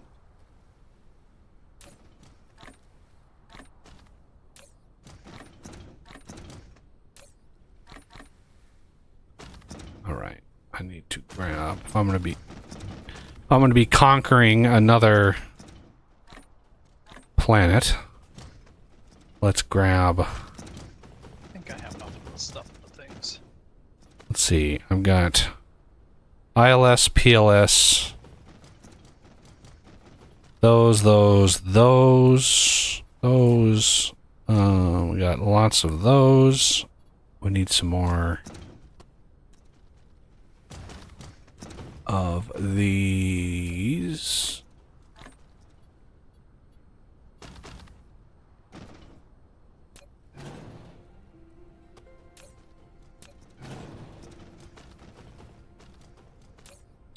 Cat, what do you want? Attention, of course. Yeah, it's that time. Alright, I'm on my way to Edophonics, but I'm going to take a bio break. I'm on sublight though. Oh, and let's grab whatever. This is going to require a metric ton of foundations because this is a water planet. So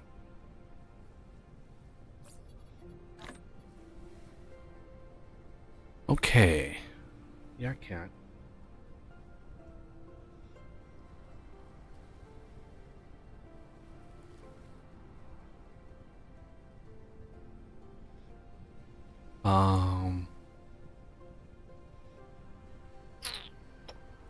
Okay, let's head to. It's going to be quite the trip. Beta Tauri.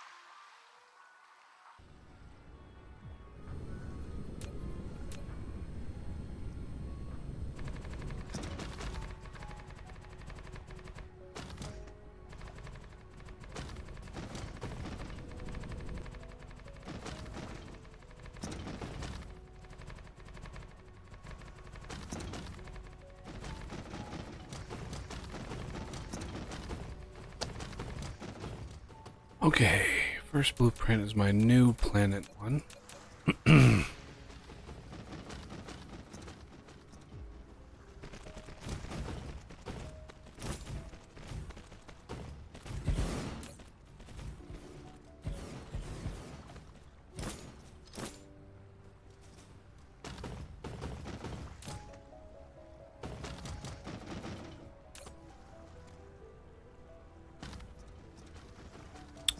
Okay, over here.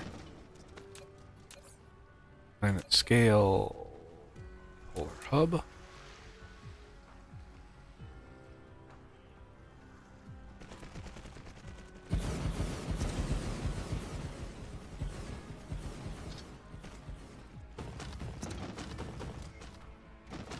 Okay, where are my missiles? There they are. Oh man, who triggered?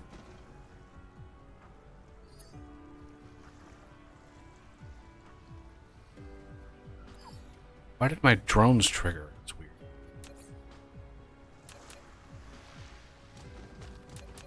No, not plasma turret. Missile ring.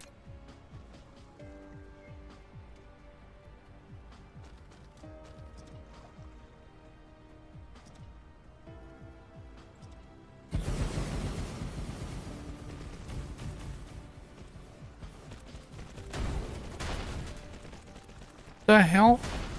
Ah.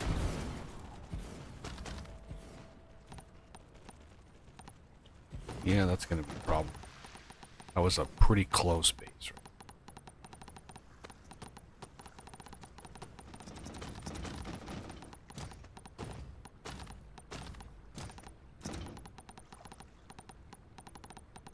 Get 'em, drones. Get 'em.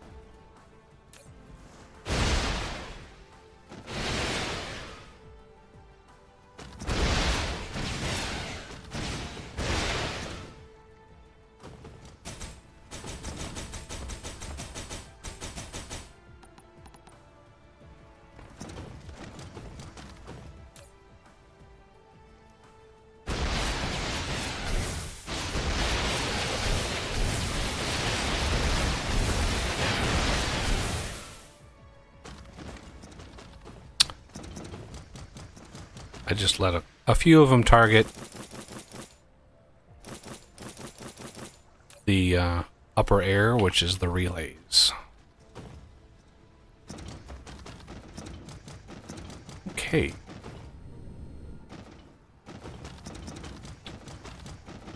Another stalagmite crystal here. Okay, so another one over here. Where'd the one go? There it is.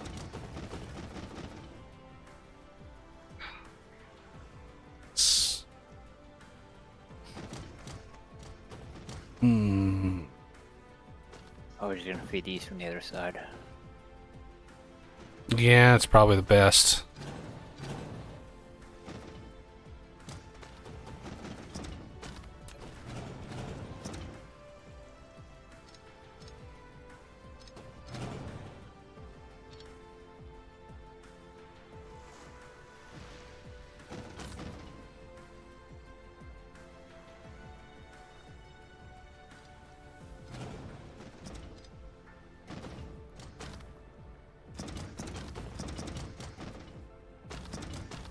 You gotta be careful, because this is multiplayer, you gotta be careful with your belts. Be very, very, very careful. when you run belts. Okay. Just because as you were laying that belt, it looked like it connected to a belt way the hell over here. So it was just a bizarre, like... Well, you just gotta be very careful.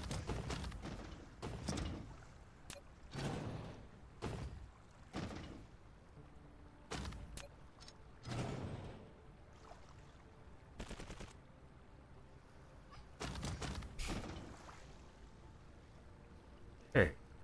Now...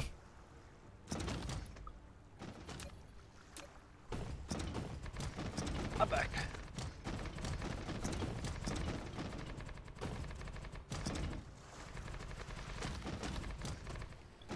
Basically, we'll probably eventually cover this entire planet in foundations.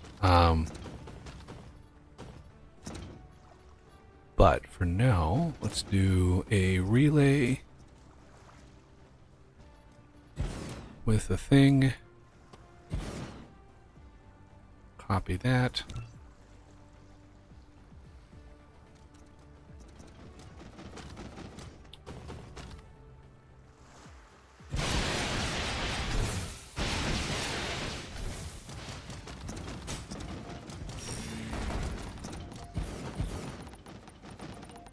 Okay, so am I working on the frames then? Is that what we decided? Yes. You're on frames, I'm on nanotubes. So when this gets all done, we'll be serious nanotubage. And we do have a little bit of nanotubes on the main base. It wouldn't hold up to massive demand, but if we just wanted to get a few going.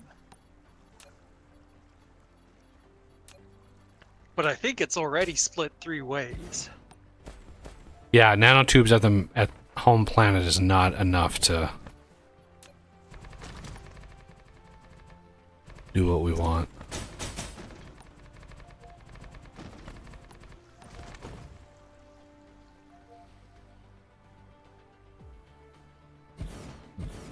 I think there is a little bit of silicon on this planet. Yeah. A little bit being 4 million, but compared to 50 million on the others.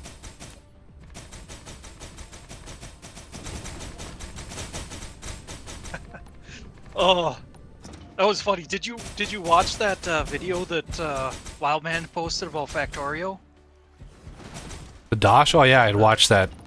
Oh, you've watched that? Oh yeah, before. I've watched all of his Factorio videos. I like at the end there where he's like, and here's a, you know, iron or was it copper deposit with 30 billion. Yeah, it was. Oh man. It was a lot.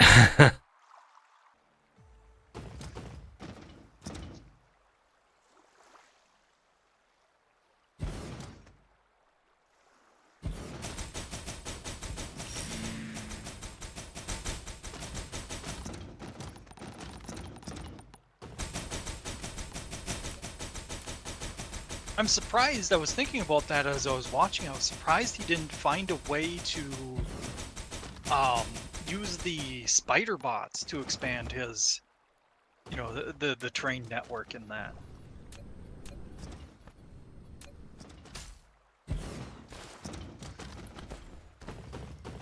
Yeah, I know. I don't know how he decided what he was gonna do.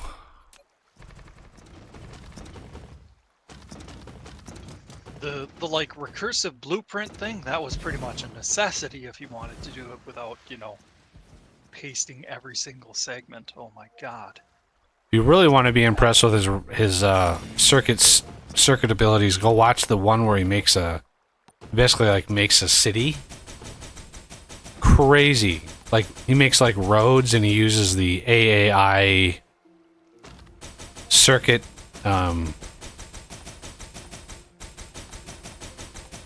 circuit vehicles to like program vehicles and like trucks that travel around, and it's crazy. Like literally spends like 12 hours on that kind of stuff.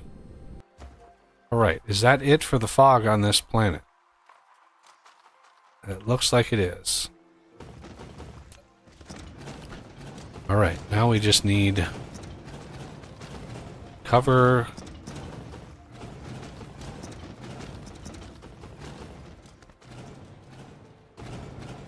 I've got a blueprint that will cover and get the planet nice and defended. It's just, of course, we need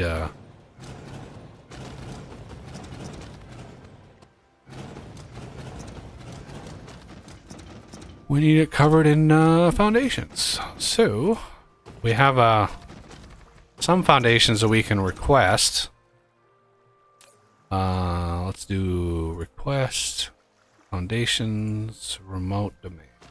Should be getting a set of those.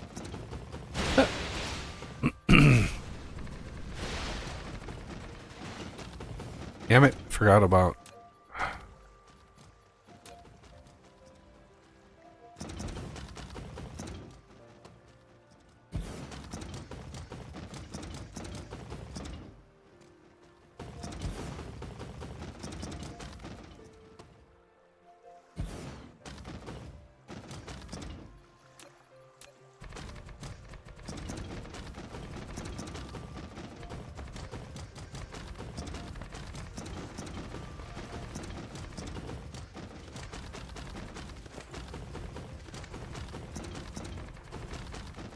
Dang it.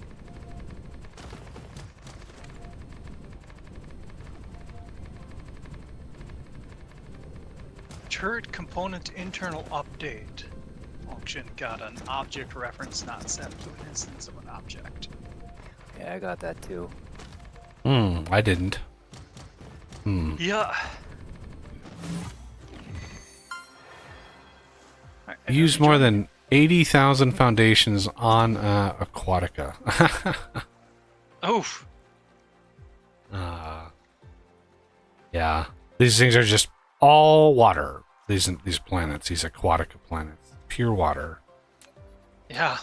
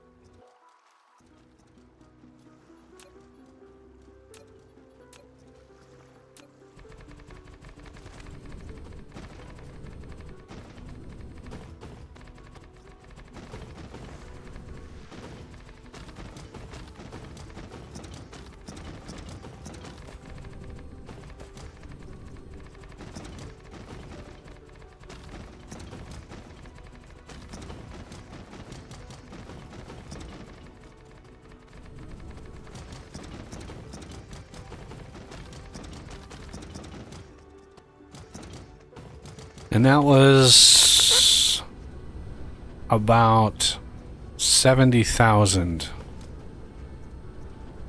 foundations right there.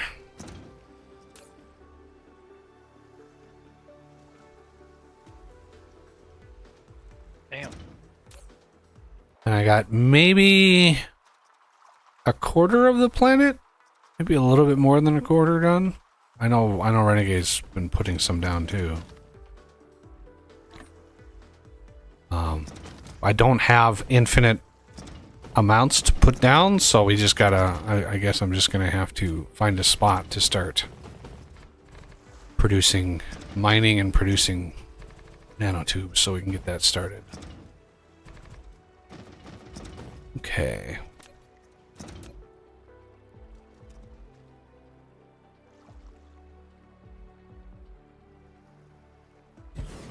So were you guys very, very busy today, or was the weather pretty crappy all day? So Well, I didn't start till about 3 o'clock or so. So first half of the day was, I won't say busy, but it was decent crowd. And then the rain started and it slowly became a ghost town.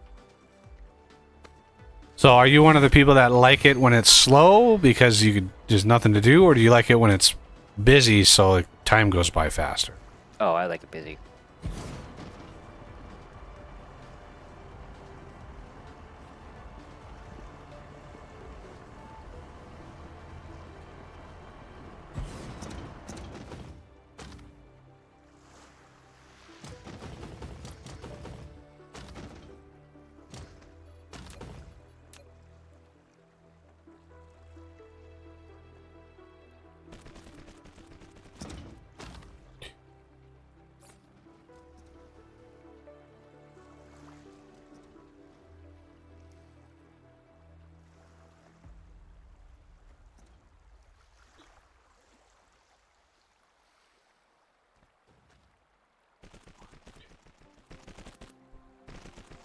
Do we know where that litter is?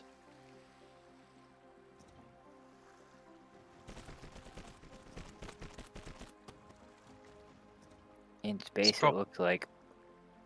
Probably not at all important. It's just And it's probably in space when the ship's that. No, they don't drop. Just They don't here. drop litter. You know? No.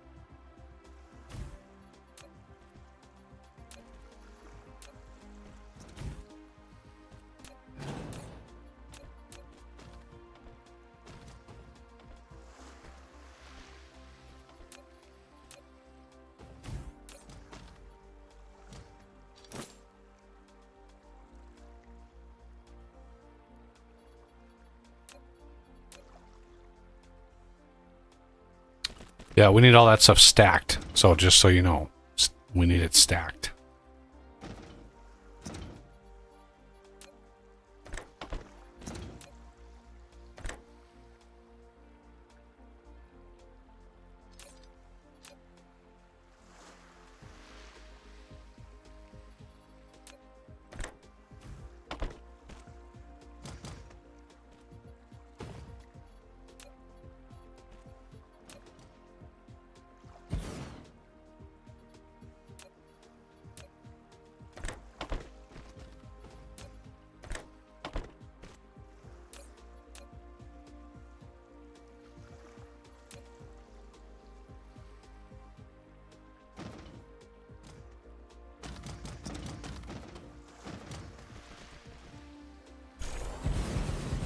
Damn it.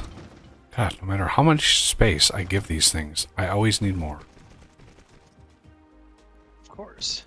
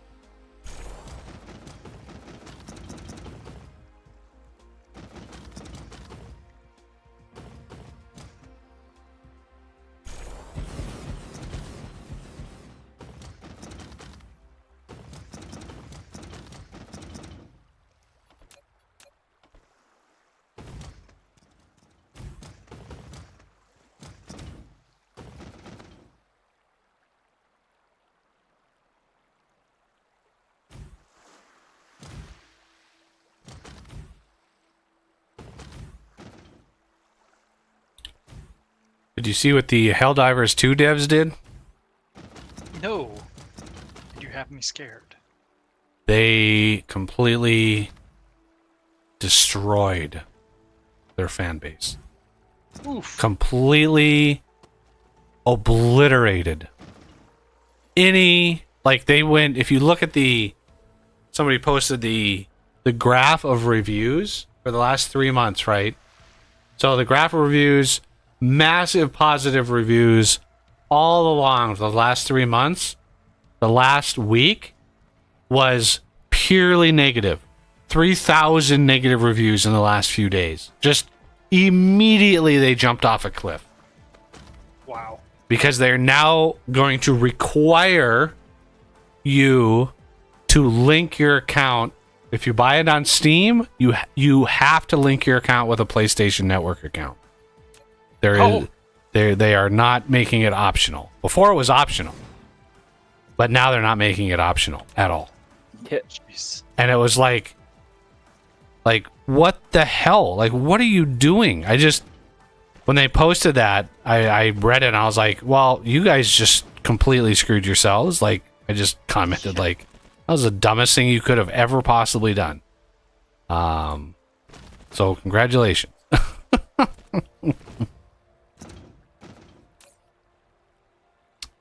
Nanotubes. Don't need a little logistics in there.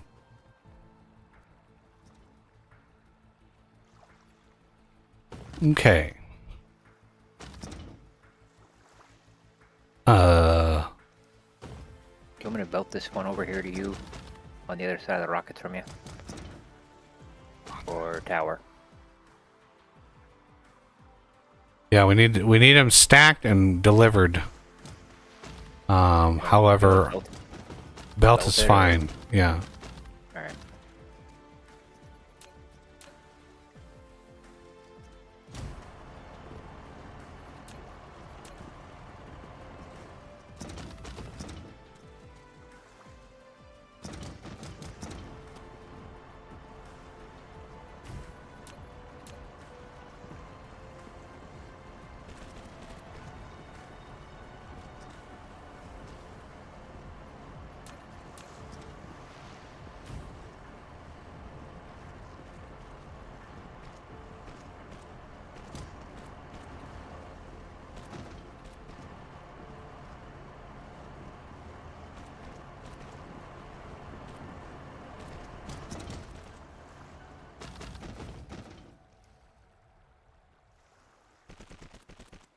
Yeah, the always online and requiring accounts for all the things and stuff that bothers me.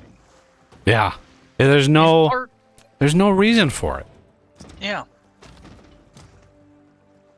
Well, there's a reason. It's just none that the customer likes.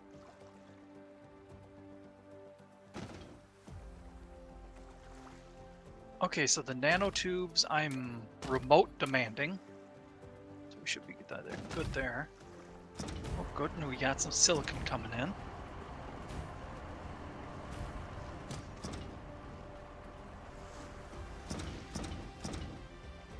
Production will be slow at first, but then as I get more of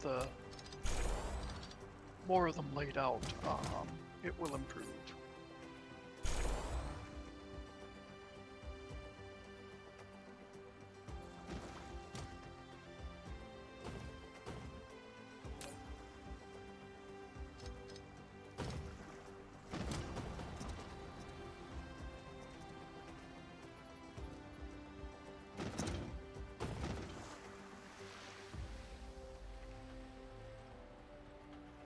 Wow.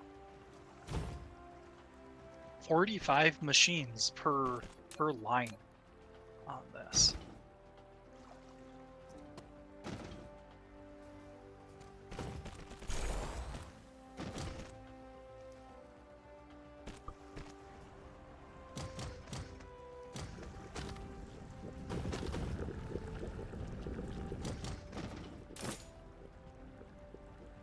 Stop. Don't need logistics box.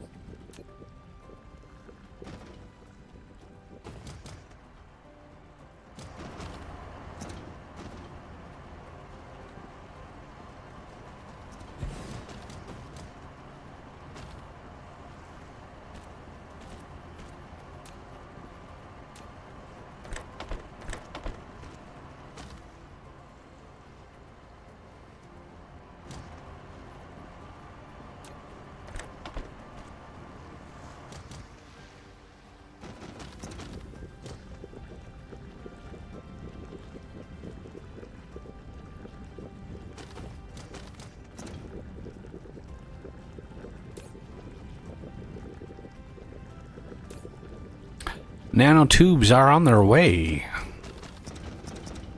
All right. Yeah, one of the first companies that I started to see go downhill with the whole always online thing was Blizzard. That was after the Activision merger, so it was no terrible shock.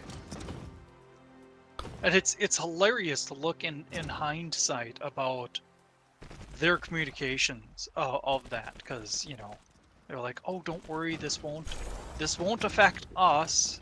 We're merging, it'll be a good thing, etc. Yeah, meanwhile all the fans were like, right. Yeah. Activision had a very poor reputation before that.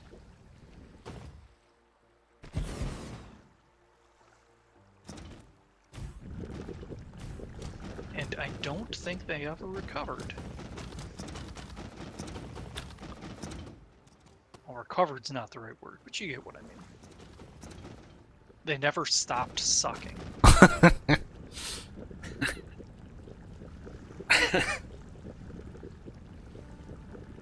Okay, now I can... Oh, yeah, I can't put the... Damn it. Can't put that blueprint down because we still don't have...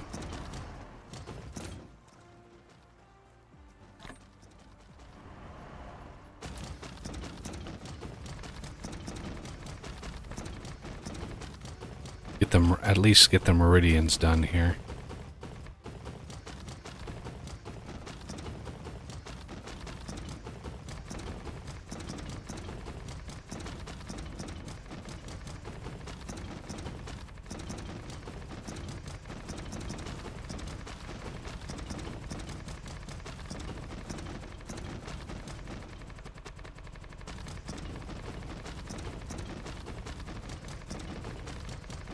Wow.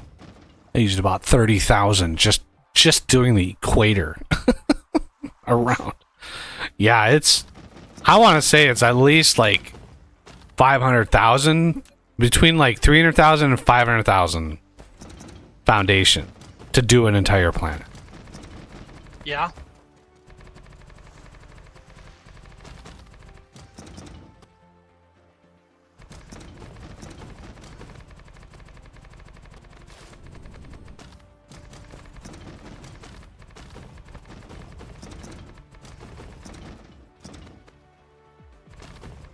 Alright, we are getting some of those frames coming in. Let's see if my 45 manufacturers was right.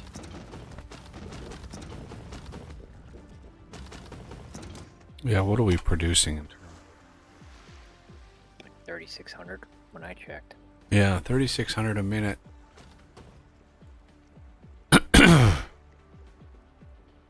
Just not bad.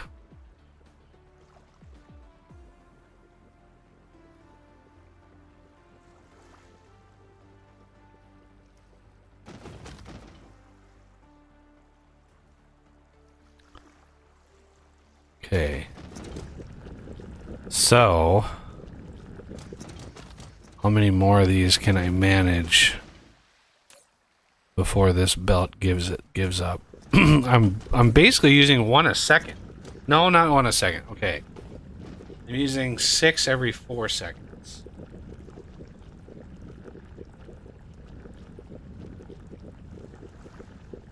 Six every 4 seconds.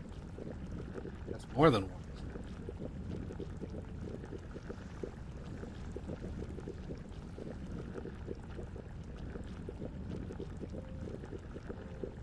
And a stacked belt is 120 a second. 6 every 4. Like 4 divided by 6. It's 2/3.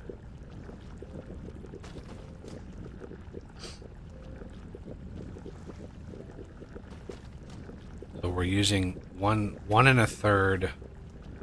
God, it's gonna, the math on that's gonna suck.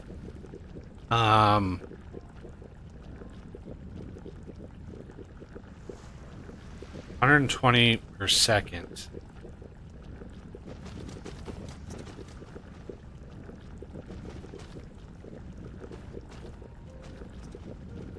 divided by 1.3. I think that's how you do it. 1 1/3.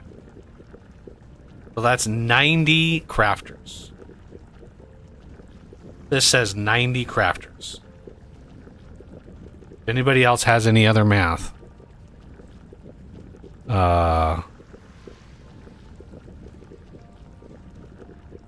Which one are you looking at? The nanotubes? yeah, the nanotubes. So we have a stacked belt of four stacked belt of stalagmites, using 6 every 4 seconds. I don't care about the output. All I care about is the in, how many we can put. I think since it's stacked 4, then that means it's 120 per second, which is 120 times 6. 120. I'm getting 80. Well, that's 7,200 a minute. And right now we're using exactly half of that. Because I've got 40 crafters. So if it is indeed 80, which it sounds like it is, I don't know why I got 90, but that means I can literally double what this has on it.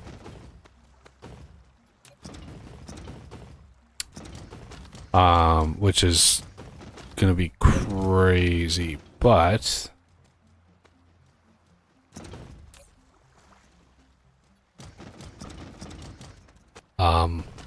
should have saved all my foundation because I can't.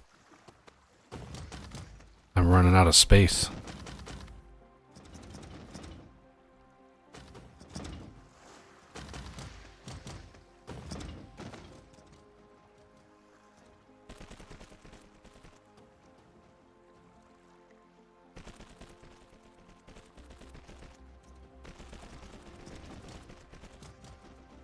Okay.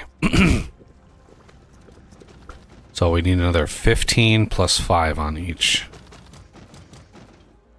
15?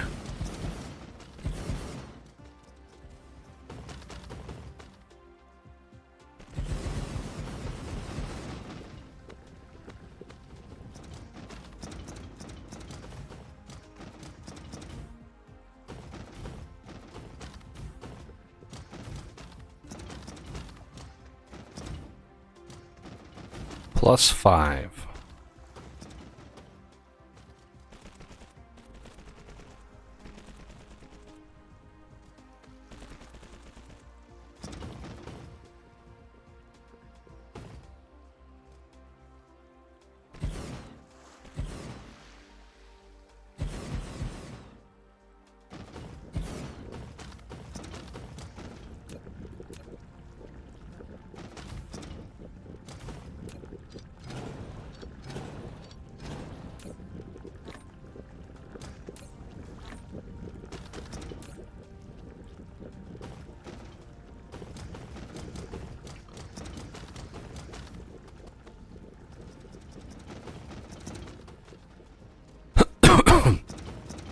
Okay, now this is showing signs of not having enough.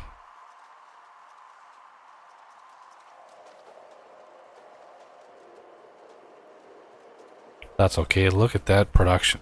Woo-wee! Glorious.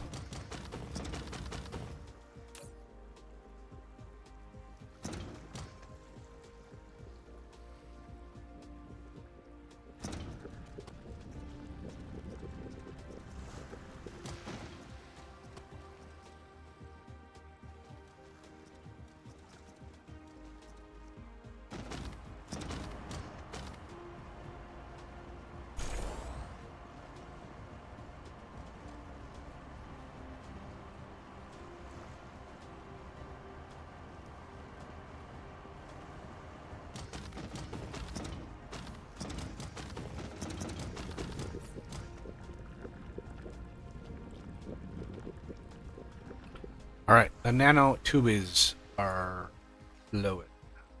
All right. And and there is a lot of them here.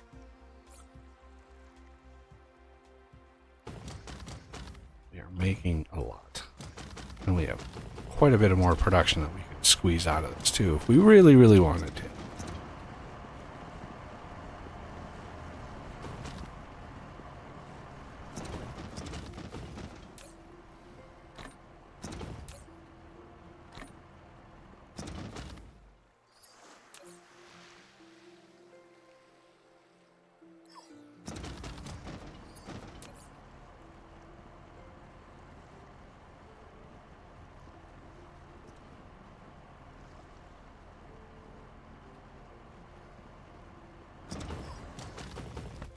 Okay.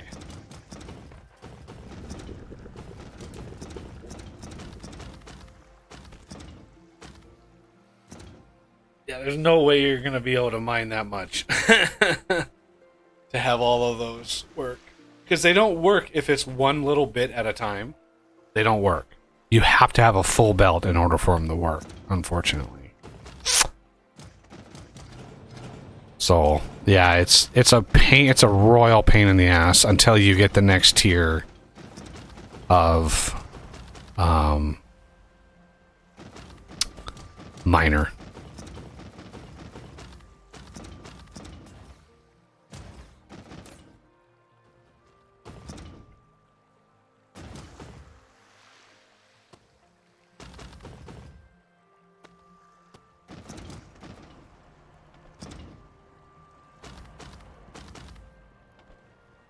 That's a good question. Spy asked, what happens if you don't have a PS account? You can't play the game. Yep. That's what I figured. That's why people are up in arms. They're like, what the hell? Like, why would you do this to your fan base? Like, why would you do this to your player base? It doesn't make any sense. And especially since people have already bought the game. If they knew, you know, if it had been done, you know, going into it, that would be one thing. But now that they have things established, it's like, oh, and by the way. Right.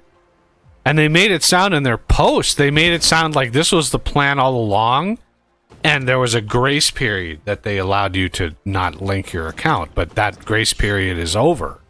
And it's like, what? Like, it's crazy. And so, because 3 months have gone by, see, the other caveat to this, another dimension of that's pissing people off, is you can't get a refund. Yep. You cannot get a refund because of Steam's rules. And it's like, there are people out there that are like, I would have never bought this game if I knew this was coming. Why is it always one little thing? Okay, there. Completely insane. I can't. Yeah, it's. I'm glad I am not a AAA fan. Yeah, I'm glad. I'm just glad I didn't buy the game and like, oh, you know, it's a multiplayer game, blah blah blah. You know, people were in general around here kind of resistant to it, so I was like, all right, whatever. You know, I'm not going to worry about it. And then this comes out, I'm like, oh my god. I would have been pissed.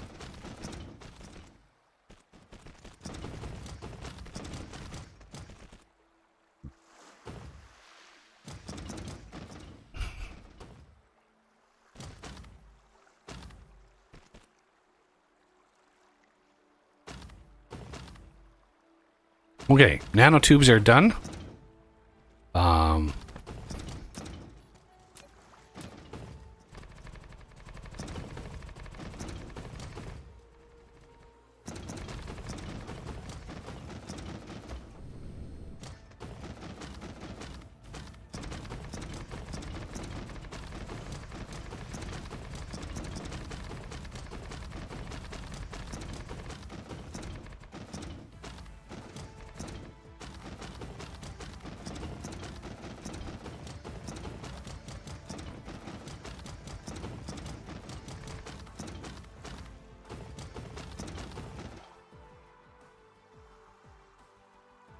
You know, it's actually really interesting how the gaming industry has changed. because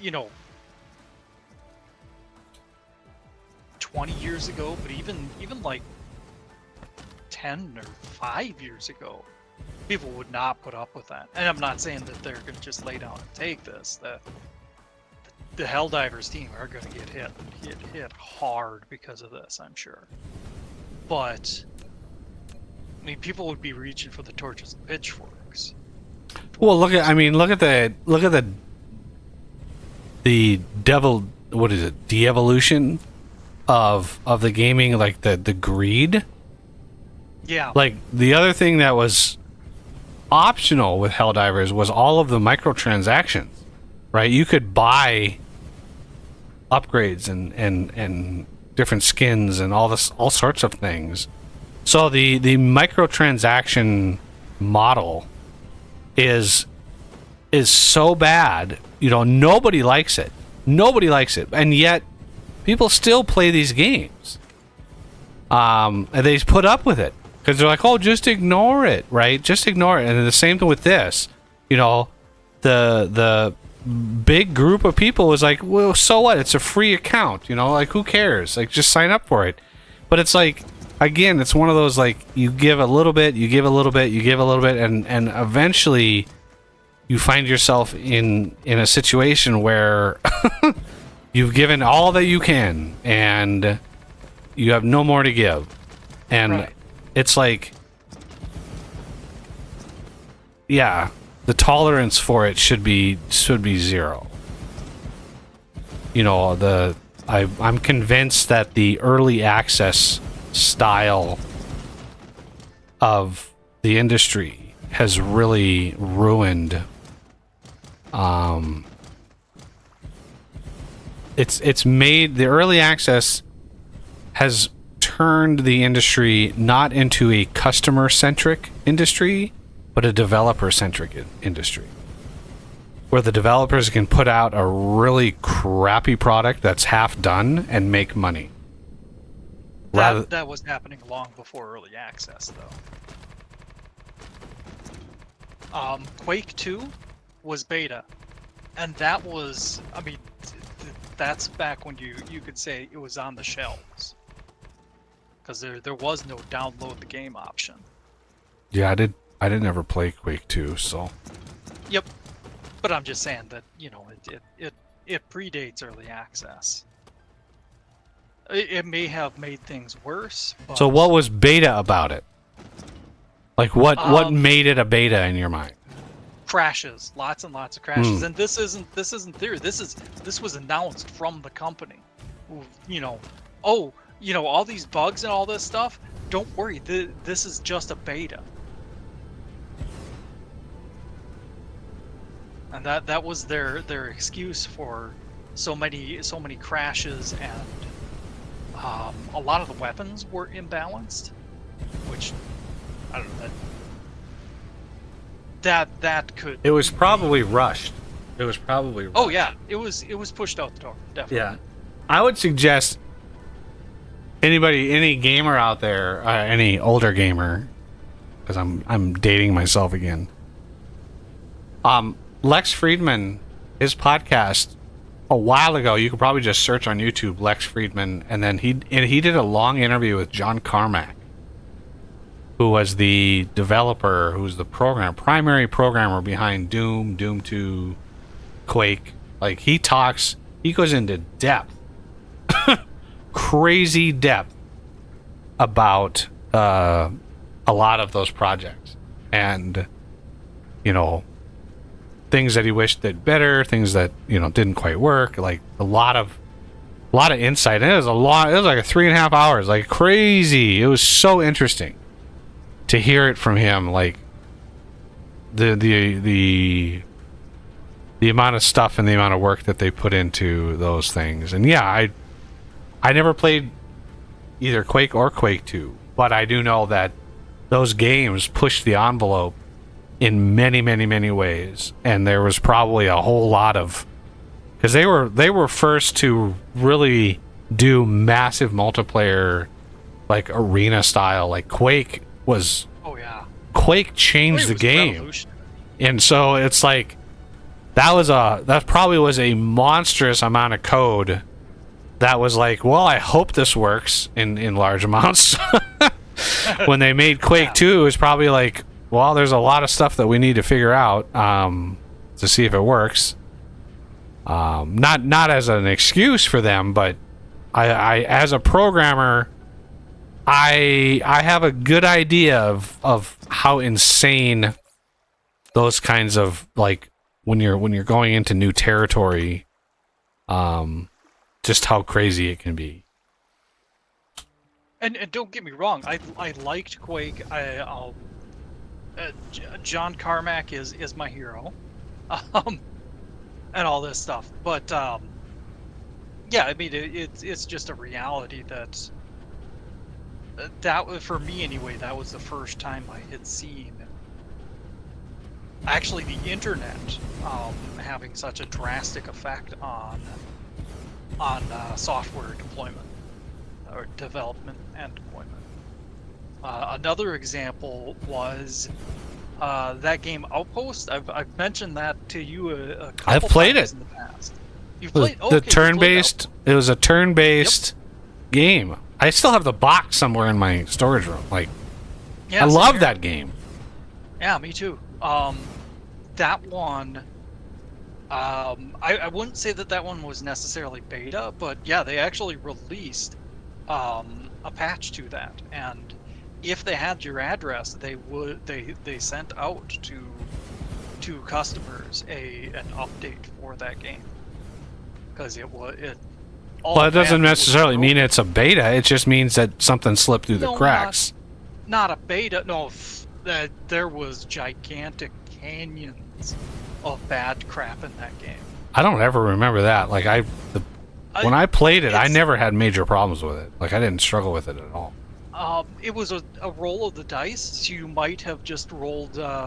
Maybe I got it late, and it was a later That's fixed possible. burn of the master gold. Like, Yeah, that's also a distinct possibility. But yeah, there was actually issues with the tech tree where the human worker replacements. I don't know if you remember those, the humanoid robot things. You could literally break the technology tree and never have access to them. And it was not a rare occurrence. I encountered that, I'd say at least three out of 4 times playing it. And it's also a technology that it's near the end of the tech tree. And there's no way to know whether it's broken or not until you reach it.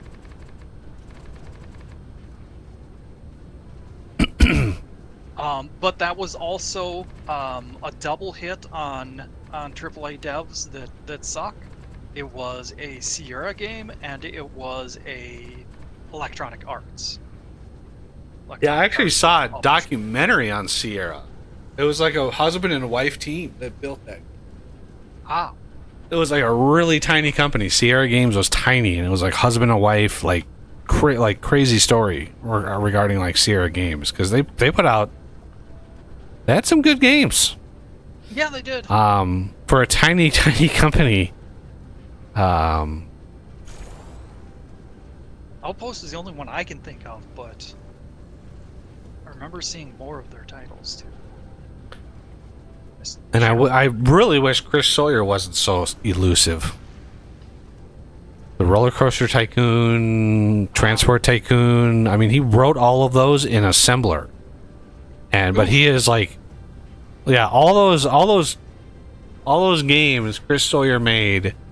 Roller Coaster Tycoon 1 and 2, Transport Tycoon Deluxe. He did another one, or another like Railroad Empire. Yeah, he wrote all of those games in assembler, like from scratch. Jeez. Great, like how the hell? Like, when I look at Roller Coaster Tycoon, I played 1 and 2. I loved Roller Coaster Tycoon 1 and 2. Quintessential games. I could not imagine the insanity of writing those in assembler. Like, You should give an analogy for assembler, because a lot of people probably aren't even going to know exactly what you mean by that. I mean, let's see. And I can kind of think of one if you're stuck. Writing something in assembler, man, would be like building the Great Wall of China with one person. Writing a game in assembler would be like just tackling an obscene amount of work. That I just don't know how he did it. I just don't know how he did it. The analogy I was going to use is building a car from literal metal ores. Yeah, that's a good one. Yeah, building a car one piece at a time, where you have to forge all of your own. Well, you have to forge and machine all of your own parts. Yeah. Yeah, I'm sure he had like libraries and stuff that he used, you know, pretty common. But the fact that he did it at all just boggles my mind. Right. I remember,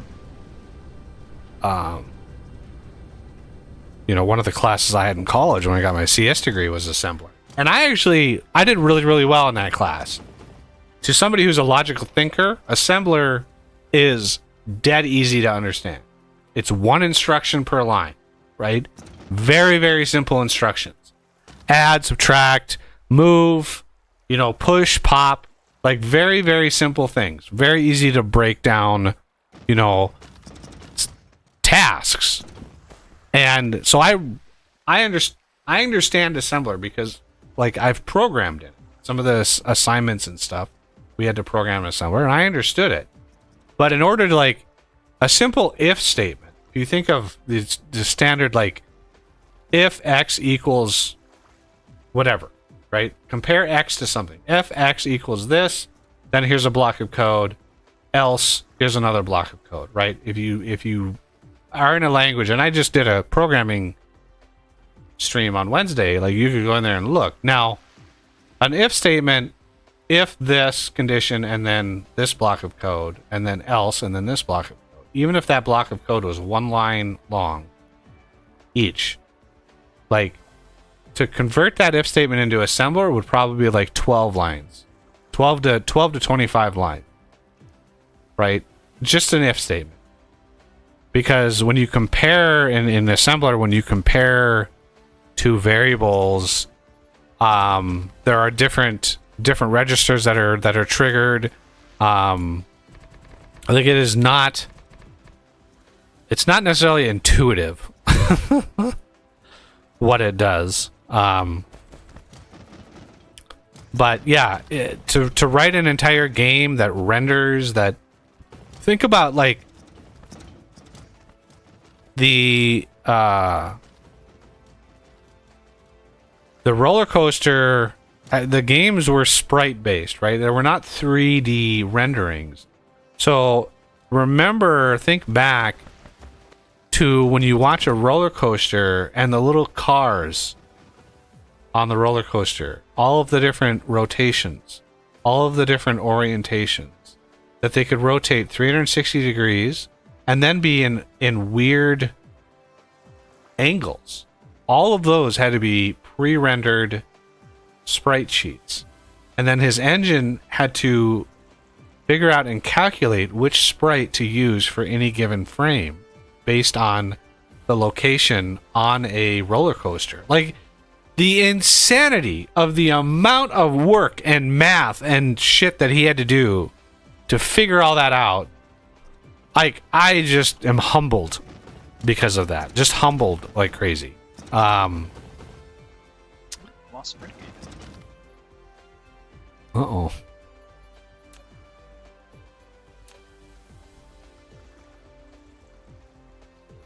Ugh.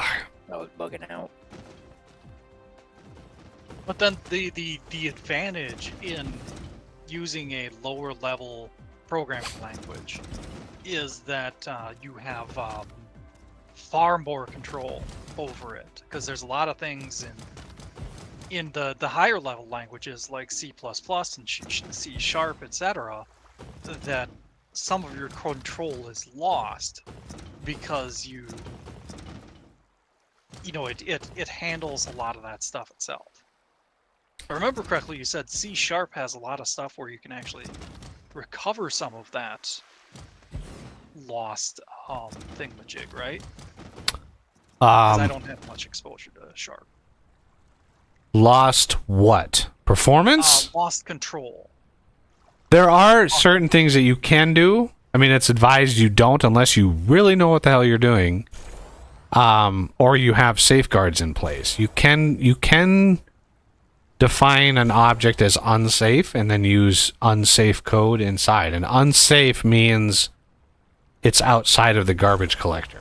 Essentially, it's you are managing the memory and the garbage collector doesn't quite know what you want to do, and so you have to explicitly dispose of the memory yourself, and if you don't, it's a massive memory leak, right? So unsafe code has to be there because it's the link. Anytime you're using C# and you're using an outside library, right? If somebody, let's say, builds a library in C++, a super fast, let's just use a simple example, a prime number generator.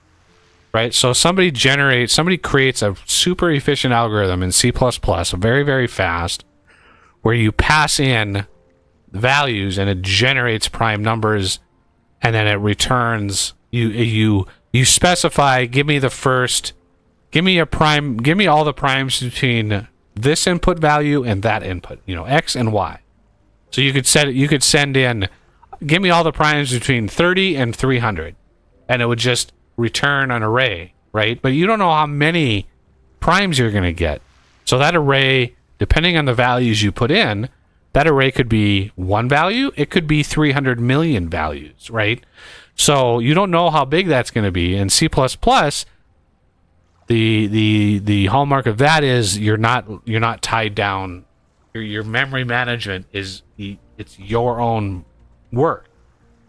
But if you wanted to use that library in C#, you would have to create a bridge, an interface, basically an object between the two. So a real world example is in Vintage Story.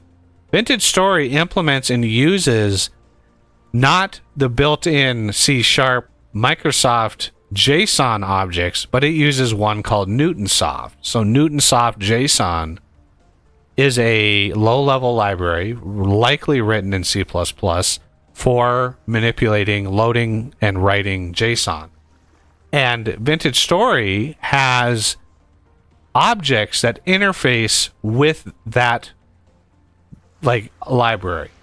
And it does so via that has to have unsafe code, because you're passing in data and it's marked as unsafe, even though if your code in C# is safe, it knows that you're interfacing with something unsafe. So even if you have one object, one item, one function in an object as unsafe, the entire object then has to be unsafe, right? The entire hierarchy tree has to be declared. Any objects that inherit from that object are now unsafe. It's just really, it's advised against you having unsafe code, because that's where you get into trouble. But it's also a little slower. That's the trade-off. Speed is another one. But there are Dyson Sphere, this game we're playing, is written in C#. So it's not it's not like Python slow. It is a little bit slower, but it makes up for it in flexibility. C# is an incredibly flexible language. Oh, what got attacked? Is that where I am, or? I know our home base got attacked. Okay, yeah, I don't think. Yeah, the home star is attacked. Some broken buildings. Yeah, damaged buildings. Something at home base. I'm gonna Can have to someone fly set there. up a remote supply for electromagnetic turbines? I'm out of Those should already be done on the home system. That was one of the things on that planet you and Renegade worked on. Yep, we might not have had. It's not the next tier. It's not the supermagnetic rings. It's the electromagnetic turbines. Yeah, that was one of the things that I said that we Okay. needed output from there. So if that's not it, I must not have set the logistics supply up for it. Strange. okay, I'm gonna head back to home base so I can fix whatever it is that's broken. I'll see if I can assemble some here, because yeah, I've got this system almost completely fleshed out. The only problem is I need more sorter Mark IIIs. I mean, I could use the pilers, stockpilers, but that seems like a waste. For input? Yeah. Yeah, input I always use the Mark IIIs. The pilers can mess with your ratios a little bit. Yeah. Because they'll pull the entire stack off the belt, and it can cause your the last machine or two in the line to just never get anything because you're pulling that full stack off every time, and kind of throws your ratios off a little bit. Yep.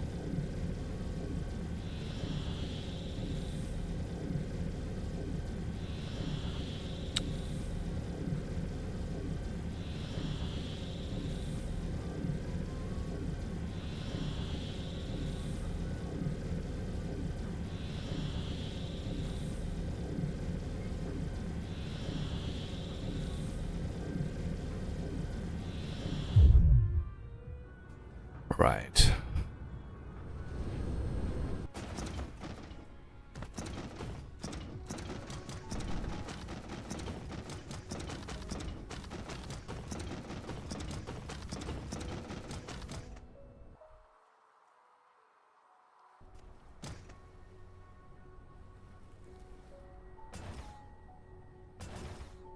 Man, they little bastards.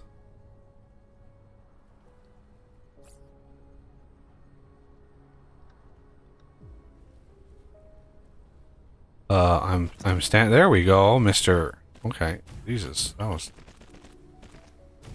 Death was landing, so it had to Ah. pause the game. Yeah, I was landing with you.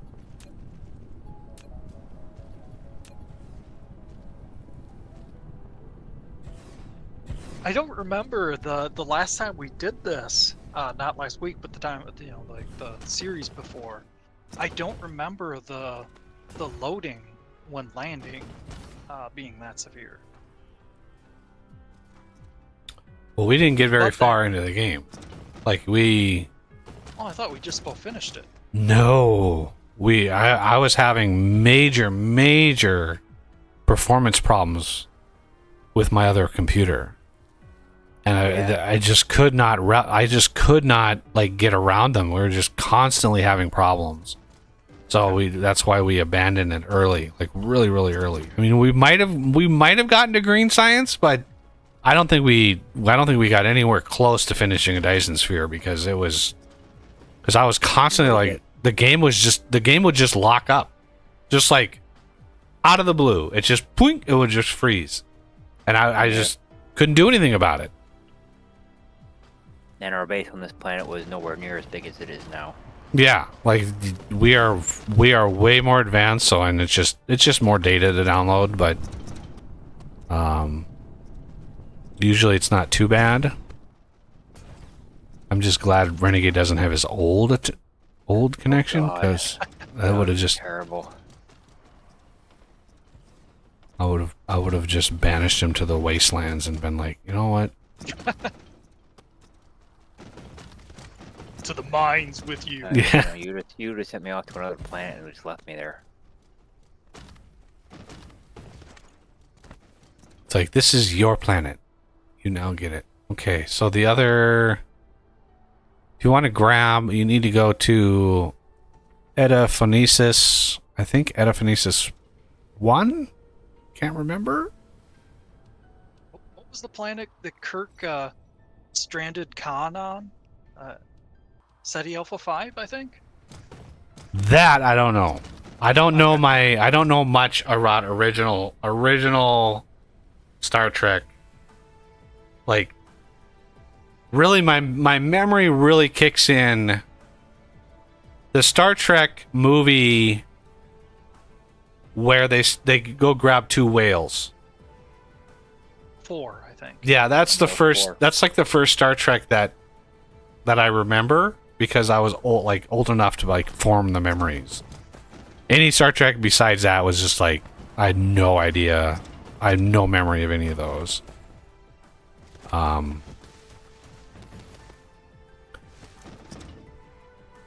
the original series, like, long before my time, and I don't ever remember seeing reruns of it.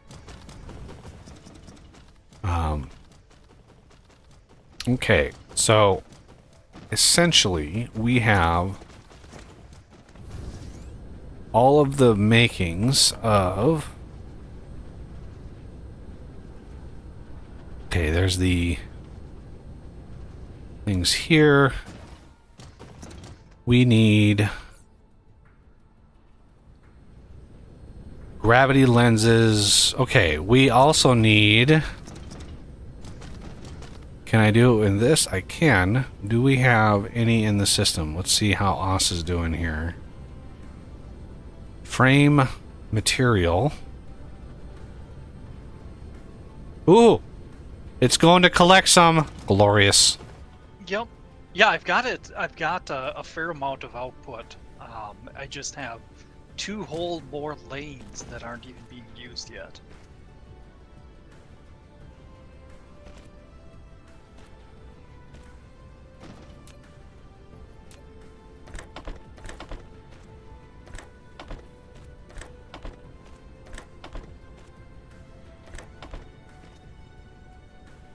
All right.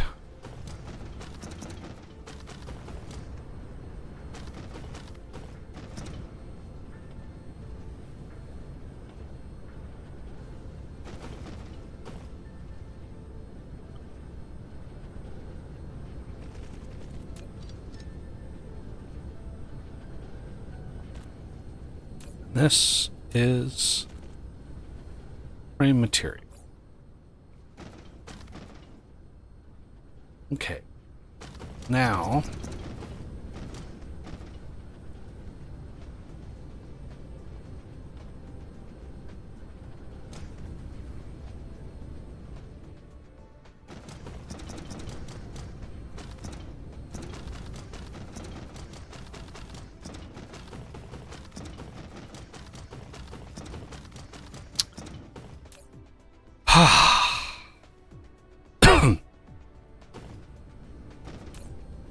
weird, I feel like a cold coming on.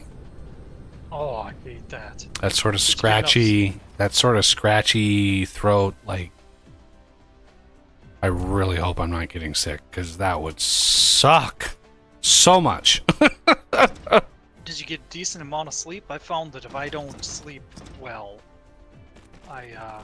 which is practically every night, but if I don't sleep well, I get a sore throat. I mean, I slept pretty good last night, so Okay. I got my new mattress topper, and yeah, it made a big difference. Nice.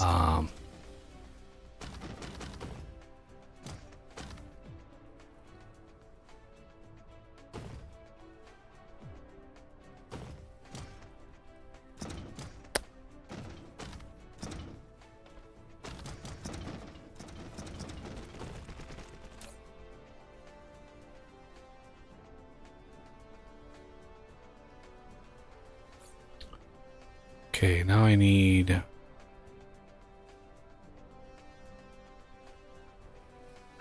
frame material and those. Okay.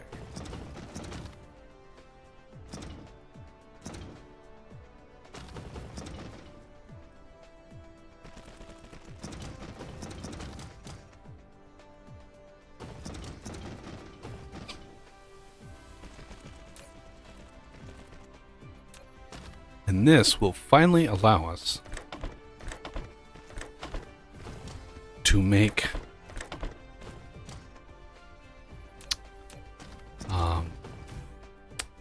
strange matter, which means gravitational lenses, which means green sun. Oh man, that was a process.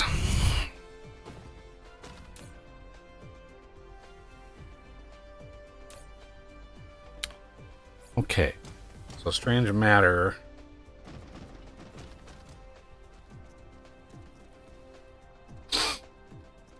Diamonds are easy. We can bring in kimberlite. That's not a problem.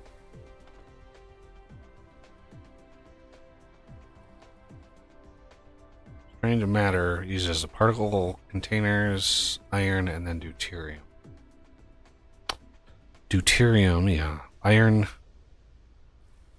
I hate that you get like super advanced things and then it's like, oh, I need iron too. It's like, oh. Yeah.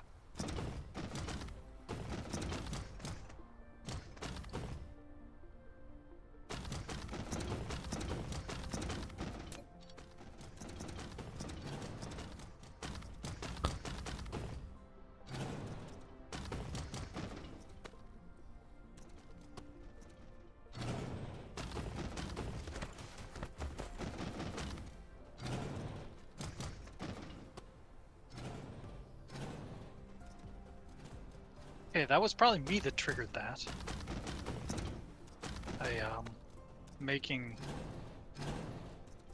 Making those sorters. Pocket crafting them.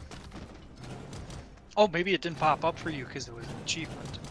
I got an achievement for constructing quickly with the replicator.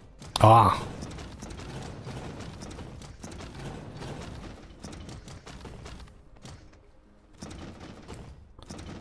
What the hell is this thing doing?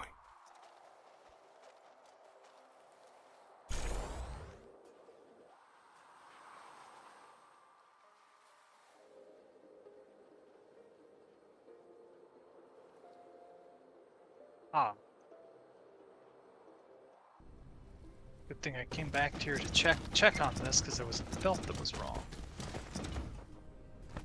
Stopping about a quarter of the assemblers from even doing anything.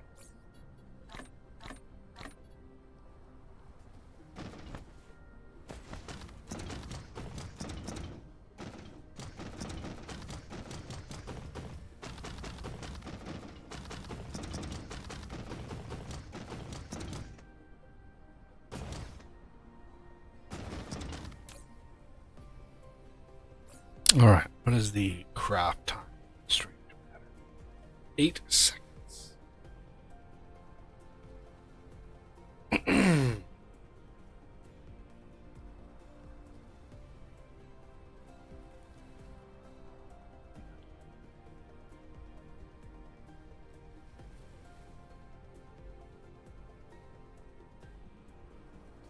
And deuterium. Else is fine. Still gonna proliferate it, but there's 40. Let's go over here to deuterium. Somewhere over here is my deuterium. There it is. So, problem with this is we are running short on space. How about down? Which is really awkward in a space game. There's some. Yeah, let's do it down here. 3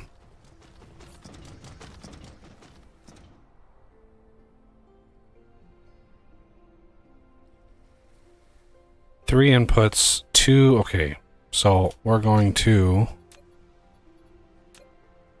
have the return coming back.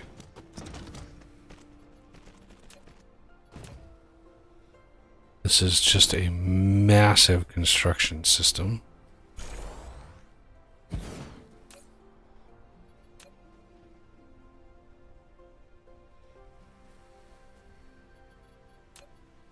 wonder if anybody's gonna try and make a mod for stacking assemblers.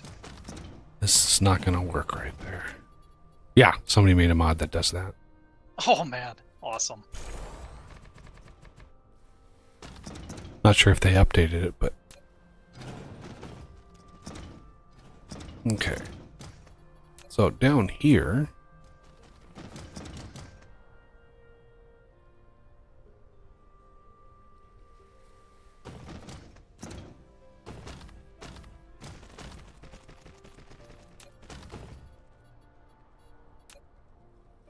Probably gonna need... Oh, I really don't want to build this far south, but I don't think I have a choice. 1, 2, 3, 4.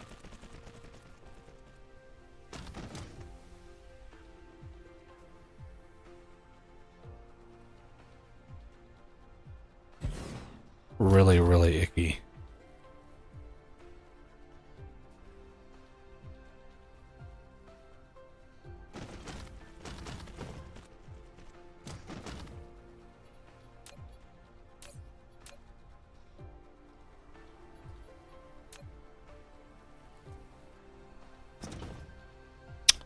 So we have this one, this one, this one, this one, this one, and this one. Then output.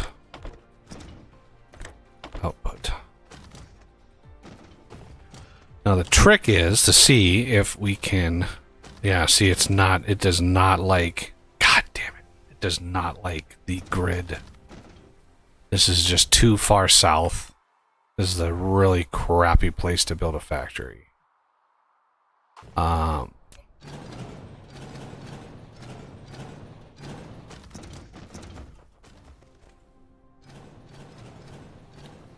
If it was like small and fine, I wouldn't care. But this... Renegade, you want to go to, what is it? Homestar 3, I think it is, and do the electromagnetic turbine output to make sure that's being output. Us needed that. Oh, I'm good now. I've made some. I mean, we need it anyway, so. But yeah. I was just saying, don't set me as priority. Well, I mean, you're not, but it has to be done either way. Yeah. Okay, so if I do it here...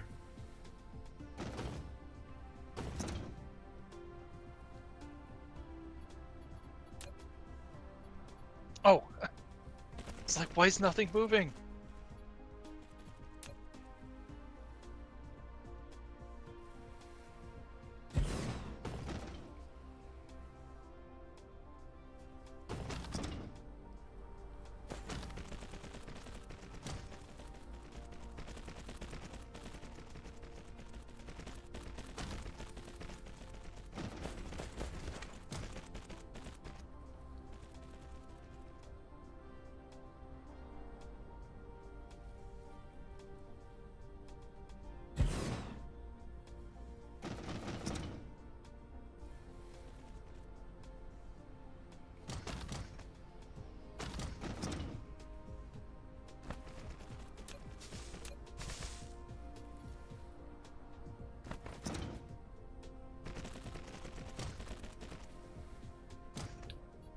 Alright, let's see if this is any better.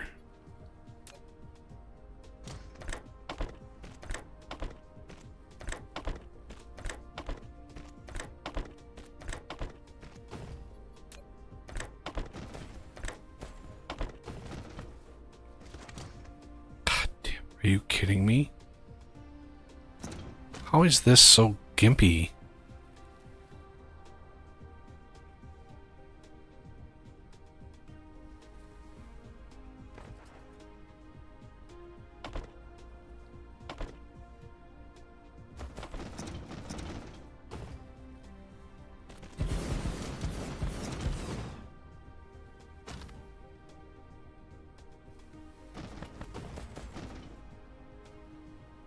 Whoa. What the hell is going on with the spacing?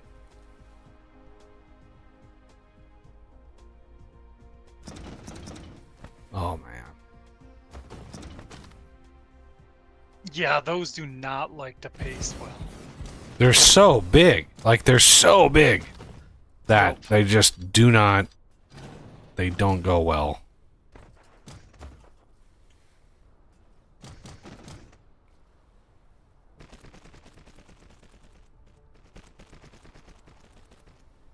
Yeah, those machines, I mean, they should either be a little bit smaller or larger, more square, but have a larger output.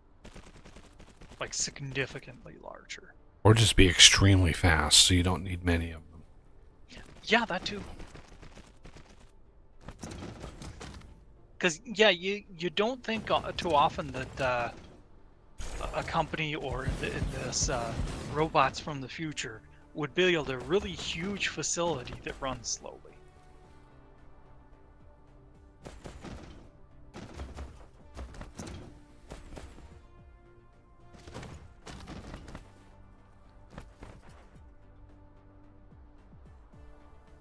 Yeah, that's weird. You didn't even cross one of the big dividing lines, and it's still messy.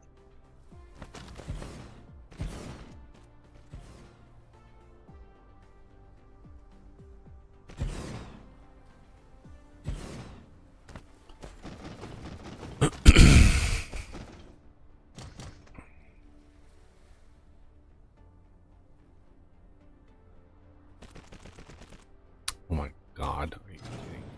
The green belt here.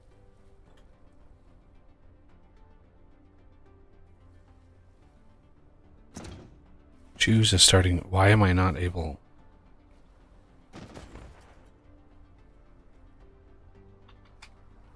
Why am I not able to raise this up? Up a level. Oh, my... It's arrow keys. Why was I using plus and minus? That's weird.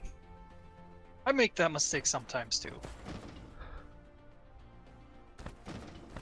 Okay, so how did the...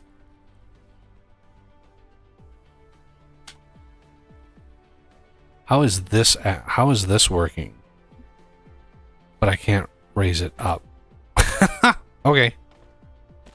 I am just gonna go with it.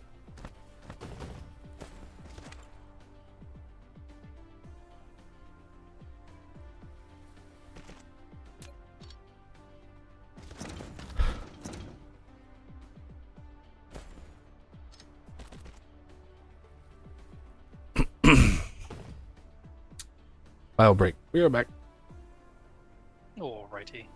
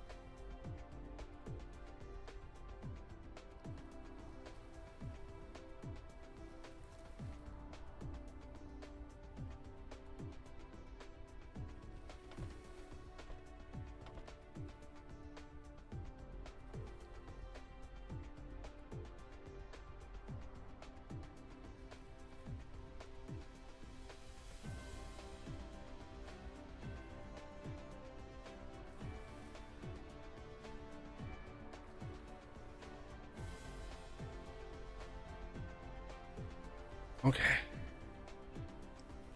Did I not set the recipes on all these? Oh my god, I didn't. Okay.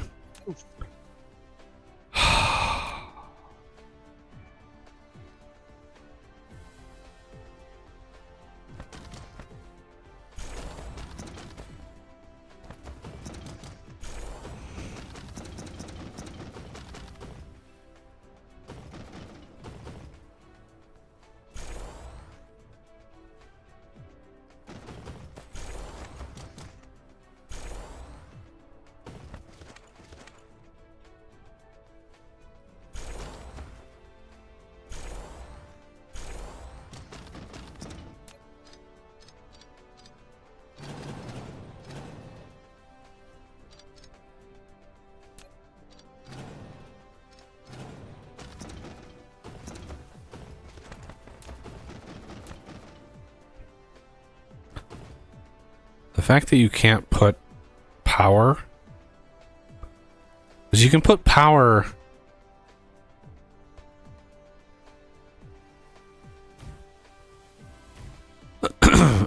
When the chemical plants, you can put power like right in the middle of chemical plants. So they actually made the 3D collision like able to support that. You cannot do that with these.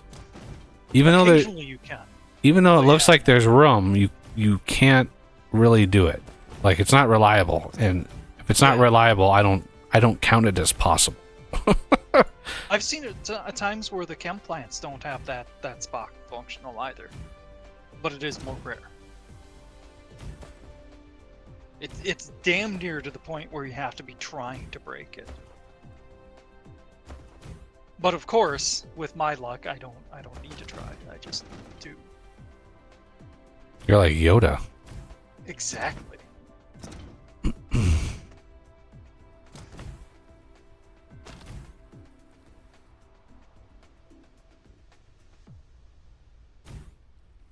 Come on.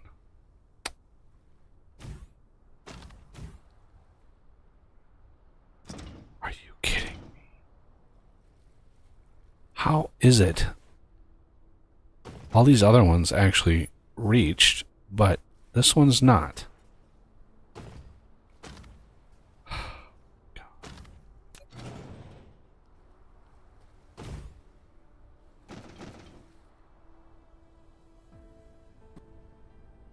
That would be a nice time to have those max level power poles.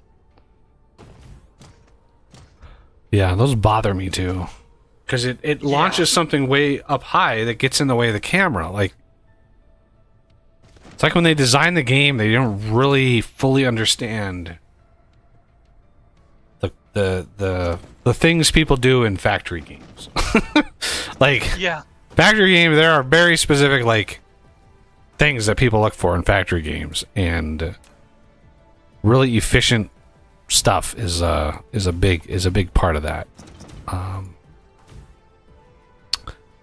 Okay, we have proliferation over here, so let me grab a thingy for that.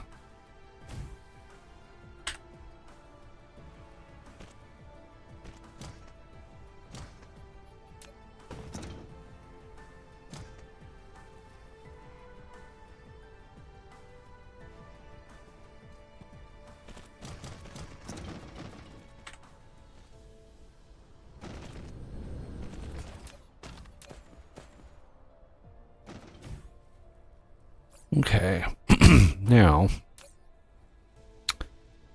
we are going to need, most likely going to need a,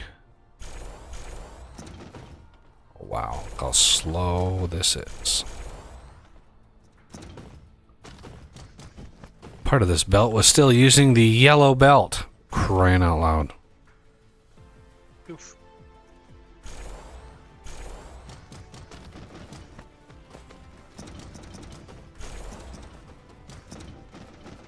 So, where is the deuterium? There it is.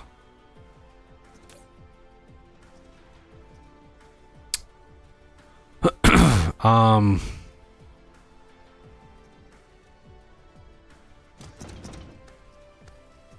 about we use another ILS over here?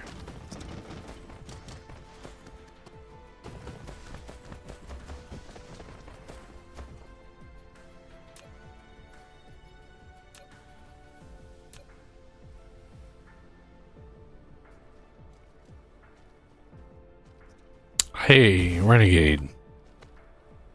Yes. Can you come over where I am?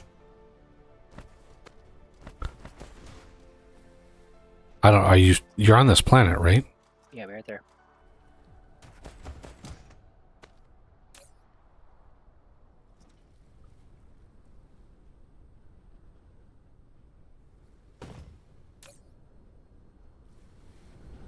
Can you redo the iron ore to stack it and just deliver it with one belt?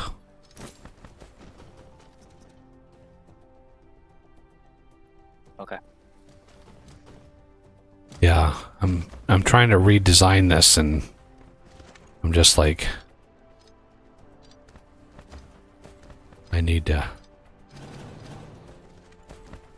some space.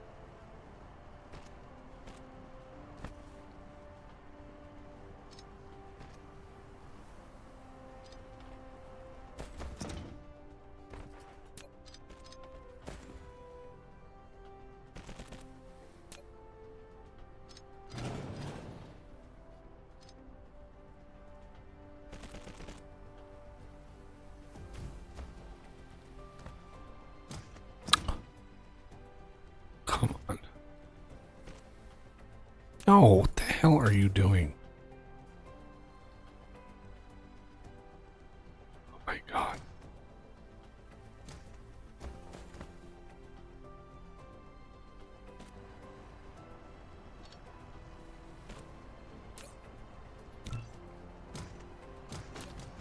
Jesus. Nope, now it's even further in. Jesus Christ.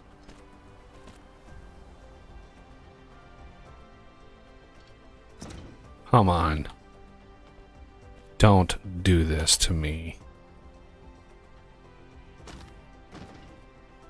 Collide with... Jesus Christ. Come on.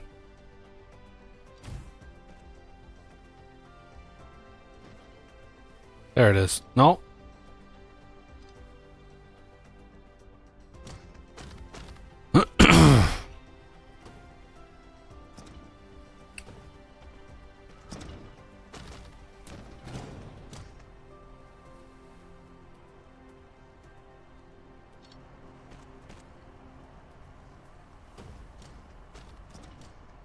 It's not, I swear to God, it's not colliding with another object.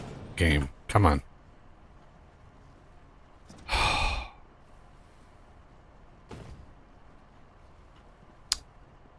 Jesus Christ. All of my best laid plans.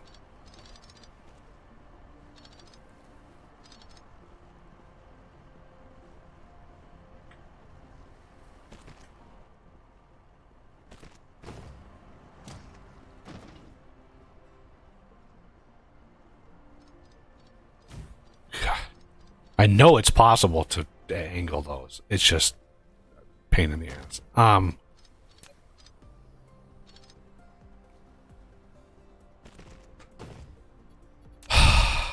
Okay.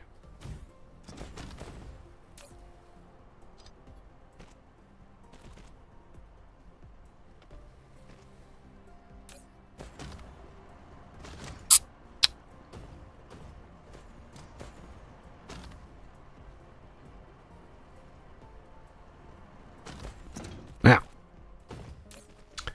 iron and particle containers, which we have over here. And we don't have... Let's do a little itty bitty thingy here.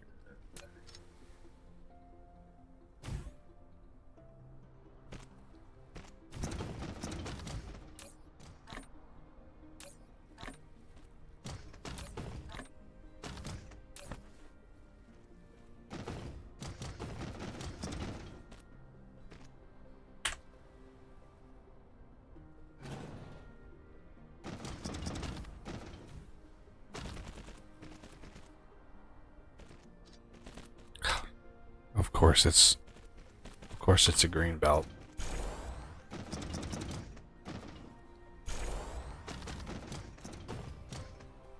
All right.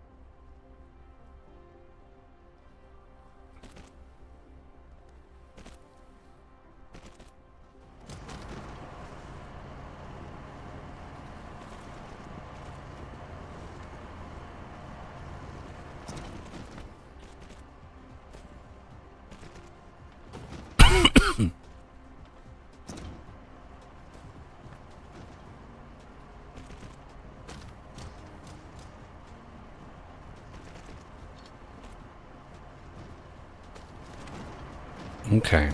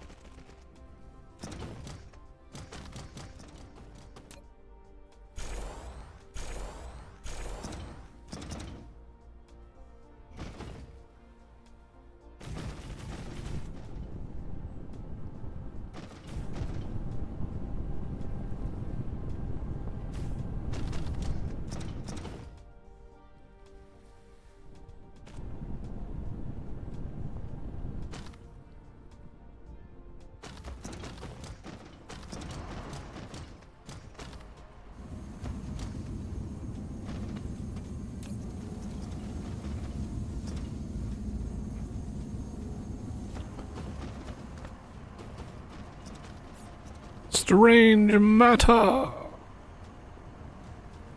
strange.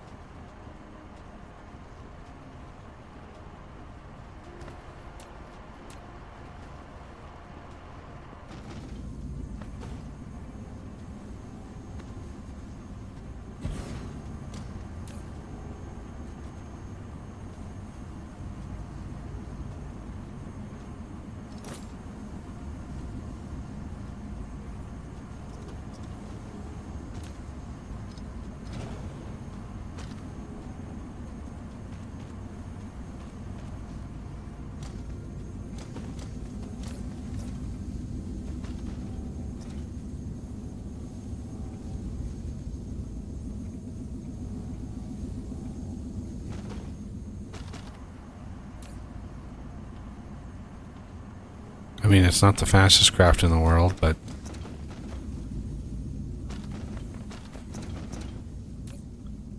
can always beef it up later.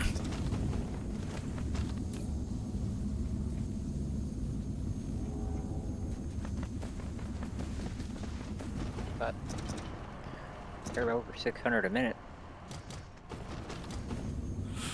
Yeah, we don't. I'm pretty sure we don't have enough deuterium to keep that going. We're gonna have to do another deuterium setup. Because right now, all the deuterium we're using in this is being pulled from the gas giant, and that will eventually run out.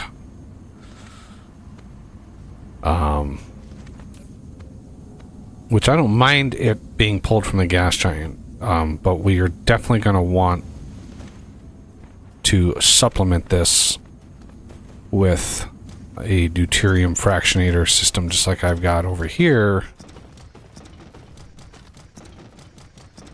Somewhere. It's around here somewhere. There it is. So yeah, as soon as we are able to output like stacked items off the ILS, then you can really go crazy with fractionation, because it literally outputs stacks of 4, which are glorious. But we are going to need a metric ton of these deuterium fuel rods, because the Dyson Sphere, the ships use the deuterium fuel rods, so it's like you go through thousands of those things.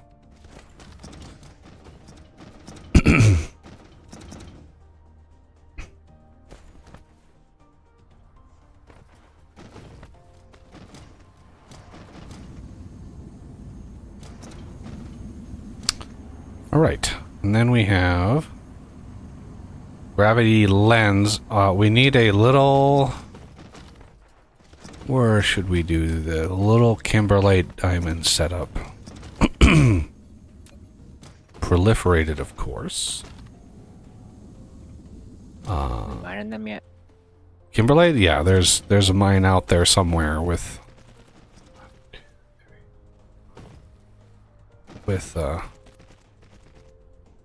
kimberlite.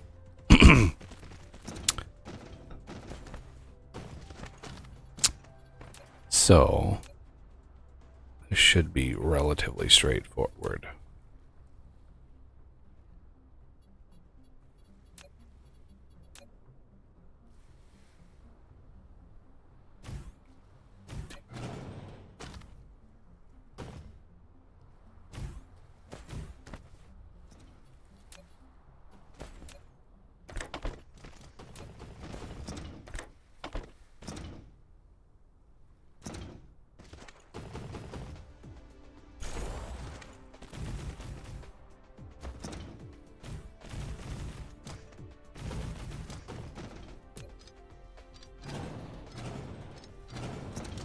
This will be an incredible number of diamonds. All right. And then the gravity lens.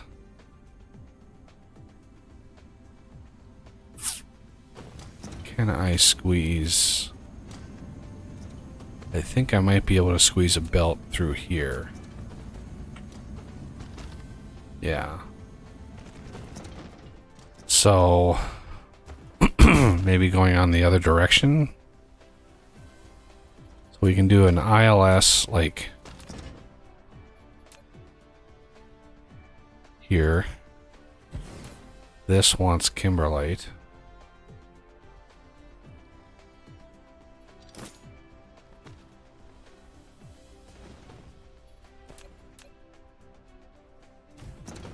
Okay, so the lenses are an assembler. Should be relatively easy.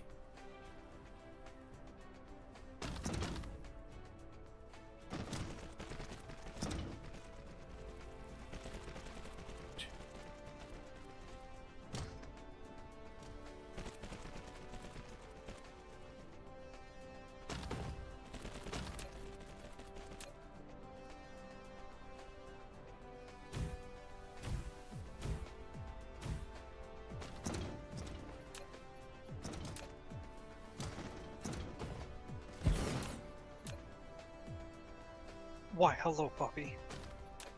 You just came rip-roaring into my room.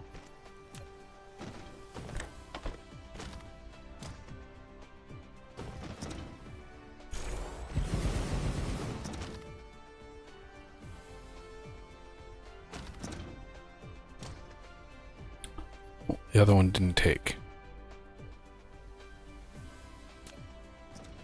Okay. Whoops. Whoops, whoops, whoops. Let's redo that, because that sucked.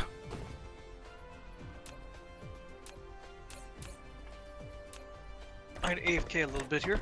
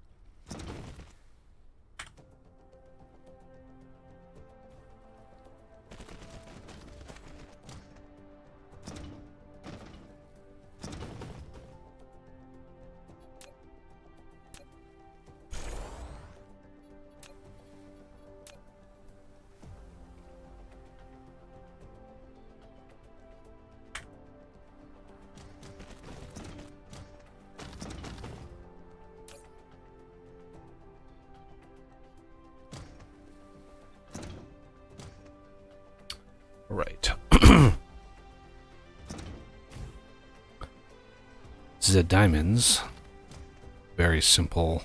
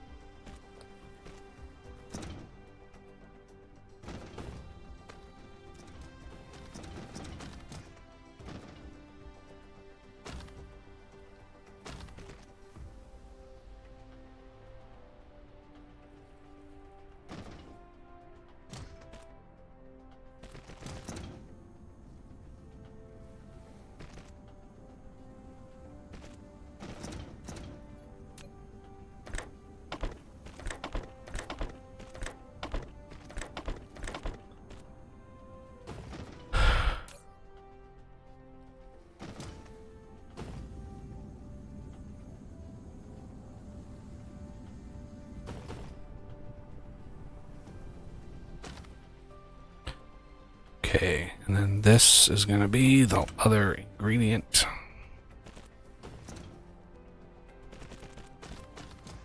Down here.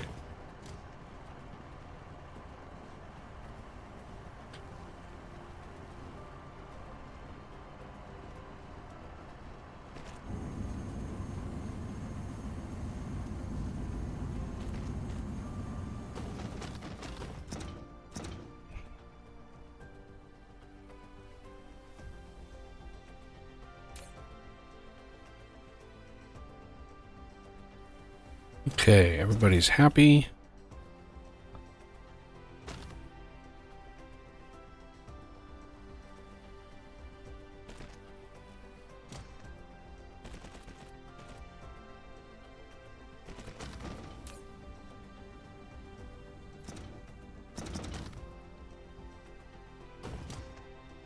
I deal with ratios later.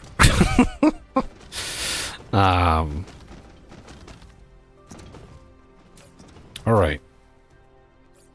Green science is quantum processors and those things. So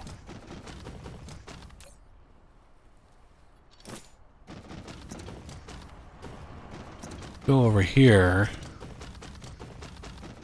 Gotta do it close to my research.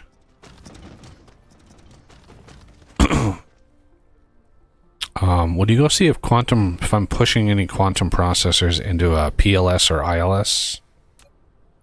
Yep.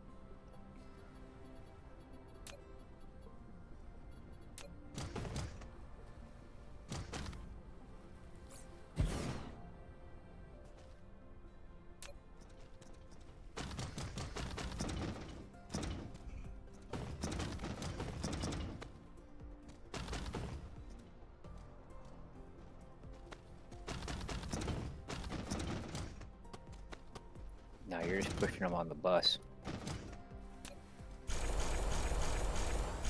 I'm back. And odd, I got disconnected.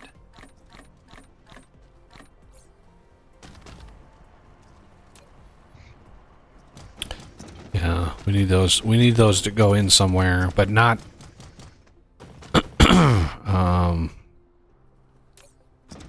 Yeah, let's do a.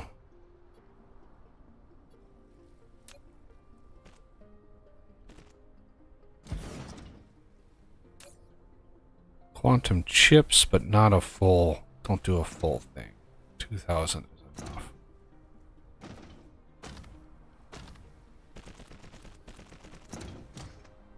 Yeah, I'd never overload. Like, I very rarely ever use all of the slots in an ILS in order to get, like, just the maximum number of maximum efficiency out of it.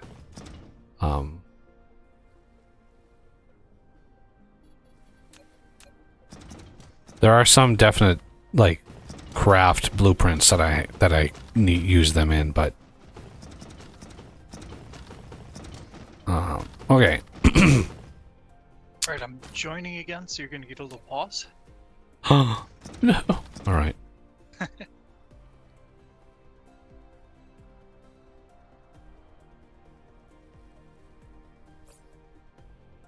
Eight megabytes for the file, looks like.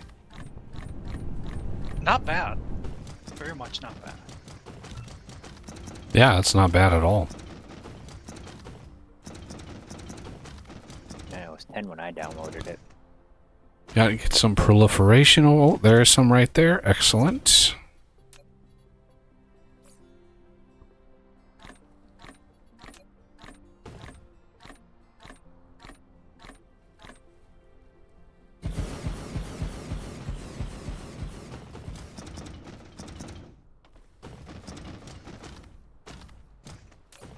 This wants to have gravity lenses and quantum chips, but not, let's not do too crazy of them out there. This is going to be greens.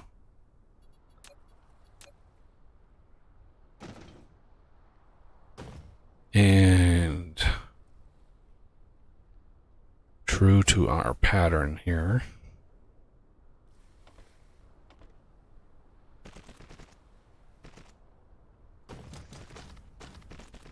Actually, what am I doing? Let's make sure these are, just in case, I always, even though I know for a fact they're all proliferated, I still proliferate everything. Sort of. Because you don't lose anything if it is. Right, it doesn't waste anything, it just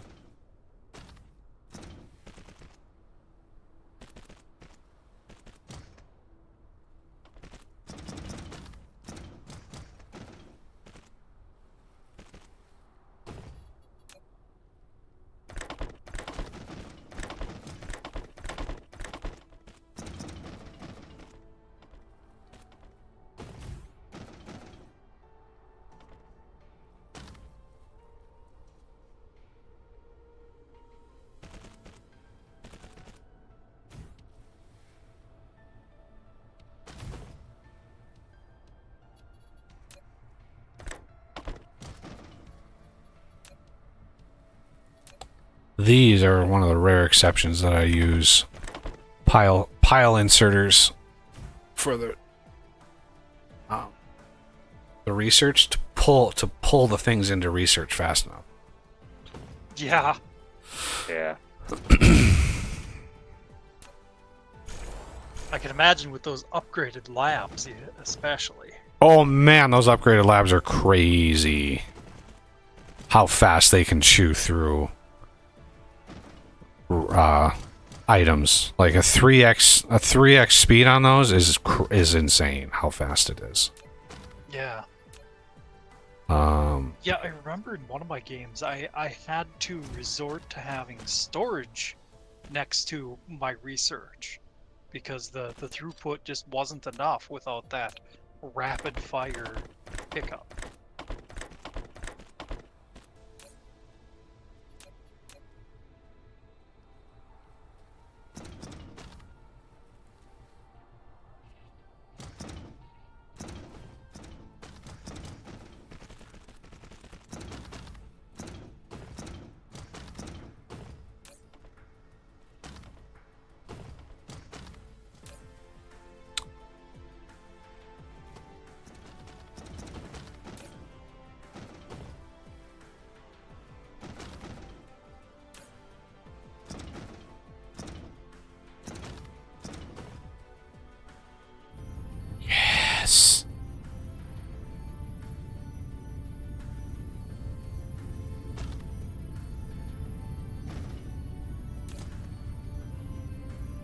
And there it is.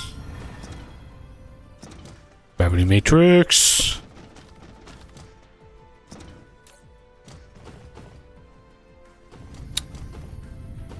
I made this so I can expand it if this is too slow. But I want to see, as far as production goes, what are we at as far as like production and consumption. So strange matter, looks like we're doing pretty good. Kind of surprising. We're producing just a little over what we're consuming. Quantum chips, yeah, we are massively good on those. I way overbuilt quantum chips. Well, I should say overbuilt. Like, maybe not overbuilt, but Overbuilt for right now. yeah. Eventually, we'll probably want more, but it is what it is. Yeah, gravity lenses. Look at that. 900 production, 33 per minute of consumption. Yeah, we could expand green research by a lot. So how much are we actually producing? 154 a minute of green research, which is not a lot.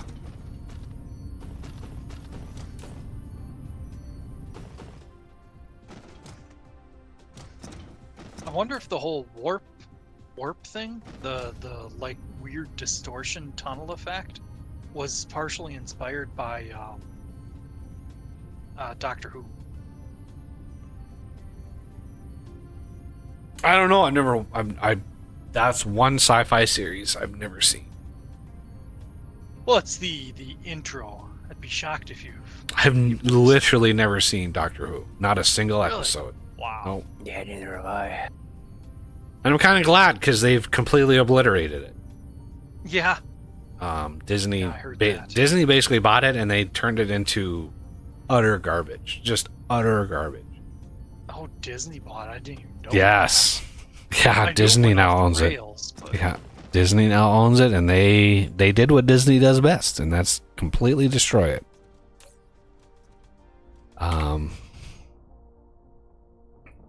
Okay. So I'm pretty sure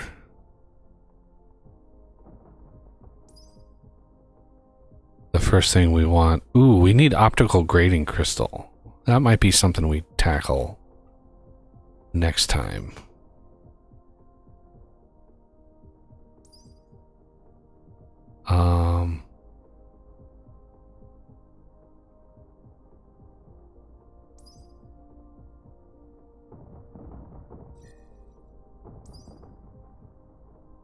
Universe exploration is 1,500. That's a lot of greens for... Ooh.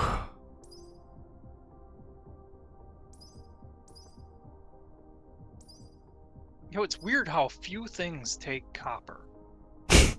Yeah.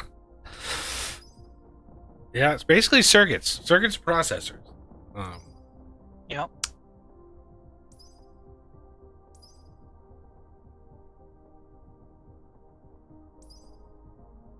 As far as it goes, a lot of the things that there's a lot more things that need those ingredients, but still, it's just weird.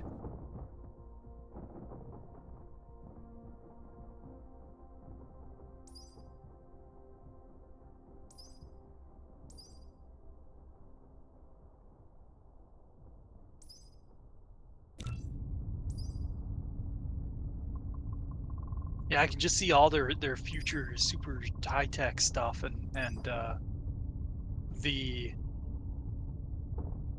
wiring is made of iron.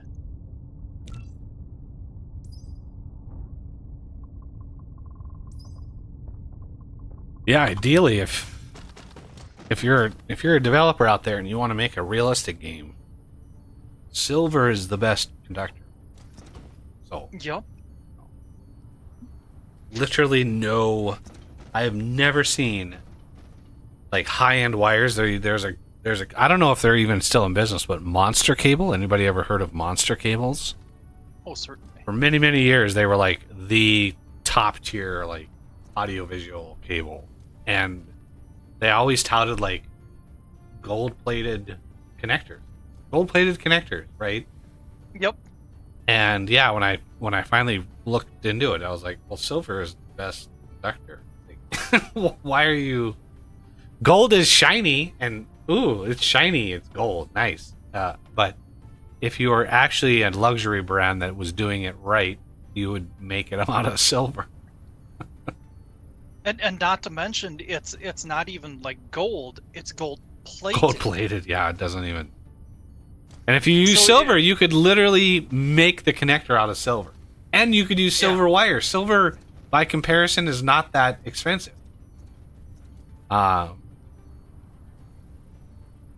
Still a heck of a lot, but yeah. But those cables were, you'd get an HDMI monster cable and it'd be $120, for like an 8-footer, like crazy expensive. Got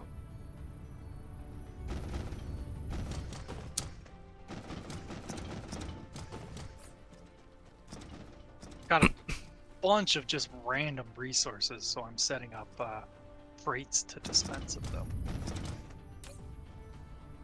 Okay. So we have enough, I think, for the universe exploration.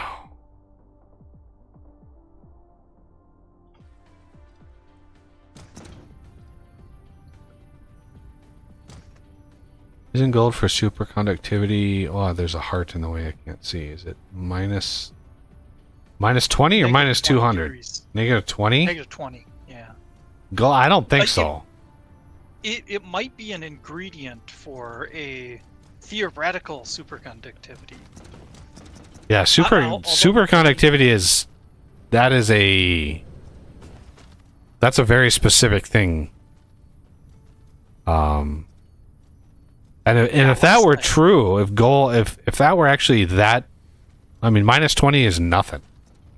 If that was actually the case, then like, I think that. I'm guessing it's to negative 200. It must be, because like, look at the LHC, right? The Large Hadron Collider. What it uses to cool the magnets down, right? Liquid helium, the coldest substance we know of, like 3 or 4 degrees above absolute zero. Absolutely crazy how cold it is. But then you even have like MRI machines. Like MRI machines, those are cooled by liquid hydrogen. They have to. If gold was a superconductor at minus 20, you'd literally be able to use a standard refrigerator to cool these things. You'd wire them in gold and just cool them to minus 20. So yeah, I think superconductivity is... I remember there was news just a few months ago that some like Chinese firm announced they achieved superconductivity. They built an alloy that was superconductive at near room temperature. And they, did all this, and it literally took like just a couple days for it to be completely debunked.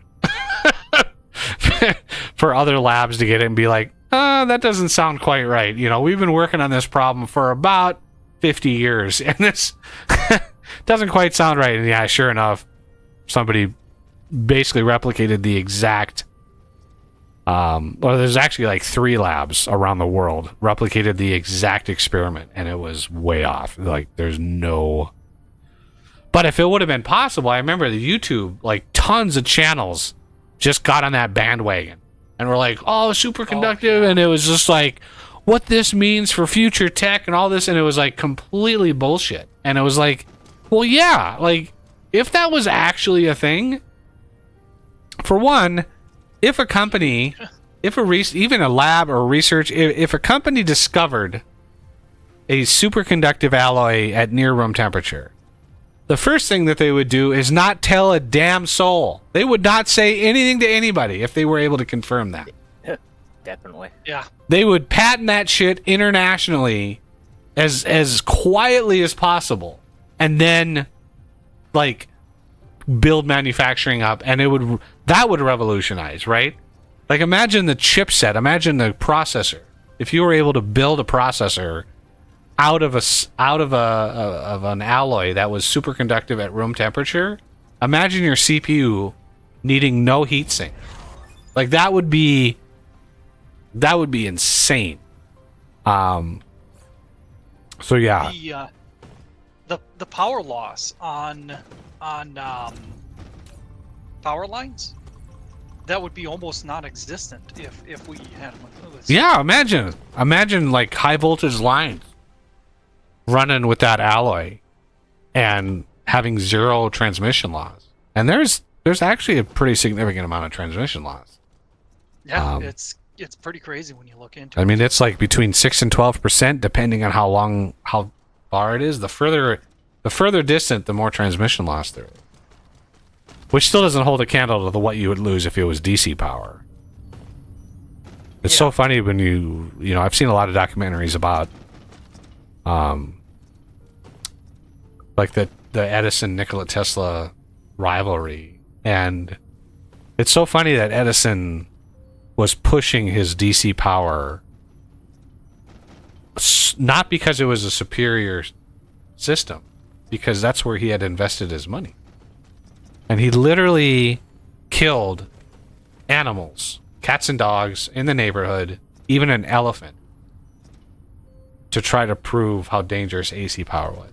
Like imagine the you know, the early 1900s. You're a family that are living near Edison's lab, and all of the local pets start disappearing. Oof. And everybody knows where they're going because the word gets out. The fact that we know what he was doing, like, just tells you, like, what he was doing with all this, and nobody prosecutes this guy. Like, nobody, and so yeah, I have zero respect for Edison. Zero respect. The fact that he stole the patents and ideas of all the people in his lab, like he would bring all these bright minds into his lab. They would invent something, he would patent it and only put his name on it. And he did you know, they Edison, I think, has the record for the most patents to his name. There's like 10,000 something patents to his name.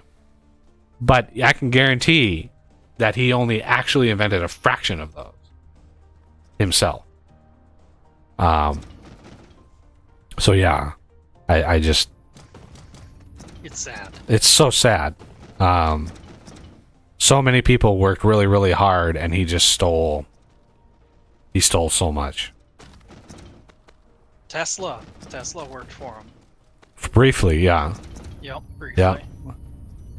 Yeah, he worked for him. Tesla designed something. Edison stole. He filed for the patent and put his name on it, not Tesla's, and Tesla quit. He was like, nope. But I mean, you know, Westinghouse even took advantage of Tesla. I mean, Tesla was very, very generous, and he allowed Westinghouse use of his patents for zero license, like for free. And Westinghouse, like, fleeced him. Like, Westinghouse made an obscene amount of money. Yeah, it's just sad. Without Nikola Tesla, to whom I share a birthday, by the way, same Nice. same month and day for as me. Yeah. Tesla was a quirky guy, but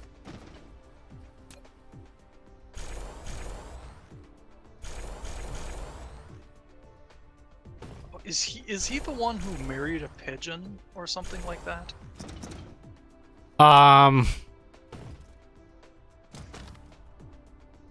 was that? I don't think that was Tesla. I think that was, who was that? I know Tesla like married his cousin or something. I know one of those guys did. Like, married his first cousin. I believe that was Einstein. I mean, could have been Tesla also. I don't know. It's been a while. It's one of those figures I didn't really memorize, but for reasons.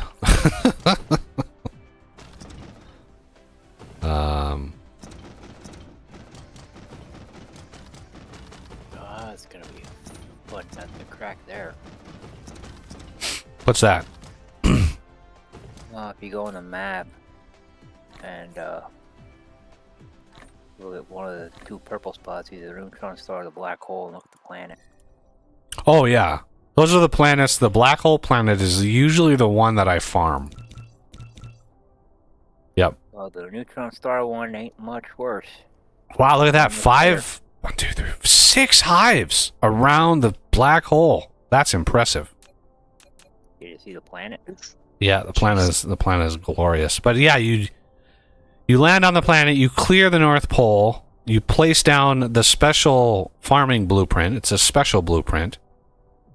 You can only farm like 6 items. You have to limit it to like 6 items. That's what it supports. With the filters and stuff. And then you just let it farm.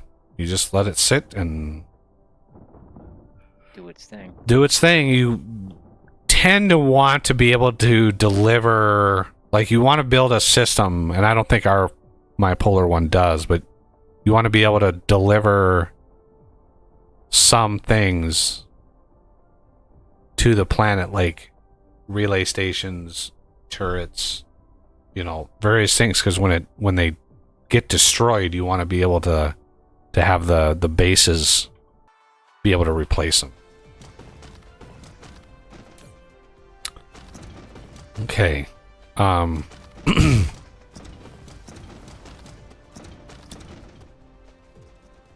gonna go over here and I'm gonna delete all. Oh no, I'm gonna delete.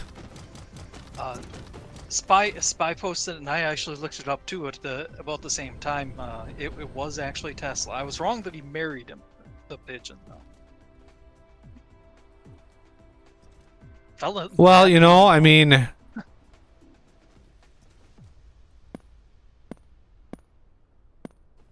the heart wants what it wants, I guess.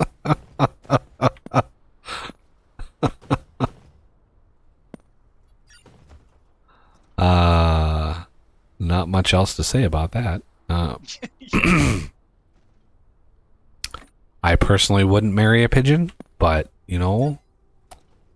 there are people today that are posting on various social medias that they do things with their dog and horse.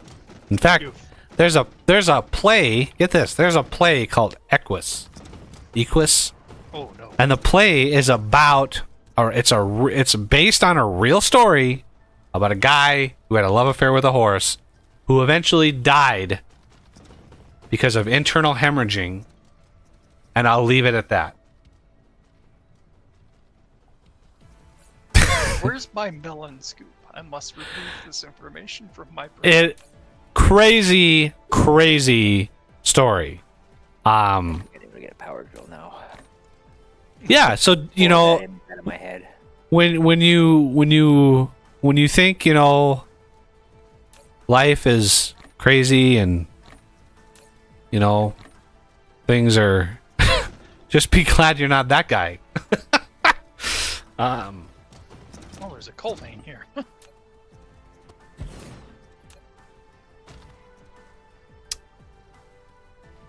I think it might have been Caligula did the same thing.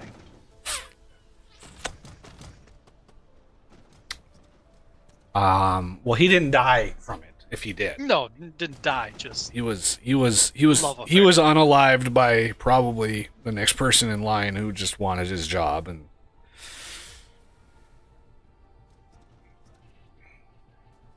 yeah, there's literally like women on TikTok that post about like doing things with their dog and stuff, and they're like proud of it.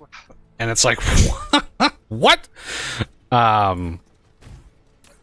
Yeah, pretty crazy.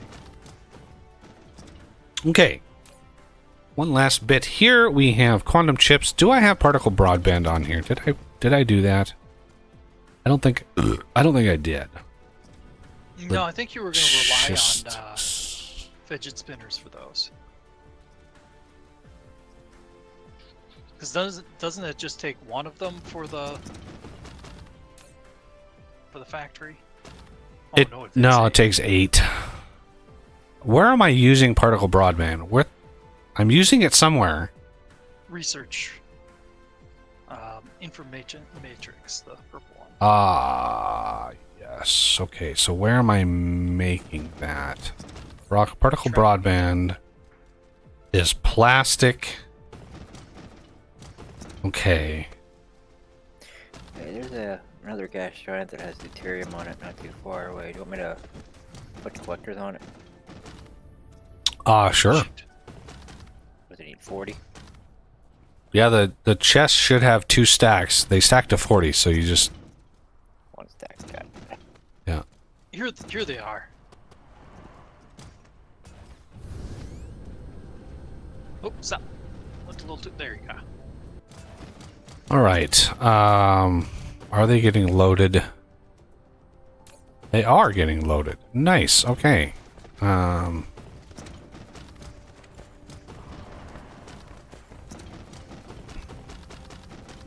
Yeah, I suppose just logistics station. We don't need to proliferate them. I think they are proliferated. Damn it. Do you want me to change that? No. That's fine. My damn it was because the damn thing was too close to the crafter. Ah,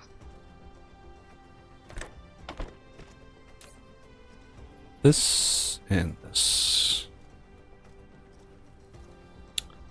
And we're going to do the ILS down here.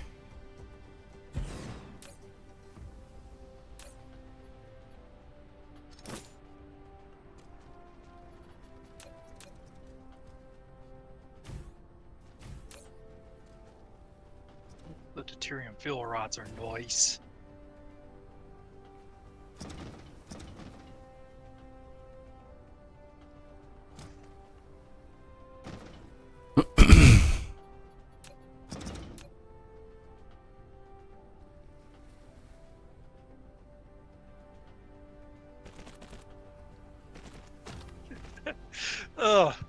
Running through my head is the lyrics for that song that goes when a man loves a woman, or replace woman with pigeon. Cool. Cool. Yeah, now I got that in my head off. Thanks. You're welcome.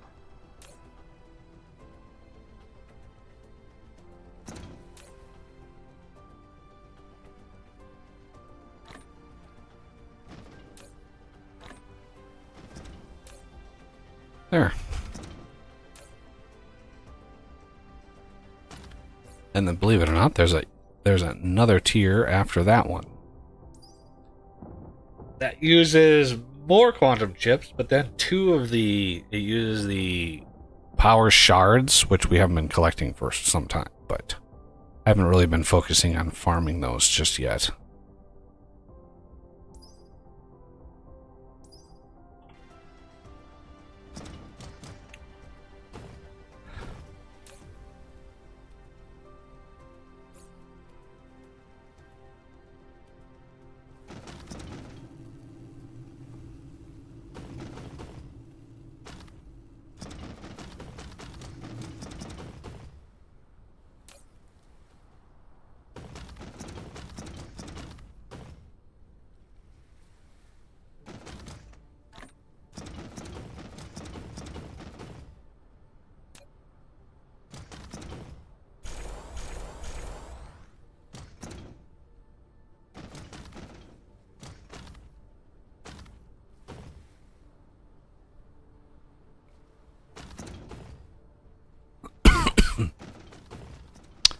All right, well, I think that's going to do it for today. I really don't want to push my throat anymore. It's not getting any better. Yeah, good call. So, yeah, I might be out of service for a few days. If everything goes the same way, then I'm... God damn it. That'd be twice I'm sick in the last month. Alright, I'm heading back home. Okay. I got them planted down. So yeah, I want to thank everybody for coming by today, and yeah, hopefully you enjoyed yourself. Please hit that like button if you did. Subscribe if you're new to the channel, and consider being a patron. or a channel member and joining us on these lovely streams. And if I'm able to, I will be streaming on Wednesday. If I am not able to, it will be obvious because I won't be streaming on Wednesday. I really hope I'm not sick, but every time in the past that I felt my throat get all scratchy like this, it's because I'm sick. So I'm so sad. But anyway, thank you all for coming by, and I will see you next time.